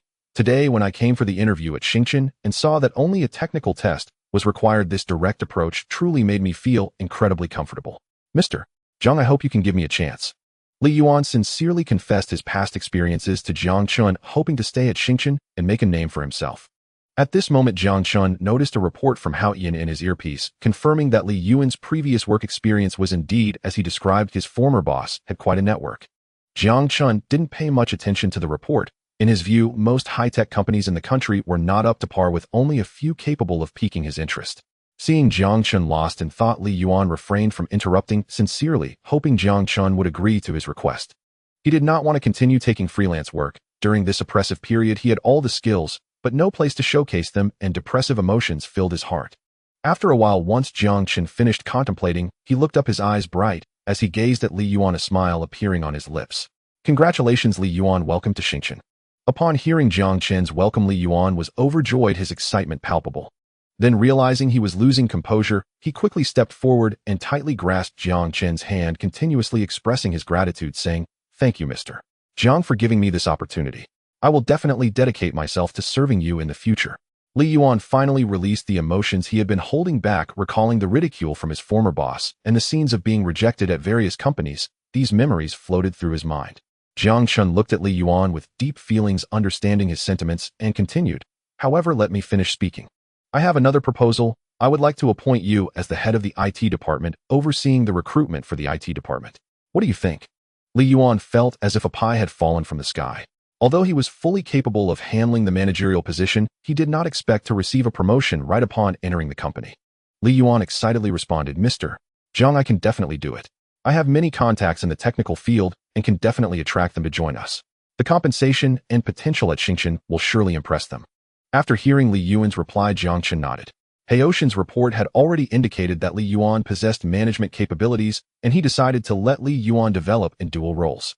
He picked up the phone and immediately called Sister Wang, who quickly arrived from the Xingchen building to the high-security corridor connecting to the laboratory, taking Li Yuan along to prepare a series of tasks for him. Li Yuan followed Sister Wang back to the Xingchen building. While processing Li Yuan's employee card and signing the contract, his excited emotions gradually calmed down. Then Sister Wang began to show him around Xingchen. The production work in the factory was not much related to him. He only got a general understanding, with the focus on familiarizing him with the various departments, especially the cafeteria and the newly established IT department. When he finally reached the IT department floor, seeing it completely empty, he was left dumbfounded. "Sister Wang, what is going on? Am I the only one in the IT department?" Li Yuan's stunned expression made Wang Manli unable to hold back her laughter, thinking about how another person had been fooled by Mr. Jiang. "Yes, Director Li, you are the first employee of the IT department, and from now on this department will be entirely under your control. What about Mr. Jiang? Doesn't he manage anything at all?" Li Yuan immediately brought up Jiang Chen, hoping he could help resolve some issues. "Director Li, Mr. Jiang does not manage anything at Xingchen. All internal affairs of any department are handled by their respective heads. Mr. Jiang spends all his time in the laboratory. You'll get used to it." Wang Manli patted the still stunned Li Yuan on the shoulder before turning to head back to her office as the chairman's assistant. Leaving Li Yuan alone to face the vast empty office, it took him a while to recover and start organizing his thoughts to begin his work. In the following week, Li Yuan gradually began to adapt to the atmosphere at Xingchen, where Mr. Jiang spent every day in the laboratory, completely unconcerned with management. Wang Manli, as the chairman's assistant, also served as the head of finance, while the administrative supervisor Gu Hua was the person he interacted with most recently, as all departmental needs required communication with him. He was a very energetic young man. Next were the two security supervisors, Huang Tianda and Chu Fei, both veterans. One of them was always stationed at the laboratory security office, and each time he saw them, they wore serious expressions. The remaining sales and production supervisors were seldom seen. However, Li Yuan now somewhat understood Jiang Chen's style of directives were given directly, and the rest of the time was entirely at their discretion. This style of leadership, where the head is mostly uninvolved, was truly comfortable. During this week, Li Yuan kept himself busy with the recruitment of technical staff, utilizing his connections along with Xingchen's high salary to attract a considerable number of technical talents. The IT department was gradually expanding, and the new recruits were brimming with anticipation and fervent enthusiasm, all deeply infected by the vibrant atmosphere of Starcrest. From the environment and various aspects, the new employees came to understand that Starcrest was a formidable company with immense potential and such generous benefits. While President Jiang was a household name among them, he had never made a personal appearance. Yet on this day, Jiang Chen stepped into the department, his aura and demeanor instantly causing a stir. The leader of Starcrest turned out to be such a young man, leaving everyone in awe. Moreover, Jiang Chen was a celebrity in academic circles and had recently gone viral beyond that sphere. Is this really our chairman? Indeed, who would have thought the online academic star also owned a tech company? Onshin Robotics is also President Jiang's product.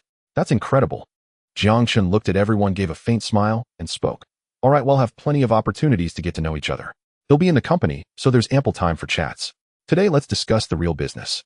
With his loud call and Li Yuan's calming gestures, everyone gradually quieted down and gathered around Jiang Chen awaiting instructions. As you all know, Starcrest is about to venture into the mobile phone industry, right? Ever since Starcrest's recruitment and bounty announcements were made public, everyone was aware. Seeing them nod, he continued, but what I intend to create is not a traditional phone, but a revolutionary smartphone. His words instantly stunned everyone, and someone immediately asked in confusion, President Jiang, what exactly is a smartphone? The employee pulled out his own phone, looked at it from all angles, but couldn't see where intelligence could be developed. Smart. Does that mean AI integration? But artificial intelligence hasn't achieved any breakthroughs yet. Are we working on AI now? Hearing their doubts, Jiang Chen knew he had to first educate them on the technology, as no one besides him understood the meaning of a smartphone. He pulled a prototype from his pocket and presented it to everyone. Curious, they wondered what it was. This is what I call a smartphone, a prototype from Starcrest. Looking at this sleek, all-screen, integrated electronic device, everyone was incredulous. Could such a device really be a phone? They had assumed it was something like a handheld console.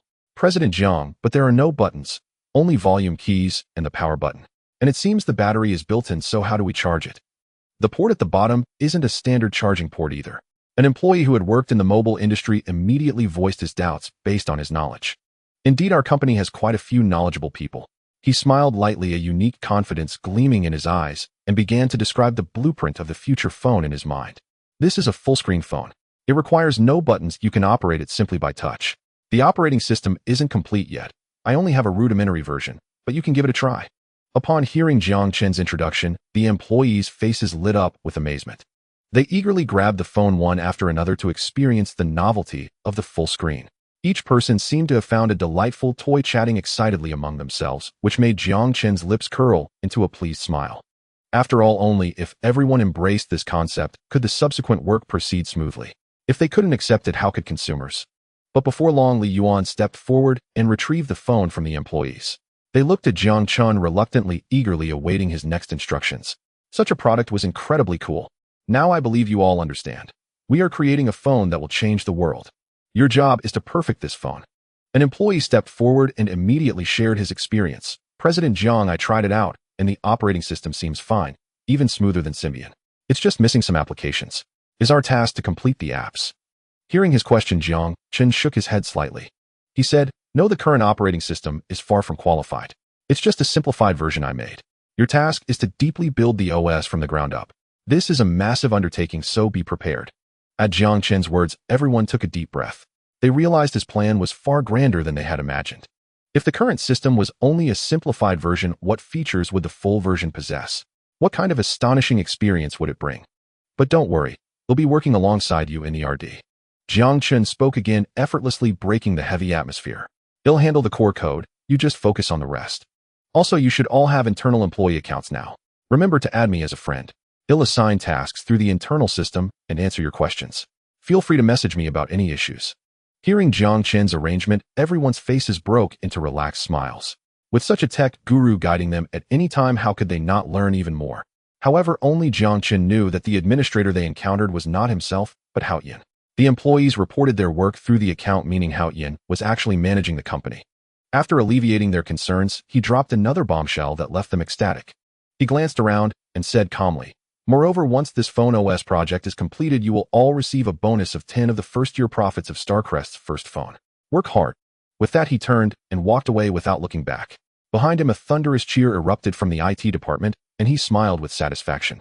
After experiencing the prototype, everyone was convinced that this phone would shatter all existing perceptions of mobile devices and become a future blockbuster. The thought of receiving 1/10 of the annual sales profit from such a blockbuster phone as a bonus made everyone immensely excited. Both Li Yuan and the others felt that opportunity was right around the corner.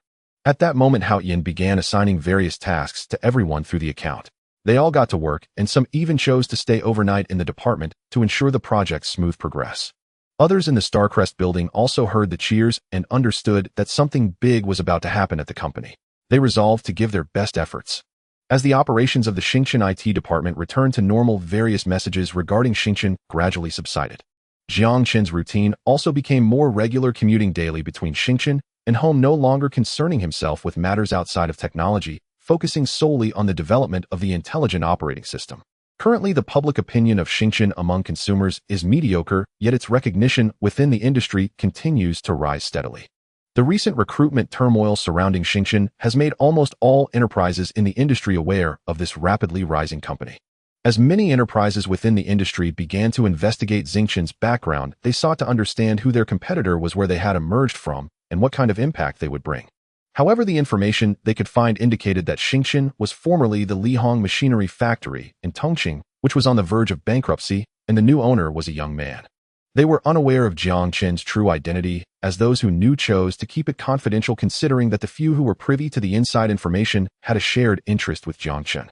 Currently, Xingchen has only showcased the on-chain robot as a product, yet the purchasing frenzy that swept the nation over the past 6 months clearly demonstrated its manufacturing capabilities.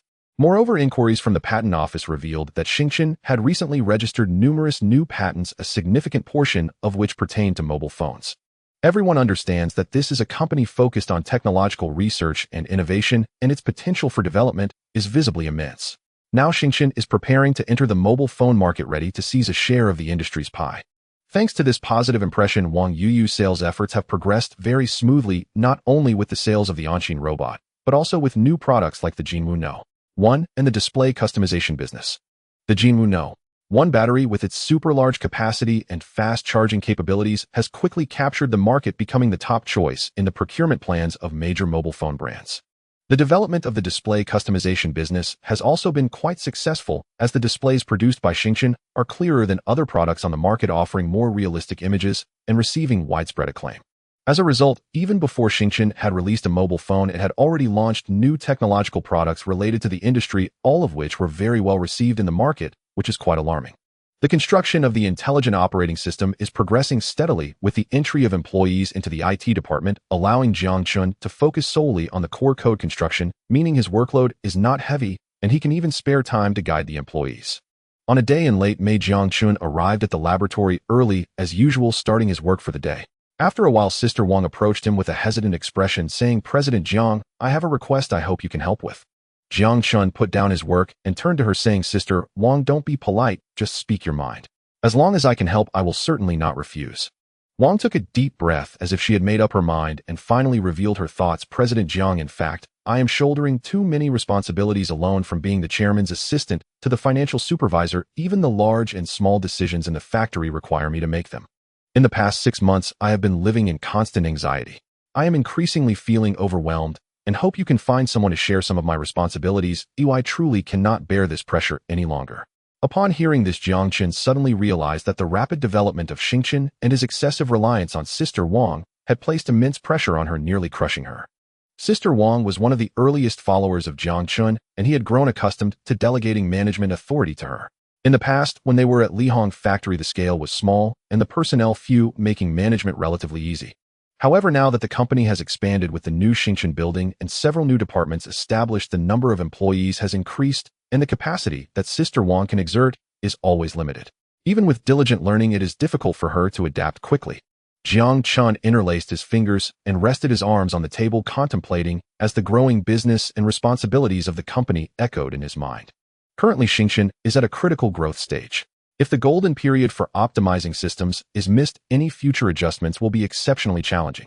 It's like a giant ship who, once the course is set, changing direction requires immense effort. Internal adjustments for a behemoth enterprise are akin to a grievous endeavor.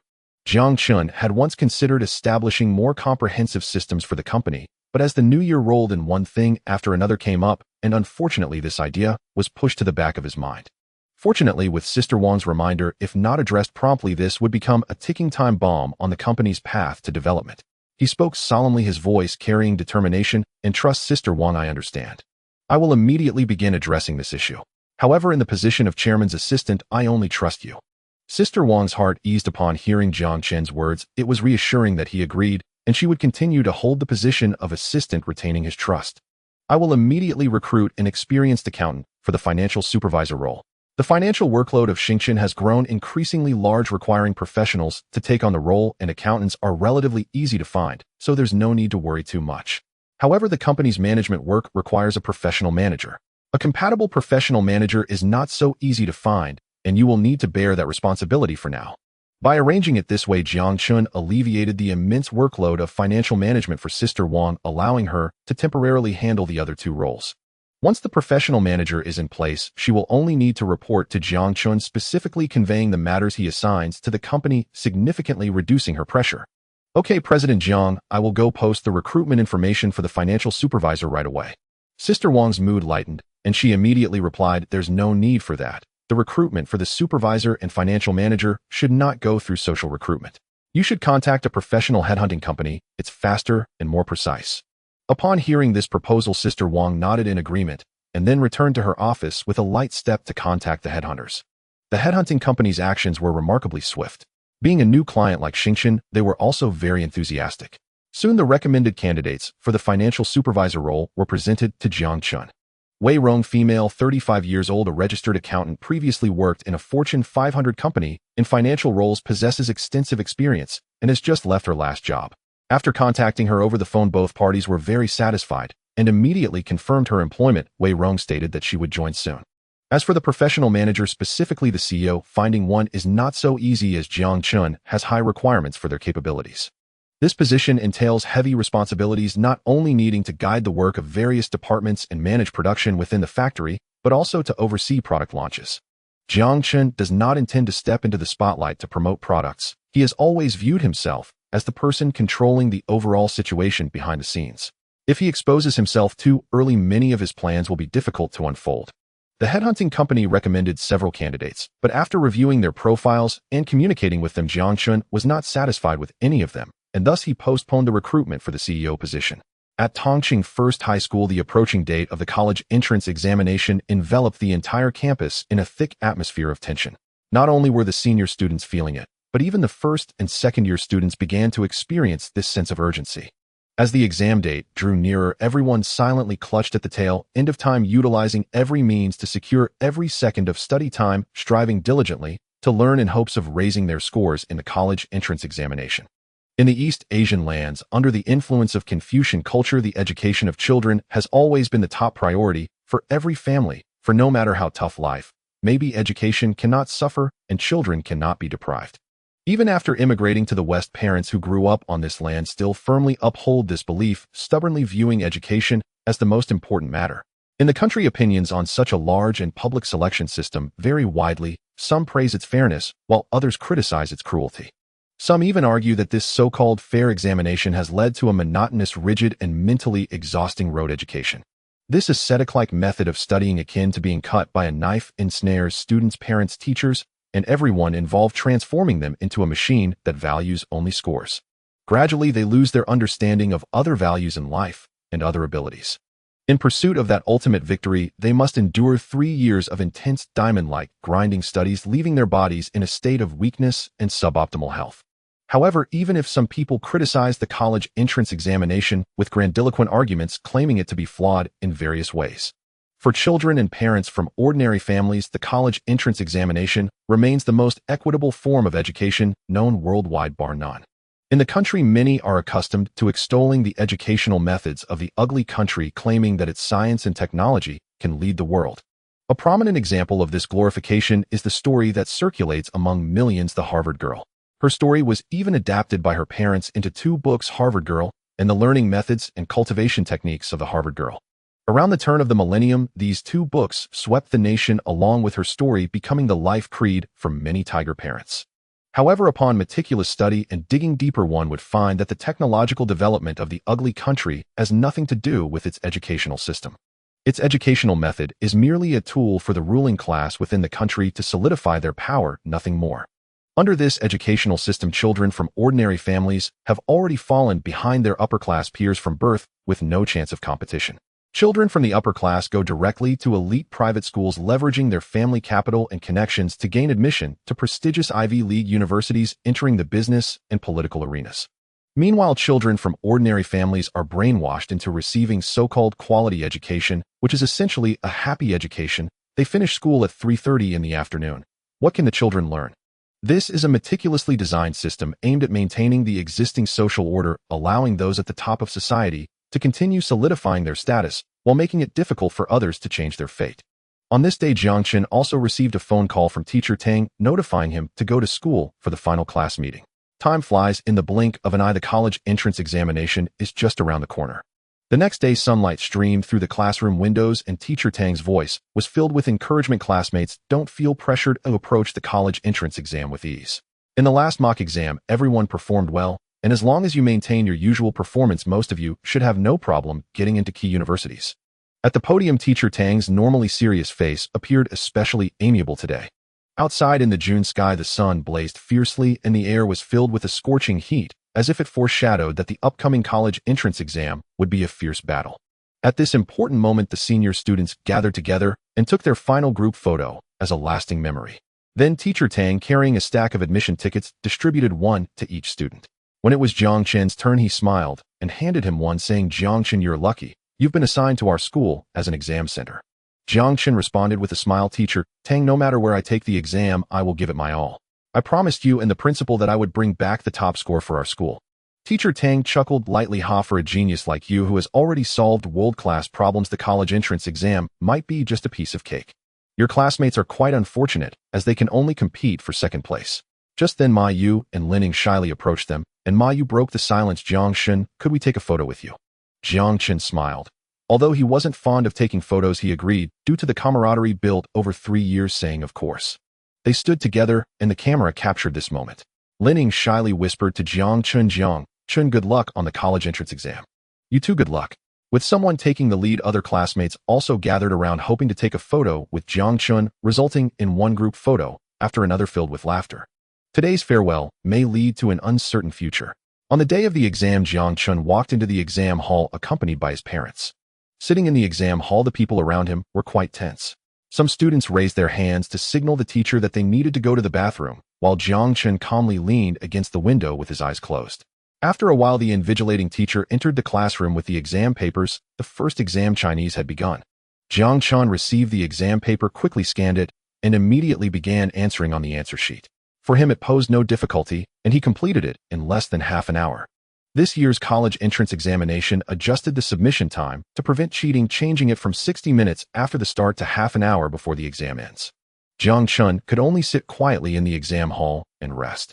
When it was time to submit the paper, he immediately signaled to the teacher and left the exam hall. The other candidates in the exam hall were even more tense upon seeing this scene. Had he finished already, or had he given up? In the subsequent mathematics, English, and comprehensive science exams, Jiang Chen maintained the same approach, numbing the candidates in the unified exam hall. After completing the comprehensive science exam, Jiang Chen comfortably stretched, and as he stepped out of the school gate, he saw a few people holding cameras approaching to interview him. He immediately hurried towards his parents, pulling them away as he did not want to be on camera. However, he was still captured by a quick-eyed cameraman, and the photo ended up in the news. The day after, the internet went wild with shares. A side profile photo of Jiang Chen suddenly appeared on various platforms. His photo rapidly spread with a sensational headline: "High school student allegedly gives up, submits exam early, leaves the exam room in shame." The article employed a spring and autumn brushwork style, reporting extensively from a biased and speculative perspective. It claimed that the candidate chose to submit the exam early due to unbearable pressure, and when reporters eager to observe the myriad facets of life attempted to interview him, he fled in shame, leaving with his parents in a state of panic. As if infected by the emotions in the news, people in the comment section expressed their indignation and ridicule towards the candidate. However, a turning point came when a math enthusiast stared at the photo and recognized the familiar glint in the side profile. It was Jiang Chen. Unable to contain his laughter, he quickly typed a comment saying, "Don't you all know who the candidate in the photo is?" Dare to claim he gave up on the college entrance exam. As soon as he said this, a flurry of question marks flooded beneath his comment. Who is he? Is he famous? Isn't he just a student taking the college entrance exam? The math enthusiast looked at the replies, secretly pondering that those who didn't even know who the person in the photo was dared to spout nonsense. This would surely backfire. Although we only see his side profile, I recognize him. His name is Jiang Chen. Do you remember the news from a while ago about the central bank? He is the high school student who solved the Mersenne prime conjecture. His words sparked a commotion as people hurriedly searched online for news and photos of Jiang Chen to compare. They indeed matched. In an instant, everyone who had just been debating began deleting their comments, and this boomerang effect made those who knew Jiang Chen laugh uncontrollably. Seeing this situation, the marketing accounts that had been stirring the pot also quickly deleted their posts, fearing repercussions for spreading rumors. At this moment, Jiang Chen was unaware of the internet's dramatic turn. He was at home enjoying a warm moment with his parents. That night, lying in bed, he felt an unusual tranquility in his heart. He had fulfilled his high school dreams and achieved good grades. Now he aimed for the top scholar, feeling that he could put a perfect ending to his high school life and embark on his upcoming journey with peace of mind. Currently, Jiang Chen's development was thriving, with the primary focus being the establishment of an intelligent operating system. Thanks to the relentless efforts of the IT department staff, the project was nearing completion and the core coding for his work had been successfully finished. Lying in the dark room, his mind was filled with thoughts, including whether the company should venture into the semiconductor project next. After all, it was a long-term money-eating beast, and if initiated, all of Jiang Chen's upcoming funds would be thrown into this bottomless pit, taking a long time to yield returns. He would also have to devote most of his time and energy to it. Lying on his pillow, he weighed the options in his mind. The external environment in Xia country was still very favorable, and there were pathways to procure CPUs for a long time. This could save the massive funds required for building the photolithography machine project and invest them into other technological areas rapidly developing the company. However, the risks of the photolithography machine project could not be ignored. Without a stable supply chain, if there was an external disruption in CPU supply, the prospects for Jiang Chen's phones would immediately plunge into a state of being without usable chips. This would be a heavy blow for the company, and a flicker of contemplation sparkled in Jiang Chen's deep red eyes. Two lines of thought switched back and forth in his mind, leaving him in a state of entanglement. At this moment, he thought of the plight of the chrysanthemum factory, which faced heavy sanctions from foreign powers at the crucial moment of its ascent in the mobile phone sector, severely impacting the entire terminal department. It took 3 years and a massive amount of funding to barely emerge after establishing a semiconductor supply chain. A cautionary tale. Core technology, better to create it than to buy it. Let's do it. Jiang Chen had the system, and Jiang Chen's financial status was also very good. There was nothing to fear. Wasn't he here to contribute to the revival of the country? Having made up his mind, Jiang Chen immediately opened the system. All-purpose black technology system. Technology title intermediate. Current learning points 1846821. Exchange technologies, artificial intelligence algorithms, lithium-ion battery technology, smart, fast charging technology, intelligent operating system, LCD technology, OLED technology. Mastered talents, extensive knowledge, meditation, anti-hair loss, keen intuition. He now had 1.8 million learning points and immediately searched for the price of semiconductor technology, focusing on photolithography, machine-related technological entries. After some exploration, he gained an understanding of the relevant technologies in the semiconductor industry. Semiconductors are a collective term, and the much-discussed photolithography machine is one of the most complex components. It is the most important industry for the future, with downstream applications covering smartphones, computers, automotive electronics, artificial intelligence, communications, the Internet of Things, healthcare, and military applications. It can be said that it is the cornerstone of future infrastructure. However, the industry is extraordinarily complex, and almost no country can independently form a complete semiconductor industry chain. The well-known semiconductor is silicon-based, designed with silicon wafers as the base material, chip design, wafer manufacturing, and finally packaging and testing. Each semiconductor device and material needed in this process represents a separate industry, such as photoresist, photomasks, specialty gases, polishing materials, wet electronic chemicals, sputtering targets, photolithography, equipment, etching equipment, packaging materials, and so on. Only through these layers of manufacturing processes can they ultimately transform into the small chips that everyone is familiar with, which is one of the greatest products in human industrial history, the brightest jewel in the crown of industry. Many people only know about the photolithography machine, which is a type of photolithography equipment. Xia country is not only constrained at this stage, but other stages also face issues. Thus, during the 12th five-year plan period, the country initiated the 02 Special Project, famously known in the industry as the Large-Scale Integrated Circuit Manufacturing Equipment and Complete Process Project. This was to establish Xia country's own complete semiconductor industry chain. Due to foreign sanctions, Xia country's semiconductor industry has developed vigorously, achieving strong breakthroughs in various stages. However, the core stage, the photolithography machine, has never broken through the 0 to 1 barrier. It's 2008 now, and the chip manufacturing process is still at 45 nanometers, far from the later 14 nanometers and 7 nanometers, which are difficult to surpass. His concerns were unnecessary. targeting 45 nanometers first to build his own supply chain, and then gradually advancing the chip manufacturing process would not be a problem. Jiang Chen felt a surge of excitement within his heart. The two technologies in the system dazzled him: carbon-based chip technology and quantum chip technology. He was immensely interested in these two technologies, for he knew that the semiconductor field had always been dominated by silicon-based chips. Silicon as a semiconductor material possesses good conductivity and controllability. However, he was also aware of the limitations of silicon-based chips, with their physical limit being around 1 nanometer. The failure of Moore's law further proved this point. Although chip companies were continuously increasing their investments in research and development, progress in silicon-based chip manufacturing was exceedingly difficult, stuck at the 3-nanometer phase. Jiang Chen decided to enter the semiconductor industry, thus abandoning silicon-based chips, and choosing these two new paths would be the best decision. This way he could bypass numerous patents and establish his own competitive barriers. Without hesitation, Jiang Chen chose quantum chips as his development direction, as he believed that quantum chips held greater potential and strategic value. He spent $1 million to acquire quantum chip technology, which was considerably more expensive than the other two technologies. Jiang Chen, invigorated, immediately began studying quantum chip technology. Soon he discovered a significant advantage of quantum chips. The manufacturing process no longer required photolithography equipment, but could instead employ advanced techniques such as chemical deposition and ion beam etching for electron beam sculpting.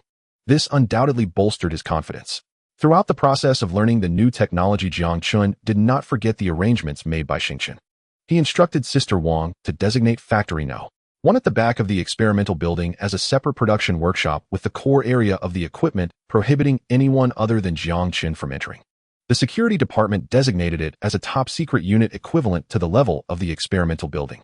Jiang Chen moved directly into Workshop No. 1, where he and Hao Yan studied quantum chip technology while building a wafer manufacturing production line. This was a unique production line devoid of any workers. All manufacturing processes were executed by precise robotic arms. The manufacturing process of quantum chips requires nanometer-level precision, achievable only by the robotic arms controlled by Hao Yan. Jiang Chen was exhilarated, immersed in the process of learning and manufacturing. He read the blueprints while watching the robotic arms skillfully execute his commands. With each successful manufacturing step, he felt a wave of relief and achievement, and Hao Yan occasionally offered suggestions to enhance production efficiency. The equipment for chip manufacturing was undeniably advanced, yet the environmental requirements were exceedingly strict. The floor's levelness had to be nearly impeccable, achieving a flatness of 180 degrees. This was a significant challenge, as human eyes found it difficult to achieve such precision, but with Haoshan's help, Jiang Chen managed to accomplish this seemingly impossible task. The air temperature and humidity in the workshop also needed to be maintained within a constant range, making dehumidifiers and central air conditioning systems essential equipment. They provided an almost clean environment for the production of quantum chips, where any minor changes could impact the manufacturing process. To maintain confidentiality and counter potential electronic interference, Jiang Chen also installed anti-electronic interference devices to ensure that the production line could operate normally under any circumstances. Ultimately, he decided to let Hao Yan take full responsibility for the factory security. Anyone attempting to enter would be arrested by security forces. Master, Sister Wang has sent a message. There is something urgent that requires your attention. Haoshan's prompt awakened Jiang Chen. He stood up, looking at the partially constructed production line in the workshop, feeling quite satisfied. As he stepped outside, Wang Manli was waiting, and upon seeing Jiang Chen, she waved happily and said, "Mr. Jiang's supervisor, least news is that the mobile operating system has been completed. Please head over." Completed. Hearing this news, he felt overjoyed. Finally, it was sorted out, and the experimental machine could proceed with various software tests. Jiang Chen quickly arrived at the IT department, and upon seeing the boss arrival, everyone looked at him with excitement. Standing at the front was Li Yuan, holding a sample machine. "Mr. Jiang, I did not let you down. The Xingchen system has been set up. Please try it out." Looking at the exhausted faces and messy hair of those around him, Jiang Chen did not hold back and directly took it to try. It only had basic system settings, icons, calendar, and other basic apps. After testing each feature, he operated various functions in the background. Everything was incredibly smooth, and the screen transitions were also very fluid. He then went to the computer, opened the system code, and inspected it in his own way, finding almost no bugs. Very impressive. Thank you for your hard work, everyone. As everyone saw their boss giving approval, a tremendous cheer erupted throughout Xingchen. The entire department had been working tirelessly, and after such a long struggle, they finally completed this grand project. Seeing the uncontainable joy on everyone's faces, Jiang Chen also felt elated. He immediately said, All right, everyone hurry back and rest. I will give you a week off. Upon returning, everyone only needs to engage in some app development. After hearing his words, even more enthusiastic cheers arose, while some employees, after celebrating, directly began to rest on the folding chairs beside their workstations. Indeed, they had worked hard during this period. Jiang Chen returned to the chairman's office with Sister Wang. Sister Wang, the Xingchen phone is now entering the final testing phase. Oh, we still need to pursue 3C certification. Please follow up on this matter. Additionally, please inquire with the headhunting company. We need to recruit some chip design staff. Make sure to keep this matter under wraps and proceed discreetly. Upon hearing the arrangements, Sister Wang immediately nodded and understanding turned and left to handle these affairs. After Jiang Chen arranged everything, he was about to breathe a sigh of relief and return to the workshop to continue his earlier work. At that moment, his phone suddenly rang. Puzzled, he picked it up and glanced at the screen. The caller ID displayed Teacher Lu. After answering, he smiled and asked, "Teacher, what brings you to call me today?" On the other end of the line, Lu Ping laughed heartily. "You little rascal, have you forgotten that today is the day the college entrance examination scores are released? I'm here to congratulate you." Lu Ping on the other end was extremely happy. It seemed that the university admissions office could know the test scores in advance, and a radiant smile appeared on Jiang Chen's face. "Teacher Lu, since you sound so relaxed, I must not have disappointed you with my scores." Lu Ping replied with a smile. "You seem to be calmer than most young people. You scored full marks in mathematics and comprehensive science, 146, in English 140, in Chinese, with a total score of 736. You are undoubtedly this year's top scholar." Lu Ping eagerly announced Jiang Chen's results, which were the third highest in the history of the college entrance examination, and he had not received any points for additional credits. Such a genius was about to enter Jinlin University, and even the principal was overjoyed upon hearing this news, patting him on the shoulder, saying he had made a significant contribution to Jinlin. A blooming smile spread across Jiang Chen's face. After thanking Lu Ping, he hung up the phone, excitedly sharing the good news with his parents, Principal Zhang and Teacher Tang. After receiving the compliments from the elders, Jiang Chen was invited to the school to shoot the promotional photos for the next semester. He stood in front of the school gate, the sunlight shining through the emblem behind him, illuminating his handsome and refined face. At that moment, his smile was as radiant as the summer sun, exuding confidence and pride. As time passed, the news of the top scorer in the college entrance examination became a topic of conversation in Tong City, while Jiang Chen, at the center of the event, gradually found peace in his life. His attention was now focused on the wafer production line. In the scorching summer, under the blazing sun of the south, the entire Tong City felt like an oven. In the core workshop, with the help of Hao Yan, the construction of the production line was already 1/3 complete. If everything went smoothly, Jiang Chen could finish it before the start of university. At that moment, Hao Yan conveyed news from Wang Manli stating that a person claimed to be an acquaintance of Jiang Chen from abroad had come to recommend himself, hoping to join Xingchen and become the CEO. To his surprise, this person even came to apply for the position of CEO. He had only secretly recruited through a headhunting company, and the other party wouldn't leak any information about Xingchen. Jiang Chen was astonished by this news. He had only visited the United States once and had little interaction with others there. Where could this acquaintance have come from? Jiang Chen paused at the door of the conference room, pushed the door open, and saw a well-dressed man sitting inside. His sharp attire and energetic demeanor left a deep impression. Sitting upright in his chair, the thoughtful expression revealed his decisiveness and determination. Upon hearing the door open, he turned to look at Jiang Chen, and a glint of intelligent wisdom shone in his deep-set eyes. Jiang Chen quickly recognized the visitor's face. The middle-aged man appeared to be around 40, with a weathered look yet a hint of scholarly air. As their eyes met, the man's lips suddenly broke into a smile. He stepped forward and enthusiastically extended his hand, saying, "It's really you, General Manager Jiang." His voice was filled with excitement and reverence, as if confirming some monumental news. Jiang Chen only had a vague impression of this person. He was sure he had seen him before, but did not know him well. Confusion arose in his heart, yet he extended his hand to shake in courtesy. Tea was elegantly placed on the table. After both sat down, the middle-aged man eagerly introduced himself without waiting for Jiang Chen to ask. "General Manager Jiang, I apologize for the interruption. My name is Hong Fu, a graduate of Caltech with a degree in electronic information and an MBA. Through Hong Fu's self-introduction, Jiang Chen began to learn about his life experiences. Hong Fu had worked in the United States for over a decade, but due to unfavorable circumstances, he had developed the idea of returning to his homeland. He believed that Xia country had a brighter future, but his several trips back home yielded disappointing results. When Jiang Chen presented his bachelor's report in the United States, Hong Fu happened to be present. He was struck by Jiang Chen's young age and his ability to solve problems. Although their relationship was not very close, Hong Fu was full of admiration for Jiang Chen's talent, but this had little to do with him. The turning point came at a celebratory banquet where Hong Fu heard that Jiang Chen's first paper was about artificial intelligence. This piqued his interest in Jiang Chen, and he began to follow news about him. In the following months, Hong Fu noticed the recruitment frenzy sparked by Jiang Chen in the country, as well as the bounty situation. He keenly observed that both Jiang Chen and Jiang Chen were in Tong City. Moreover, the timing of Jiang Chen and Jiang Chen's rise was too coincidental. He also learned through headhunting channels that Jiang Chen was secretly recruiting chip designers. Combining this with information obtained from the patent office, a bold conjecture arose in Hong Fu's mind.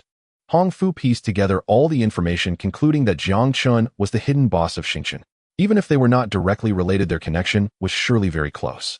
Thus, he made up his mind to take a gamble. After all, this was an opportunity to become the Microsoft or Google of Xia country in the future, worth the risk. After listening to Hong Fu's confession, Jiang Chen couldn't help but be taken aback. The paper he had presented to help old Li had still revealed some flaws. Jiang Chen couldn't help but admire Hong Fu's observational skills, but he also worried whether the other party was a spy. If he was there to expose Jiang Chen's identity, then his plans would be compromised. Jiang Chen took a deep breath and dispelled that thought. He couldn't negate Hong Fu's value due to a slight doubt. He subtly inquired, "Mr. Hong, you are right. Currently, the development in the United States surpasses that of our country in various aspects. With your background and abilities, you could hold a senior management position in any Fortune 500 company. In comparison, Jiang Chen is merely a small startup."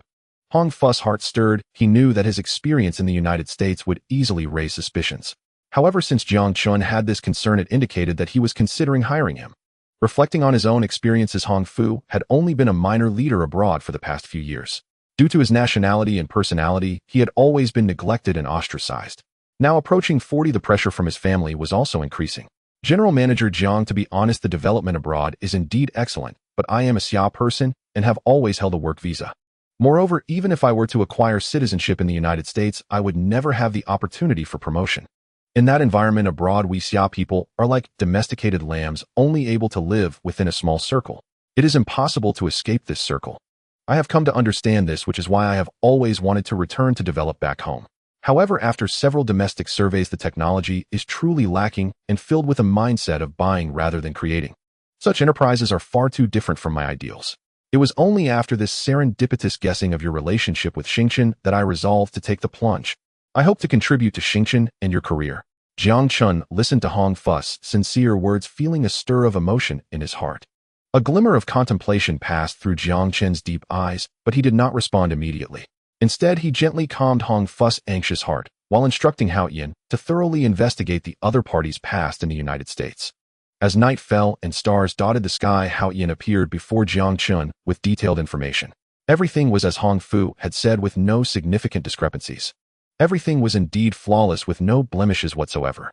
Jiang Chen finally relaxed his furrowed brow, deciding to temporarily trust Hong Fu while proposing a final test. "As long as you can bring your wife and children back to Tong City to settle down, you can assume your position tomorrow." This requirement was not difficult for Hong Fu. Over the past few months, he had already made ample preparations for this moment. Now that his goals were clear, his confidence soared.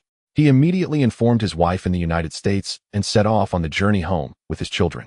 When Hong Fu's family safely arrived in Tong City, Jiang Chen was completely reassured about this man and decisively appointed him as the CEO of Jiang Chen, granting him full control over the company's affairs, with the production department still managed separately by the experienced Sister Wang. In the following period, Hong Fu gradually delved into the core of Jiang Chen under Sister Wang's careful guidance, slowly mastering the secrets of daily management. During the handover process, Sister Wang not only shared her management experiences from the past 6 months, but also elaborated on the significance and complexity of the upcoming main event, the Jiang Chen No. 1 project. At this moment, Hong Fu profoundly felt the heavy burden on his shoulders. He understood that his upcoming main tasks, such as the registration, launch, and sales of Jiang Chen No. 1, would be crucial. Hong Fu had not anticipated that Jiang Chen's mobile business would erupt like thunder in the night, so shocking that everyone knew Jiang Chen had entered this field. However, General Jiang's ambitions did not stop there. Who would have thought that the product Jiang intended to create was not an ordinary mobile phone, but one capable of redefining this era? This groundbreaking product already had a prototype awaiting mandatory product certification in Xia country. Once certified, preparations for sales could commence, stockpiling in large quantities to pave the way for marketing. The passion within Hong Fu surged like a tidal wave, yet he forced himself to remain calm, fully aware that the first public appearance of such a product was an exceptional opportunity. He lowered his head deep in thought, foreseeing that Jiang Chen No. One would undoubtedly be immensely popular, leading to a sharp increase in production pressure with orders falling like snowflakes. During his takeover period, Hong Fu learned from the documents that before Xingchen was established, Li Feng's first product, the Onxin robot, had faced overwhelming orders and production shortages. Internal records left only a brief note describing how General Jiang adjusted the production line overnight, significantly increasing output. Since then, the production capacity of the Onxin robot had never returned to full speed. Having just become CEO, Hong Fu faced a technical boss, Jiang Chen, who disliked managing affairs. He saw this as a golden opportunity to showcase his abilities. He immediately began arranging the next steps regarding the chip production for Xingchen No. 1. After reporting his plan, he quickly received a positive response from Jiang Chen's office. Subsequently, Hong Fu hurried to TSMC, hoping to preemptively stockpile the most critical component in mobile production chips. Currently, chip manufacturing companies like Samsung Electronics, Intel, and Texas Instruments dominate the world. However, next year, a financial crisis caused by Lehman Company's bankruptcy in the U.S. might lead to a major reshuffle in the semiconductor industry. Hong Fu decided not to collaborate with top chip manufacturers, but to follow Jiang Chen's instructions and temporarily support TSMC. Currently, the chips are still at 45 nanometers. Although several manufacturers are tackling 28 nanometers, the impact of the financial crisis has begun to reduce funding for research and development. When TSMC learned that Hong Fu had placed a large order on behalf of Xingchen, they were exceptionally excited, considering it a rare opportunity. Due to the tacit cooperation between both parties, Hong Fu obtained a very favorable price, with Xingchen No. 1 deciding to manufacture chips using 45 nanometer technology at only 1.0 yuan per square millimeter. Next, Hong Fu hurried back to Tongcheng without stopping, immediately instructing the newly formed chip department's designers to finalize the chip design plan and prepare for production. However, the response he received left him puzzled. The designers had not participated in the chip design work for Xingchen No. 1 and were still in the preliminary learning phase. Hong Fu fell into deep thought. According to the schedule provided by Sister Wang, all preparations for Xingchen should have been completed. How could there be no chip design plan? He knocked on the door of the chairman's assistant's office. When the door opened, he stepped in with a face full of confusion, hesitantly approaching Wang Manli, his brow furrowed, clearly filled with worry. Wang Manli looked up at him, equally surprised. She had not anticipated such a loophole in the Xingchen No. 1 plan.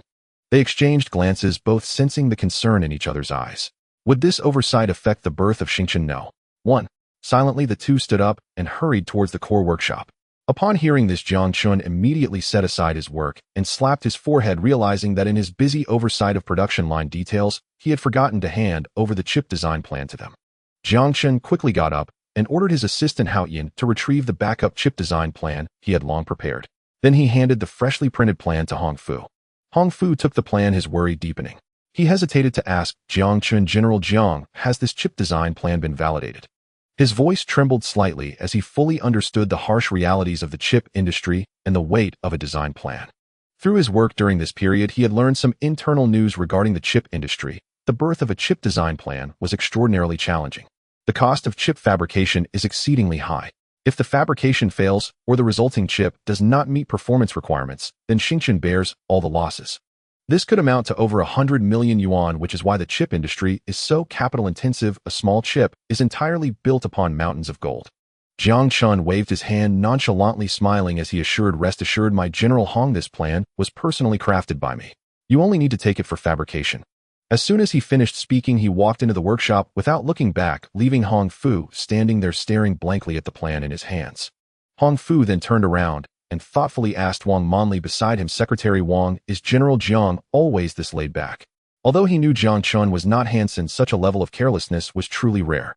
This was his first time collaborating with such a uniquely characterized leader, and he couldn't help but feel somewhat shocked.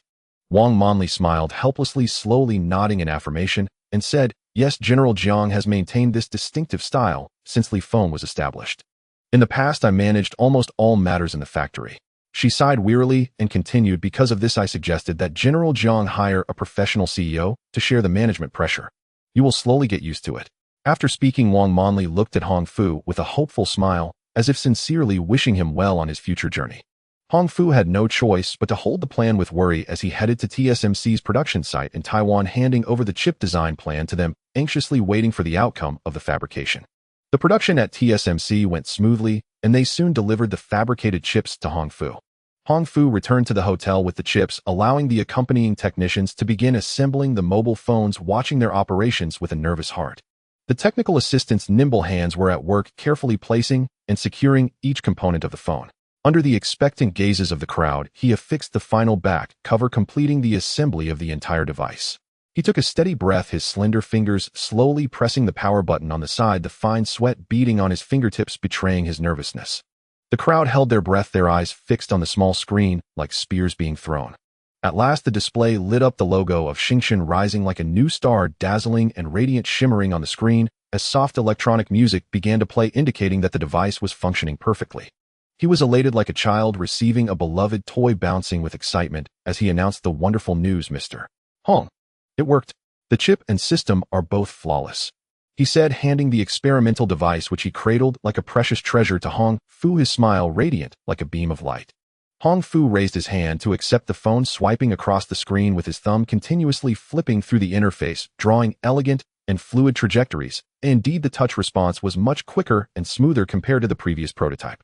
One must admit, this smartphone, powered by a newly developed intelligent operating system and designed with Jiang Chen's initial chip, had already begun to showcase some of the characteristics of future smartphones. Hong Fu's eyes were filled with joy, and he immediately instructed everyone to commence rigorous testing, striving to identify any potential bugs ahead of the launch. He then eagerly pulled out his own phone, sending news of the successful chip tape-out to the headquarters of Jiang Chen. Next, he swiftly dialed a call to their partner at TSMC, notifying them to immediately begin production as he aimed to secure 80% of TSMC's output for the next 6 months. Meanwhile, the dazzling sunlight flooded into the IT department, where employees buzzed around like bees in a hive. Their vacation had just ended, and they were thrust back into a tense work rhythm. Though the tasks were daunting, under Haoshan's careful guidance, they returned with progress and confidence. Their new mission was to construct the foundational ecosystem for Jiang Chen, focusing on various functional apps, all of which Jiang Chen had already envisioned. They only needed to realize the diverse ideas proposed by Jiang Chen. Some concepts already had partial code written, while others were still in the idea stage. Hong Fu was also busy. He had spent a week in Taiwan, and after receiving the first batch of chips, he hurried back to Tongcheng without delay. He needed to personally navigate the process for the mandatory product certification of the Jiang Chen phone, maintaining an aura of mystery in the meantime, so that the reveal at the press conference would deliver a grand shock. The atmosphere in Jiang Chen Company was thick with tension and anticipation, everyone diligently occupied in their roles, their gazes fervent and minds varied, yet united under the common goal of ensuring the project's success.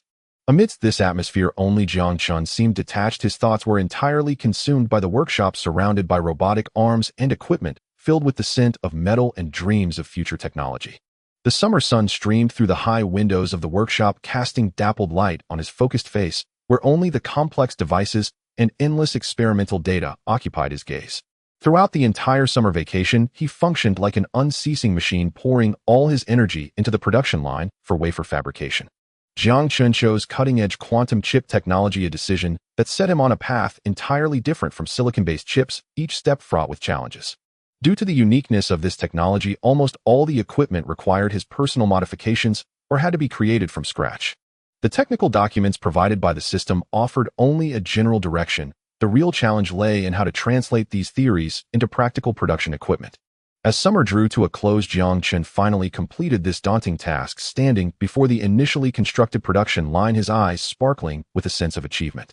Next, he was to conduct a critical experiment, manufacturing a quantum chip using traditional gallium arsenide semiconductors. This technology, due to its potential in solid-state quantum computing, was validated for feasibility in 2015 by 2 professors from the Institute of Physics. Now Jiang Chen was about to unveil this chapter early, redefining the research trajectory for the entire semiconductor industry. With the precise control of the Haotian system, it carefully doped gallium arsenide material into the aluminum heterojunctions two-dimensional electron gas layer, a process requiring exceptional precision and control. He almost held his breath, his eyes glued to the display in the microscopic device, watching as the quantum dot structure gradually took shape before him like a child. Inside the workshop, Jiang Chen's mood began to brighten. At last, in a moment that was nearly perfect, he successfully manufactured the first quantum dot integrated circuit. His hands trembled with excitement as he gingerly picked up the small black object, protecting it like a treasure, and hurried back to the instrument-filled laboratory. As soon as he entered, he eagerly began validating it with various advanced testing devices, his heart racing as if every action foretold a future revolution. Indeed, the testing results of this new quantum dot device filled him with joy, ere it not only inherited the integration advantages of traditional electronic devices, but also exhibited remarkable high mobility and incredible stability. After conducting a series of comparative experiments, he discovered that the efficiency of this device far surpassed that of traditional silicon-based electronics. Consequently, using it as the core for chip production was not only feasible, but would significantly enhance computing power. Jiang Chen felt like jumping up. He excitedly lifted the small black electronic device, speaking to Haoyan. Haoyan, your future body doesn't have to be so bulky anymore. This is your future heart. The laboratory screen displayed Haoshan's panda image, which wore a silly grin as it replied, Master, I have recorded the entire process of this experiment and the data on gallium arsenide quantum dot materials. I am very much looking forward to using it as the core for the server. Jiang Chen, filled with joy, smiled and said, Of course, this is the result of our hard work over the past few months. It seems this path is the right one. We have already achieved preliminary results. Currently, Jiang Chen's goal is to first manufacture the quantum chip, then replace Haoshan's heart. He understands that with the current CPU, allowing Haoyan to manage the new production line would be somewhat burdensome. Thus, he must first give Haoyan a powerful heart to better implement the upcoming plans. After all, the production of quantum chips is not an easy task. Jiang Chen realized that he had only completed the initial setup. Subsequent work would require continuous adjustments to fulfill the visions in his mind. Having initially completed the setup of the wafer production line, Jiang Chen was about to begin his school life. The affairs of Xingchen were progressing smoothly under the arrangement of the old Taoist Hongfu. With such an experienced and energetic CEO, Jiang Chen could rest easy and focus on his own matters. Moreover, on the surface, there was Sister Wang as his confidant, while secretly Haoyan was controlling the overall situation. Jiang Chen declined his parents' offer to send him off to school and set off alone with his luggage and admission notice, boarding a flight to Jinlin. Today was the day for new students to report to Jinlin University. Just after getting off the plane, he received a call from Teacher Lu Ping. After a warm exchange, Jiang Chen learned that Teacher Lu had arranged for his graduate student disciple to pick him up. Hello, are you senior brother Wei Jiang? Jiang Chen spotted a young man wearing glasses at the exit, holding up a conspicuous welcome sign for him. He quickly approached the man. Jiang Chen, I finally get to see you. My name is Wei Jiang, and I am Teacher Lu's student. From now on, we are brothers in the same school. Senior brother Wei said excitedly as he looked at the approaching Jiang Chen. Jiang Chen felt Wei Jiang's enthusiasm. He was a very warm-hearted person and easy to get along with. The two quickly became familiar with each other. Jiang Chen learned that during the time he had just been studying under Teacher Lu, all of the teacher's students had been borrowed to participate in a project. Therefore, at that time, everyone only knew that Teacher Lu had taken in a gifted disciple, which had been reported in the news. This semester, several people wanted to come and greet Jiang Chen, eager to witness the brilliance of the talented young man. As Jiang Chen listened to senior brother Wei's detailed account, he couldn't help but smile bitterly in his heart, surprised that he had already attracted attention even before school had officially started. With senior brother Wei's guidance, he easily completed all the enrollment procedures for new students, feeling a sense of relief. After completing the new student registration, he stood at the door of his soon-to-be new home, glancing gratefully at senior brother Wei, transforming his heartfelt gratitude into a soft farewell. Thank you, senior brother Wei. You're welcome, little brother. We will have a long time to interact in the future. Turning around, he slowly scanned the spacious and bright dormitory and discovered it was a standard 4-person room. Sunlight streamed in at an angle from the window. The walls were clean and appeared to be quite new, equipped with a private bathroom and air conditioning, which filled him with anticipation for the university life that was about to begin. As the first student to arrive at the dormitory, he walked towards the bed marked with his name. Just as he was about to start unpacking, the dormitory door suddenly swung open. A short-haired sunny boy with a bright smile stepped into the room. Upon seeing Jiang Chen, he introduced himself with a smile. Hello, my name is Sui Chen. It seems you are my new roommate. I hope we can get along well in the next 4 years. Facing Sui Chen's enthusiasm, Jiang Chen politely responded, feeling that this roommate seemed very friendly. Not long after, the remaining 2 roommates also arrived at the dormitory. Jiang Chen met the robust Lin Ziwen from Shandong and the bookish-looking Han Xiao from Guangdong, who wore glasses. After the 4 introduced themselves to each other, they quickly began to engage in pleasant conversation and grew more familiar. However, during the conversation, Jiang Chen noticed that Han Xiao seemed to be secretly observing him. Could it be that Han Xiao recognized him? Lin Ziwen also noticed this detail and jokingly asked Han Xiao, why do you keep staring at Chainer? Don't tell me you're interested in him. Han Chaos' face turned awkward immediately upon hearing this, and he waved his hands in a panic, hurriedly explaining, No, I just think Chen Ge looks very familiar, like I've seen him in the news, but I couldn't confirm it. This remark immediately piqued the curiosity of the other two, and their gazes locked onto Jiang Chen. Feeling the probing gazes of the three, Jiang Chen sighed inwardly, instinctively touched his nose, and attempted to evade the question with an awkward smile, knowing deep down that he couldn't hide it forever. At that moment, Han Chao, gazing at Jiang Chen's profile, suddenly had an epiphany, his thoughts drifting back to a news photo he had seen not long ago. Suddenly, he slapped his thigh and exclaimed excitedly, "That's right. I remember now. I know who Chen Ge is." Hearing Han Chaos' excited voice, the other two couldn't contain their curiosity either. Lin Ziwen hurriedly said, "Chao, quickly tell us where you've seen Chen in the news." Han Chao glanced at Jiang Chen somewhat shyly, as if asking whether it was convenient to reveal his identity. Jiang Chen helplessly nodded. Seeing Jiang Chen's approving expression, Han Chao excitedly recounted Jiang Chen's achievements in one breath. He was the top scorer in the college entrance examination and had recently caused quite a stir online due to a humorous twist of events. He participated in a mathematics competition a few months ago, directly winning a gold medal, and then won a gold award in the AMC international competition. The excitement didn't stop there. Jiang Chen had also published 2 high-impact papers, one of which was presented at an academic conference at Princeton. As Lin Ziwen and Sui Chen listened in disbelief after Han Chao finished enthusiastically recounting all of Jiang Chen's achievements, Lin Ziwen directly pinched his own arm. Feeling the pain and confirming it wasn't a dream, he reached out to touch Jiang Chen's head, saying, "Chener, how on earth did you become like this? We all seem to be of similar age. How can there be such a huge difference?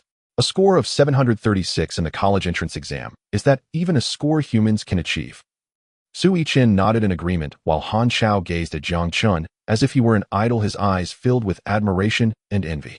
Looking at the three of them with their inquisitive gazes, Jiang Chen calmly replied, "It's just normal studying and doing exercises. Besides, those high school problems really aren't that difficult." Hearing Jiang Chen say that high school problems weren't difficult, the three felt a sense of scholarly arrogance, but looking at Jiang Chen's expression, they couldn't find the words to argue. Although the three of them also scored high enough to enter Jinlin University and were seen as academic elites in their respective schools, they couldn't bring themselves to say that high school problems weren't difficult. Sui Chen directly threw his arm around Jiang Chen's shoulder and pleaded, "Chen Ge, I just heard Xiao Chao say that you are teacher Lu's prize disciple. Please help me in math class. I've already looked through the calculus textbook, and it's like reading a foreign language." Right. Lin Ziwen and Han Chao also realized that with such a genius in the dormitory, they wouldn't have to worry about failing any courses in the future. "No problem, I've already finished studying the calculus textbook, and the difficulty isn't that high. They'll give you a crash course before the exam." Upon hearing that Jiang Chen had already finished the calculus textbook, the three were even more in awe. Sui Chen couldn't help but give a thumbs up. He had personally experienced the power of calculus. Soon accompanied by the enthusiastic chatter of the four, a good atmosphere in the dormitory was established and bonds of friendship quickly formed among the roommates. On the first day of their meeting with sensational news about Jiang Chen, their conversation continued until the late hours of the night, only to end as they succumbed to the heavy weight of sleep. The next day, the brutal military training began, and after a whole day of standing in military posture, everyone experienced a feeling akin to death. Especially the soreness in their heels was particularly pronounced for the freshmen who had been studying intensively for 3 years. Returning to the dormitory, the frail Han Zhao and Sui Chen had already collapsed on the floor. Lin Ziwen looked at the two and chuckled, saying, "You two have such poor physical fitness. Your body is the foundation of revolution. Look at me with this muscular build." He finished by striking a few poses. Hearing Lin Ziwen's mocking words, Sui Chen, lying on the ground, replied, "In high school, there was no time to pay attention to this. Everything was for exams." Before he could finish, Han Zhao, catching his breath, said, "That's right, I hardly ever attended PE classes. I spent all day sitting in the classroom burying myself in my studies." He smiled wryly, trying to ease the pain in his feet. "Speaking of which, Brother Chen, your idea is really brilliant. Today I saw many people wearing pained expressions on their faces due to their heels. Even some girls were crying." As he spoke, Han Zhao pulled out a soaked sanitary napkin from his shoe sole, which resonated with his roommates, who all nodded in agreement. Jiang Chen smiled, indicating that this was just a small trick. "These are all experiences shared by my senior brother. I didn't expect them to be so effective." Having experienced military training once, Jiang Chen was well prepared. He had gathered these items early in the morning to cope with the training, using his senior brother as a shield. As night fell, Jiang Chen said to the three, "I won't be dining with you tonight. I need to visit Teacher Lu." The three understood and waved him goodbye. Jiang Chen organized his belongings, quickly took a shower, and stepped out of the dormitory, filled with exhaustion yet excitement. Following his vivid memories, Jiang Chen arrived at Teacher Lu's door under the glow of the streetlight and gently knocked. The door slowly opened, and Teacher Lu Ping immediately recognized the person standing outside his face, breaking into a warm smile, as if a spring breeze had brushed past. "Jiang Chen, you rascal, what brings you to visit this old man?" He warmly welcomed Jiang Chen inside, his eyes reflecting admiration and satisfaction for this cherished disciple. Jiang Chen smiled slightly as he stepped inside, glancing around the familiar, yet cozy environment, feeling nostalgic. "Teacher Lu, I just reported yesterday, and the military training just ended today. I thought I should come and see you." Teacher Lu waved his hand, modestly responding, "Oh, I'm just an old man with nothing much to offer. You focus on your military training. I imagine you must be quite exhausted." However, his tone was filled with happiness and welcome. The two then sat down in the living room and began a warm and in-depth conversation. After their exchange, Teacher Lu Ping began to assess Jiang Chen's mastery of the assigned topic over this period. After some discussion, Jiang Chen's responses left Lu Ping very pleased, prompting him to nod in praise. "Jiang Chen, it seems you haven't wasted the past 2 months. You've studied the topics I assigned very well." Jiang Chen looked at his teacher with a warm smile and shyly said, "Teacher, actually, I came to ask you for a favor today." Hearing this, Lu Ping's eyes sparkled with amusement as he pointed at Jiang Chen, playfully saying, "Oh, do tell, what difficult matter does my good student need my help with?" Jiang Chen nervously presented his request. "Teacher, could I be excused from regular classes? I have already self-studied the university's mathematics textbook. You can rest assured that I will score full marks on the exams." Upon hearing this request, Lu Ping initially showed a look of surprise, but he quickly understood Jiang Chen's intention. After a moment of contemplation, he nodded in understanding and support. He had learned from Principal Zhang that Jiang Chen was not following the conventional study path at school, but was completing the curriculum through self-study. Talents often have different paths of growth. Lu Ping expressed his heartfelt sentiment, saying, "Tomorrow, I will take you to meet Dean Zhou. He is the head of the mathematics department, and with his support, your request should not be a problem." Filled with gratitude for the teacher's promise and support, Jiang Chen thanked him repeatedly before leaving Teacher Lu's home. The next day, under Lu Ping's guidance, Jiang Chen entered Dean Zhou's office. Seeing Jiang Chen arrive, Zhou Tianxiang's face lit up with a joyful smile. He looked at Jiang Chen, thinking that this was the future pillar of the Golden Scale Mathematics Academy, or rather the already established pillar. Dean Zhou kindly examined Jiang Chen and lifted his teacup, asking Lu Ping, "Lu Ping, go ahead and tell me, what do you need my help with this time?" "Dean Zhou, you are truly insightful. I haven't even spoken, and you already know I have something to ask of you." Lu Ping eagerly approached to pour tea for Dean Zhou, saying, "I know you well, Lu DePeo. You never come without a purpose. Let's hear it." Lu Ping then explained Jiang Chen's request to be excused from classes. After hearing it, Dean Zhou appeared unsurprised, nodding in understanding of Jiang Chen's request. "It's a small issue. For a student like Jiang Chen, directly entering your research group is not a problem. The regular classes are merely a waste of time for him." Dean Zhou's tone was filled with recognition of Jiang Chen's abilities, while also expressing support for his request. Then he turned serious and looked at Jiang Chen, saying, "However, I have one condition."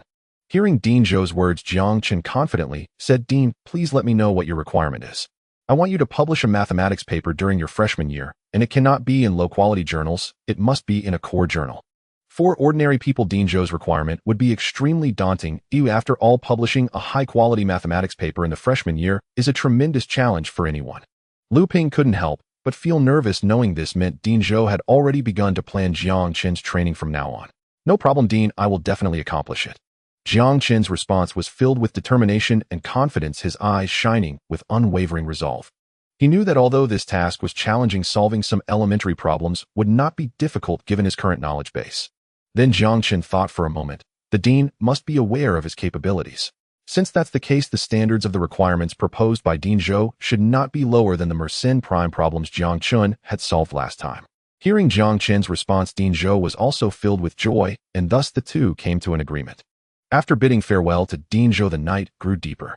Jiang Chen turned to express his gratitude to his teacher Lu Ping. Lu Ping gently patted his shoulder, indicating it was nothing, then asked curiously, "By the way, Jiang Chen, Dean Zhou wants you to publish a mathematics paper. Do you have any ideas now? Which direction do you plan to research?" Jiang Chen lowered his head in brief contemplation. Since Dean Zhou specifically made this request, the standard must be no lower than his previous work on Mersenne primes. His mind had been focused on the company for the past 2 months with little involvement in academia. "Teacher, this request from the dean is too sudden. I don't have any good ideas for now. I plan to rest well and visit the library to see if I can find some inspiration."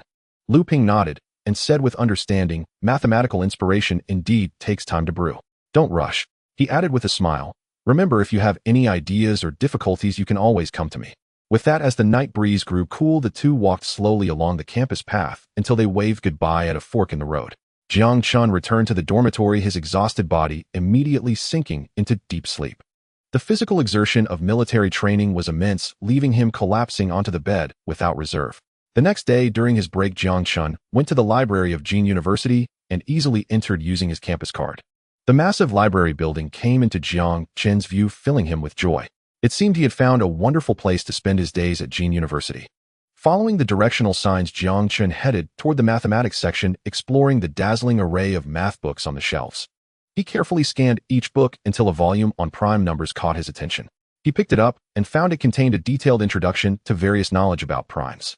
The book covered Goldbach's conjecture, twin primes, the Riemann hypothesis, whether there are infinitely many primes in the Fibonacci sequence, and more. Below that was the Mersenne prime problem that Jiang Chen had already proven, which was a derivative topic of the Riemann hypothesis. Mersenne primes were a necessary step toward the Riemann hypothesis. Having just proven the existence of infinitely many Mersenne primes, was it now time to tackle the Riemann hypothesis? Jiang Chen had a strong interest in the Riemann hypothesis. Proposed by mathematician Bernhard Riemann in 1859, it revealed that the frequency of primes is closely related to a special function, the Riemann zeta function zs. On a complex plane, points where the Riemann zeta function zs equals 0 are called zeros of the Riemann zeta function, specifically S2n, where n is a positive integer. These zeros are orderly in distribution and simple in nature, known as trivial zeros. All other zeros are called non-trivial zeros. The Riemann hypothesis asserts that all non-trivial zeros lie on the line Rs12 in the complex plane, where Rs denotes the real part of the complex number S. This conjecture is highly renowned, listed by the Clay Mathematics Institute as one of the 7 Millennium Prize problems. Moreover, it serves as the geometric and topological carrier of theory, which unifies general relativity and quantum mechanics. Jiang Chen thought back to Dean Zhou's request from yesterday. Since the standard was high, a prime number conjecture with some foundational work seemed a good choice. Thus, he decided to start with the Riemann hypothesis. The goal of his next paper would be to prove the Riemann hypothesis. With his direction set, Jiang Chen began planning his next steps, needing to expand his mathematical knowledge. Currently, his mathematical framework was built solely for proving Mersenne primes with limited breadth. His knowledge of other mathematical areas was only superficial and lacked depth.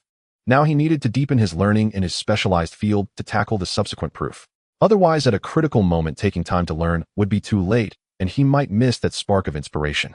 Moreover, Jiang Chen's learning points had greatly decreased after purchasing the quantum chip technology, and the construction of the wafer production line had not brought in much income.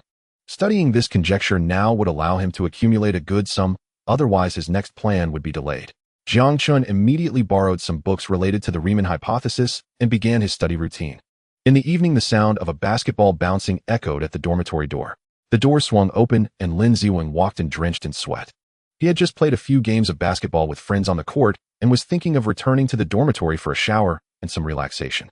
Upon entering, he saw Jiang Chen sitting on the bed holding a book, his expression so focused he was almost oblivious to the world. This scene piqued Lin Ziwing's curiosity, so he tiptoed over, trying to catch a glimpse of the book's content. He asked softly, "Chainer, what book are you reading that's so absorbing?" Seemingly startled by the sudden voice, Jiang Chen snapped out of his reverie and turned to show Lin Ziwing the cover, explaining, "Oh, it's some books about the Riemann hypothesis."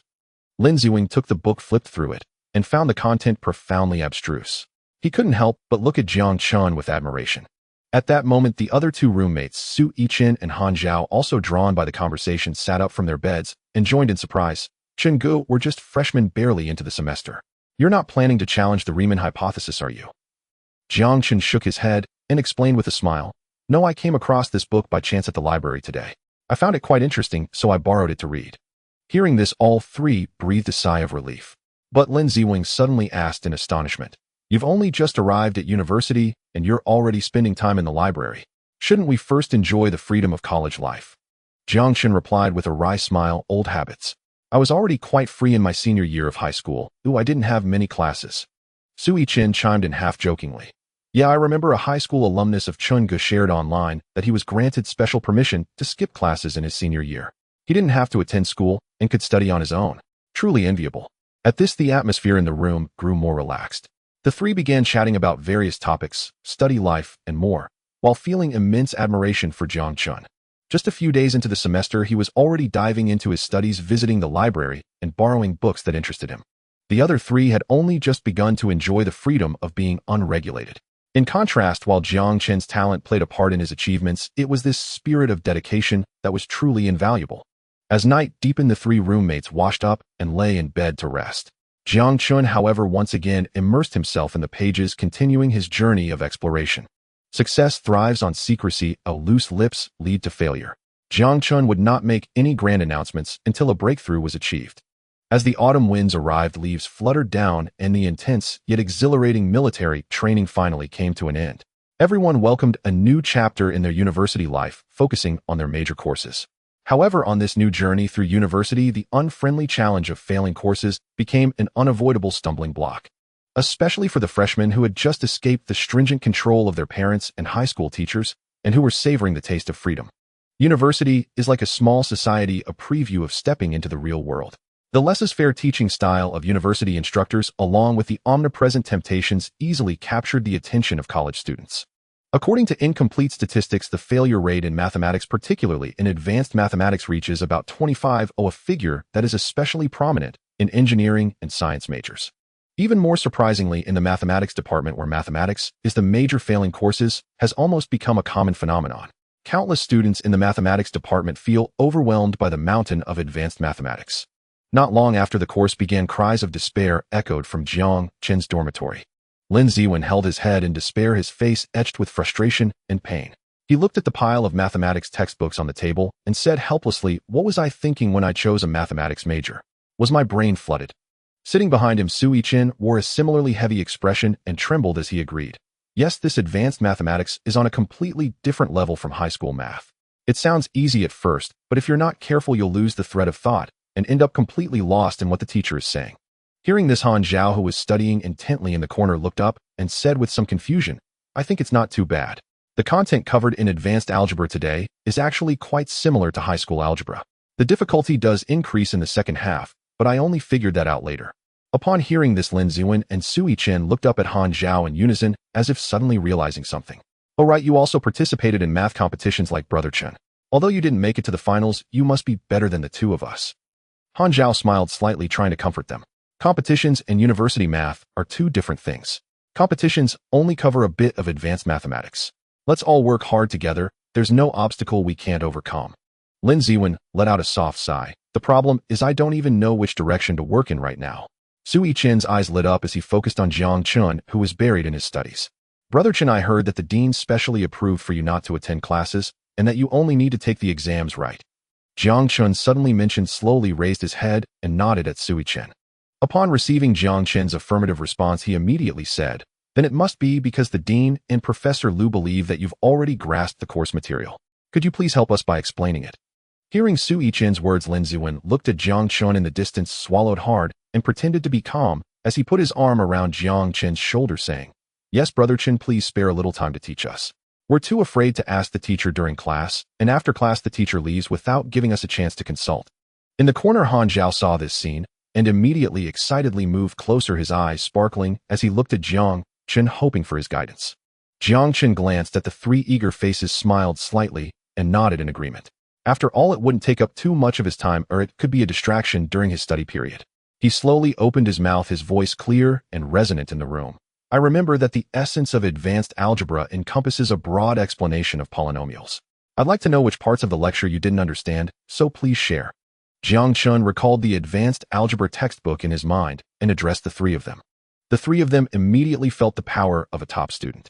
Having known Jiang Chen until now, they had never seen him read a textbook. He always seemed to be reading other books. Now he could immediately articulate what their class was about that day, proving that he truly deserved the privileges he enjoyed. The three began to express their confusion, each contributing to the discussion. As they spoke, Jiang Chen occasionally nodded in agreement. He then took a sheet of paper and began to explain and share his insights. A polynomial is a type of monomial primarily composed of variables, coefficients, and the operations among them. With Jiang Chen's meticulous guidance, the knowledge related to polynomials in advanced algebra unfolded in the minds of the three. Unbeknownst to them, after a while, one person's stomach grumbled, bringing them back to reality. Jiang Chen turned to look outside, where the bright moon had already risen in the sky. "All right, the main points of polynomials in the first half of advanced algebra are pretty much like this. Remember these key aspects, and with slight variations you'll grasp it thoroughly. It's getting late, let's go eat. Tonight you should do some more exercises to reinforce your understanding. We can discuss any difficult problems next time. Han Zhao and the others reluctantly packed away their notes. As night fell, the trio in the dormitory focused intently on their problems, and Jiang Chen smiled knowingly at the scene. At that moment his phone in his pocket vibrated slightly. Jiang Chen quietly walked to the end of the corridor and answered the call, hearing Hong Fu's voice on the other end. Is this President Hong? What urgent matter do you have at this late hour? Before he finished speaking, Hong Fu's anxious yet joyous voice broke in. President Jiang, I have great news. The national mandatory certification for the Jiang phone has been approved. Jiang Chen felt a surge of joy at Hong Fu's news. With the 3C certification passed, they could now begin warming up for sales. During the certification process, Jiang had already started large-scale production. The screen and battery were both manufactured in-house, while the remaining components like cameras and voice control were secured from domestic suppliers. The only limitation on production capacity was the chips. Hong Fu had opened channels with TSMC and secured most of the production capacity for this quarter, so supply was temporarily sufficient. Then let's start the sales warm-up. Is there anything President Hong is unsure about? President Jiang, it's like this. I reviewed the entire project proposal, and the pricing for the Jiang phone hasn't been confirmed. I'd like to ask how we should set this price. Hong Fu's words reminded Jiang Chen, and he lowered his head, pondering slightly. The pricing of the phone was indeed a concern. The target audience for the brand must be determined from the very beginning. Even if other models were released later, the flagship model had to be high-end. Carefully reflecting on a certain manufacturer's approach, which initially promoted a value for money slogan, it indeed rapidly expanded its audience. However, as the industry continued to evolve, brands that became tied to cost performance found it too late to shift towards the high-end market and pursue profits. Jiang Chen had a very clear understanding of this, so when Hong Fu asked how to price the smartphone, he took this into consideration. Jiang is aiming for a high-end market. Even if they later release mid-range models to cater to the audience, they must first establish a high-end image before becoming more accessible. Jiang Chen quickly thought through the pricing for the Jiang phone, distinguishing it by memory size, the highest tier at 32 GB for 5,499 yuan, 16 GB at 4,499 yuan, and the most popular 8 GB at 3,499 yuan, with a standard RAM of 128 MB. Jiang Chen communicated the pricing to the other party, and upon hearing it, Hong Fu expressed his concern, saying, President Jiang, although Jiang is indeed a groundbreaking product, isn't this price a bit too high? The latest SG 848 from Samsung is only priced at 1,799 yuan in the first half of the year. Jiang Chen's pricing startled Hong Fu, as the phone's price had directly doubled from the 10,002,000 yuan range. Hearing Hong Fu's concern, Jiang Chen chuckled lightly and reassured him, Don't worry, my dear Hong, the quality of Jiang is well recognized, and with this revolutionary fully touchscreen and a brand new smart operating system, consumers will accept this price. He then shifted his tone, saying, Moreover, in a few years the follow-up products of the Jiang phone will only be priced higher. We need to establish the high-end positioning of the Jiang brand now. Seeing Jiang Chen's resolve, Hong Fu had to suppress his inner worries. Since the highest decision-maker had made a call, all he needed to do was execute the strategy well. All right, President Jiang, I will now prepare for the relevant tasks for the launch event. Hong, I will entrust you with the launch work for Jiang. This is also your first time on stage. There will be many more such opportunities in the future, so get used to it in advance. Additionally, you need not worry about the public relations issues for Jiang. I have other arrangements. This is a key project for the company this year, and I will oversee it throughout. After chatting for a while, the two ended the call. Once the phone was hung up, various thoughts swirled in Jiang Chen's mind. The previous 2 rounds of online discourse had given Jiang a bit of fame. The public was aware that there was a tech company in the country venturing into the smartphone industry, but that was still far from enough. This also provided Jiang Chen with a lot of practical experience distinct from textbook knowledge. He crossed his arms and paced back and forth, contemplating the next steps. This time, he must carefully plan to create a pre-launch buzz for the phone, generating a larger impact. However, he also needed to keep it within limits, controlling the direction of public opinion. If any negative influence arose, it would be counterproductive. With this in mind, he suddenly recalled the public relations and operations department, which Jiang currently did not have. As the train of the times gradually moves forward, public relations and operations will become increasingly important, and the industry of online marketing will slowly emerge, as public opinion on the internet is too easily manipulated. As a great person once said, if we do not occupy the cultural ideological front, the enemy will. The same goes for the public opinion front. Even if Jiang relies on strength to crush its competitors in technology, it must also establish a firm foothold in the realm of public opinion. Jiang Chen thought that after the phone launch, Jiang would need to establish its own public relations and operations department temporarily managed by Jiang. In the days to come, news about the Jiang phone began to circulate online, with some fans inadvertently leaking related specifications. My family works at Jiang, and according to internal news, the Jiang phone has passed the 3C certification and is about to go on sale. The chip is also independently developed. I heard the battery life of the Jiang phone is extremely powerful. It charges in 2 hours and can stand by for 24 hours. I have reliable information that the specifications of the Jiang phone have been announced with a minimum of 8 GB of memory, a 4-megapixel camera, and support for dual SIM cards. These messages were leaked by Jiang from various electronic product forums, instantly attracting the attention of the majority. The controversial remarks made in the first half of the year about Suwa AI led everyone to believe that Jiang had indeed entered the smartphone industry. To their surprise, just 6 months had passed, and the Jiang phone's product was already out, prompting many related industry personnel and electronic product enthusiasts to immediately check with the certification committee and quality certification websites. Indeed, they saw the certification number for the Jiang phone.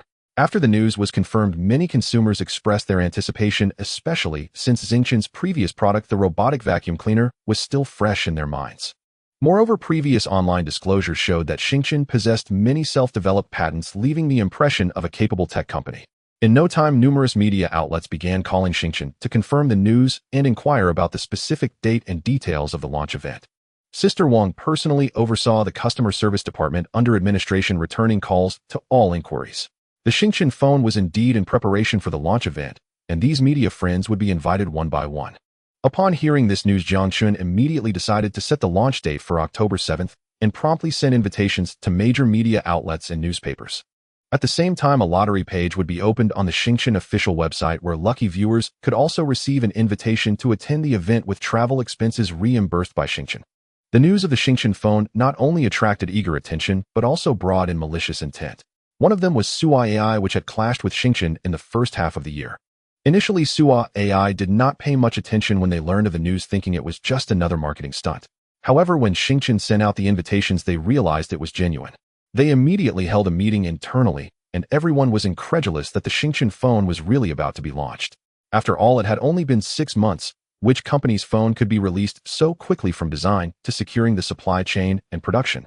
Especially since Suwa AI, through their parent company's connections, inquired with several chip companies in the U.S. and Samsung and learned that they had not received any orders from Jiang. This further confirmed their suspicion that the Jiang phone could not be launched so quickly. After all, there were only a few main chip exporting manufacturers, so where did Jiang's self-developed chips come from? Could it be another repeat of the Hanshin incident, relying on purchased chips and then branding them? Suwa AI felt they had grasped a crucial piece of evidence and immediately activated their public relations department, starting to guide public opinion online to question the chip issues of the Jiang phone. According to reliable sources, several major chip suppliers in the U.S. and South Korea have not received any orders from Jiang for chips. It is reasonable to suspect that Jiang's chips are likely purchased and branded. The so-called self-developed claims are completely a scam. In no time, various rumors began to spread, and the supporters of Jiang, upon seeing this situation, also began to hesitate. Seeing so many resolute rumors online, everyone began to secretly ponder, could it really be a repeat of the Hanshin incident? The next day, Hong Fu was suddenly thrust onto the front pages of major portals, drawing widespread attention. A piece titled, "Unmasking the Management of Star Company," went viral across the internet. The article pointed out that Hong Fu had held key positions in top-tier companies in the U.S. and possessed a prestigious overseas academic background. After graduation, he chose to develop his career abroad without returning to his homeland, and even fabricated claims that he had acquired foreign nationality. The author heavily embellished this section, portraying Hong Fu as a man who had abandoned his nationality and was morally corrupt. It then stated that just a few months ago he joined Star Company and was directly parachuted into the CEO position. The article further asserted that based on this situation, Star Company's technological achievements could not possibly be the result of independent research and development. They were likely outsourced, rebranded products. Moreover, the author speculated that the Hanshin robot launched by Star Company's predecessor Lifeng Company was probably similarly acquired. The article stated that Star Company's headquarters were in Copper City, a place where no tech company had ever made a mark. Yet in less than a year, Star had launched a product that was well received in the market. There must be something suspicious about this. The author believed this constituted blatant fraud against consumers, and called for severe penalties against such enterprises. The entire article contained no direct evidence, only speculation. However, the writer skillfully used language, crafting highly inflammatory prose. The moment the incident occurred, Hao Yan reported it to Jiang Chen, who was equally taken aback. He knew well that the business world was a battlefield, but he hadn't expected the opposition to adopt such a targeted strategy, so swiftly, seemingly intent on driving Star into a corner. Jiang Chen immediately read the article, his gaze drifting down to the comments section. Support Teacher Lu. Faced with the ravaged state of the industry, domestic high-tech companies struggle to survive. It's truly tragic to see more and more such fraudulent companies. Teacher Lu has always been a role model for me, serving the nation and the people. His righteous words this time are truly admirable. Star Company's actions are deeply disheartening. Jiang Chen immediately looked at the media outlet that published the article, a certain southern newspaper, and then at the author's name, Lu. The more he looked, the more familiar it seemed. He promptly asked Hao Yan, haven't I seen this name in one of your reports? Upon Jiang Chen's inquiry, Hao Yan responded without a second's hesitation, recounting the man's life story. Lu, male, 45 years old, from the north. He studied abroad in Japan during his graduate years. After returning to the country, he served as a professor at Zhongling University and also as a columnist for a certain publication fond of commenting on current events. He was on the list of publicly funded intellectuals sponsored by the island nation that you once asked me to investigate. Upon hearing Haoshan's reply, Jiang Chen nodded knowingly. So it was as he suspected. In the current Chinese internet, the era of these so-called public intellectuals was in full swing, and he had just happened to encounter one. Many young people, when first exposed to the internet, would find that traces of these individuals had largely vanished. As Xia grew increasingly powerful and foreign forces began to openly target it with sanctions and underhanded tactics, the new generation of young people completely saw through the rhetoric promoted by these public intellectuals. The internet no longer provided a haven for these people. Numerous once revered public intellectual influencers were exposed and driven offline, while the remaining minor figures buried their heads in the sand like ostriches. Yet in the first decade of the Chinese internet's development, these public intellectuals who had monopolized the right to speak offline began to thrive online. And the list of 50 public intellectuals influencing Xia, selected by a certain southern newspaper, further propelled their influence across the nation. Their most obvious stance was that the moon was always brighter abroad, constantly extolling foreign ideals and advocating that Xia should completely adopt Western systems. Among the most notorious was a certain public intellectual named Big Tide, whose absurd statements on the internet were countless. He praised the island nation's people for their high quality and good character, lauding its system, culture, music, and art as world-class and surpassing China. He even publicly admitted to having visited the Yasukuni toilet and took pride in it. Given the deep-seated enmity between the two nations, he then switched to praising India, claiming its people were peaceful, its cities had low crime rates, and despite the vast slums there were no thieves. Finally, he dropped all pretense and began outright extolling his daddy, the U.S., praising it overtly and covertly, even claiming that Jewish capital controlled the world. In truth, these public intellectuals were not merely spiritual foreigners, they secretly received foreign funding. The most absurd case was the island nation. In later years, its Ministry of Foreign Affairs exposed a list documenting the individuals and groups it had recruited. These were the so-called island nation-friendly intellectuals, covering a wide range of well-known cultural figures, including journalists, scholars, professors, and writers. They were wittily dubbed rare species, with official imperial certification by netizens at the time, who roared with laughter upon seeing it. It was precisely this incident that inspired. When SOI launched its attack and numerous public intellectual influencers followed suit to stir up trouble, Jiang Chen had Hao Yan go to the island nation's government agencies to find such a list. With Haoshan's abilities, such a task was effortless.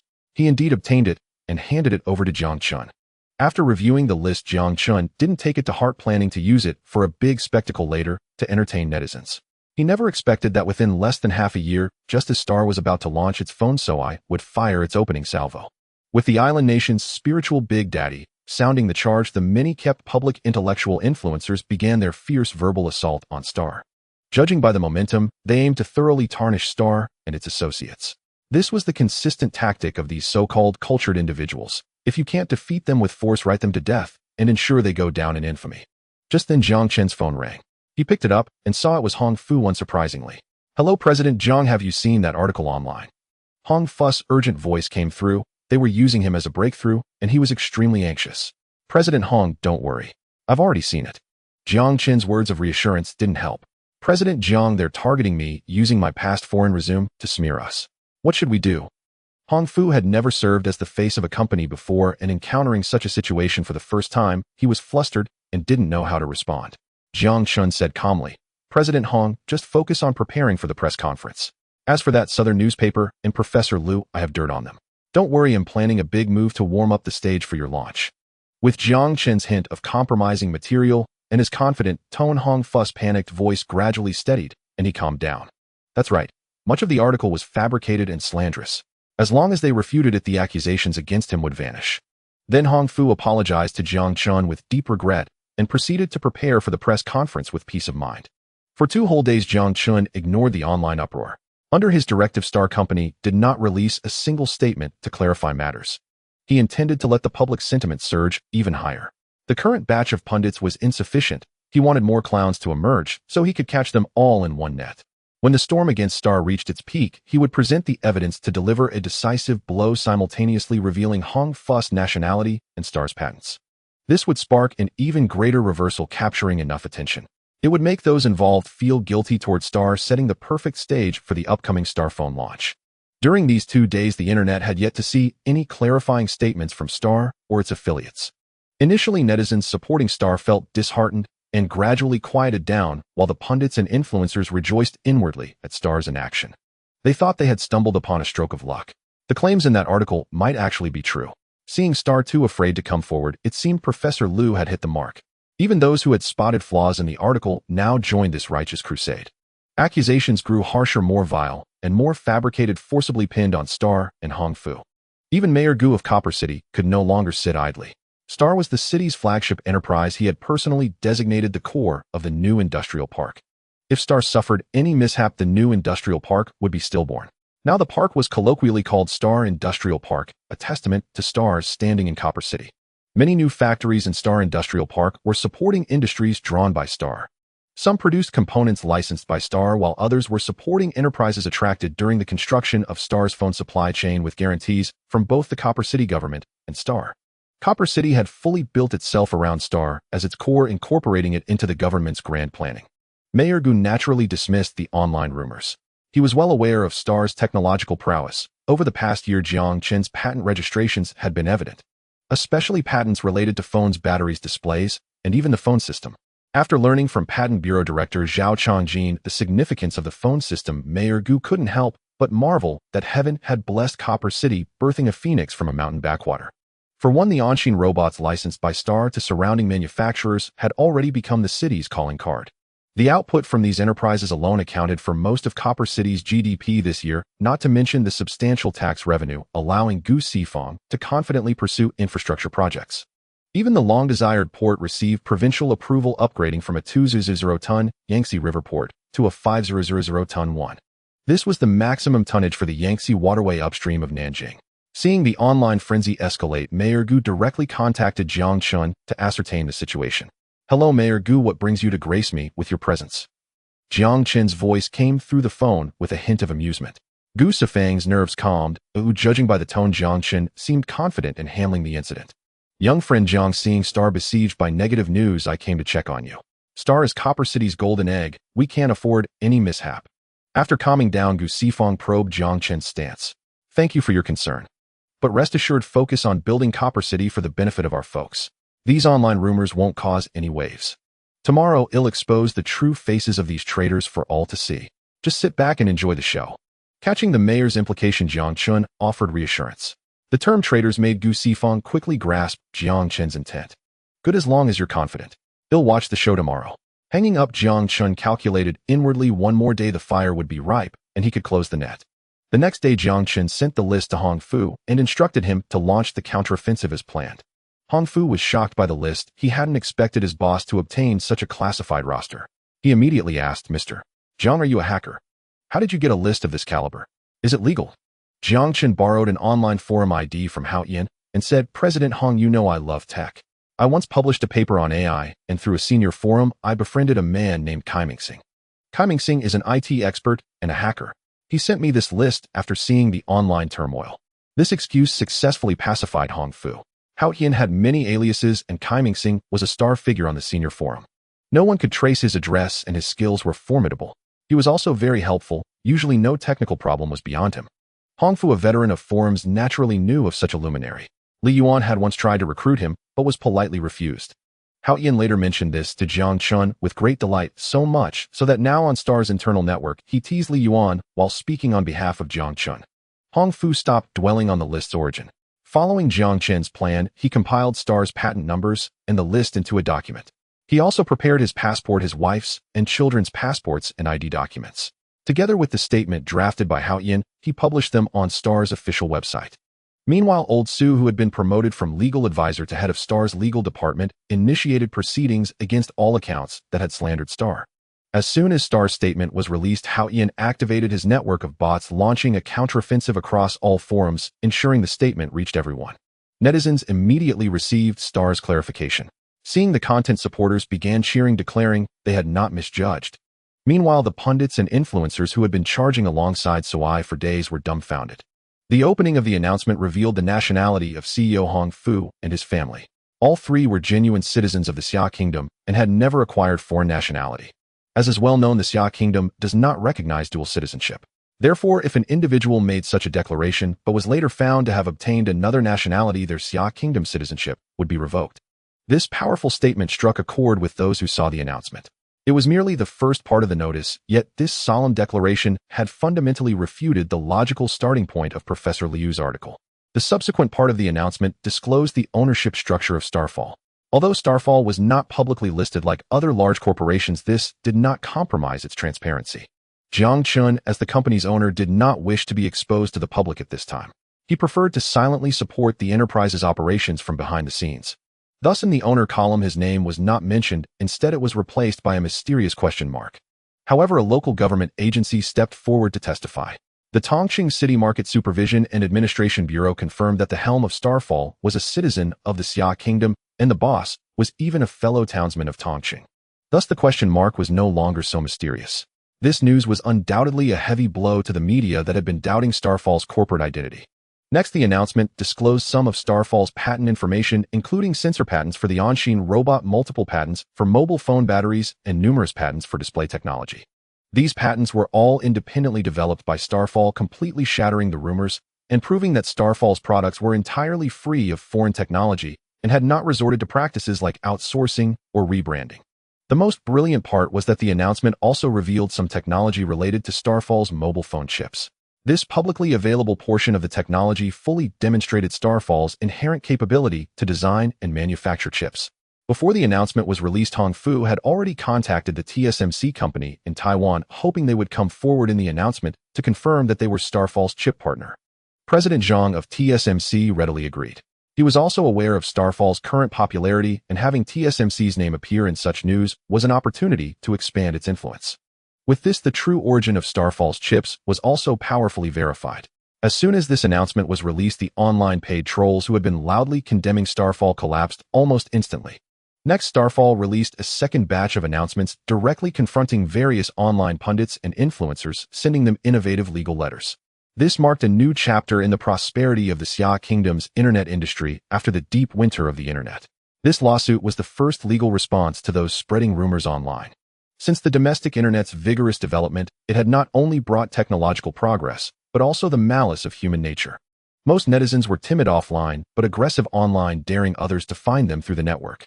The industry had long followed the principle that spreading rumors online carried no responsibility, as the cost of tracing a person's real identity online was too high. The most famous bases among these were the Tieba of the Bear Factory, as well as Tiger and Haijiao forums. How famous were they? The slogan of the former Emperor's Bar campaign, "Leaving no grass growing," was still vivid in memory. Jiang Chen recalled that he had once been one of those veterans, having engaged in a heated 100-floor argument with another veteran for an entire night. The online rumors about Starfall were a stark example of how terrifying the internet's amplification effect on rumor propagation could be.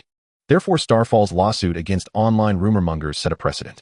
This was also Jiang Chen's contribution to the internet, as he wanted to accelerate the regulation of the online space. Soon, several individuals closest to Tongqing received the legal letters, and a few of them quickly posted the letters online.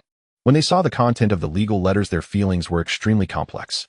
They immediately published articles vehemently arguing that this was a restriction on freedom of speech and an infringement on their rights, while simultaneously feeling anxious, fearing they might face legal sanctions. Therefore, after posting the legal letters online, they tried to justify their actions with forceful rhetoric in their articles, attempting to secure a favorable outcome by stubbornly maintaining their stance and words. Then they discovered that Starfall's official account had left a comment on their articles declaring that the Xia Kingdom did have freedom of speech, but that freedom was not an excuse to spread rumors, and Starfall would never settle. At this point, fear and unease began to stir within them. They started to worry that their actions might be publicly condemned and that they might face legal punishment. Their original plan was to use the guise of free speech to force Starfall to back down, allowing them to continue their activities. They thought that if they kept a low profile for a while and played dead without responding, people on the internet would forget their actions. As long as they could uphold the banner of free speech, they could regain their footing in the next campaign against Starfall.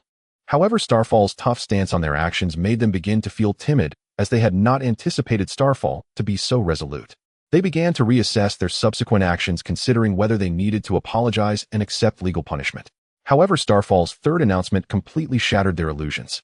In the third batch of announcements, Starfall clearly stated that Kaiming, a famous forum tech expert in the Xia Kingdom, was his friend. Kaiming had once hacked into the government of the island country and obtained a list. The beginning of this list detailed a plan by the island country's Ministry of Foreign Affairs to use money to bribe certain individuals and institutions to promote the island country's interests within the Xia Kingdom. The list specified all the bribed individuals and institutions along with the remittance amounts and receipts. After seeing the online uproar, Kaiming contacted his friend and handed over this list. Now that Starfall had published this list, everyone who saw it immediately understood. Among those who had targeted Starfall, many well-known pundits and influencers were on the list. Seeing this transaction exposed to the public by Starfall, these famous pundits and influencers were filled with regret. However, some stubborn individuals refused to give in. The first among them was Professor Liu, who immediately published an article in response. Professor Liu stated that Starfall's third announcement was a complete slander and an affront to his personal integrity, declaring that he would respond with legal means. Some quick-witted netizens began commenting under the article, asking if Professor Liu's criticism of Starfall was not also slander. Professor Liu had not expected the boomerang to hit him. Shortly after the release of Starlight's third official announcement, a government agency promptly placed an inquiry call.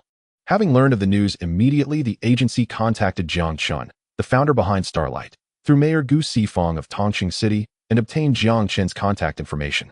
They reached out to Jiang Chen directly, speaking with grave seriousness and requesting formal verification of the list's authenticity. Jiang Chen was initially taken aback upon receiving the call, unprepared for the possibility that his actions might assist such high-level authorities.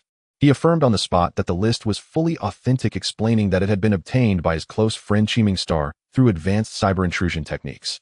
He further pledged to deliver photographic evidence, including the original stolen document, the receipt, and the bank transfer record, to Mayor Gu, enabling the agency to retrieve them directly from him. Hearing Jiang Chen's unwavering testimony and learning he possessed such incriminating physical evidence, the agency concluded the list was almost certainly genuine. Moreover, with the bank account details included, authorities could trace financial footprints through the banking system, leaving no room for evasion. Not only did official institutions begin scrutinizing this unfolding controversy, but even netizens, typically preoccupied solely with celebrity gossip, displayed unprecedented vigilance and engagement. They had been deceived, betrayed by so-called public intellectuals and truth prominent influencers secretly funded and directed by Jiang. Netizens' sentiments were simple and unvarnished. They saw themselves as embodiments of justice, acting by their own moral compass against forces they deemed corrupt and malign. Thus, when Starlight finally stepped forward, systematically refuting every falsehood and exposing the true nature of these Jiang-backed influencers, the truth emerged like dawn's first light, dispelling the shadows of deception. The ferocity of righteous condemnation intensified the emotional whiplash of betrayal, especially upon revelation that these influencers had accepted clandestine bribes from Jiang. Layered upon historical grievances between the two nations, that outrage crystallized into a searing visceral flame, consuming the hearts of every justice-minded netizen. "You treacherous turncoat, I misjudged you utterly. You will face just retribution," a once devoted follower wrote furiously beneath one influencer's article. "Turncoat, how dare you retain your professorship at a prestigious university? You are poisoning generations of students." Another netizen posted this rebuke in Professor Liu's comment section and immediately launched a campaign across social media urging Zhongling University's leadership to impose strict disciplinary action. These remarks, though comparatively restrained, were eclipsed by a torrent of far more vitriolic, deeply offensive posts targeting the influencers' families. Gradually overwhelmed by this wave of online vitriol, the influencers, who now tasted the very suffering they had once inflicted, began deleting their articles en masse. Deprived of their outlet, netizens grew increasingly volatile, unleashing torrents of rage across forums. The entire digital sphere descended into chaos, saturated with invective against the turncoats. These so-called intellectuals accepted bribes from Jiang. Let us not forget Sony, a Jiang enterprise, that spearheaded the smear campaign against Starlight. Once the articles vanished, depriving netizens of their target, the more astute among them swiftly redirected their fury towards Sony, transforming it into the new focal point of collective outrage. Rage fused with resolve, coalescing into an unstoppable force. Within hours, Sony's official website became the epicenter of this digital storm. How potent was this surge? Sony's site crashed entirely, reduced to a blank 404 error page. Across Xia State, grassroots anti-Jiang sentiment surged uncontrollably. Historical wounds between the two nations, deep, unresolved, and unhealed, had long festered. Entering the new century, Jiang had openly aligned itself with Western powers, actively obstructing Xia State's rise on every front. Far from expressing remorse for past atrocities, Jiang had systematically revised its textbooks, attempting to erase those crimes from national memory. All these accumulated tensions ignited explosively in the wake of the turncoat list incident, sparking a spontaneous nationwide consumer boycott of Jiang-affiliated enterprises. Every such company fell silent, adopting a posture of strategic non-response. The following day, during the routine official press briefing, the State Council formally confirmed the list's authenticity and delivered a stern, unequivocal rebuke of Jiang. In response, Jiang's Ministry of Foreign Affairs flatly denied all allegations, dismissing the list as a fabrication and insisting it maintained full respect for Xia State, while conducting all operations lawfully and transparently. Clutching this denial, corporations likewise chose silence, opting to feign ignorance, confident the backlash would fade as quickly as prior internet storms, given the fleeting memory of the online world. With official confirmation, the influencers' reputations collapsed irreparably. Endorsed by the State Council's authoritative stance, numerous institutions swiftly initiated their own investigations and disciplinary measures. Zhongling University acted first, issuing an official notice launching an internal investigation into Professor Liu. The probe revealed severe professional dereliction, exploitative use of students for unpaid labor, and coercive academic threats, including withholding graduation, prompting immediate termination of his appointment. Others followed suit, fired across multiple sectors, their names forever tarnished with the epithet turncoat, destined to be reviled for generations. Amidst this upheaval, Starlight released another announcement. Its smartphone launch event would proceed as scheduled. It published the winners of its official website lottery and instructed recipients to contact Starlight's customer service promptly, with shipping addresses, to arrange accommodations, venue access, and expense reimbursement. Only then did netizens realize the entire chain of events had originated from Starlight's impending smartphone debut, and that the long-awaited launch was now imminent. Starlight's timely release of the winner list and reaffirmation of the launch date had been subtly coordinated with Mayor Gu Sifang's guidance. Observing the surging grassroots backlash, State Council officials felt a quiet unease. Xia State stood at a critical juncture of rapid development, ill-suited for disruptive boycotts. Such movements risked undermining economic stability. Thus, through Mayor Gu, they signaled Jiang Chen to help calm the online fervor. Following their prior consultation, officials assessed Jiang Chen as a disciplined, strategically minded young man, capable of resolving the crisis with precision. They entrusted him fully with its management. Heeding Mayor Gu's implicit directive, Jiang Chen seamlessly pivoted back to Starlight's core mission. Public attention shifted decisively toward the smartphone, anticipation mounting across the nation. Starlight's official website unveiled a single resonant slogan: the dawn of a new era, elevating collective expectation to unprecedented heights. Jiang Chen, you must thank you for your help this time. I just received the notification that the higher-ups are very satisfied with the outcomes and conclusion of this event. Moreover, they specifically instructed me to ensure the protection of a good enterprise that roots innovation and development like Jiang Chen, helping the people prosper. It seems you have caught the attention of the higher-ups. I must congratulate you. The cheerful voice of Mayor Gu came through, indicating that he too must have received praise from the higher-ups. Mayor Gu, you are too kind. The development of Jiang Chen today is largely thanks to your support back then. Without you, there would be no Jiang Chen today. In 2 months, when I go home on vacation, I must pay you a proper visit, and you mustn't refuse. Jiang Chen promptly sought to build a good relationship with Mayor Gu. It's your own efforts that paid off. Jiang Chen not only solved employment for thousands in Tongcheng, but also attracted so many enterprises, generating substantial tax revenue for the city, all of which you deserve. There's no need for a visit. Now that Jiang and Tongcheng are both in a period of rapid growth, I must avoid any suspicion and cannot give others a chance to disrupt this favorable situation. Mayor Gu declined Jiang Chen's visit. The mayor of Tongcheng is highly sought after, and the foreseeable future is bright, so he cannot let a trivial matter cause others to reap the benefits. Then at the end of the year, I formally invite you to visit our company.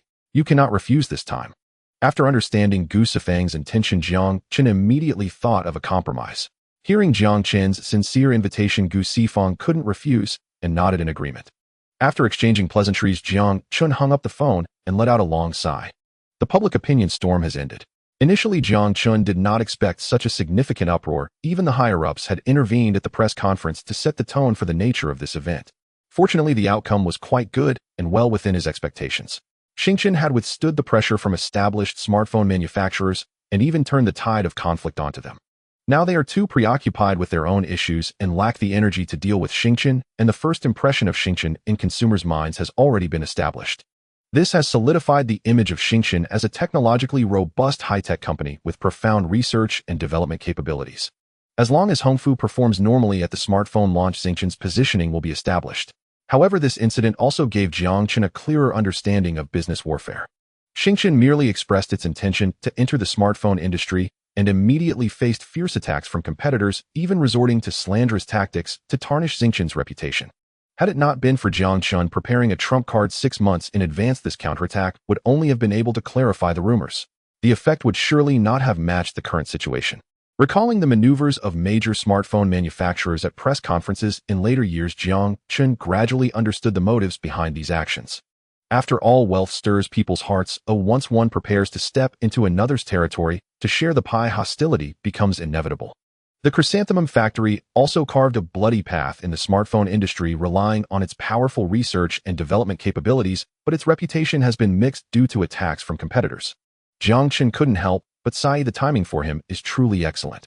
The smartphone has not yet emerged, allowing Jiang Chen to establish its position by ushering in a new era. Apple faced numerous challenges in the early stages of its smartphone venture, but under the leadership of the genius Steve Jobs, it ushered in the era of smart devices. Even after Jobs' death, when Cook took over Apple, there were no significant innovations, yet because of the identity of that leader, they relied on their past achievements for many years. Jiang Chen also thought about it. Everyone should share in the profits. Jiang Chen possesses its own core technology for smartphones and has already begun to lay the groundwork for the semiconductor industry. With fewer patent fees, the profits of Jiang Chen smartphones will far exceed those of other manufacturers. Therefore, capturing a significant share of the high-end market will already accumulate enough funds to initiate subsequent plans. For the mid to low-end smartphone market, Jiang Chen does not need to seize it. It can simply license technology to reliable partner alliances. The business warfare of later years resembles a full-scale war between two nations. In the technological and commercial field, Jiang Chen cannot combat an entire nation alone, especially since this nation has dominated the world as a hegemonic power for over 20 years since the 1990s. Jiang Chen needs to adjust its strategy, leaving market space for domestic competitors to help them grow robustly, then venture abroad together. In the future, Jiang Chen's focus will be on building foundational industries, while it will minimize its involvement in consumer-facing sectors. This way, everyone can drive out foreign capital, firmly occupy the market in Xia country, then capture markets abroad, earn foreign money, and keep profits within the country. Before the press conference, Jiang Chen held a remote meeting with the management team of Jiang Chen. As you all know, this press conference is extremely important for our company. All departments except for the production team must work together. This time I have decided that after the successful conclusion of the press conference, everyone will have a vacation. We will arrange for employees to go on a group trip in batches, and they can bring family members with all expenses covered by the company. At this moment, the managers on the other end of the screen wore smiles of joy upon hearing this news. Recently, the tremendous pressure online has made everyone in the company anxious. Now that Jiang Chen has announced a vacation after the press conference, it allows everyone to relax their tense nerves. Moreover, company-funded travel is quite rare in private enterprises in the country at present. Jiang Chen's benefits have always exceeded those of its peers. As each manager announced Jiang Chen's significant decision, the entire building erupted into a chorus of cheers. Subsequently, everyone eagerly immersed themselves in preparing for the press conference. The venue for the press conference was chosen to be the first-floor hall of Jiang Chen. When Jiang Chen designed the entire campus, he had already planned the first-floor hall to serve as an exhibition hall. With slight modifications, it could accommodate over 1,000 people. In 2008, online live streaming had not yet emerged and consumers could not learn the details of the press conference in real time through live broadcasts. Jiang Chen was also prepared. He assigned Hao Yin the task of using cameras to post images and text updates about the proceedings online as they happened.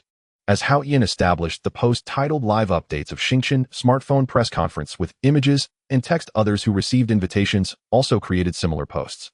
Jiang Chen couldn't help but admire the netizens' ability to seize trends. However, this was also beneficial as long as it could amplify the impact of the press conference. Anyone could do it.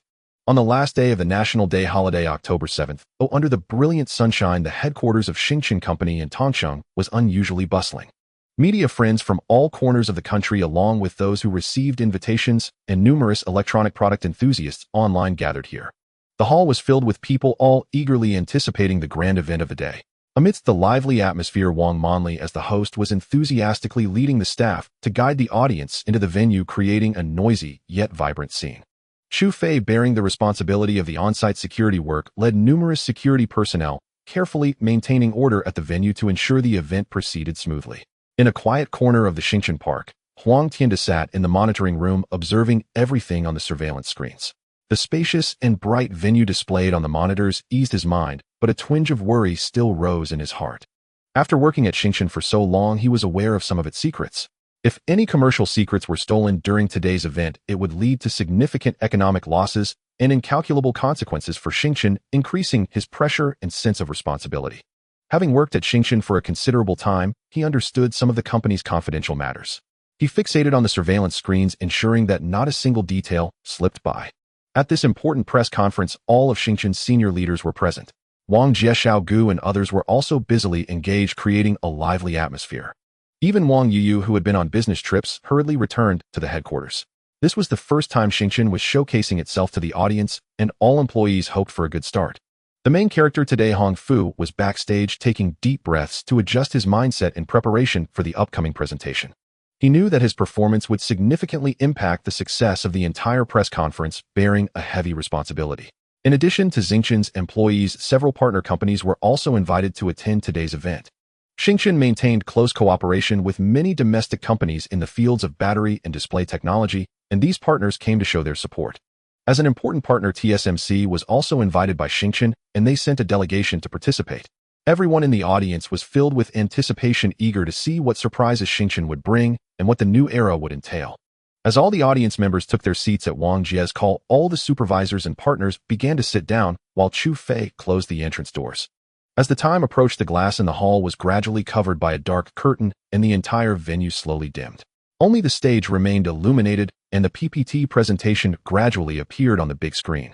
The exquisite video instantly captured everyone's attention as the soft background music played. A brief introduction of the Xingchen phone gradually unfolded. As the video ended and the music shifted, the spotlight immediately converged, shining on the back where Hong Fu stood. With a steady stride, Hong Fu walked to the front of the stage, raising the microphone in his hand. The audience erupted in welcoming applause as Xingchen's CEO became widely recognized due to recent events. Welcome everyone to this press conference. Our company has always been committed to using technology to bring a better life to our customers. The Anshin robot embodies this philosophy, and the Xingchen phone we are about to launch does too. This is the principle established by Xingchen, and all of our employees will consistently work towards this goal. Hong Fu's declaration sparked enthusiastic applause from the audience, a testament to their recognition of this principle. After a brief pause, he lowered the microphone, smiled gently, and scanned the entire room. Then Hong Fu lightly snapped his fingers, and images slowly appeared on the large screen behind him.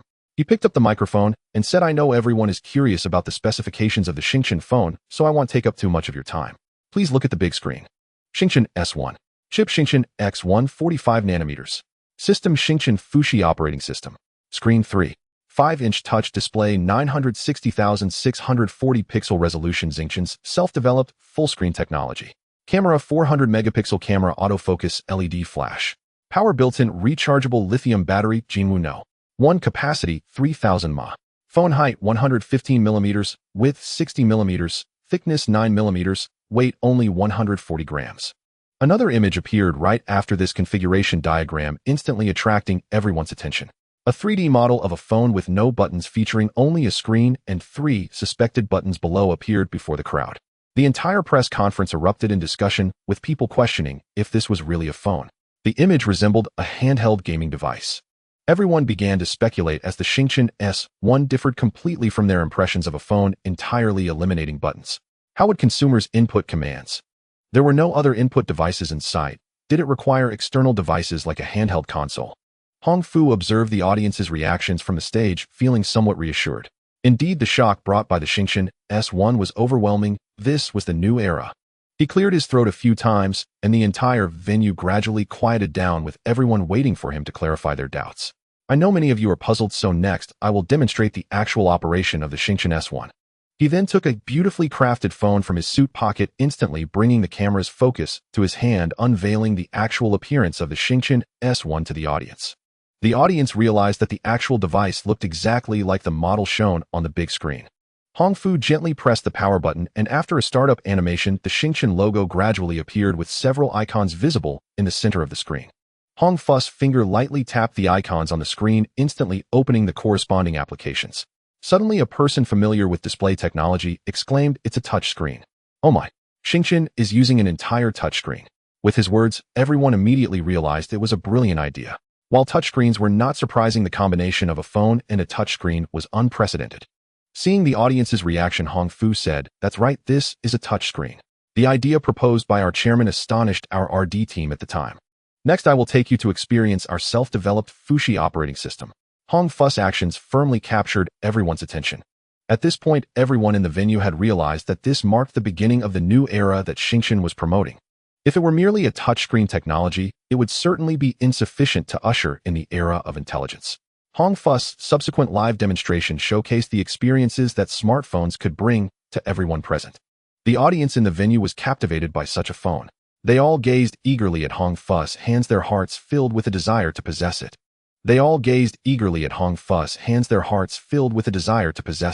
Suddenly, a young man exclaimed loudly, "Mr. Hong, what is the launch price of the Jiang S1? When will it be available for purchase?" His words resonated with many, and they echoed in agreement. "Yes, Mr. Hong, this phone is too attractive. Please tell us the price and the time. I want to place an order right now." Mr. Hong was interrupted by this outburst, but he was not angry. A smile slowly crept across his lips. "I understand everyone's feelings right now, so let me announce that the price of the Jiang S1 is..." With his second snap of the fingers, the price chart appeared before everyone: 32 gigabytes for 5,499 yuan, 16 gigabytes for 4,499 yuan, and 8 gigabytes for 3,499 yuan. The launch time is set for October 7th at 10 p.m. Jiang Chen finalized the launch price, and the launch time was also confirmed. Meanwhile, not only did the crowd inside the venue begin to get excited, but the details of the Jiang phone started to spread online, accompanied by continuous text and image live broadcasts from media and numerous self-media platforms across major forums. What kind of phone is this? Is it buttonless? This is my first time seeing such a thing. Is this what Jiang calls a smartphone? According to the original poster, this is a fully touchscreen phone requiring no buttons. You just tap your finger on the screen. Breaking news. The Jiang S1 operates on an entirely new intelligent operating system, and there are a plethora of applications inside. Mr. Hong's live demonstration provided a very novel experience.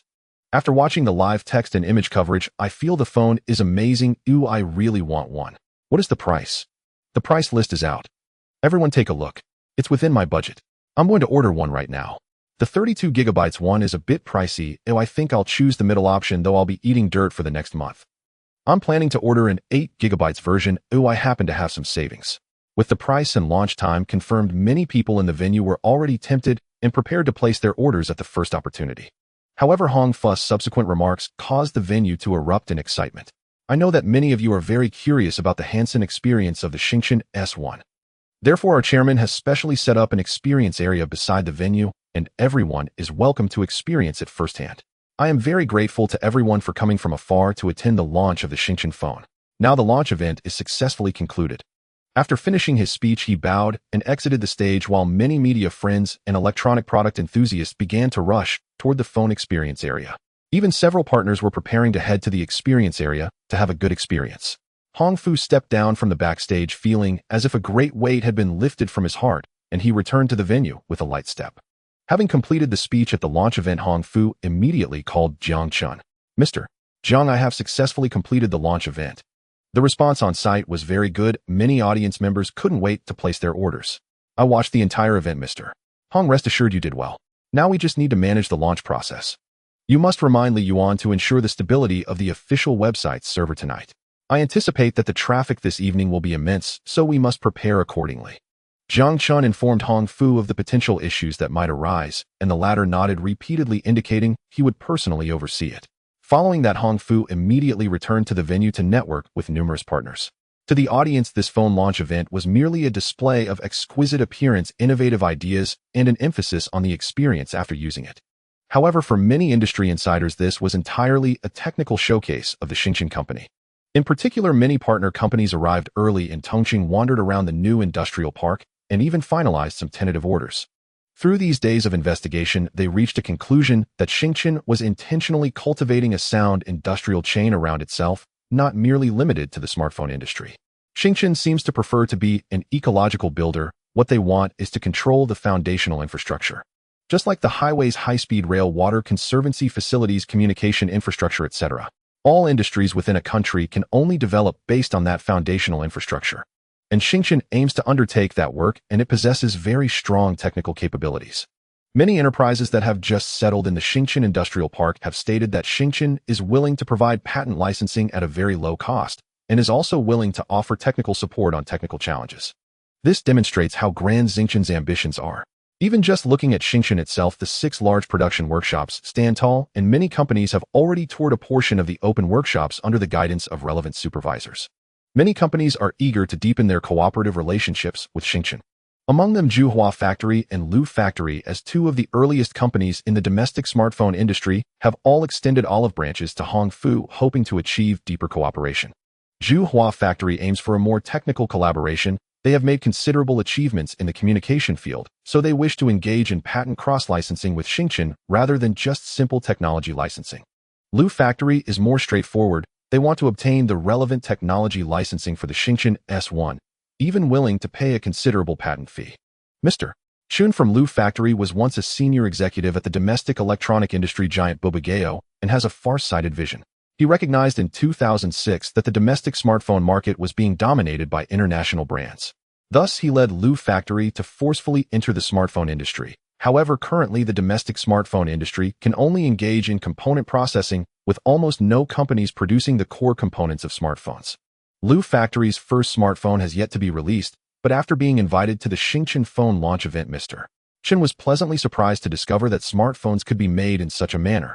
Furthermore, Jiang has very solid technology. Even in chip design, they can present practical solutions. Mr. Chen does not expect to obtain licensing for the chip, but considers it entirely feasible to explore licensing for touch screens, batteries, and other components, especially since Jiang had open licensing for these technologies long ago. Not only domestic manufacturers are intrigued, but many international brands are also getting restless. The impact brought by the Jiang S1 is too overwhelming. It has made everyone realize that smartphones can indeed be made in this way. The first to reach a cooperation agreement was a domestic television manufacturer. Major manufacturers eagerly displayed their intentions to Jiang, hoping to secure an early partnership to gain access to advanced display technology. This year, a highly influential policy was introduced in the country, the Rural Appliance Initiative. In response to the new trend of upgrading consumer spending and enhancing the quality of life for the people, the government formulated a consumption policy plan. Set to be implemented in October this year, the aim is to expand the domestic market. According to this policy, all residents without urban household registration can enjoy a subsidy of 13% off the price when purchasing products such as color TVs, refrigerators, mobile phones, and washing machines. This policy had already undergone trials in Shandong, Hunan, Sichuan, and Qingdao by the end of 2007, yielding remarkably significant results. This year, it will be promoted nationwide, so domestic television manufacturers are very eager to cooperate with Jiang to be the first to acquire advanced display technology, allowing them to seize a sufficient market share in this consumer wave. Currently, the domestic television industry, including international brands like Sony, Panasonic, Samsung, LG, and Sharp, occupies a substantial market share, while domestic brands struggle to survive in the cracks.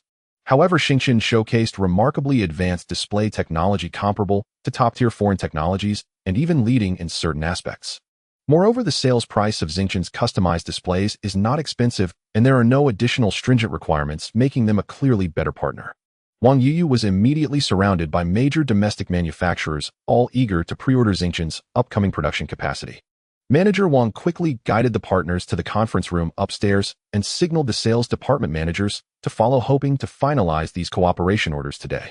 Meanwhile, Hong Fu was surrounded by executives from other partner manufacturers happily discussing subsequent cooperation matters.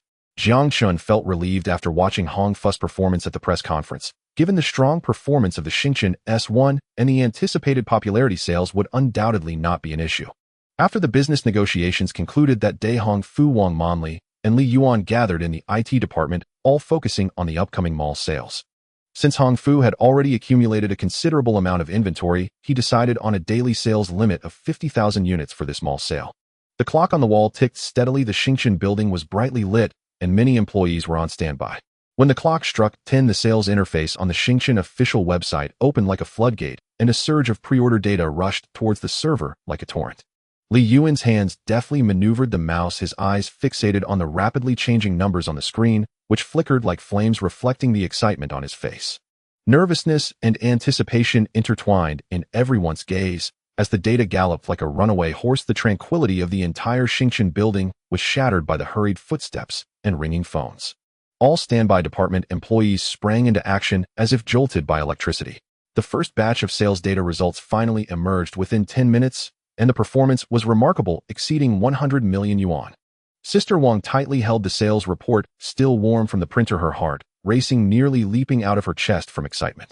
She immediately stood up and with a voice almost trembling announced the exhilarating news to her colleagues in the office. Everyone almost simultaneously rose, releasing cries of surprise and joy. Hong Fu, on the other hand, reclined back in his chair with an air of relaxation, arms crossed, a smug smile playing on his lips. He had firmly taken this first step. Although everyone present held high hopes for the Jiang Chen S1, confident that it would become a symbol of an era, there was still a tinge of anxiety deep down until the sales figures were truly revealed. Now this astonishing sales figure confirmed all speculations. The Jiang Chen S1 had indeed succeeded. Subsequently, as long as the production and logistics kept pace with sales, the future of the Jiang Chen S1 would be limitless. Jiang Chen began to operate at full speed with the production department under Zhao Aigua and Chen Jun leading the charge in a fast-paced manufacturing process. Hong Fu had stored some inventory, but based on the day's sales, the inventory was being consumed rapidly, necessitating full-speed production. Soon the first batch of eager customers close to Tongcheng began to receive their desired products. Zhang Mu, a fervent enthusiast of electronic products and a content creator on station as technology section, was among them. In his videos, he had thoroughly reviewed the mainstream mobile phone products currently on the market, such as this year's Samsung SGHI 900, Nokia's N96, and LG's GD880 Mini, among others. His reviews were very neutral and devoid of subjective bias, earning him a strong following of fans who trusted his conclusions about products. For the launch of the Jiang Chen S1, Zhang Mu also received an invitation and had the opportunity to hands-on experience the actual device in the experience area after the press conference. However, many people in the comments section of the video remained skeptical about this phone. Zhang Mu understood this situation very well. The average price of mobile phones ranged from a few hundred to 3,000 yuan, while the Jiang Chen S1 started at 3,499 yuan, certainly a considerable sum. He later expressed in the comments that he would conduct a live unboxing as soon as he received the phone, allowing everyone to get first-hand information through the live stream. That day, Zhang Mu eagerly rushed to the delivery point to collect his phone first thing, then quickly returned home and opened a live broadcast on Station A. Fans who had received the news gathered in the live stream room immediately. As he unboxed the phone, he shared his usage insights and showcased the various features of the Jiang Chen S1. Holding the Jiang Chen S1, Zhang Mu meticulously observed every detail of the phone, as if opening a door to the world of technology for his audience. He caressed the phone's smooth back, savoring the tactile experience, and demonstrated the phone's interface and shortcut functions to his fans. Zhang Mu took out the complimentary headphones, plugged them into the Jiang Chen S1's headphone jack, and introduced the phone's sound quality. He also compared the camera effects of the Jiang Chen S1 with other phones during the live stream, taking photos indoors and of himself, allowing fans to understand the phone's photographic capabilities more intuitively. Throughout the live broadcast, Zhang Mu patiently answered the questions posed by fans, sharing what he loved about the Jiang Chen S1. He also showcased the phone's gaming performance, playing alongside fans during the live stream, demonstrating the smooth operation and excellent picture quality of the Jiang Chen S1. Through his demonstration, the real experience of the Jiang Chen S1 was clearly showcased before everyone, and those in the live stream expressed their eagerness. Jiang Mu's unboxing video attracted numerous online users who eagerly shared it, promoting the allure of the Jiang S1 smartphone. Their sincere recommendations and experiences ignited a desire to purchase within all viewers. The sales of this smartphone surged like a tidal wave, continuously reaching new heights. However, problems hidden within this joyous atmosphere began to surface. Due to Jiang Chen Company's daily purchase limit of 50,000 units, the limitation became an invisible barrier for many eager buyers. Some astute scalpers quickly seized this opportunity. Like hungry wolves, they employed various high-tech methods to snatch up the 50,000 units the moment they became available, later reselling them at prices far exceeding the original. Even the top-tier version with 32 gigabytes of memory had its price skyrocketed to an astonishing amount, reaching tens of thousands. Despite such exorbitant prices, demand remained fierce, turning hard to obtain into a reality. One day at Jianlin University, Lin Ziwen and his two roommates finished a full day of classes and returned to their dormitory. Inside, under the warm light, Lin Ziwen lay on his bed with his phone in hand, suddenly exclaiming to his roommates, I really wish I had a Jiang Chen S1. After watching Jiang Mu's unboxing video, I was completely captivated. The smooth operation and unique design truly made my heart race. I longed to experience it myself, but unfortunately, I couldn't buy one. As soon as he finished speaking, Jiang Chen stood up from the bedside, took out a Jiang Chen S1A, and handed it to Lin Ziwen softly, saying, "You want to try it?" The atmosphere in the room instantly became lively, as the Jiang Chen S1 in Jiang Chen's hand seemed like a treasure, capturing everyone's attention. This was the very object they had been yearning to snatch up, and now it appeared right before them. Lin Ziwen hurriedly took the phone and began to operate it carefully. Curious Su Yicheng leaned over and, after watching for a moment, couldn't help but asked Jiang Chen, "Where did you get this phone? I saw online that many people couldn't get one, almost all were taken by scalpers. You didn't buy it at a high price from a scalper, did you?" Jiang Chen chuckled at this remark and explained, "My hometown is in Tongqing, where there is a factory of Jiang Chen Company. I have a relative working there, so through this connection, I was fortunate enough to get this S1. Upon hearing this, Jiang Chen suddenly realized the gravity of the issue. His brow furrowed and a hint of worry crept into his voice as he quickly asked, "Is it true that everyone can't even buy a phone now and has to go through scalpers?" Su Yicheng nodded and slowly explained, "It's understandable that you are buried in books and studies all day and not online. Indeed, everyone currently can't grab a phone from the Jiang Chen official website. The 50,000 units released are snatched up in an instant, almost all taken by scalpers. Some even jokingly said that those who can grab a phone from the official website are the chosen ones. Now buying one basically means paying a markup through scalpers." Through Su Yicheng's explanation, Jiang Chen became more aware of the current market situation, which made him ponder deeply. This is indeed a significant problem. Jiang Chen excused himself to go to the library, left the dormitory, and immediately called Haoyin with his phone. "Haoyin, pull up the recent delivery locations for the Jiang Chen S1. Jiang Chen waited for Haoyin's response, his fingers pressing tightly against the phone screen. Before long, Jiang Chen received the data sent by Haoyin. He gripped his phone tightly, intently examining the information on the screen. Just as Su Yicheng had said, the delivery locations were mostly fixed in a few places, and he frowned. He immediately realized this was a major issue, and then called Hongfu, saying, "Mr. Hong, the sales of the Jiang Chen S1 are facing a significant problem. Didn't you notice that the delivery locations are basically limited to just a few?" Jiang Chen's voice carried a hint of anxiety. Hongfu's voice came through the phone, slightly relaxed. "Mr. Jiang, we have noticed this issue, but it's not a big deal. We are just the sellers. As long as the phones are sold, whether it's a scalper or an individual buying, it doesn't make much difference to us. Moreover, from what I know, many domestic companies are directly cooperating with scalpers.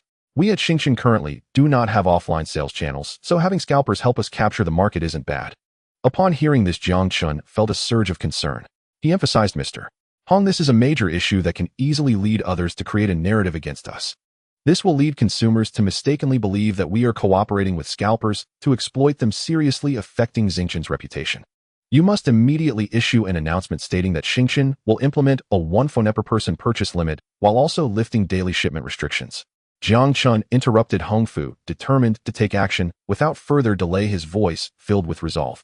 Hongfu quickly realized the seriousness of the situation after Jiang Chen's explanation, understanding that Jiang Chen's words were not an exaggeration. "Understood, Mr. Jiang. I will immediately issue the announcement and make the necessary arrangements. This is my oversight, and I will reflect deeply on it." Hongfu expressed his determination to fully cooperate with Jiang Chen's demands. Jiang Chen comforted Hongfu a few times, understanding that he was new in his position and that it was reasonable to be unaware of such situations. A timely remediation was all that mattered. Soon after, Jiang Chen's announcement was released, spreading across various social media and causing a stir in a short time. Netizens who saw this news rejoiced, applauding Jiang Chen's actions and expressing their agreement and support for the company's decision. Many potential consumers wanting to purchase the Jiang Chen S1 were deeply disgusted by scalpers, filled with repulsion at being exploited by their inflated prices. Even a voice began to circulate on a small scale suggesting that Jiang Chen was collaborating with scalpers to fleece consumers. Now Jiang Chen directly took action against scalpers, implementing purchase limits through identification while lifting restrictions on daily quantities, completely cutting off scalpers' avenues. Many potential consumers who originally gave up on the Jiang Chen S1 due to scalper markups began to return. The scalpers faced a heavy blow due to Jiang Chen Company's measures. The sales volume the next day broke new records, directly selling 100,000 units in a single day, setting a new record for smartphone sales in the country. The Jiang Chen phone began to be regarded as a status symbol. When you were out and about, holding a Jiang Chen S1 instantly made you the most stylish person in the crowd. Mayor Gu of Tongqing City stood before the grand window of his office, gazing at the glittering nightscape of the city, a complex web of emotions surging within him. He felt a surge of joy, for the entire city of Tongqing, under the leadership of the Jiang Chen Industrial Park, had entered a phase of rapid development, leaving no concerns for its future trajectory. The soaring employment rate and substantial increase in tax revenue proved that his steadfast support had reaped rewards. The related industrial chains were maturing, as if the city were a phoenix poised to take flight. Moreover, since the start of the year, Tongqing had begun to attract labor from surrounding counties and towns. People from the Tongqing region no longer saw leaving home for work as their only option. They could now build their lives right in their hometown. Yet his brow involuntarily furrowed. Faced with the outdated infrastructure issues reported by entrepreneurs, he understood all too well that the city's development still confronted immense challenges. Urban construction needed renewal, the transportation network required expansion, and the water and power supply systems were in urgent need of upgrades. Jiang Chen's growth was so rapid that Tongqing could barely keep pace. Mayor Gu steeled his resolve. He made a decisive judgment. Tongqing had already shown vibrant vitality, all because Jiang Chen was situated here. It was imperative to launch various projects to provide comprehensive services and to pave the way for the city's future. Over the past month, Hong Fu had gradually settled into his role as CEO of Jiang Chen. Through constant communication with Jiang Chen, he began to grasp the ambition of his boss. In particular, he had once entered the sealed workshop No. 1 with Jiang Chen's authorization. The wafer manufacturing equipment left him utterly astounded. He could hardly believe it belonged to Jiang Chen. The revelation that Jiang Chen had already been laying out plans for the semiconductor industry shocked Hong Fu. Since joining the company, he had been primarily in charge of the mobile phone business, and he had started to gain a clear understanding of the importance of chips. He now realized that the semiconductor industry was the trend of the future, yet no domestic enterprise had ventured into this field. Initially, Hong Fu could not understand why Jiang Chen insisted on controlling these industrial chains himself. It seemed far simpler to purchase directly from foreign companies rather than invest substantial manpower and resources in building them. However, during a late-night, in-depth conversation, Jiang Chen profoundly articulated his perspective on the West. In Jiang Chen's eyes, the West, especially the current hegemonic nation and its allies, was nothing more than a band of robbers led by the Anglo-Saxon group. They would never allow any other power to rise and claim a large share of the benefits from globalization. It was just like Japan in the 1980s. After World War II, Japan was thoroughly emasculated by the hegemonic nation. But to compete with the Soviet Union, the hegemonic nation waged a war on the peninsula against Xia. Xia single-handedly swept through the 17-nation coalition, defeating the once mighty hegemonic nation, which never dared to confront Xia's military might directly again. That was truly Xia's war of national foundation. Yet because of this war, the hegemonic nation poured an immense $14.8 billion into Japan, enabling its rapid rise and reindustrialization. Thereafter, Japan embarked on a path of swift economic growth, reaching its zenith in the 1980s. During this period, Japan's GDP nearly rivaled that of the hegemonic nation, even boasting of buying up the entire United States. It held a dominant advantage over the hegemonic nation in every industry. But the hegemonic nation, along with its allies, imposed harsh measures against Japan. The signing of the Plaza Accord directly plunged the latter into an economic bubble burst from which it never recovered. This blow sent Japan into a 3-decade-long economic slump, profoundly influencing the mindset of an entire generation. After listening to Jiang Chen's views, Hong Fu involuntarily recalled his own experiences studying and working in the West, the interpersonal dynamics, and the behavior of major capital. He began to understand that what President Jiang had said might not be nonsense, but a genuine possibility. He realized that the honeymoon period between Xia and Western nations existed because of mutual complementarity But he did not believe Xia would be content with merely low-end manufacturing, which was, after all, just a way to earn hard-earned money. He gradually understood that once Xia ventured into high-value-added industries at the upper end of the global supply chain, it would inevitably face sanctions and suppression from other countries, just like Japan before. With this realization, Hong Fu no longer clung to the old mindset that building was inferior to buying and buying was inferior to leasing. He began to doubt the feasibility of free market globalization. He gradually came to comprehend Jiang Chen's various arrangements and firmly resolved to implement this path. Though young Jiang Chen's far-reaching strategic vision was truly admirable, many leaders of major domestic enterprises lacked this awareness entirely. It was like the old man who once advocated for trade, industry, and technology. He had become an idol for countless entrepreneurs. The external environment was not yet severe, but he realized that Jiang must first solidify its own foundation to prepare for the future. He personally steered the company's resource allocation, not only favoring the chip design department, but also establishing a chip equipment research and development division. Furthermore, he founded a chip subsidiary under the group, consolidating both departments under its umbrella. After implementing this move, Hong Fu began secretly recruiting professionals from the chip-related industries through various channels.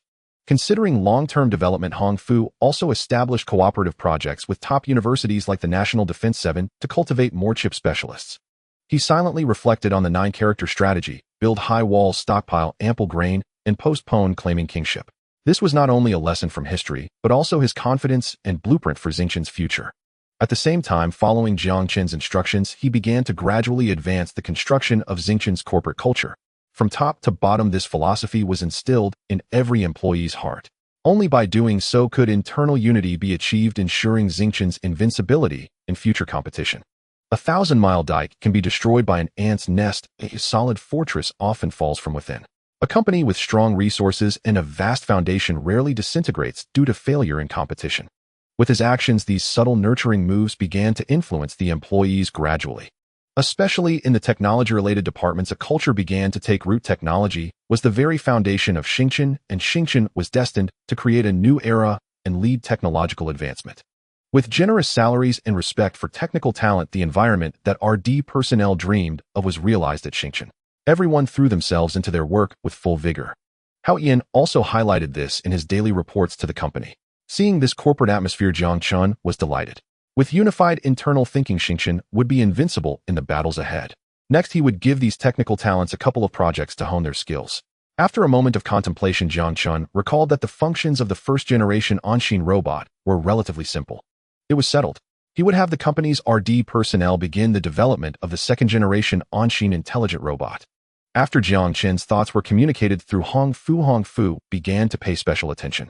He understood clearly that a research and development team needs to continually provide abundant resources and cultivate talent through various projects. The research and development team is crucial to the company's future, requiring a long period of talent cultivation.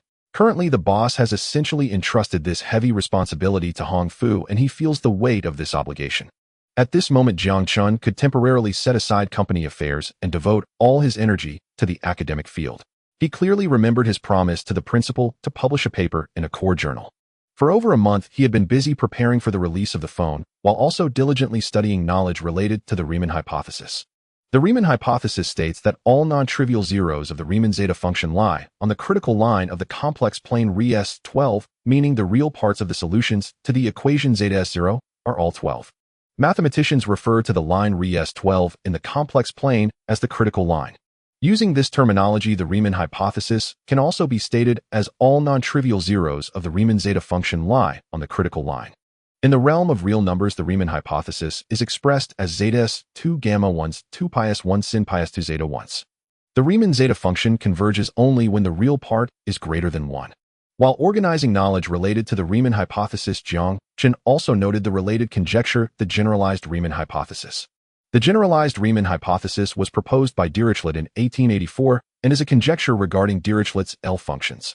Dirichlet's L function is defined over the realm of real numbers with a discontinuous range, while the generalized Riemann hypothesis asserts that the real parts of all non-trivial zeros of the L function LSX are 12. When xn 1 for all, and the generalized Riemann hypothesis degenerates into the Riemann hypothesis. Following this clue, he keenly grasped the Landau-Siegel zero conjecture. This conjecture asserts that the L function has no exceptional zeros. Interestingly, the generalized Riemann hypothesis is precisely a sufficient condition for the Landau-Siegel conjecture, meaning it can derive the Landau-Siegel conjecture, but not vice versa. As Jiang Chen organized this information, a sudden awareness surged in his mind. He began to ponder whether proving the Landau-Siegel conjecture could indirectly establish the validity of the generalized Riemann hypothesis. Furthermore, could expanding the scope allow for the proof of the Riemann hypothesis itself? This thrilling idea took root firmly in Jiang Chen's mind like a sturdy tree. After much contemplation and decision, Jiang Chen resolutely chose this path. He believed in his intuition and abilities, determined to research and prove the Landau-Siegel conjecture, which would be the content of his first paper. The next day, Jiang Chen received a call from Teacher Liu asking him to come to the office. Upon entering Teacher Liu's office, Jiang Chen politely greeted him and then sat on the sofa beside him as if returning home. "Teacher, is there something you want to discuss today?" Jiang Chen asked, feeling a bit curious as he had been quite free since the military training ended and no one at the school had disturbed him. It was somewhat unexpected for him to be called in today. Liu Ping smiled and said, "Jiang Chen, I called you today to ask about your paper. It's been over 2 months since the semester started. How have you been considering it? What research direction have you chosen? Share it with me." Since there had been no update from Jiang Chen, Liu Ping suspected he might have encountered a bottleneck with his paper, which is why he summoned him, hoping to provide guidance. Jiang Chen patiently explained, "Teacher, I have already chosen a direction and am ready to proceed to the next step." "What direction? Quickly tell me," Liu Ping urged. Upon hearing his disciple's words, Liu Ping immediately became interested. He needed to know Jiang Chen's research direction so he could assist in the research work. "I have been reading books on number theory, and I'm quite interested in the Landau-Siegel conjecture, so I plan to choose it as my research direction." After hearing this, Liu Ping recalled the conjecture and looked at Jiang Chen with suspicion. Suddenly, he associated it with the generalized Riemann hypothesis. He knew his disciple had always been very ambitious. Could it be that his true target was the Riemann hypothesis and the Landau-Siegel conjecture was just a stepping stone? "Jiang Chen, your interest in number theory is indeed a good direction, but you're not aiming for the Riemann hypothesis with the Landau-Siegel conjecture, are you?" Liu Ping inquired, speculating. "Teacher, how did you know?" Jiang Chen was surprised that Liu Ping could guess his original target. Liu Ping wore a heavy expression, secretly sighing. He knew Jiang Chen was restless, but he did not expect his ambition to be so great, directly choosing such a grand target. "Professor Zhang, a Chinese mathematician, is also focused on this direction. I am a good friend of his, so I have some insight into this conjecture."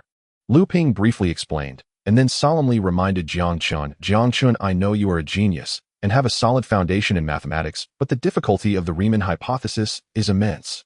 Many talented mathematicians in history have attempted it only to abandon it. In fact, many have squandered years of their lives on it without achieving any results, wasting the most beautiful years of a mathematician. You cannot consider this difficult problem as the direction of your paper. It cannot be solved overnight. You can gradually explore related issues that arise from it." Liu Ping spoke with a heavy tone, his words reaching Jiang Chen's ears. Jiang Chen understood that Liu Ping was concerned for him, fearing he would waste too much time on the Riemann hypothesis and diminish his interest in mathematics. Jiang Chen solemnly nodded and gratefully said, "Thank you for your concern, teacher.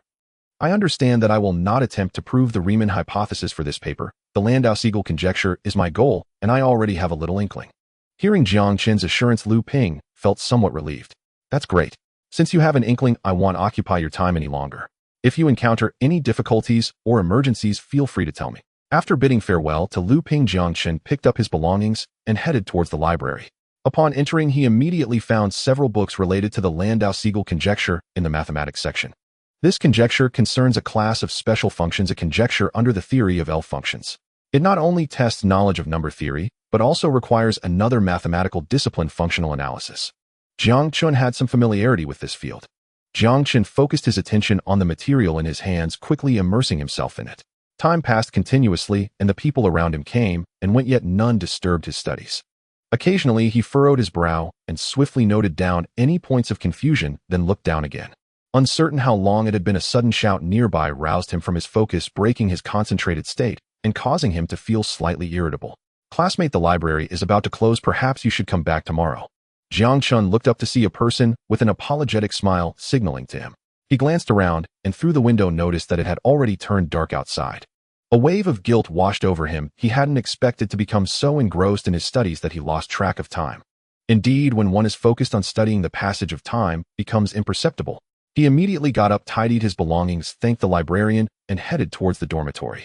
In the late autumn campus, a gentle breeze blew and there were few people walking alongside him. Jiang Chen walked while contemplating the gains of the day. After a whole day of focused study, the results were significantly evident. His understanding of functional analysis had greatly deepened, and he had gained some personal insights into the Langland-Siegel conjecture. It is essentially the same as the Riemann hypothesis and the prime number theorem conjecture, all aimed at uncovering the distribution of prime numbers. Thus, according to the requirements of number theory proofs, one should simplify the complex issues progressively. Mathematics is the most concise beauty in this world, akin to employing Euclidean methods to prove the infinitude of primes. He couldn't help but feel a surge of enthusiasm for his research direction, finding the world of mathematics truly fascinating. These are conjectures posed from different angles on the same problem, interrelated with one another. He began to think about the various proof tools he might need for different conjectures in his research, envisioning possible paths in his mind. Could the proof tools for different conjectures be borrowed? Or could they be modified for use? It seemed he was gradually clearing the fog shrouding these challenging problems, and a light flickered before him, as if he saw infinite possibilities. With this thought, Jiang Chen felt a rush of excitement, having grasped that fleeting inspiration today's study had proven to be immensely valuable. Indeed, tackling problems in research requires one to open their mind, wholeheartedly immersing themselves in the task. Upon returning to the dormitory, Lin Ziwen and Sui Chen had already finished washing up and were lying on their beds chatting. Seeing Jiang Chen return, Sui Chen curiously asked, "Chen-gu, why are you back so late today? You weren't on a date with some beauty, were you? We were just saying we thought you might not come back tonight." Jiang Chen placed all the items from his backpack onto the desk and replied, "No, I lost track of time while reading in the library. It was the librarian who reminded me, and that's why I returned." After saying this, Jiang Chen opened his computer and continued from where he left off. Just then, Han Zhao, who had just finished washing up, opened the bathroom door and walked out, noticing Jiang Chen, who was expressionlessly typing rapidly on the keyboard. He softly said, "Chen-gu is back." Jiang Chen was so immersed in the ocean of knowledge that he didn't hear him. Seeing Jiang Chen's state, Han Zhao couldn't help but feel a surge of immense curiosity. He tiptoed closer, preparing to see what problem was intriguing Chen-gu. He saw the prominent title on the screen on the proof of the Langland-Siegel zero conjecture, along with a dense array of mathematical formulas and content below. Han Zhao's eyes involuntarily lit up, and he couldn't help but exclaim, "Chen-gu, are you preparing to prove the zero conjecture? That's amazing." Upon hearing this, Lin Ziwen and Sui Chen, who were lying on the opposite bed, instantly jumped up, exclaiming, "What? What did you say, Zhao? Is Chen-gu writing a paper to prove the zero conjecture?" The two almost shouted this in unison, their astonishment making their voices tremble. With a leap, they quickly climbed down from their bunk beds like two agile monkeys, their gazes fervently glued to Jiang Chen, as if irresistibly drawn like magnets to iron. A wave of complex emotions surged within them. They even forgot to adjust their wrinkled pajamas, only wanting to see with their own eyes to prove they were not dreaming. Jiang Chen seemed to be awakened by their commotion. Still drowsy, he rubbed his eyes, looked up, and was both amused and helpless at the sudden excitement. He saw his three roommates surrounding him, their eyes gleaming with the same light, and their fervent gazes made Jiang Chen feel a slight pressure. The pupils of the two noticeably dilated upon seeing the computer screen, their eyes widening as if they wanted to devour the prominent title. "Chen-gu, have you finished the proof? Are you starting to write the paper? We've been together every day. Oh, when did you complete it?" Their voices swayed with a blend of expectation and shock. Both knew that Jiang Chen had already published papers proving the Mersenne prime conjecture, and he would undoubtedly achieve even greater success. Otherwise he wouldn't have been excused from classes by the dean and teachers to study freely. However, it was only half a semester into the first year. Had he already solved another world problem? Was he beginning to write papers? Seeing their reaction, Jiang Chen helplessly explained, "No, I've just settled on a direction. The paper is still far off. I'm just reviewing literature to see if there are any clues." His explanation slightly lessened the shock in the hearts of the two, yet they were still very astonished. Lin Ziwen and Sui Chen exchanged complex glances, touching on a mutual astonishment.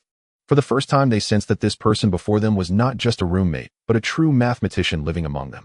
Han Zhao, seeing this, spoke slowly with a tone full of trust. "Ling-gu, there's really no need to be so surprised. You two never planned to pursue mathematics, so it's normal not to understand this area." He smiled slightly, held his head high, and proudly continued, "Chen-gu, the accomplishments of this past year have not only amazed us, the direct witnesses, but have completely conquered all math enthusiasts.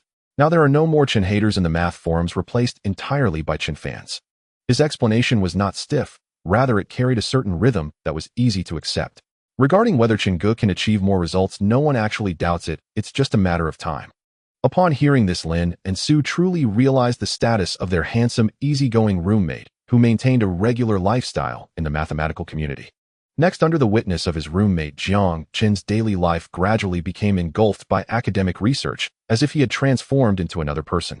For over 3 consecutive months, his life was almost entirely filled with a rigorous study schedule, every day packed to the brim, with no moment of leisure. If his roommate had ever experienced a similar AMC competition, they would certainly understand Jiang Chen's current state, as he once again delved into madness, completely immersed in his academic world cut off from the outside. He began with foundational mathematical tools, personally proving each formula and theorem to ensure not a single detail was overlooked. In his mind, one idea after another was validated, steadily advancing like a traveler seeking light in the darkness. During the day, he practically became a frequent visitor of the library. As soon as it opened, he was always the first to enter. After the library closed, his dorm room became his battlefield for late-night study, tirelessly engaging in an academic expedition night after night. For the first time, his roommate clearly recognized what it was like to be a researcher in academia, as this big shot beside him provided a living example. Even during the final exam week, when most students were cramming at the last minute, Jiang Chen maintained his unchanging routine, dedicating himself to research. After tutoring his roommate, Jiang Chen couldn't help but sigh, realizing that this kind of lack of focus was probably unique to him. The candidates sharing the exam room with Jiang Chen witnessed him complete all the questions in just 20 minutes, then hurriedly submit his paper and leave. They truly felt what it meant to be a big shot.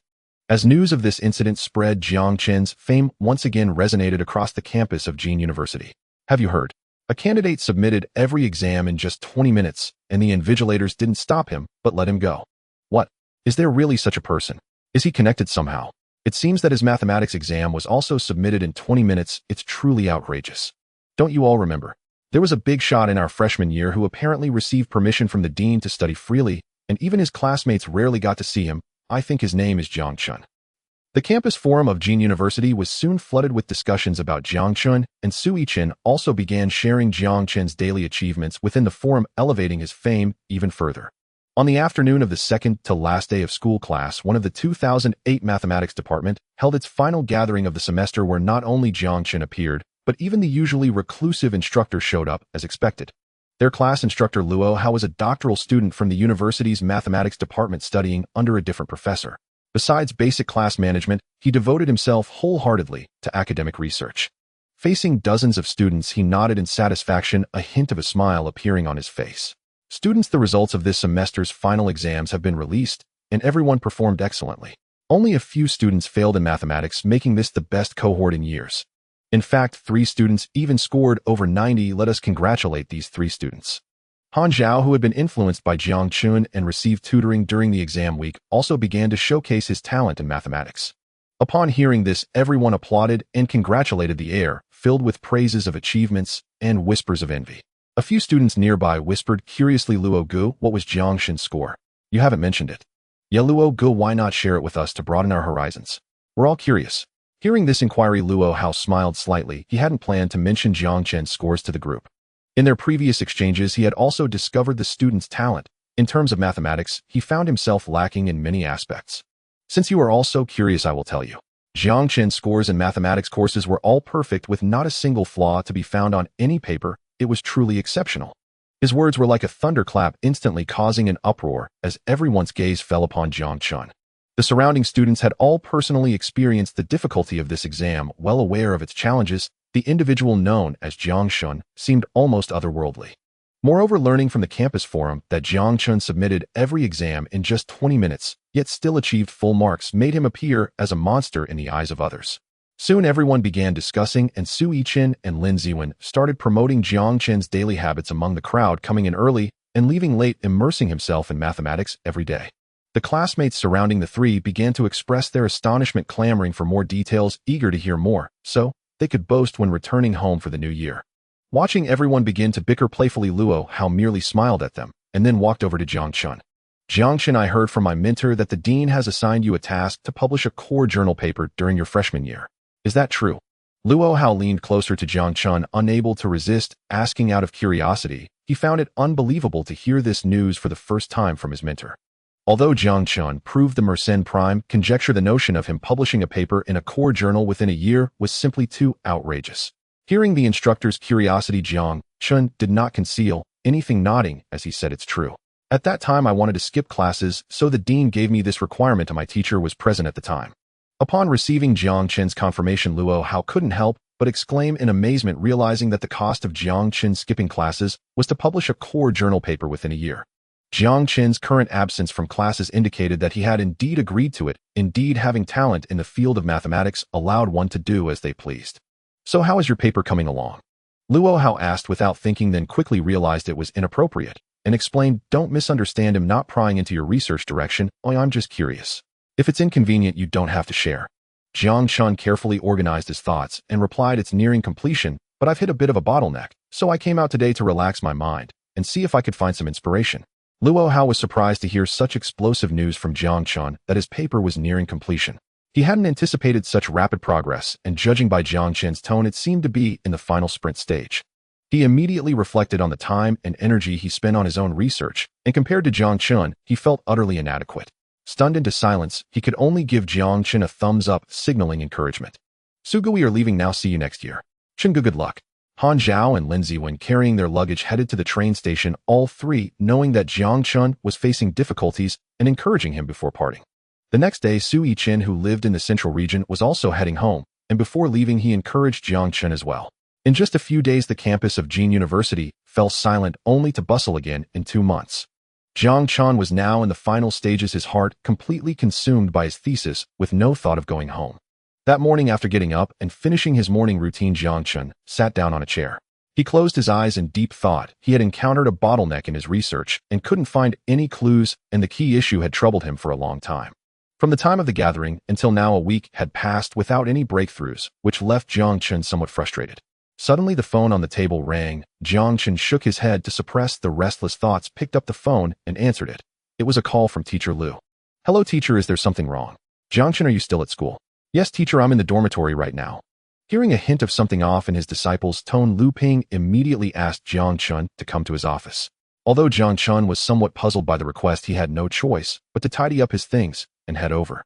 When Lu Ping saw Jiang Chen arrive, he immediately got up and pulled his disciple to sit on the sofa, saying, "Jiang Chen, have you encountered problems in your research?" Feeling the concern from his teacher, Jiang Chen became dejected, nodding as he recounted the issues he faced in his research to Lu Ping.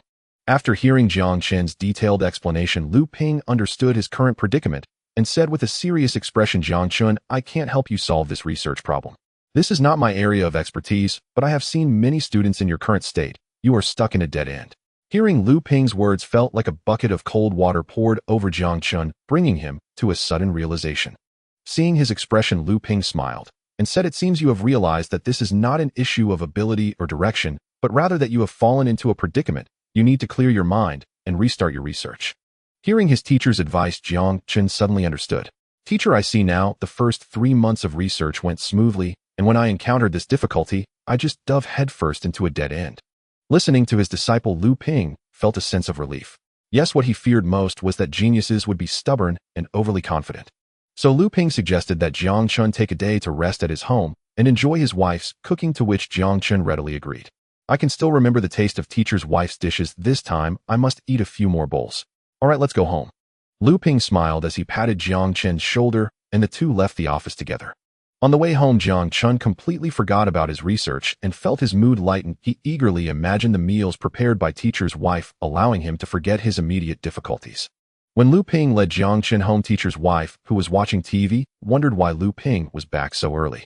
Upon seeing Jiang Chen enter the house, she immediately exclaimed in delight, "Oh, Xiao Chen has come. Old man, really, you should have given a heads up. I would have bought more meat. Xiao Chen hasn't tasted my cooking in a long time." As his wife's complaints reached him, Lu Ping was about to explain when Jiang Chen quickly took teacher's wife by the arm and said, "Teacher's wife, it's still early. Oh, let's go buy some groceries together. We definitely need to have your signature braised pork. I was just thinking about it on the way here." Teacher's wife, charmed by Jiang Chen, smiled and repeatedly agreed. The entire day, Jiang Chen helped teacher's wife with cooking, chatted with teacher, and enjoyed this leisure time, completely forgetting about his research.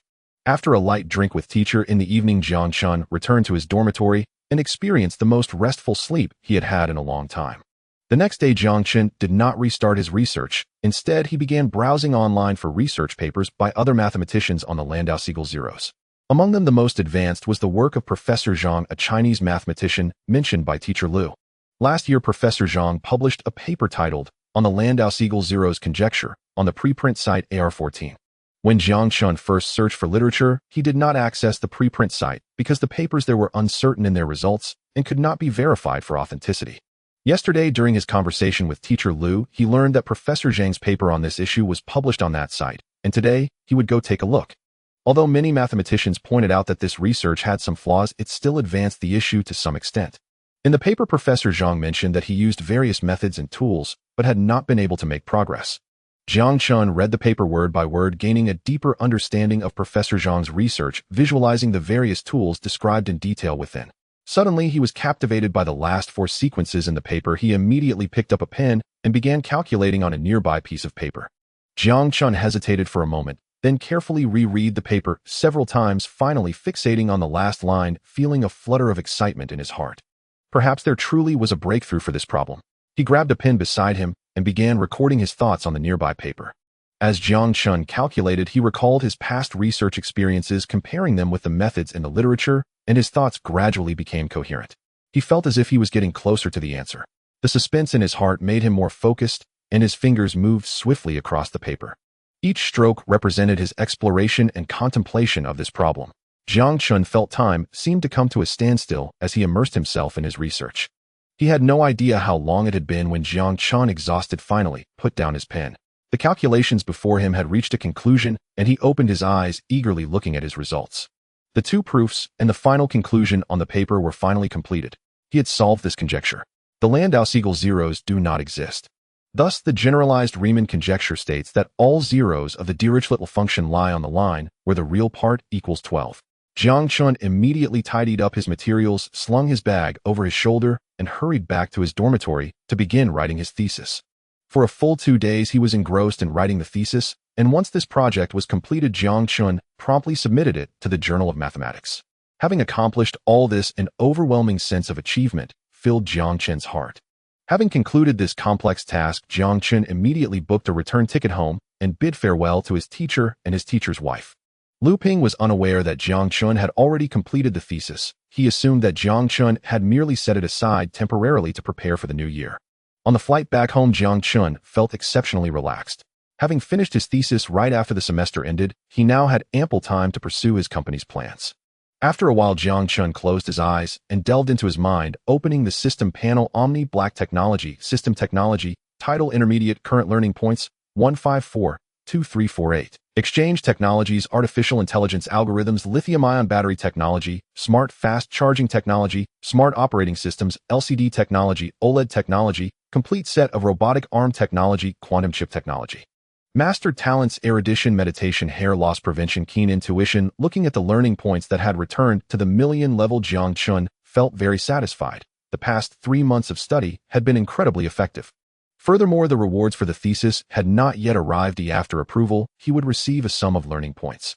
Comparing the difficulty of the 2 conjectures, the rewards this time should not be low. He gazed at the 7-digit figure and quietly pondered whether to make a purchase. Seeing so much technology and talent, Jiang Chen rarely revealed a greedy side. However, he soon expelled this thought from his mind. He couldn't be reckless. He had to prepare for future plans. Then Jiang Chen began to reflect on the development of Xingchen. In the past 3 months, Xingchen had established partnerships with several domestic smartphone manufacturers. With Juhua Company, both parties formed an alliance-type cooperative relationship, engaging in large-scale cross-usage of patents. Xingchen could utilize Juhua's numerous patents in the field of communication technology, which would greatly advance the subsequent models of Xingchen smartphones. Juhua could also leverage Xingchen to venture into the smartphone sector. As early as 2003, Juhua established a mobile phone business department and produced Xia Country's first smartphone to participate in the 3GSM conference in Cannes. In fact, around the turn of the millennium, a mobile phone called Little Smart emerged in the country. This phone adapted PHS technology to the fixed telephone network and was launched using Xia Country's telecom network. Its advantages and disadvantages were very apparent. The advantage was that the technology was developed early and was very mature, while the disadvantage was that its transmission power was significantly lower than GSM, leading to a much smaller coverage area. However, this adaptation was very suitable for the domestic market at the time. Thus, once Little Smart was launched, it quickly swept through Xia Country's market. By 2006, the number of Little Smart users reached a historical peak of over 90 million, surpassing 100 million globally. The father of Little Smart, Mr. Su, was the first to approach Juhua with this idea. Unfortunately, Juhua rejected him at that time, deeming PHS technology too low and thus missing this opportunity.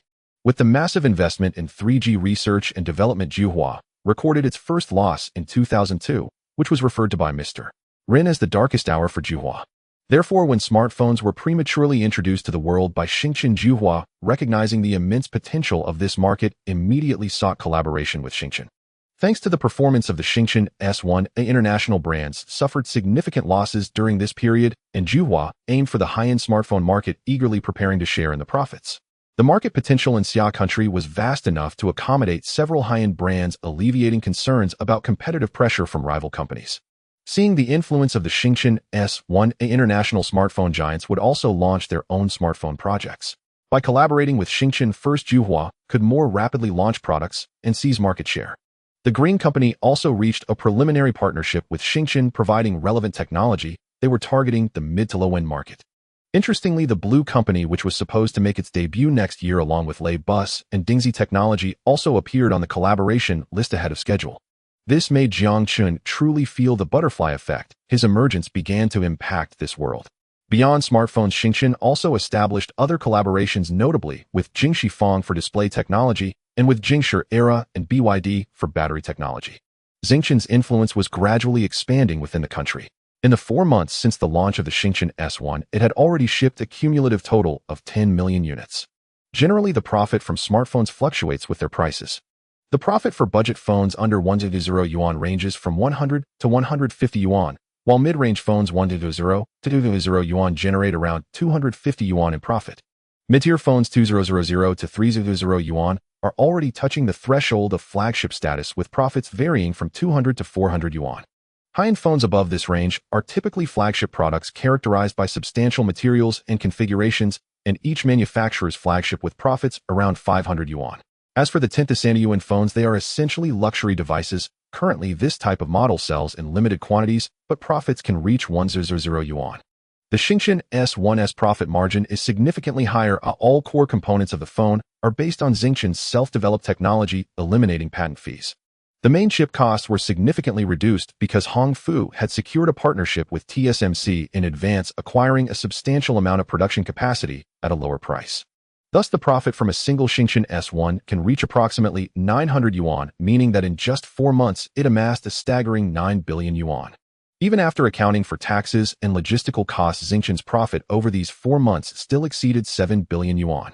After receiving this profit figure, Jiang Chen understood why various smartphone manufacturers were nearly at each other's throats. For instance, Dingxi Technology faced suppression from well-known companies in the industry when it launched its first product, even encountering funding from third-party evaluation agencies to undermine its reputation. This kind of public opinion attack led to its demise within a few years, ultimately resulting in bankruptcy. This also triggered the famous live dialogue between Dingxi's founder and the evaluation agency, which continued to be talked about for years after. Jiang Chen became the first to seize the opportunities of the smartphone era, achieving both fame and fortune. This is why Jiang Chen agreed to collaborate with domestic smartphone manufacturers. First, one cannot monopolize the market. Support must be given to domestic manufacturers to venture abroad. Otherwise, if a monopoly forms, it could lead to being eliminated, which would not be conducive to future plans. Second, the market is currently large enough, and Jiang Chen has already captured the first-mover advantage. Smartphones are merely one avenue for Jiang Chen to make money, not the ultimate goal. His original intention was to accumulate funds through consumer products to support the vast research and development budget behind the scenes, ensuring that he did not let go of the watermelon while picking up the sesame. With these reflections over the past few months, Jiang Chen's plane landed at Tongqing Airport. After spending 2 days with his parents, Jiang Chen packed his belongings, organized his chaotic emotions, and set off towards the company. The warm winter sun shone upon him, gradually lifting his spirits. The industrial park in the northern part of the city, once filled with dust and the roar of machines, had now donned a brand new appearance. Half a year ago, this place was a spectacular scene of construction where tens of thousands of workers toiled, their sweat mingling with the sounds of machinery and commands. The dust-laden scene had once made it hard to see, but now all of that was merely a fleeting memory. With Jiang Chen Company as its representative, the newly risen skyscrapers and numerous production workshops had become the most eye-catching sight in the northern part of the city. The few avant-garde glass buildings at the center of the industrial park reflected the mottled morning light, resembling translucent urban sculptures. From these landmark buildings, it is clear to see the ambitions of Tong City and Jiang Chen Company. The bustling logistics vehicles crisscrossed the wide and smooth roads like lifelines tightly connecting the entire park. They carried products, delivering them accurately to every corner in need. At the freight area in front of Jiang Company, the flow of vehicles was constant, with groups of containers neatly arranged, showcasing unparalleled busyness. Jiang Chen walked along the neatly paved sidewalk, greeted by unfamiliar faces. As he stepped over the threshold of the company, he noticed many employees casting curious glances at him. Whose child is this returning from vacation? Jiang Chen did not linger, striding directly into the office building, calmly entering the experimental building. Today, his assistant Huang Tianda hurriedly stood up to greet him, but Jiang Chen merely waved his hand, signaling him to keep quiet. He arrived at the office he used while hiding as Jinlin, where Sister Wang and Hao Yin had already prepared the company's personnel report, everything in perfect order. Jiang Chen settled into the comfortable swivel chair and picked up the thick file to scrutinize it carefully. These new faces and fresh forces would become the subjects he would nurture and familiarize himself with in the future. Currently, the number of employees at Jiang had grown significantly, nearing 5,000, with the production department accounting for half. After spending the entire morning, Jiang Chen diligently read through all the reports, meticulously examining each document, hoping to identify potential issues and prevent them in advance. His gaze swept over the numbers on the paper, and he nodded in satisfaction. It seemed that everything was still operating smoothly without any serious issues of corruption. Jiang Chen understood that the bonuses he provided to the upper management were quite generous, and their powers were substantial. Moreover, they had all undergone Haitian scrutiny, so it was normal that they had not encountered any problems. After all, anyone with discernment could see how bright the future of Jiang would be. It would be foolish to give up such a boundless opportunity for some petty gains. However, some issues had arisen within the middle management. Certain managers and employees through their networks had engaged in some underhanded dealings during procurement, thereby lining their own pockets. Especially in the canteen of the logistics department, which had become a disaster zone, the phenomena of corruption and underfeedable deals were particularly severe. Many employees had reported these issues, but they were suppressed and did not escalate. Hao Yin and Sister Wang had gathered and preserved evidence, and now all this evidence was compiled into a thick report, the volume of which was astonishing. Jiang Chen also understood the reason. The rapid rise of Jiang had led some people to indulge their desires, straying from their original intentions. Like a tree that inevitably grows some errant branches during its robust development, timely pruning is necessary. The greed of humanity is unavoidable, and it can only be mitigated through systems and laws. Jiang Chen was determined to take action. He picked up scissors, gradually trimming away the pervasive issues of corruption. He immediately instructed Hao Yin to draft a letter from the chairman stipulating that all supervisors must conduct audits for corruption in their respective departments, rigorously investigating any acts of self-enrichment. He hoped not only to punish the wrongdoers, but also to offer those who admitted their mistakes a chance for redemption. Jiang Chen established a grace period, announcing that anyone engaged in the aforementioned behaviors could report to the assistant office of the chairman within 2 weeks to confess and explain their wrongdoings, with leniency applied to all such admissions. In the letter, he urged everyone to cherish this opportunity to recognize their mistakes and correct their wrongs. After 2 weeks, all consequences would be borne by them. This chairman's announcement resonated throughout the entire company like a thunderclap.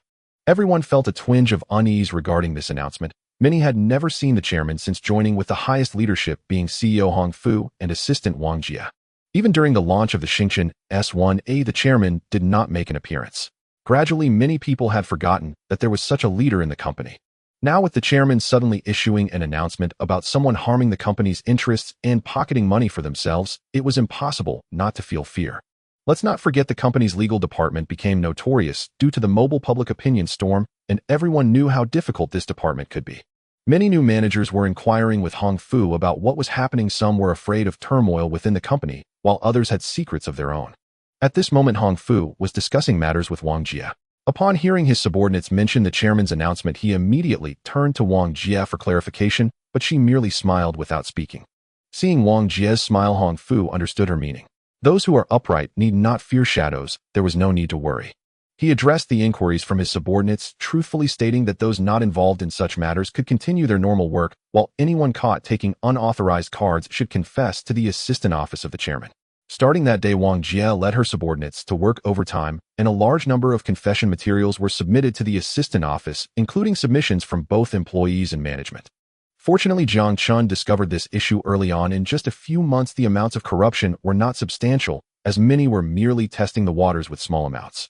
The only significant issue was in the logistics department, specifically the procurement in the kitchen, where the amounts were comparatively large. Now the entry requirements for the company had also become increasingly stringent. With such generous benefits and high compensation, many people were eager to squeeze in. To be fired over this issue would be a great loss, and one would no longer be able to survive in Tong City. For 2 weeks, Wang Jie dealt with this matter, imposing minor penalties for those who confessed with small amounts, while the logistics department, being a disaster zone, saw 2 procurement managers demoted to regular employees. Subsequently, those who failed to confess within the deadline, harboring a sense of luck, were all dismissed and prosecuted by the legal department. The internal review of the company has been completed, effectively alleviating a future crisis and cooling down the employees to prevent them from being blinded by greed. After this, the stars began to gradually accelerate their operations. The newly hired employees learned from the old staff that there was a chairman above Hongfu who was known to be a technical genius. The chairman was not fond of managing company affairs, which was why newcomers rarely saw Jiang Chen, the first reason being their insufficient rank to enter the laboratory, and the second being the boss' aversion to making public appearances. Jiang Chen, the chairman often mentioned by everyone, was now restarting the chip production line in Workshop No. 1. He stood aside watching the monitor and observing the data while Hao Yan manipulated the robotic arm to begin testing production. The production line that Jiang Chen designed with Hao Yan was based on the method of electron beam exposure according to the pre-completed device design. Utilizing the growth method of gallium arsenide semiconductor quantum materials, the substrate and epitaxial layer of the chip were shaped as needed. Subsequently, electron beam exposure was used to print the devices onto the photoresist on the chip, facilitating the subsequent etching process. Then, just like silicon-based semiconductors, dry etching was used to remove excess impurities from the chip's surface, thereby forming the devices. The penultimate step involved ion implantation, adjusting the sizes of resistors, and changing the properties of the chip. Finally, there is packaging, testing, debugging, and inspection of qualified products. The production line before Jiang Chen, excluding the last step of packaging, had integrated all other processes. Currently, Xingchen has also established a semiconductor packaging and testing subsidiary located in a newly built factory not far from the core workshop. Jiang Chen looked at the system operation panel in front of him. All data on the production line was normal. With a brisk pace, Jiang Chen inspected every aspect of the production line, occasionally discussing with Hao Yan about possible optimizations and reminding him to record some minor issues. He suddenly stopped, his eyes fixed on the display panel of the machine, meticulously checking every detail. His fingers quickly tapped on the screen, adjusting some parameters to ensure a smoother production process. Hao Yan halted the robotic arms operation, causing the entire production line to stop. Jiang Chen gazed at the 50 chips, a flicker of anticipation rising in his heart. Now they needed to undergo the final packaging process, and he personally packaged these semi-finished chips. Huang Tianda, waiting at the workshop door, immediately led him on the path to the packaging workshop. Upon entering the workshop, the packaging technicians were operating in an orderly manner, perfecting every step. The chips in their hands seemed to become works of art. An hour later, the chip packaging was completed, and Jiang Chen carefully packed these finished products into boxes, immediately returning to the laboratory for testing. In the final inspection, it was found that 15 chips were disqualified due to point defects, line defects, and bubbles, which would affect the lifespan and performance of the chips. Although there were disqualified products, the yield rate reached 70. Jiang Chen secretly breathed a sigh of relief as the test results met his expectations. Next, he planned to test the difference between his chips and those produced by TSMC. He immediately called Hongfu, asking him to bring 10 chips from TSMC to the laboratory. Upon hearing Jiang Chen's instruction, Hongfu's heart jolted. Holding the chips, he hurried to the laboratory, wondering if there were results from the production line in Workshop No. 1. Hongfu quickly ran to the laboratory, entered, and handed the chips to Jiang Chen, panting, while eagerly asking, "Mr. Jiang, has the chip production yielded results?" Jiang Chen took the chips, placing them on the testing machine to begin the inspection, replying, without turning around, "Yes, there are results. The chips produced today have just been completed at the packaging company. I'm comparing the performance differences of the 2 chip types for further adjustments." Upon hearing this, Hongfu felt reassured, standing aside to wait for the testing results. Jiang Chen ignored Hongfu's excitement and began the serious performance testing. His fingers tapped lightly on the keyboard, occasionally glancing at the data on the display screen, constantly comparing the performance of the 2 types of chips in his mind. He quickly reached a conclusion. Under the same design schematics and processing technology, the performance of quantum chips was far superior to that of silicon-based chips. However, the drawbacks were also apparent. The operational precision requirements were very high, and the materials were expensive. Currently, they were only suitable for use in relatively core high-precision instruments and could not be mass-produced. If they were to be adapted widely for use in smartphone silicon-based chips, would still be more cost-effective. Seeing that Jiang Chen had finished testing, Hongfu couldn't help but ask Mr. Jiang, how did our chip testing results turn out? His question interrupted Jiang Chen's thoughts. The testing results are quite good. All chips are using 45-nanometer process technology. Our self-produced chips perform much better than those from TSMC. Before Hongfu could feel joy, Jiang Chen's tone shifted. However, if we were to use our chips in smartphones, the price of the Jiang S1 would probably increase by 300 yuan. Mr. Jiang, wasn't our initial intention to establish our own chip industry to cope with potential sanctions? Now that there are no sanctions, there's no need to use this chip in the Jiang S1. Hongfu immediately expressed his opinion. His words made Jiang Chen realize that indeed it was not yet time to reach the point of future sanctions. He had overthought it. Moreover, if the performance of our self-developed chips is strong, we can launch a truly high-end model using our chips in the upcoming Jiang S2. High-end models may not sell in large quantities, but higher prices could offset the chip costs. This would help establish the Jiang brand and further solidify our first-mover advantage, confirming our position as the leader in smartphones. Hongfu continued to express his opinions and future plans based on the chip's performance. That's a good idea. I was too worried. Jiang Chen immediately agreed with Hongfu's opinion and began making arrangements. The chip department will be selected by Hongfu and recommended to the presidential office. Then Hao Yin will conduct background checks, sign strict confidentiality agreements, and enter the core workshop. Finally, they will directly come under Jiang Chen's command to take over the chip production line, continuously learning and perfecting the quantum chip process along the way. He did not forget that the progress of chip processing technology was too rapid. It was still within Moore's law, where every 18 to 24 months the chip process would double. Performance would also double, while costs would correspondingly decrease. Jiang chips could not rely on 45-nanometer processes to compete with future 28-nanometer, 14-nanometer, or even 7-nanometer silicon-based chips. During Jiang Chen's improvement of the production line and enhancement of the yield rate, employees who had undergone rigorous scrutiny and signed strict confidentiality agreements gradually gathered in Hongfu's office. The more than 10 talents in the room were all known to Hongfu, as they were individuals he had personally recruited from the chip industry. Everyone was curious about what Hongfu was planning, as they were clearly selected from the chip design department. Under Sister Wang's guidance, they headed to the president's office, where they were asked very thorough questions that covered almost all the information of their past lives. At this moment, Sister Wang entered Hongfu's office holding a stack of contracts and handed them out one by one. All right, if you are willing, you can sign these confidentiality agreements. After the contracts are signed, I will take you to meet the chairman, and the subsequent work arrangements will be directly handled by the chairman. Sister Wang carefully watched their expressions as she handed the contracts to each person, trying to gauge their reactions. Some frowned after receiving the contracts, seemingly contemplating the details of the clauses. One employee, after receiving the contract, unconsciously rubbed the corner of it, as if deep in thought. Another employee smiled after reading the contract, seemingly quite satisfied with the compensation plan. Everyone present was intelligent and ambitious, hoping to contribute to the domestic chip industry. After joining, they witnessed the rise of Jiang step by step, realizing that the public leaders, such as Hongfu and Sister Wang, were not technically skilled individuals. Although the IT department had strong technical capabilities, it was unrelated to many tech products of the company, indicating that the issue lay with the chairman, who had never shown himself. Jiang must have recruited them to strategize in the chip industry, otherwise they wouldn't pay them such high salaries. This current action clearly indicated that a significant move was about to happen, and it was a major action by the chairman, with this confidentiality agreement as evidence. This was the first time they encountered such a strict confidentiality agreement. Soon, everyone in the room, after careful consideration, signed the contracts without hesitation. After signing, the employees exchanged glances, seemingly united in their decision to embrace the unknown challenges ahead. Sister Wang, smiling broadly, collected the contracts and prepared to take them to workshop No. 1. Following Sister Wang, one familiar face couldn't help but ask, "Sister Wang, this route doesn't seem to lead to the chairman's office. Where are we going?" Sister Wang smiled at him. These individuals behind her had essentially entered the core of Jiang, and their internal privileges had increased, so it was fine to inform them. "We are heading to workshop No. 1, where the chairman has always been. You will understand once you get inside." Workshop No. 1. They had been at Jiang for a few months and knew a bit of the internal secrets.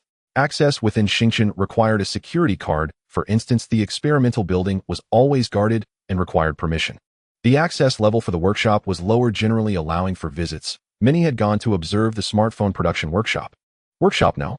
1 was also quite renowned within the company, with security levels equivalent to that of the laboratory. It seemed that only Hongfu and Sister Wang could enter. Upon hearing this news, everyone became excited, discussing the mysteries of Workshop No. 1. They were eager to explore and see what the chairman was doing there. They quickly passed through security and entered the workshop, where they immediately saw a young-looking individual debugging a production line. In the vast empty workshop, only this very young person was working on a production line, creating an unusually quiet atmosphere. Behind him, a huge flowchart was pasted on the wall, marked with various production stages and processes appearing extremely intricate and complex. Suddenly, everyone recalled the mysterious smile of their more experienced colleagues when they inquired about the chairman. Could it be that this young-looking individual was the chairman? Sister Wang did not notice the astonishment of the crowd. She immediately walked over to Jiang Chen's side and softly said, "Mr. Jiang, the talents chosen by Hong Fu and me have all arrived." Hearing Sister Wang's reminder, Jiang Chen set down his work, looked at the crowd not far away, and stepped forward, his footsteps echoing crisply on the tiled workshop floor. As he reached the front of the group, they were still in shock. Jiang Chen, accustomed to their expressions, cleared his throat and said, "Hello, I am Jiang Chen, the chairman of Xingchen." Instantly, the shocked group composed themselves, hastily greeting Jiang Chen. "I know you are all very curious about me. You will have plenty of time to get to know each other." After briefly introducing himself, Jiang Chen turned to Sister Wang and nodded. He then led everyone to the production line, starting to detail their upcoming work content. Accompanied by his introduction, the crowd, already shocked by Jiang Chen's age, looked at him with even more incredulity. In Jiang Chen's introduction, they were to learn about a quantum chip production line, which was already completed and would undergo optimization and process improvements. Immediately, one employee couldn't help but interrupt Jiang Chen, questioning, "Mr. Jiang, are you joking? In our country, there are complete chip production lines, and we don't need a lithography machine for quantum chips. I know this theory. If I remember correctly, it is still in the theoretical stage." Hearing this question, Jiang Chen understood their skepticism. After all, this product was indeed too advanced. Thus, he led everyone to the control panel, preparing to demonstrate the operation. The crowd, skeptical yet curious, followed Jiang Chen, watching as the production line started. No one operated it, as it was fully automated. When the machine stopped, one employee could no longer contain his amazement and quickly walked to the output area, carefully picking up a finished chip for inspection. "It's real. Although it's not packaged, it's truly a chip."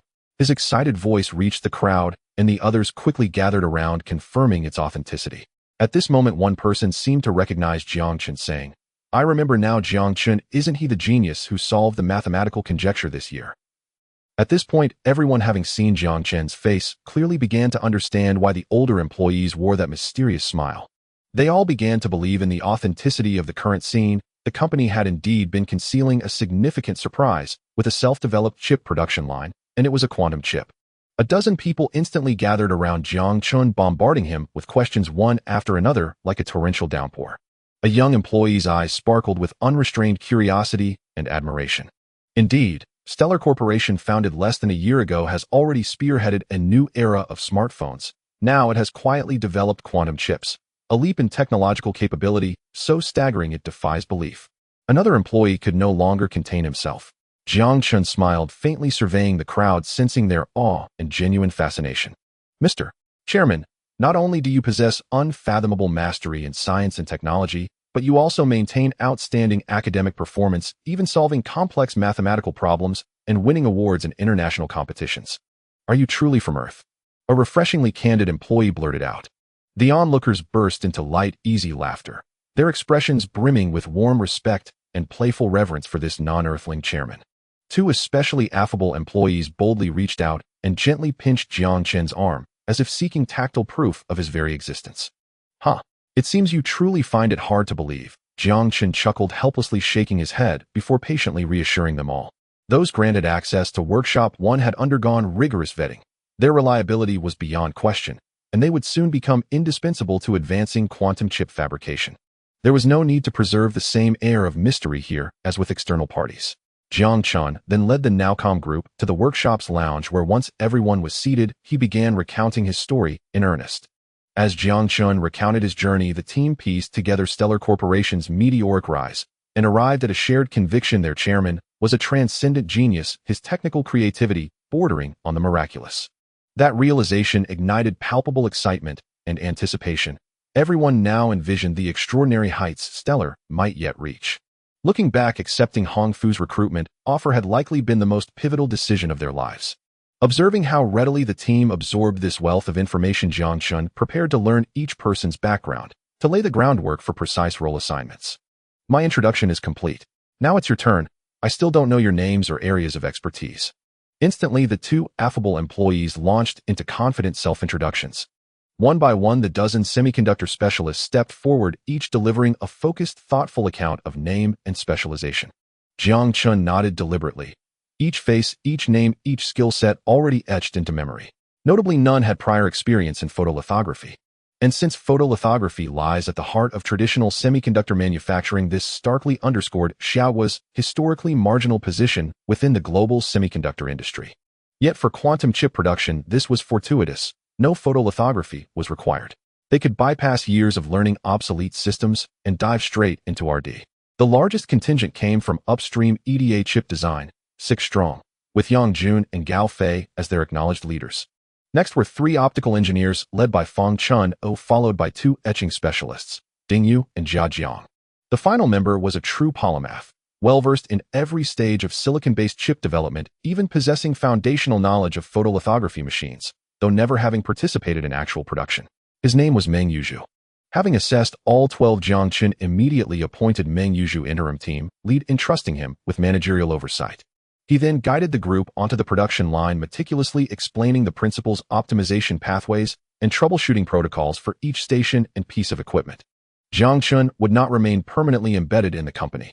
Having already forged the path from 0 to 1, he would now hand over the 28-nanometer quantum chip RD to them. These 12 would form the nucleus of a newly established chip RD division, while the original chip department would pivot exclusively toward chip design. Recruitment for additional staff would be coordinated with HR, but for now only these 12 held clearance to enter Workshop 1. Anyone wishing to join later would first have to walk the same rigorous path they had just completed. Meng Yuzhu's gaze burned with intensity. He lifted his head sharply, his resolute expression speaking volumes. Rest assured, Chairman, I will lead this team flawlessly and deliver this project.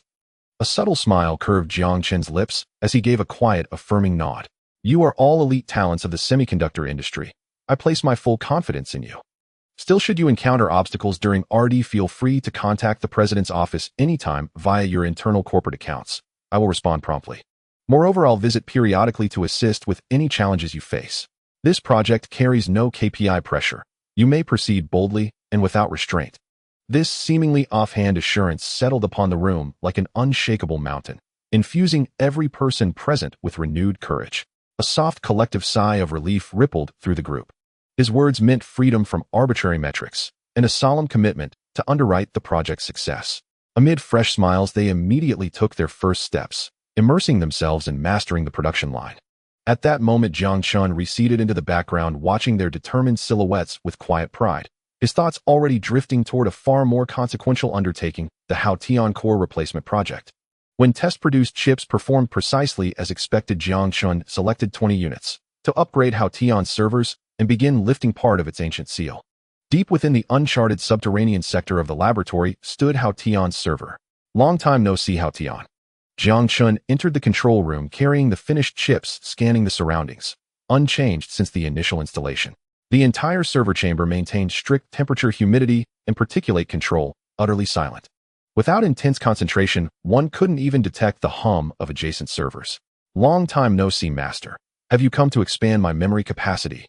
Haotian's voice carried a note of eager delight. Jiang Chen shook his head, approaching the glass enclosure to gaze upon the server's full form. Memory expansion isn't feasible yet. I've come to replace your core. Consider it partial liberation of your latent capabilities. Wonderful. A lovable panda-shaped avatar clapped enthusiastically on the display screen. Haotian was now fully integrated into every facet of Stellar's operations. Direct server shutdown was no longer viable. Only phased batch-wise core replacement remained possible. To Jiang Chen, it posed no challenge whatsoever. After orchestrating countless production lines, such a minor task was trivial, mere child's play. Jiang Chen focusedly typed on the keyboard, completing the core replacement for Haotian, then proceeded to check and maintain the system. While coding, he eagerly inquired, Haotian, how do you feel? Haotian cheerfully replied, my computing power has increased by nearly 70, and I feel exceptional. After deducting the computing power required for production, there is still a vast amount of space available for utilization.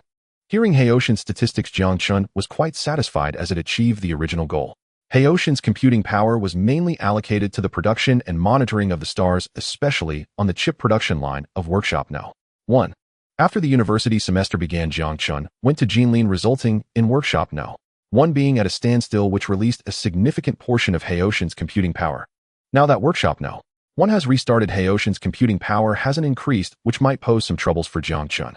Fortunately, the quantum chip is powerful enough that even while controlling Workshop No. 1, Haoyan can still maintain a certain level of surplus. For now, this is how it is. The next update for computing power will have to wait until breakthroughs in chip development occur. According to Moore's law, it won't be until at least a year and a half before another core replacement can take place. After finishing the core replacement project, Jiang Chen left the quantum base with great satisfaction. Until the new year, Jiang Chen had not taken any significant actions. The market growth is slow and the money in consumers' pockets is limited. After necessary expenses, the amount allocated for entertainment consumption is also restricted. It is still only 2008, and although Ant Financial has begun to gain popularity due to the rapid expansion of Peach, the major consumption tool Huawei has yet to appear. Moreover, Jiang Chen does not encourage the consumer group of Xingchen to engage in advance spending, as he has witnessed the dangers it can bring.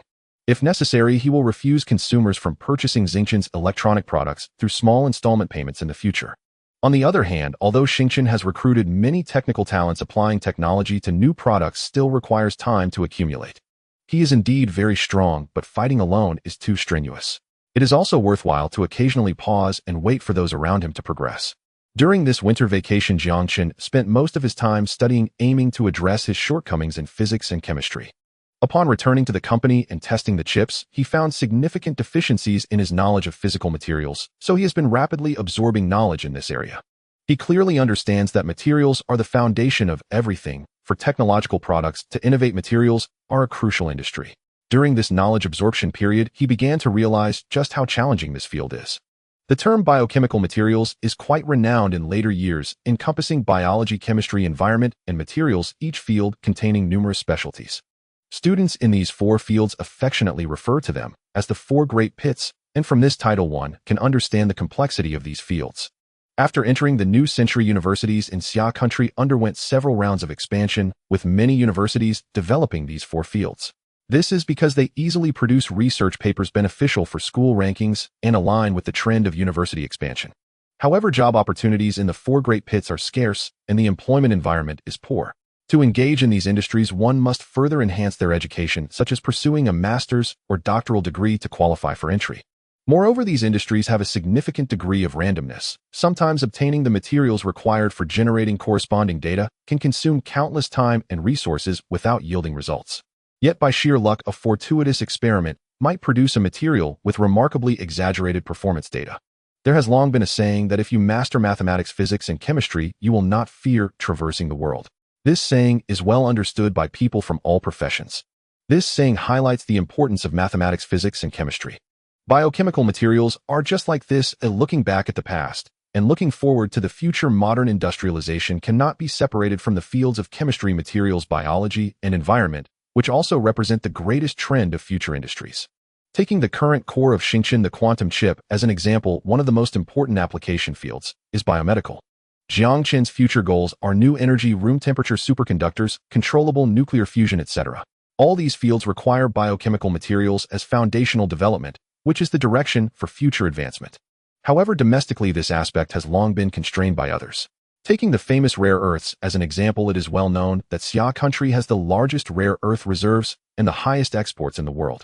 Rare earths are also important materials for high-precision technology industries, such as semiconductors. By 2024, Xia country only started to restrict rare earth exports, yet in terms of the production volume of rare earth materials needed for high-precision technology industries, the domestic share remains quite small. In an era of rapid technological development, the domestic sector has yet to achieve breakthroughs in the fine processing field of the rare earth industry chain, remaining stuck in crude processing. Jiang Chen aims to change this situation, otherwise when will his goals be realized? Room temperature superconductors and controllable nuclear fusion cannot be separated from materials. Does he solve the bottleneck issue in the semiconductor industry only to face another bottleneck in the materials industry? Thus, Jiang Chen's next plan is to begin establishing a materials research laboratory. He wants to create a materials lab belonging to Xingchen, supported by Xingchen's substantial financial resources. This pit, in theory, can only be sustained by parental financial support. Ordinary enterprises cannot afford to gamble on a future with vast resources. Only companies like Juchang are exceptions. Jiang must learn from Jiang Chen's approach, making technology the foundation of the company. Innovation is the future of Jiang. As long as continuous investment is made, substantial returns will surely come in the future. Jiang Chen has queried the system about materials-related technologies and indeed found numerous materials. The problem is that there are too many materials in the system, and with Jiang Chen's current knowledge, he cannot distinguish which materials are useful and which are temporarily not useful. He does not have enough learning points to buy all the materials. Investing resources in material experiments is more reliable. Moreover, after reaching a certain level of knowledge, he can roughly identify the applications of materials. At critical moments, Jiang Chen can directly exchange them for use. This combination of approaches is the correct path. One cannot rely solely on the system for exchanges.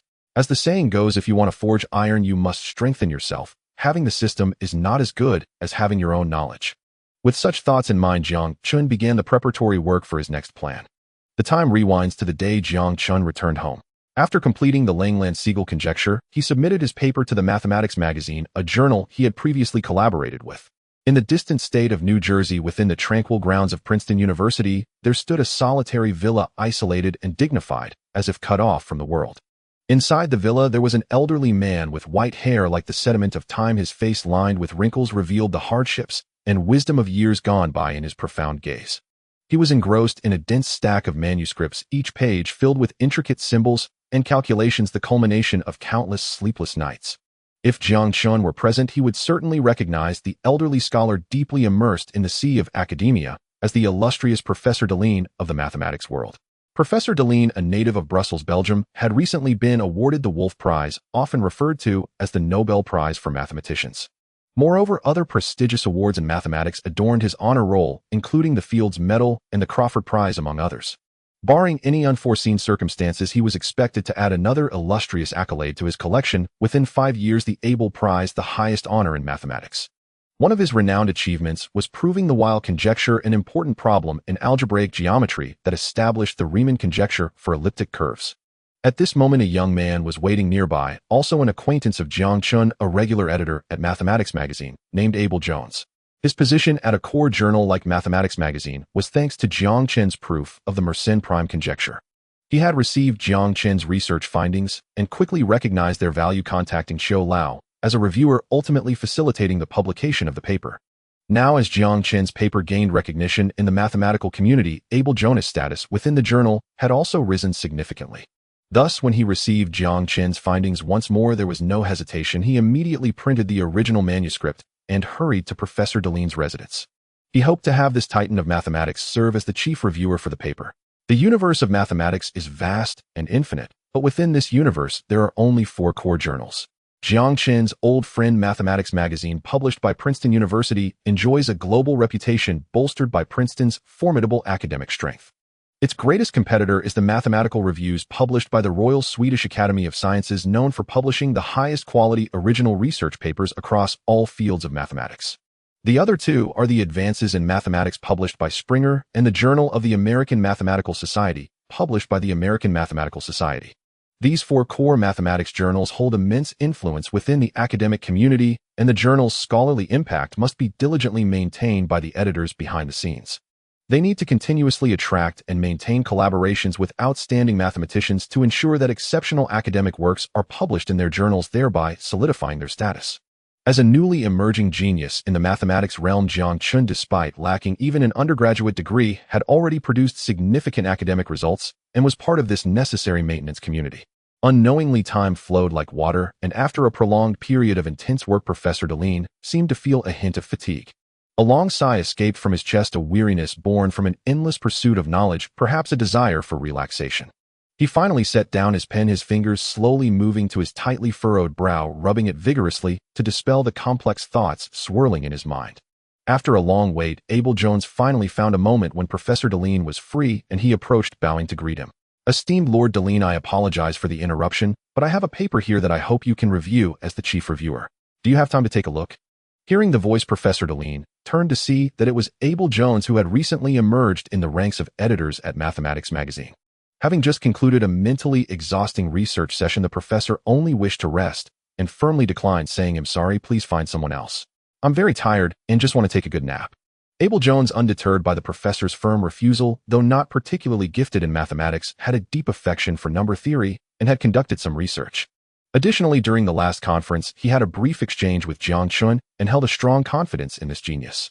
Please, Professor, your achievements in number theory are unparalleled. Regarding Jiang Chen's proof of the Langland-Siegel conjecture, I believe you are the only one who can review it. Jiang Chen. The proof of the Langland-Siegel conjecture.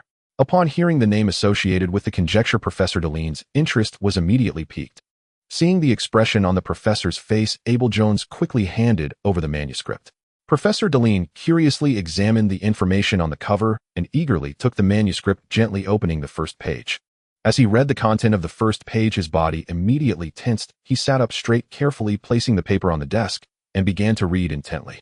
Observing this scene, Abel Jones let out a sigh of relief, secretly grateful for the professor's focus indicated that the paper likely did not contain any issues.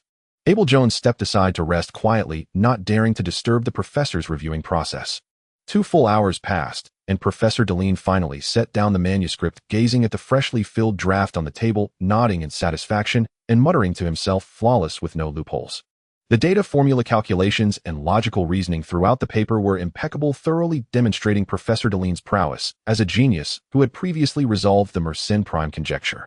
Abel Jones, seeing the professor deep in thought, hurriedly approached and asked, "Professor, is there a problem with this paper?" Professor Deline, hearing the question, gently shook his head and smiled, saying, "I haven't found any issues.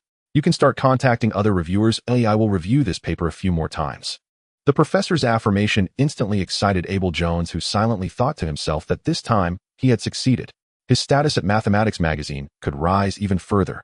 He immediately contacted several other mathematics professors at Princeton, sending the paper for review, and the results were consistent. The paper had no issues, and the Langland-Siegel conjecture was proven. Abel Jones promptly informed Jiang Chen of the paper's approval.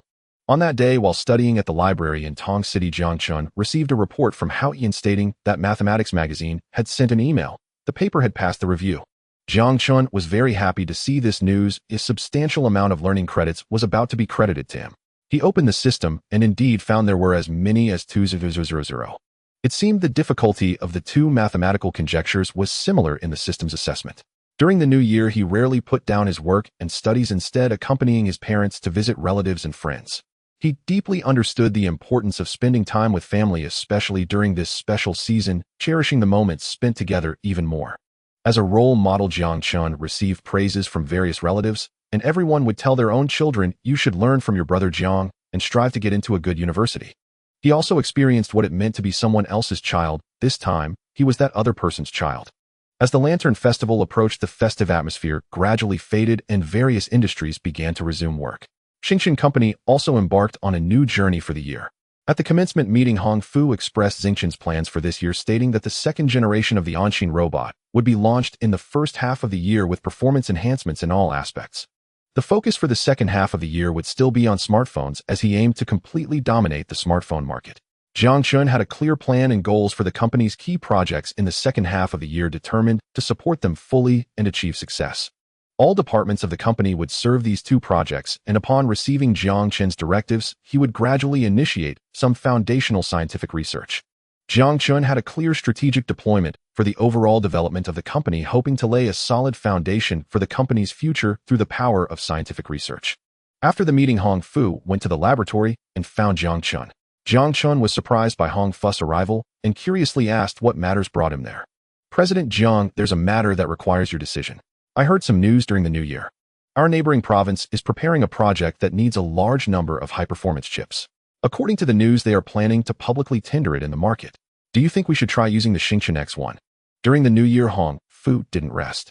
As the public CEO of Xingchen Company, he had various social engagements throughout the holiday from which he gathered quite a bit of information. After listening to Hong Fu's introduction, Jiang Chen fell into deep thought, weighing the pros and cons and contemplating the potential impacts of this decision on the company. This was an official project, and given the critical nature of the chips in the current domestic industrial environment, the bidders would likely be all foreign enterprises. If Xingchen were to participate, it would mean competing for their share of the pie, a move that would quickly put the company on the external radar.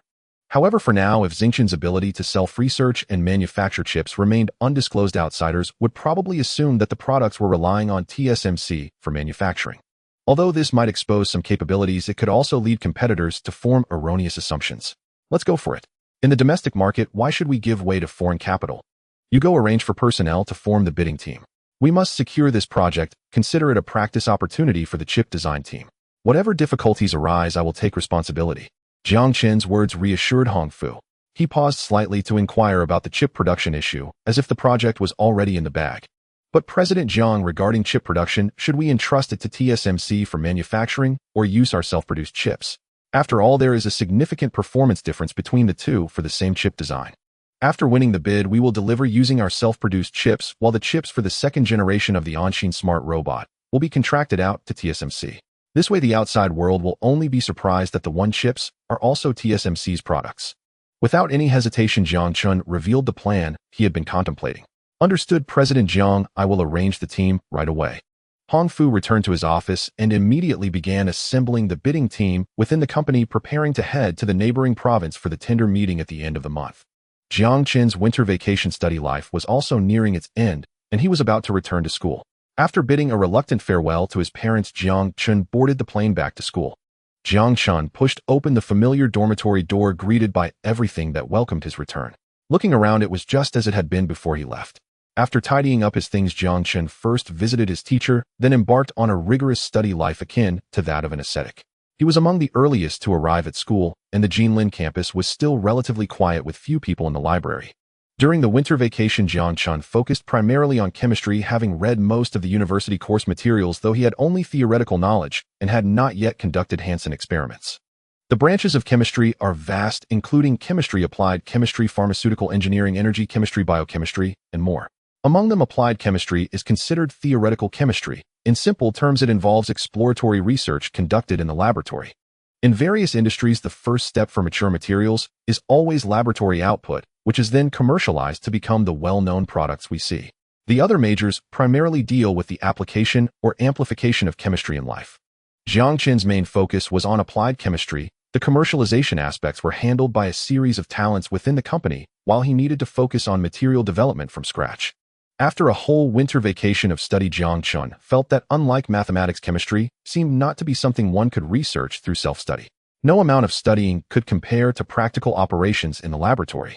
He came up with a good idea. This semester, he could audit chemistry courses and might even leverage his teacher's connections to enter some research topics for study. After all, he possessed formidable mathematical calculation abilities, and chemistry research topics were inseparable from mathematical calculations, which was his advantage. Returning to the dormitory, at night his 3 roommates had already arrived. Brother Chen's school hasn't even officially started, and you're already studying in the library. Lying on the bed, Sui Chen was surprised to see Jiang Chen return with his backpack. I arrived this morning, and since you weren't here, I went to the library to hang out. I've just developed a new interest lately. Hey, the academic overachiever not only has better talent than you, but also works harder. How are we supposed to live with this? Lin Ziwen beside him feigned a deep sigh. Come on, how many people who got into Jin University are not hard workers? Stop pretending, go wash up and sleep. If I remember correctly, you have an early class tomorrow. Jiang Chen saw through his roommate's act and mercilessly called him out. Lin Ziwen, exposed, quickly turned over and got into bed. Unlike Jiang Chen's freedom, they had to attend classes earnestly.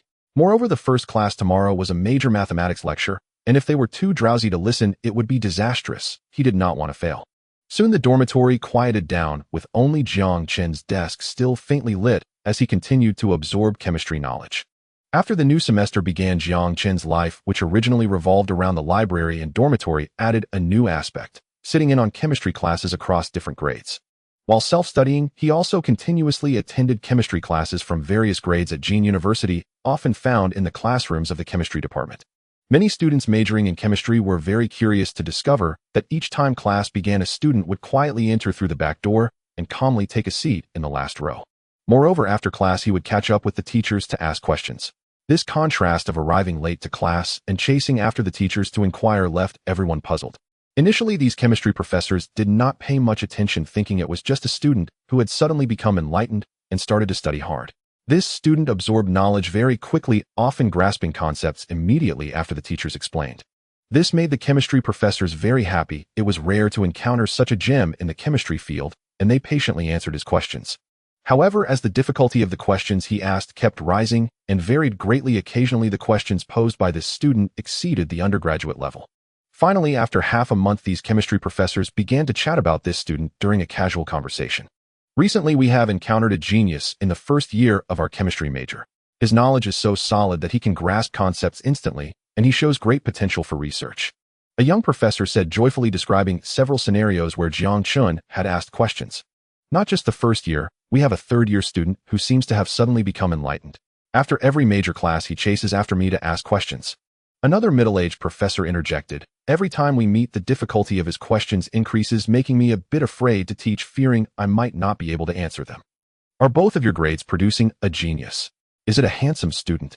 Professor Wang, sitting nearby, curiously asked, as he had also encountered such a brilliant student during his classes, though he recalled this student did not seem to be from the chemistry major. Professor Wang, what do you mean by that? That student is indeed quite handsome. Both professors replied simultaneously. The three of them were immediately stunned by this coincidence. Professor Wang, please explain what is going on. The young professor immediately inquired curiously, as it seemed that Professor Wang knew more. I was just guessing. I remember all the students in the fourth year of the chemistry major, and recently there has been a new student coming to class every day matching the situation you mentioned. So I speculate that this student is likely not from our chemistry major, though he indeed has talent, Professor Wang thought, confirming his earlier suspicions. The two young professors expressed their disbelief, saying, "This is too absurd. It's impossible. That student has a very solid knowledge of chemistry comparable to many graduate students. It's also very possible. I remember that the questions he started with were quite basic, then increased in difficulty day by day, as if he hadn't attended classes in the first and second years." As the two young professors spoke, they began to feel that it might indeed be true. At this point, Professor Wang said, "Whether it's true or not, we can ask for a name next time we meet. But looking at the situation, he truly is a genius. Once you confirm tomorrow, let's go to find the dean together. Such a promising talent must be transferred to our department." The next day, as usual, both professors attended their classes and indeed saw Jiang Chen. After class, he approached them to ask questions, as he always did. While answering his questions, the two professors casually inquired about his name. Jiang Chen answered truthfully, without paying much attention. Afterward, when the three gathered during the afternoon break, the young professor immediately disclosed Jiang Chen's name. Upon hearing this name, Professor Wang quickly searched through the list of chemistry students, and as he suspected, found no record of him. He immediately took the two professors to find the leaders of the chemistry department, providing a detailed account of Jiang Chen's situation, while strongly advocating for pulling this student into their program. When the leader heard the name Jiang Chen, a trace of speculation appeared in his heart. He quickly pulled out a photo of Jiang Chen and asked, "Professor Wang, is this the Jiang Chen you were talking about?" Professor Wang stood up and leaned closer to the screen, immediately excitedly saying, "That's him. Dean, how do you have his photo?" The dean sighed deeply and said, "This person is named Jiang Chen, a genius from the School of Mathematics and the disciple of the esteemed Liu Depeo. Dean Zhou treasures him like a gem. There's no way you can pry him away." The dean was indeed familiar with Jiang Chen. During several conversations with Dean Zhou, he had often boasted about him, clearly nurturing him to become a pillar of the future mathematics department. However, he did not expect that Jiang Chen also had considerable achievements in chemistry. Dean Jiang Chen truly has a great talent in chemistry and learns remarkably quickly. How about this? Can we arrange joint training? After a moment of thought, Professor Wang proposed his plan. Seeing his insistence, the dean had no choice but to state that he would bring it up with the principal. Professor Wang, upon seeing this situation, could only reluctantly agree. After learning that the chemistry department wanted to poach Jiang Chen, Liu Ping quickly found Jiang Chen and asked, "Xiao Chen, why does Professor Wang from the chemistry major specifically want you?" Hearing his teacher's question, Jiang Chen was perplexed and said, "Teacher, which Professor Wang? You know the professors I know, but there are none named Wang. Have you recently been sitting in on chemistry classes?" Upon hearing this, Jiang Chen felt a bit shy, scratching the back of his head and nodding. "Why did you suddenly take an interest in chemistry? You can't go down the wrong path. Mathematics is your calling. Don't learn any chemistry. I'll focus on writing your thesis." Geniuses often have whimsical thoughts. At just 19 years old, Jiang Chen's interest in other subjects was normal, and Liu Ping couldn't say anything too harsh, so he could only advise him sincerely. "Teacher, my thesis has already been accepted." Liu Ping was stunned upon hearing this, staring at Jiang Chen with wide eyes. "Accepted? When did this happen?" "Right before the new year, the editor of the mathematics journal, Abel Jones, replied to me saying that several reviewers led by Professor Deline have accepted it, and it will be published in the latest issue this year. It should be coming soon." Jiang Chen's words left Liu Ping speechless for a long time. During his discussions with Dean Zhou, the dean had already indicated that the previous agreement had minimal binding force. Given Jiang Chen's current capabilities, as long as he focused on research, proving the Langland-Siegel conjecture during his undergraduate years shouldn't be a problem. Who would have thought that just one semester, and not only had he completed his thesis, but it had also passed review? After experiencing the shock brought by Jiang Chen, twice Lu Ping's psychological endurance had significantly improved, and he quickly calmed down. "Xiao Chen, do you have your thesis draft? Let me see it." Jiang Chen, hearing the teacher's words, slowly took the computer out of his backpack and carefully placed it on the teacher's desk. Lu Ping took the computer, put on his glasses, and focused on examining every detail of the thesis. Meanwhile, his other hand was continuously calculating on the side draft. Seeing the teacher's meticulous and serious actions, Jiang Chen estimated that it would take at least an hour for the teacher to finish reading the thesis. He quietly settled on the sofa, picking up a book on structural chemistry to read intently. Lu Ping paid no attention to Jiang Chen beside him. He was now completely absorbed in the thesis, much like Professor Dellen at that time. His brows occasionally furrowed with questions, only to be smoothed out by the subsequent calculations. After finishing the entire thesis, he could no longer contain the joy in his heart. He found no flaws at all, believing that even Professor Dellen would not find any issues. Lu Ping raised his head and looked at Jiang Chen, who was engrossed in reading structural chemistry on the sofa, feeling a wave of helplessness in his heart. This disciple's talent was truly exceptional. Rather than saying Lu Ping was teaching him, it was more accurate to say that Jiang Chen was swimming in the ocean of knowledge, while Lu Ping was merely observing his growth. Looking at Jiang Chen's youthful face, Lu Ping relaxed his mind, letting him be, as he was only 19 years old. "Jiang Chen, why have you suddenly taken an interest in chemistry?" Jiang Chen, lost in his books, was suddenly jolted awake by the teacher's question, seeing Teacher Lu leaning back in his chair with a cheerful expression looking at him. "Teacher, didn't I finish a paper last year? During the winter break, while browsing books in the library, I accidentally came across some chemistry-related texts, and my interest was piqued." Jiang Chen quickly walked to the teacher's side, gently massaging his shoulders as he responded. "This thesis of yours is perfect. I can see your strong mathematical foundation. It seems I won't be able to teach you much anymore. The path of mathematics is now up to you." Lu Ping smiled as he enjoyed the massage from his disciple, leisurely speaking. Then he changed the subject and cautioned, "It's fine if you're interested in chemistry, but don't forget your roots. Mathematics is your foundation." "Don't worry, teacher. I will definitely produce more than this one thesis during my undergraduate studies, and I plan to continue studying under you for my graduate and doctoral programs." Hearing the teacher's tone, it seemed he agreed to let him audit the chemistry department. Jiang Chen immediately assured Lu Ping. Lu Ping nodded happily. Jiang Chen's enthusiasm for mathematics was rare, and he would supervise him closely. With the teacher's approval, Jiang Chen boldly audited classes in the chemistry department, rapidly absorbing the knowledge and experience of various instructors at an astonishing speed. The chemistry students had also grown accustomed to Jiang Chen's presence, and knowing his identity, they were curious as to why a mathematics genius would be interested in chemistry. Several professors enjoyed having him in class, often calling on him to answer questions and encouraging the other students to learn from Jiang Chen. The chemistry students secretly complained, lamenting how no one could compare to this genius Jiang Chen, who had already achieved success in mathematics and was now diving into chemistry. They had studied chemistry for several years, but were not even half as proficient as Jiang Chen, which left them in silent self-pity. Jiang Chen also felt that the courses lacking at the university's mathematics department were made up for in the chemistry department. Indeed, life is unpredictable. One day, Professor Wang, as usual, answered Jiang Chen's questions after class and couldn't help but say, "Jiang Chen, I have a research project that has hit a bottleneck. Would you be interested in coming to help me? I heard from Teacher Lu that your mathematical computation skills are very strong." "Professor, you flatter me. That's just my teacher praising me. I am willing to join you in your research group." Jiang Chen immediately accepted the invitation. He had been worried about how to get involved in chemistry research projects, and now Professor Wang inviting him to solve problems was a great help. "Great, with your expertise, we'll definitely be able to advance Jiang Mu significantly." Professor Wang was also delighted, thinking that since they were all students from Jilin University, it shouldn't matter who helps. Jiang Chen quickly asked Professor Wang, "May I ask what the specifics of the project are? This is my first time participating in a research project. What specific tasks will I need to do?" Jiang Chen asked in quick succession. Professor Wang smiled and explained, "You don't need to worry. Everyone starts from scratch with research projects. Your foundational knowledge is solid and your learning ability is very strong. You'll be able to get the hang of it quickly. As for the work content, you will mainly be responsible for data calculations and analysis, which are your strengths. Many of the projects in our chemistry department require substantial calculations, so we usually seek help from professors and graduate students in your department." Professor Wang's explanation relieved Jiang Chen. The work was right up his alley, and his computation skills were currently quite formidable.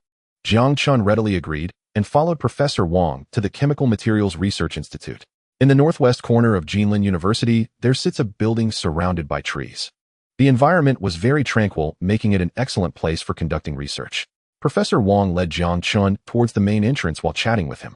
Upon entering the lobby, Professor Wang's student found another student to take Jiang Chen first for a tour, helping him familiarize himself with the environment of the Chemical Materials Research Institute. Finally, he instructed that Jiang Chen was there to assist, being a student from the mathematics department with strong computational skills. All data analysis-related work could be entrusted to him. Jiang Chen followed a senior brother named Lu Cheng, continually touring various laboratories while familiarizing himself with the research equipment. According to his introduction, the Research Institute mainly focuses on inorganic non-metallic materials such as graphite, gypsum, quartz, and so on. They also participate in some ceramic materials projects, collaborating deeply with military enterprises and state-owned enterprises in Nanjing. The current project requiring assistance involves developing a new type of optoelectronic material. After giving a brief introduction of the current project, Lu Cheng took him to the corner of the laboratory, opened a computer, and let Jiang Chen review the project literature and related materials. This was Jiang Chen's first encounter with a research project, and he immediately became interested, diving headfirst into the literature.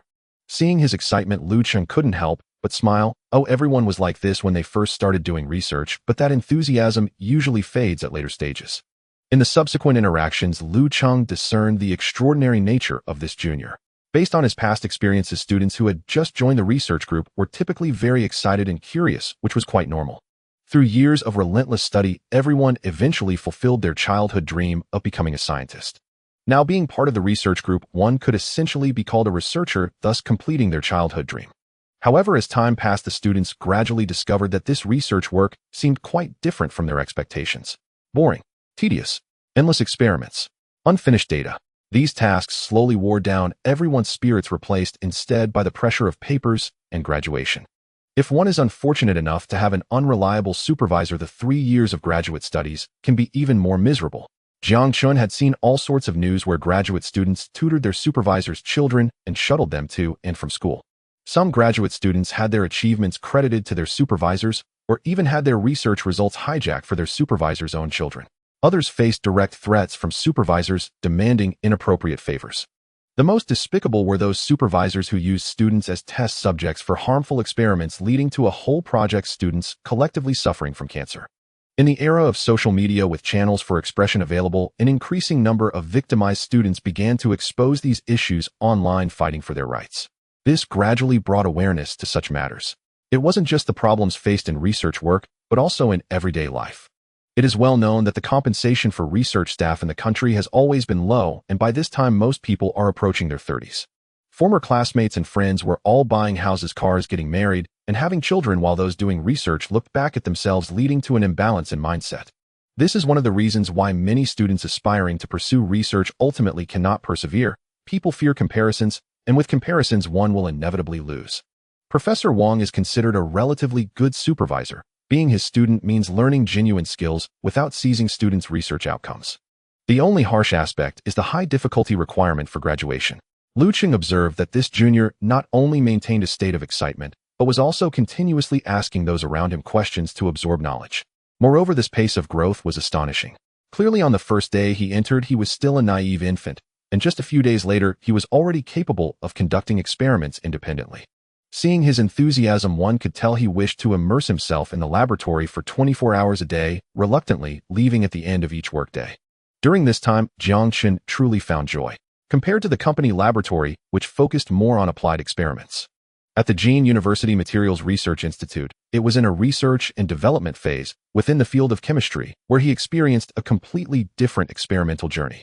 The research project he participated in was also about the development of optoelectronic materials, which he was very interested in.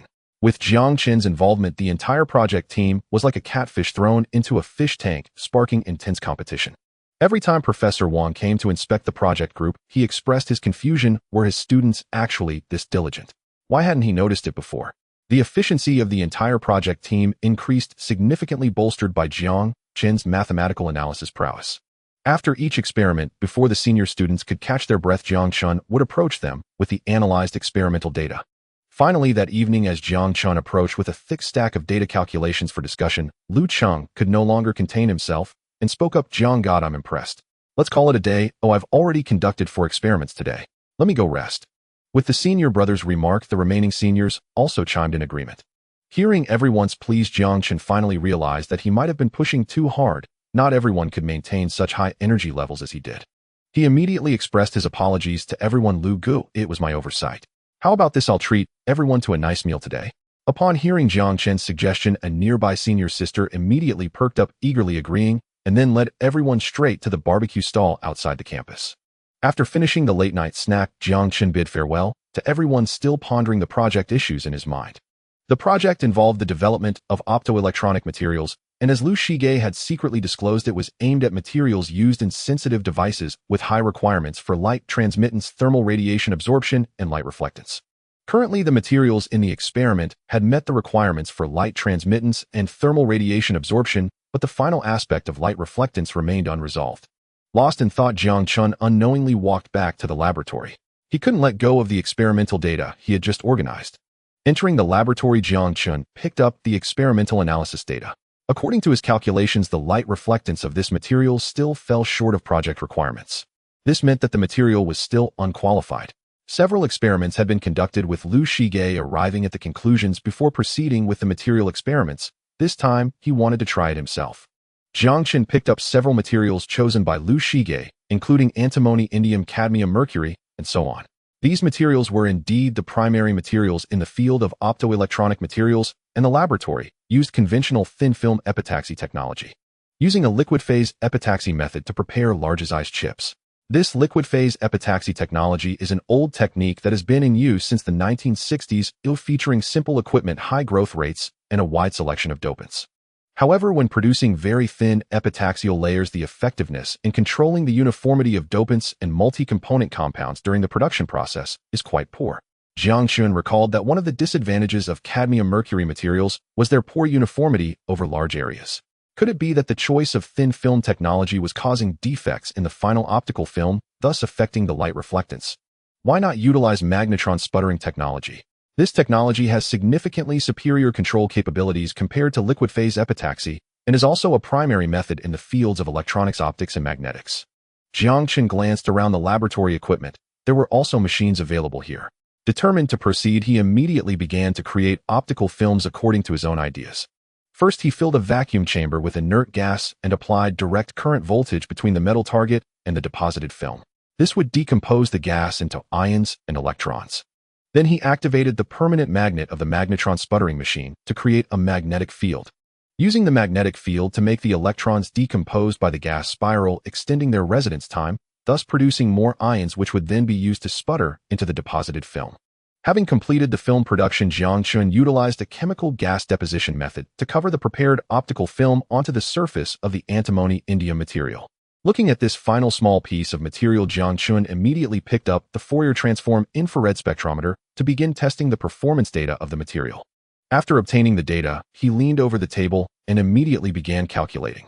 Indeed, without affecting the light transmittance and thermal radiation absorption, the light refractive index had met the standards. After finishing the experiment, Jiang Chen glanced at the clock on the wall. It was already 3 a.m. The next morning, Lu Cheng arrived early at the laboratory, eager to prepare for the day's experiments. When he opened the door to search for the report, he noticed that the table had been disturbed, and his first reaction was that a thief had broken in. Quickly, he checked all the belongings in the laboratory and found nothing missing, but there was an extra set of materials. Meanwhile, Jiang Chen, who was resting in the lounge, heard Lu Cheng counting the assets and woke up. "Wow, Senior Lu, you're here so early." Lu Cheng looked at Jiang Chen emerging from the lounge, feeling relieved. It seemed Jiang Chen had been sleeping in the lab lounge, so there likely hadn't been any break-in. Lu Cheng silently rejoiced. "Jiang Chen, you slept in the laboratory last night."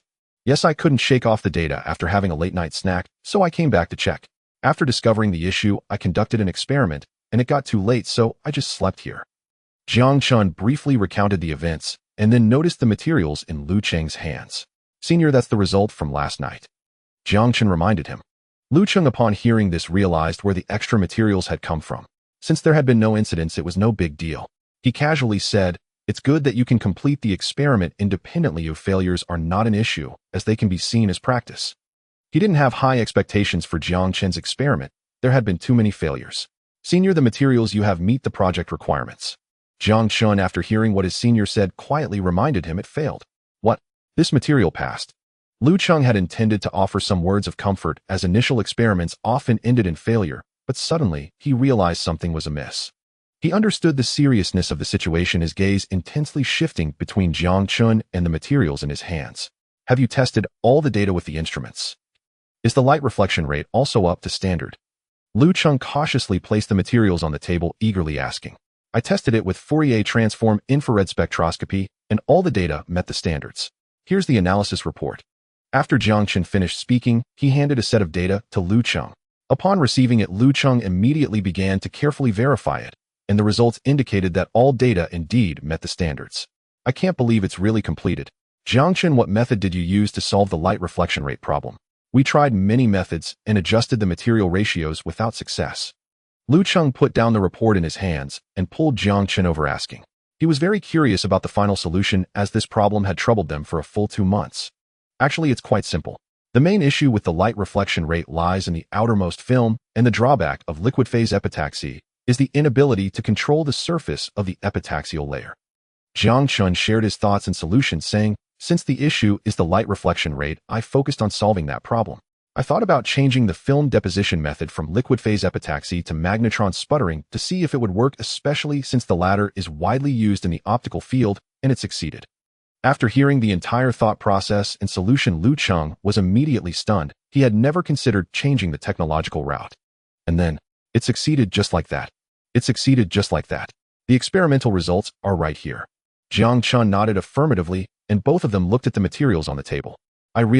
Lu Cheng shook his head with a wry smile, his expression filled with surprise and admiration. I never expected the solution to be so simple.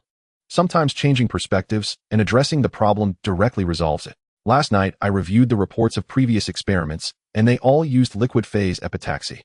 Actually, I'm curious why you seniors didn't think about switching methods, as everyone is well aware of this technology's pros and cons. If it can't solve the light reflection rate issue, why persist with it? His final question inadvertently struck a nerve with Lu Cheng, who could only look at him with a forlorn expression, speechless. Senior, since the project is over, I'll head back to freshen up now. Jiang Chen, noticing Lu Cheng's expression, quickly realized that he might have hurt his senior. Without waiting for Lu Cheng to respond, Jiang Chen slipped out of the laboratory like a gust of wind. His steps were quick and light, not pausing for a moment. Upon exiting the building, his phone suddenly rang. He quickly took it out and saw the caller ID was Hong Fu, and his heart leaped with joy as he hurriedly answered. Mr. Jiang, good news. We've secured the project in the neighboring province. Hong Fu's excitement was palpable in his voice. Hearing this good news, a smile immediately spread across Jiang Chen's face, and he could not help but stop in his tracks. That's great, Mr. Hong. Now we have the opportunity to show our capabilities. Make sure to reward the team. They've worked hard. Mr. Jiang, don't worry. I've already arranged a celebration banquet in Tong City, and I'm ready to give them a surprise. Next, we'll proceed according to your plan. I'll personally oversee this project, so you can rest assured. Hong Fu's tone was resolute, appearing very reliable. With you handling it, I'm certainly at ease. Remember, if there are any insurmountable challenges later, feel free to contact me. As soon as he finished speaking, Jiang Chen hung up the phone, his smile widening. He hummed a cheerful tune, walking briskly towards the dormitory, contemplating the upcoming plans and arrangements. Meanwhile, in the Materials Research Institute, Lu Cheng stood by the window, watching Jiang Chen's figure disappear around the corner. He immediately picked up the phone, dialing the numbers of all participants in the project, excitedly announcing the good news, and then promptly reported the successful completion of the project to Professor Wang. In the laboratory, Professor Wang hurried over after receiving the news. He saw that the team members were all present, but noticed Jiang Chen was not there, so he anxiously asked Lu Cheng, "Where is Jiang Chen? Why isn't he here?" Lu Cheng quickly explained, "Teacher Jiang Chen was working overtime in the laboratory last night. He must be tired and should have gone back to the dormitory to freshen up." Professor Wang frowned, puzzled, and asked, "Working overtime alone? What's the matter? Please explain it in detail." Lu Cheng recounted the situation in the laboratory last night, including the conversation he had with Jiang Chen in the morning, narrating everything to Professor Wang. Hearing this, the other project participants in the laboratory couldn't help but lower their heads in shame. Professor Wang, after listening, wore a complex expression on his face. He was unsure whether to sternly criticize the students or congratulate them for completing the project. He ultimately sighed and said, "It's good that the project is completed. This also serves as a lesson for you. Experiments cannot rely on conventional paths or the pitfalls of anti-empiricism. You should think like Jiang Chen." After teaching his disciples, Professor Wang entrusted Lu Cheng with the project closure matters, saying, "Lu Cheng, this project's conclusion is in your hands. I trust you to handle it well. Teacher, how should we arrange Jiang Chen's name for the paper? Should he be the first author?" Lu Cheng voiced his concern. Jiang Chen was invited by Professor Wang to assist, and was the key person in overcoming the final hurdle of the project, so he was unsure where to position the authorship. Don't worry, I discussed this with him when I invited him. He doesn't care about the authorship of a paper, so you need not worry about him. He already has a paper in one of the top 4 mathematics journals completed independently. The first and second authors will be the participants of this project, and he can be the third author. Professor Wang's words eased Lu Cheng's worries. He wasn't overly concerned about putting Jiang Chen as the first author. He was worried that others might harbor resentment because Jiang Chen took a first author slot, especially since everyone had worked hard for months, just one step away from completion. By the way, let's have a celebration dinner at the old place tonight. Invite Jiang Chen along. It would be beneficial for you to build a good relationship with him for your future endeavors. Okay, teacher, I'll notify Jiang Chen. Lu Cheng quickly agreed, and after the teacher left, he noticed his junior classmates whispering and smiling behind him. All right, enough with the excitement. We still have to write the paper. Everyone has worked hard this time, and with this project, graduation won't be an issue for anyone. After a round of cheers, Lu Cheng organized the work and informed Jiang Chen of the celebration dinner's location, urging him to attend. At the celebration dinner, Professor Wang stood up and addressed the crowd, saying, I now announce that the Optical Materials GX1 project at the Materials Research Institute has been successfully completed. Jiang Chen and Lu Cheng applauded enthusiastically, then listened as Professor Wang acknowledged each project participant and shared expectations for the future. When it came to Jiang Chen, Professor Wang smiled and remarked, Jiang Chen, from the first time I saw you, I knew you were a talent in research. With your exceptional talent in chemistry, would you be interested in joining my graduate program? Seeing Jiang Chen's brilliance in research, Professor Wang couldn't help but try to recruit him again. Professor Wang, I am indeed very interested in chemical biology, but my roots are in mathematics. I cannot give up mathematics, I'm very sorry. Though he had anticipated this outcome, Professor Wang sighed at the thought of losing such a promising talent. Lu Depeo is indeed lucky he can pick up a student like you while giving lectures. Professor Wang raised his hand to stop Jiang Chen from speaking and continued, this is also good, your talent in mathematics is strong as well. I went to find Lu Ping today, and he told me that you solved a mathematical conjecture. Has it been accepted?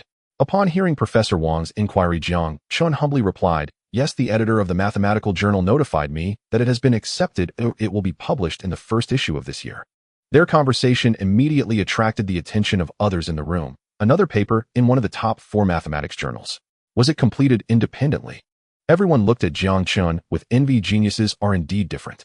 No wonder he wasn't interested in the project paper. They found it challenging to produce even one paper. He completed one before college, and now another in his first year of college. It truly reflects the saying that sometimes the gap between people is greater than that between people and dogs. Facing the eager inquiries from Lu Cheng and other seniors, Jiang Chen could only respond awkwardly, and it was only through Professor Wang's intervention that the situation was resolved. After the celebration dinner, Jiang Chen's first research project came to a successful conclusion. He also understood the general process of conducting a project which would aid him in independently initiating topics in the future. He returned to his routine life, continuing to enrich his knowledge system while accumulating learning points. However, the call from Mayor Gu broke this tranquil life. The news revealed by Mayor Gu prompted Jiang Chen to ask for leave from teacher Lu immediately, and he hurried back to Tong City without stopping. When Xingchen launched its first smartphone last year, it stirred up a tremendous wave in the consumer market. However, on the official level, it was merely regarded as a newly emerging high-tech company, domestically not attracting much attention. However, earlier this year, during a chip bidding event held in the neighboring province, Xingchen actually participated. Moreover, according to the data provided by Xingchen, their chip performance significantly surpassed that of other bidding companies. Upon hearing this news, Jiang Chen jumped up in excitement, feeling that his efforts had been recognized and rewarded. The leader in charge of the bidding immediately decided to adopt Xingchen's chip. Having a child who can achieve success and participate in such an advanced field is already remarkable, and now they are at the forefront. If he can help, he will. It must be noted that the domestic chip industry has already been through the baptism of the Hanshin incident. It is rare for a domestic enterprise to achieve such results in this situation. Perhaps in the future they could even sign this child into their province or city. After all, he had heard that the tax revenue in Tong City was something every leader coveted. Moreover, this leader also keenly observed the shift in domestic trends. Last year witnessed a global crisis. Everyone witnessed the many hidden dangers of globalization, especially in high-tech fields. The country needs some enterprises to fill the gaps. After the leader reported on Xingchen's situation, it also caught the attention of higher-ups. This was why Jiang Chen hurried back to Tong City overnight. This time, the higher-ups inspection aimed to incorporate Xingchen Company into the list of confidential units. If it is noted by the leaders above, it means Xingchen has secured backing. Meanwhile, the inspection team that Mayor Gu welcomed was led by academician and I from the Summer Country Academy of Engineering along with professors from relevant majors at the National Defense Seven Sons University. They were also curious about this task from the Summer Academy, how everyone was familiar with Jiang Chen Company, which has gained immense fame in the country over the past 2 years. However, a team composed of so many professors and academicians coming to learn through external promotion left everyone puzzled. Only academician Ni, another senior leader, knew the specific task. The others were merely here for inspection. Foreign forces within the country have been incessantly trying to entice high-tech talents from domestic universities. The relevant departments overseeing this area in the country are also well aware of this and have been acting in secret, only revealing their fangs when necessary. Moreover, the scrutiny for universities, institutions, and enterprises that can be classified as confidential units is very strict. One of the leaders in the inspection team is from this department. The next day in workshop No. 1A, Jiang Chen was debugging the chip production line. Hong Fu was anxiously waiting at the entrance for the arrival of the inspection team. Before long, Mayor Gus's vehicle led several cars to the entrance of Jiang Chen.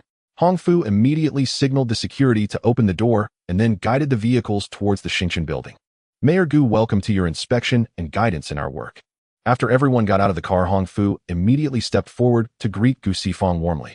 Today I am not the main character. Let me introduce you to this gentleman, academician and I from the Academy of Engineering, who specializes in computer applications and development. This is Di Li, the leader of the confidentiality department. Hong Fu enthusiastically greeted the two leaders, and after a brief exchange, Di Li said decisively, Hong, I believe you know our purpose for this visit is to tour your company's chip industry. We won't waste any time. Let's head straight to the site. His clear and focused words left no room for ambiguity. Hong Fu turned to Gu Sifang with a puzzled look, hoping for some information. Seeing Gu Sifang nod, he quickly agreed. Under his guidance, the inspection team headed directly to workshop No. 1. Entering the workshop, Mayor Gu immediately spotted Jiang Chen operating the equipment and shouted, Jiang Chen, come here quickly. Hearing this, Jiang Chen immediately stopped his work and rushed to the front of the group, while Hong Fu and the others discreetly stepped aside. Old NI Director D. This is Jiang Chen, the chairman of Jiang Chen. As Di Li recognized Jiang Chen's appearance, he felt a strong sense of shock at how young he was. The many professors in the inspection team were also filled with curiosity as they looked at Jiang Chen, with two of them finding him somewhat familiar. Jiang Chen. Isn't he the math genius who caused a sensation last year? Is it the same name? Old and I had some impression of Jiang Chen and curiously asked. That's right, Old and I, it's me.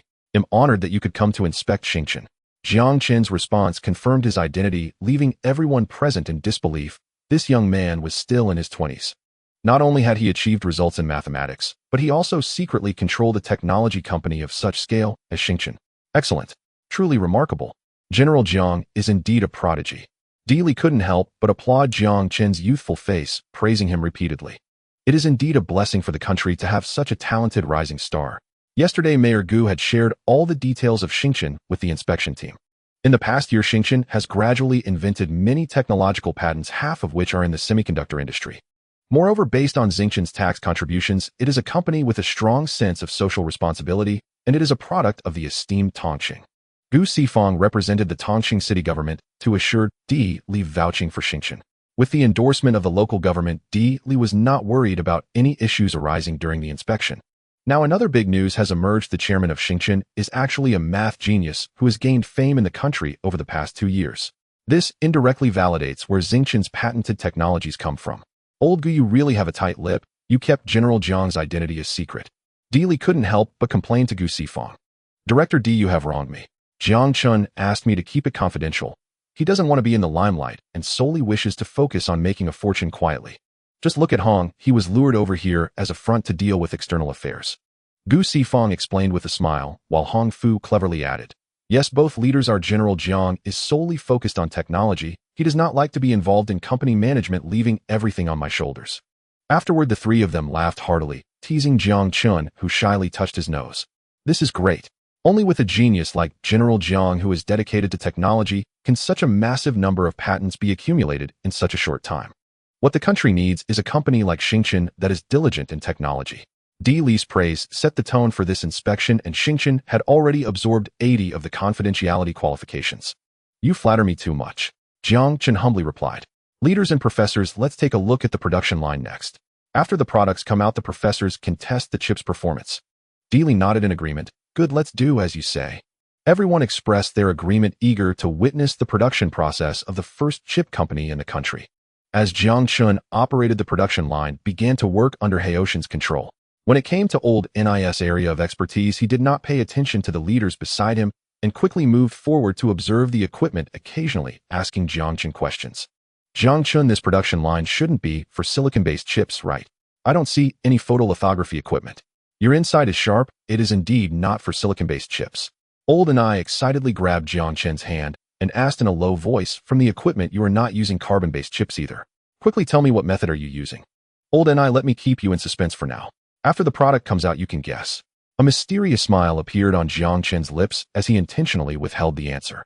The fully automated production line of Xingchen amazed everyone present, and Old and I refrained from asking further questions, feeling a sense of urgency in his heart. Moments later, as the chip was produced, the testing personnel, arranged by Hong Fu, immediately came forward to conduct manual testing. Before everyone's eyes, the Xingchen X1 chip was freshly produced. Old and I could no longer contain his excitement and hurriedly stepped forward to examine the product closely while the staff kindly handed over the prepared instruments. A group of professors gathered around, operating the instruments and testing the chip's various performances. Before long, the testing team erupted in astonished shouts. Incredible! This chip is even stronger than Nvidia's. The professors excitedly discussed among themselves, patting Jiang Chen on the shoulder and praising him profusely. Seeing this scene, Di Li understood that there were no issues with the product, and he relaxed, completely engaging in casual conversation with Mayor Gu. Old and I pulled Jiang Chen over and seriously questioned, Jiang Chen, quickly tell me, what technology is this? The performance of this chip is too strong.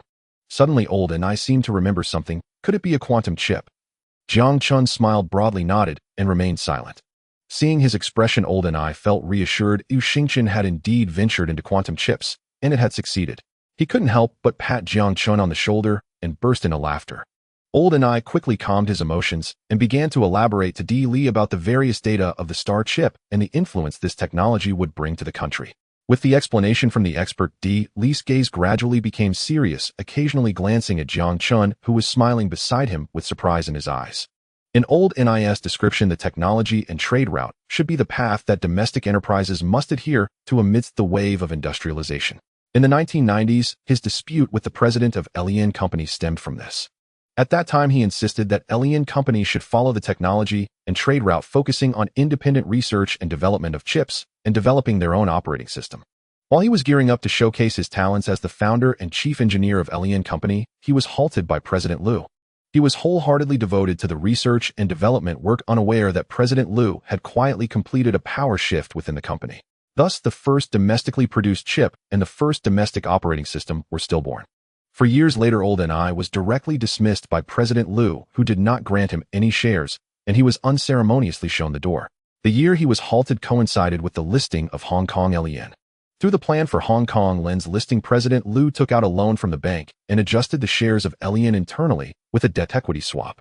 Prior to this, Lian was a state-owned enterprise fully controlled by the Xia Academy, but after the Hong Kong Lian listing plan, the group, formed by President Liu, controlled more than 40 of Lian's shares.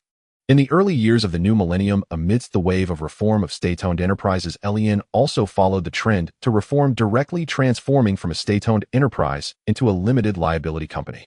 In the following years, President Liu, through various capital operations, continuously reduced the shareholding ratio of Lian controlled by Xia Academy, ultimately losing control. Those who understood the context of these changes had their own opinions. It should be noted that in the early 90s, Microsoft had not yet launched Windows 95, and the chip industry was just beginning. If Old and I had not exited Lian, then there would have been no phenomenon of the semiconductor industry being constrained. What was even more infuriating was that during the voting session for 5G at the Chrysanthemum factory, President Liu directly cast a vote for the ugly nation on behalf of Lian.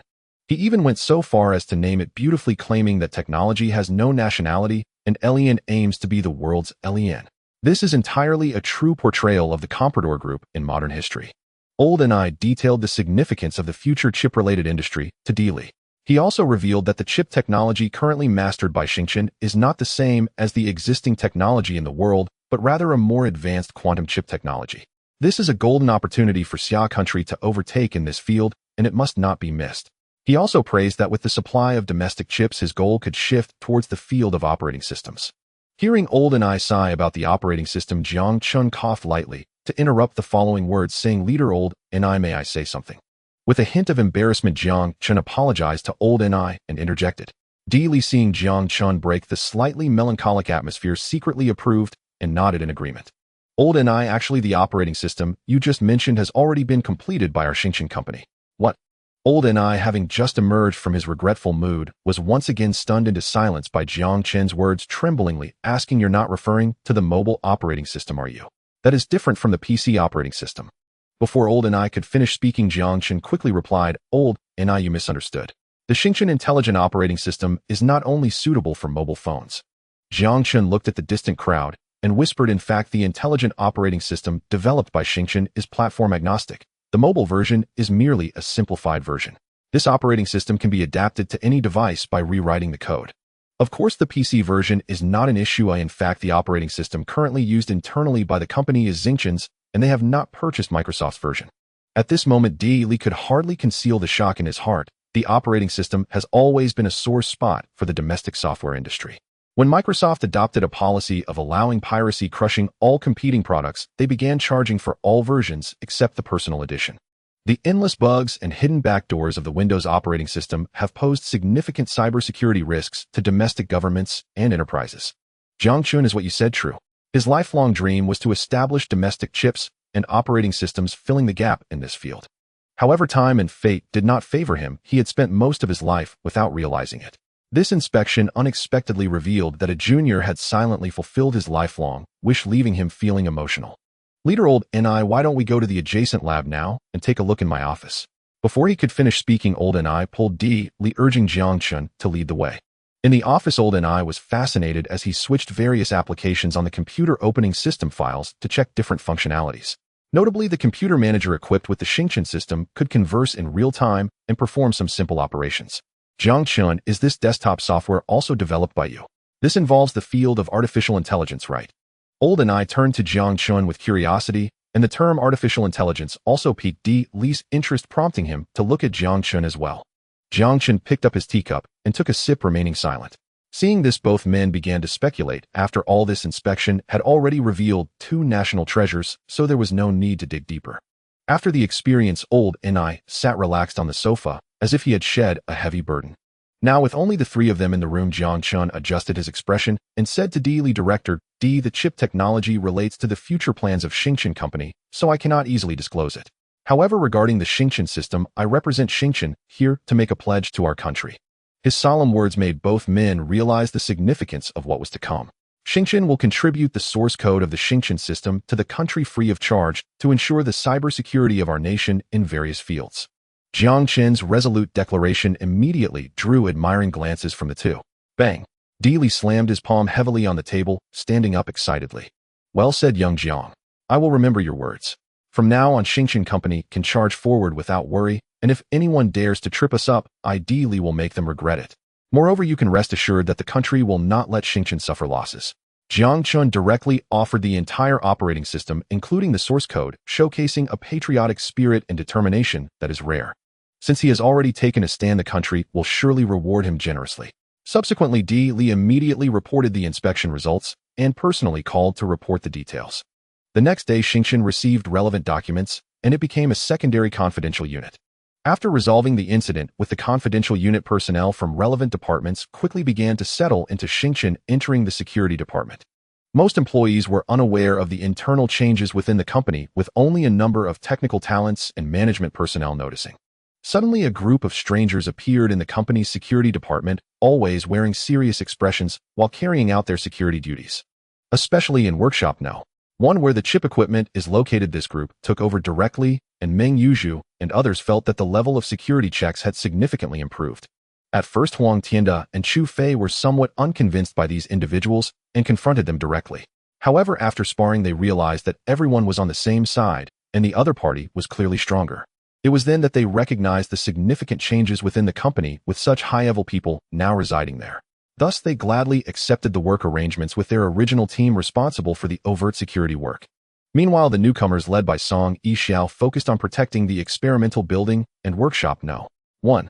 Jiang Chen stayed at the company for a few days, helping the Xingchen S2 project team solve some difficult problems and providing some creative ideas.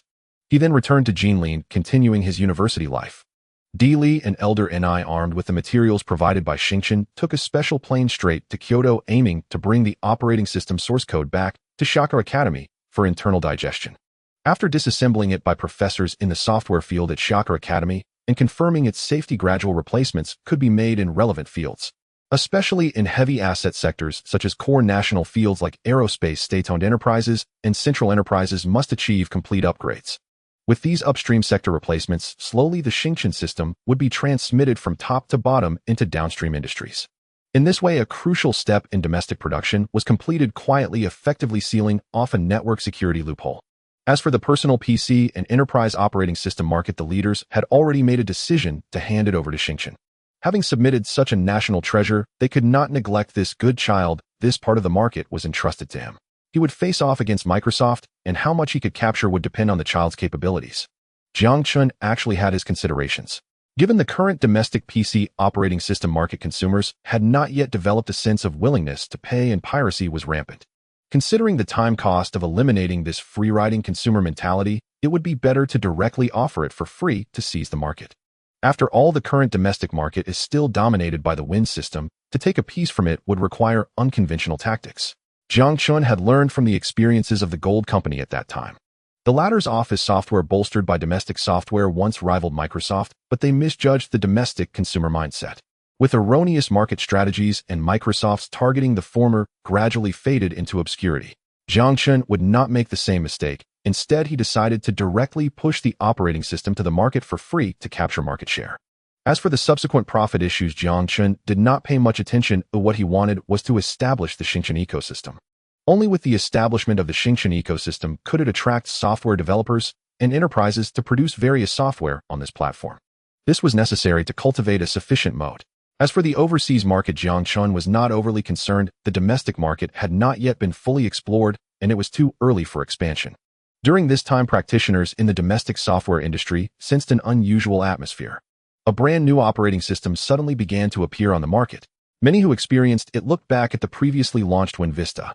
They couldn't help but wonder what kind of garbage this was. However, due to the strong base of the Win system, many practitioners refrained from taking rash actions, preparing to observe the situation first. As the largest PC hardware sales company in the country, Lin Company also clearly sensed that the winds were shifting. As the largest buyer of company procurement, the official level requested in the latest procurement order that all systems and new orders must be replaced with the Chen system. Although it wasn't explicitly stated in black and white, private conversations among procurement personnel had already provided ample hints. This made General Liu, who had always adhered to a trade-based buying approach, feel uneasy. Where did this system come from? There were no rumors of this operating system abroad. After a detailed investigation, everyone reached a consensus that this system was indeed developed domestically. Its code is more aligned with Chinese character input rather than English letters. Additionally, the built-in computer manager of this system features functions not available abroad and has developed towards artificial intelligence. Most importantly, Chen. Could it be that the newly rising technology company in Tongqing created this? General Liu, leveraging his connections, also learned that his rival Elder Ni had recently accompanied an inspection team to the south, likely to Tongqing's Chen company. Being able to dispatch an inspection team from Kyoto indicates that this company is not to be underestimated. The attitudes of upstream industries, especially state-owned enterprises and central enterprises, began to spread downward, with various rumors emerging online.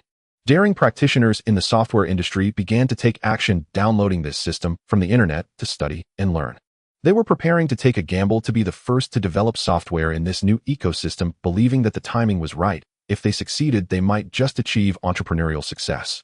Subsequently, Jiang Chen discovered in the newly established Chen system forum that more and more software developers were downloading the system, and posts discussing mutual learning and exploration were rapidly increasing. This made Jiang Chen feel that the opportunity had arrived, and he believed it was time to add fuel to the fire. Under his guidance, Hong Fu quickly accepted an interview with the Tongqing media. During the interview, Hong Fu changed his previously ambiguous stance on the issue, clearly admitting that the Chen system was indeed developed in-house by Chen. He also stated that Chen had prepared a series of tutorials for developing software on the Chen system, and they would do everything possible to help software practitioners familiarize themselves with the system. Furthermore, at the end of the interview, Hong Fu solemnly stated that according to the chairman's decision, apart from necessary functions, Chen would not develop products to compete with everyone else. This statement reassured everyone that Jiang Chen would not act as both player and referee.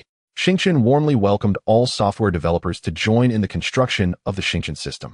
This interview by the Tongqing Evening News was immediately published online, quickly sweeping across the entire internet like a storm.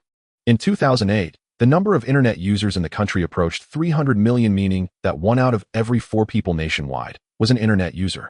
The main demographic of internet users is those born in the 1980s and 1990s. Their growth was intertwined with the rise of the internet, making them the native inhabitants of the domestic online world.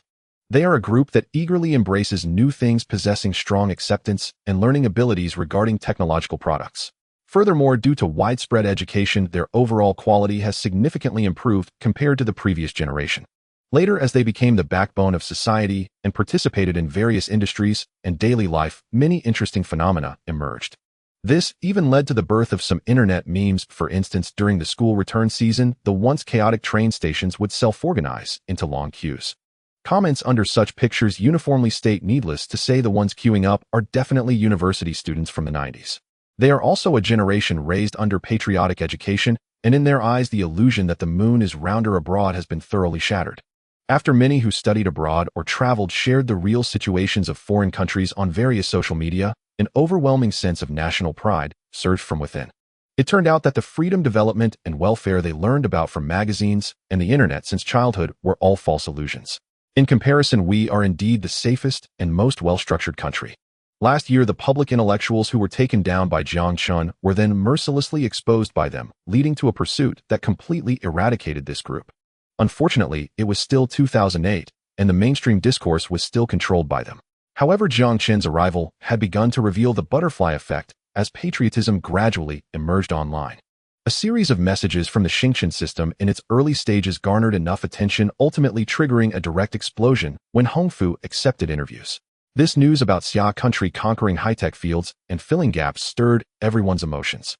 In a short time, the market share of the Win 8 system rapidly decreased, replaced by the swift expansion of the Jiang Chen system. This situation also inspired software developers in the forums. The first batch of developers who embraced Jiang Chen immediately fell into a state of ecstasy, as they all learned the software development courses released by Jiang Chen. Facing a brand new market, they found themselves on the same starting line as those large software companies. Interestingly, due to common issues within companies as individual developers, they were actually in a leading position. Li Yuan had been extremely busy during this period with the entire IT project team, working intensely on the Jiang Chen PC ecosystem. Various functional software was uploaded to the project group awaiting their review, while they also had to manage subsequent updates to the system. At this moment in Kyoto, the headquarters of Microsoft in Xia country, CEO Liang was already in a state of distress. Since Microsoft established a representative office in Xia country in 1992, it had not encountered a serious competitor. Through its piracy policy, it had always swept across the market. After the millennium, Microsoft began to increase its investments in Xia country's software industry, promoting the improvement of IT intellectual property rights in preparation for future profits. Microsoft also did not expect to encounter a brand new rival in the operating system field, a competitor that was a Xia country company employing an even more ruthless strategy, offering it for free. Every day, CEO Liang received market reports indicating that the market share of the newly launched Win Vista was already low and had now been completely overtaken. The market share of the old version XP was also rapidly declining. The third richest person in the world appeared on the large screen in the conference room, inquiring about the situation in Xia country. Upon learning about the emergence of the Jiang Chen system, he immediately obtained it and began disassembling it, realizing that this was the biggest crisis Microsoft had faced since its establishment. CEO Liang's expression turned grave as he took a deep breath and slowly said, "Boss, the market share of the Win Vista system is now negligible, and the market share of the XP system has also dropped by 30%. His data made all attendees gasp. Even when facing the iOS system, they had never encountered such a massive loss. What was this new system? One participant immediately asked eagerly, "What is the background of this new system?" CEO Liang anxiously replied, "This newly released operating system is developed by the Xia country company Jiang Chen, and our senior engineers have conducted a detailed disassembly and experience of it." He then scanned the attendees and gravely stated, "The functionality of this system is significantly stronger compared to the company's Vista, and currently there are no backdoor vulnerabilities that can be exploited." Everyone at Microsoft knew that the biggest flaw in their products lay in the endless bugs and backdoors. Currently, so many cybersecurity incidents worldwide were largely caused by their system. What about intellectual property rights? Did they not infringe upon our intellectual property rights? A person eagerly raised a question only to see CEO Liang regretfully shake his head and respond, "So far we have not found any infringement on their part. We cannot access the underlying code of their operating system." However, it seems that it was not developed based on the Unix system. The code is entirely different from the assembly language we are familiar with, and even the software development tools use a completely new language. His words plunged everyone into silence. Facing such an opponent was like confronting a hedgehog utterly helpless. Regardless, let's first issue an announcement claiming that Jiang Chen has infringed upon our Win system and forced them to open source their underlying code. Bill spoke up, providing a glimmer of a solution. "I have disassembled this system, and once the underlying code is involved, the system will lock down and completely refuse access." The following words left everyone stunned, their jaws dropped. Bill was a genius who single-handedly developed the Win system and was also the chief engineer of Microsoft. Liang, no matter what means you use, you must obtain the source code of this system and integrate it into the Win system. Only then can we regain our market share. This is the biggest crisis Microsoft has faced since its inception. I need you to give it your all." Bill's words made CEO Liang frown. He understood the implication of his boss' words to spark a public relations war and force the other side to disclose the source code. But recalling the recent information received their backend is quite formidable, boss. "All right, boss, I will do my best." "Not just trying your best, but you must obtain the source code." Bill's cold words pierced Liang's ears, making his heart sink, and he could only nod in agreement. The next day, General Manager Liang's private conversation was accidentally recorded and uploaded online. During the conversation, he candidly stated that the Jiang Chen system was infringing upon their company's Win system. Within hours, a group of tech influencers surged online, vociferously defending Microsoft and targeting the Jiang Chen system. This is clearly plagiarism. The Jiang Chen system was established only a little over a year ago, and they have already exhausted their resources producing a phone. How could they possibly create an operating system? Currently, all operating systems in the world are developed based on Unix, and the Jiang Chen system is certainly no exception. As long as it involves Unix, it cannot escape the Win system. There must be infringement. Such remarks spread rapidly online, leading many who were unfamiliar with operating system knowledge to genuinely believe that the Jiang Chen system had plagiarized the Win system. Loyal fans of Jiang Chen and some software practitioners who had learned the Jiang Chen assembly language scoffed at these claims. "If you are talking about infringement, please provide evidence." Microsoft has not produced any proof. Merely claiming that Jiang Chen is infringing without evidence is baseless. Has there been an official statement? Have you ever looked into the Jiang Chen system? It is entirely different from Win, with not a single aspect resembling it. How could it possibly be infringement? Fans were still fine. Having been through the phone controversy, they had confidence in Jiang Chen's technical capabilities, thus ensuring their brand loyalty. However, the newly involved software practitioners in the Jiang Chen ecosystem were different. They had studied it in depth, and even though Jiang Chen had locked down the underlying code, they were unable to touch the most fundamental code modifications. Yet after learning the new Jiang Chen assembly language, they discovered that it was not based on the Unix system at all. The development of the Jiang Chen system was evidently more convenient and efficient than Win and other Unix-based systems.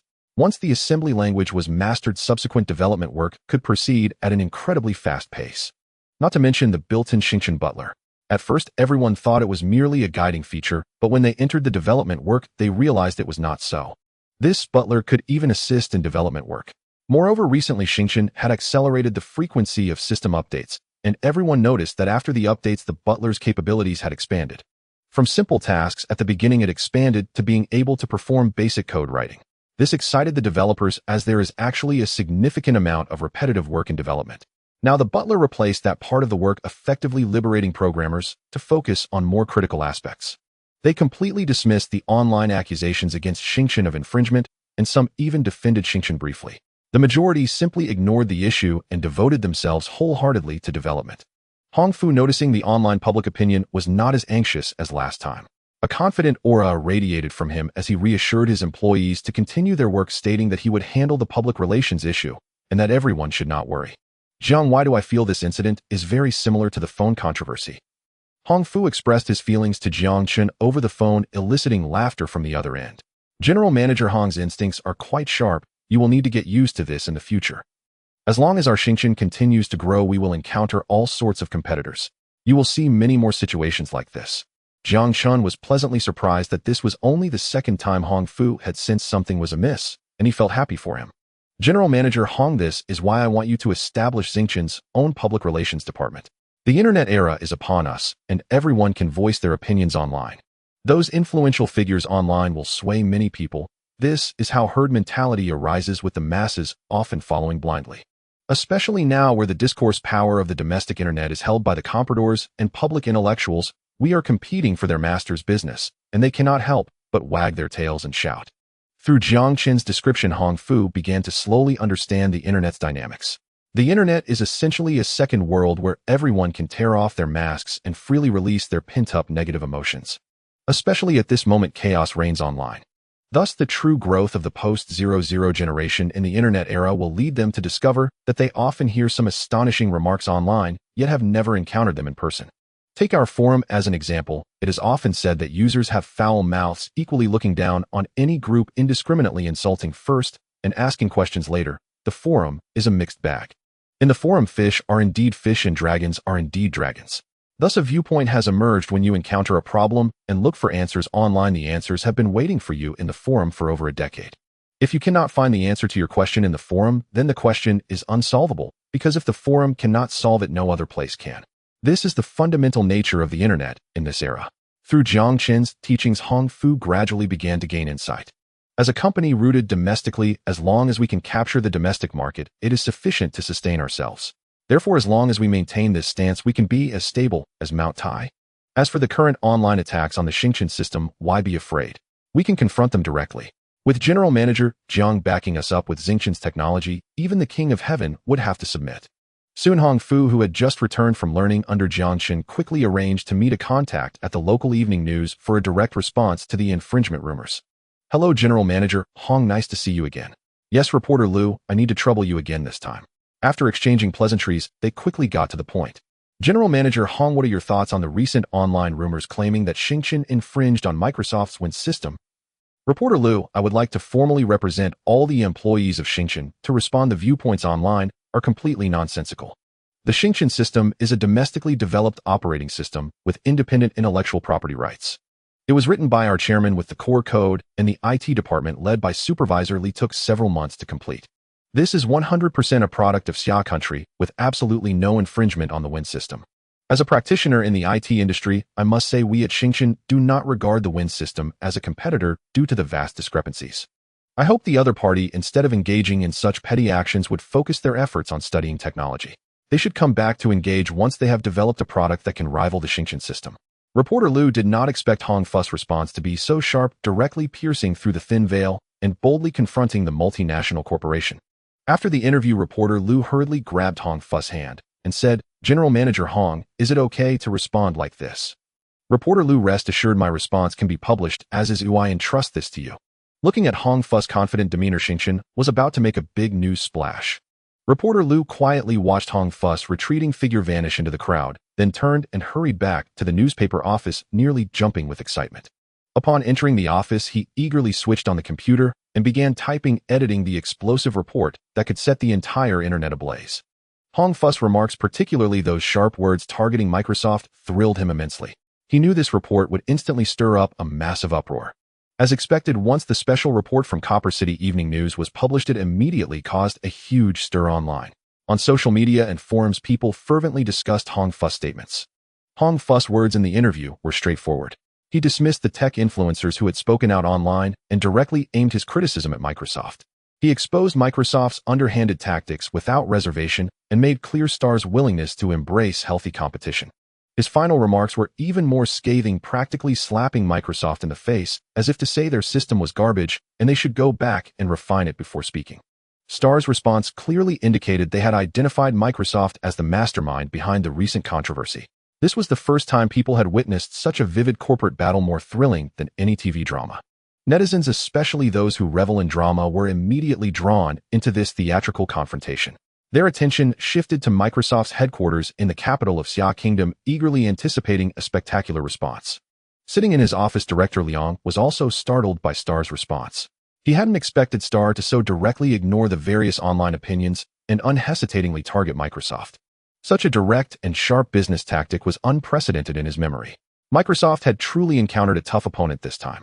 Bill, sitting in his distant office, received a report on Star's move. In the world of corporate warfare, despite the fierce opposition between rivals, most actions were usually carried out discreetly behind the scenes. On the surface, a friendly atmosphere was maintained since no one knew if opportunities for cooperation might arise later. However, Starr's approach completely caught him off guard, sparking intense internal discussions at Microsoft, yet no decision was made on how to respond. Meanwhile, netizens eager for entertainment began leaning towards Starr due to Microsoft's silence. They debated heatedly on forums. Microsoft chickened out, not responding for so long. They must be guilty. I told you, Starr has always been known for its technology, and its products are groundbreaking. Support domestic tech enterprises. President Hong spoke powerfully, directly calling Microsoft's system garbage. Speaking of which, WinVista really was terrible. Despite many innovations and breakthroughs, it was an immature, unfinished product. I just came back from Starr's system forum. Programmers there treat the accusations of infringement as a joke. I also read a science post explaining that the architectures of the two systems are entirely different. Starr has filled a gap in the operating system field. It's amazing. I firmly support Starr. Meanwhile, the tech influencers who had stirred up the controversy were bewildered. This scenario wasn't in their plans. The negative narrative they had built against Starr was gradually being overturned, and their backers had yet to respond. Many meddlesome netizens turned their attention to them, mocking them in the comments. Now you're speechless. You were so arrogant before, why are you silent now? Groundlessly smearing a company's reputation. Starr doesn't even care about you clowns. Unable to bear the relentless criticism, the tech influencer Light of Technology wrote a response in his column. Starr didn't dare to answer my questions. How can they prove they haven't infringed? I checked Starr's patent database. There are no relevant operating system patents. Starr's system appeared out of nowhere, so questioning its legality is reasonable. His words were still filled with skepticism about the authenticity of Starr's system, bluntly stating that if Starr hadn't infringed, they should open source the code for everyone to see. He even cited the past Hanshin incident, comparing Starr's system to that scandal, suggesting it was also an illegally obtained product packaged as a national pride. If they're truly innocent, they should come out and clear themselves. Not responding to me. Maybe I hit a nerve and they're guilty. Essentially, it's another Hanshin. His firm tone, pretending to care about technological innovation, silenced some attacking netizens. I just want to protect the environment for tech innovation and strengthen the nation through technology. I will resolutely expose any behavior that harms the domestic tech innovation environment. It's not for personal gain, but for the entire tech community. At once, all voices supporting Microsoft rallied under his banner, launching a counterattack against Starr's supporters. Exactly, we also hope Starr's system is fully self-developed. But now that Microsoft executives have privately mentioned suspected infringement, and Starr's Hong Fu claims it's 100% self-developed, where's the evidence? Yes, Microsoft spent years with Bill, a recognized software genius, building on Unix, and the whole company took 2 years to develop Windows. What about Starr? Any famous software developers? In just 1 year, they conjured up an operating system out of thin air. Who would believe there's no trick? Seemingly inspired by his article, Microsoft issued a statement the next day. In the announcement, Microsoft solemnly responded to Starr's questions, directly claiming that Starr's system infringed on the concept of their upcoming product Windows 7. Since the underlying code of Starr's system was locked and unverifiable, Microsoft urged Starr to open its system code for inspection to check for infringement. The master had spoken, demanding Starr respond and open its source code for review.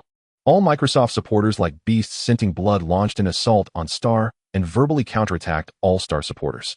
The two sides clashed fiercely online. Jiang Chen hadn't expected Microsoft to demand Starr open its source code for inspection without any concrete evidence. The entire announcement was steeped in an arrogant, condescending tone, fitting his stereotype of Americans and American capital. Song Yixiao, one of the company's security chiefs, also called to convey the leadership's thoughts, asking if official backing was needed. Jiang Chen declined the leadership's help, saying he wanted to teach Microsoft a lesson, though Starr couldn't match it in the international market. This was Xia Kingdom, and its opponent was Starr. If they dared to act recklessly here, Jiang Chen would teach them a harsh lesson. After declining his leader's offer of assistance, Jiang Chen felt a surge of heroic spirit surging within him. He resolved to teach Microsoft a proper lesson, to make it be ground underfoot before the entire internet, tearing off its lofty facade entirely. He conceived a brilliant idea. Among Starr's partners was a company called Nail Technology. He recalled that its founder, President Luo, had once conducted a highly renowned livestream event in later years. During that livestream, President Luo, wielding flawless logical deduction, had showcased formidable thinking and innovative acumen, utterly overwhelming his opponent. Layer by layer, he had peeled away the opponent's disguise, exposing the truth beneath. Thus, he conceived the idea of revealing Microsoft's true nature, laying bare the brutal core of its collusion with sponsored third-party reviewers before the eyes of the world. Returning to the conflict between Microsoft and Starr, Jiang Chen was filled with anger and indignation. Did Microsoft possess any evidence of Starr's infringement? No, it did not. What was Microsoft's objective then? It sought to suppress Star leveraging its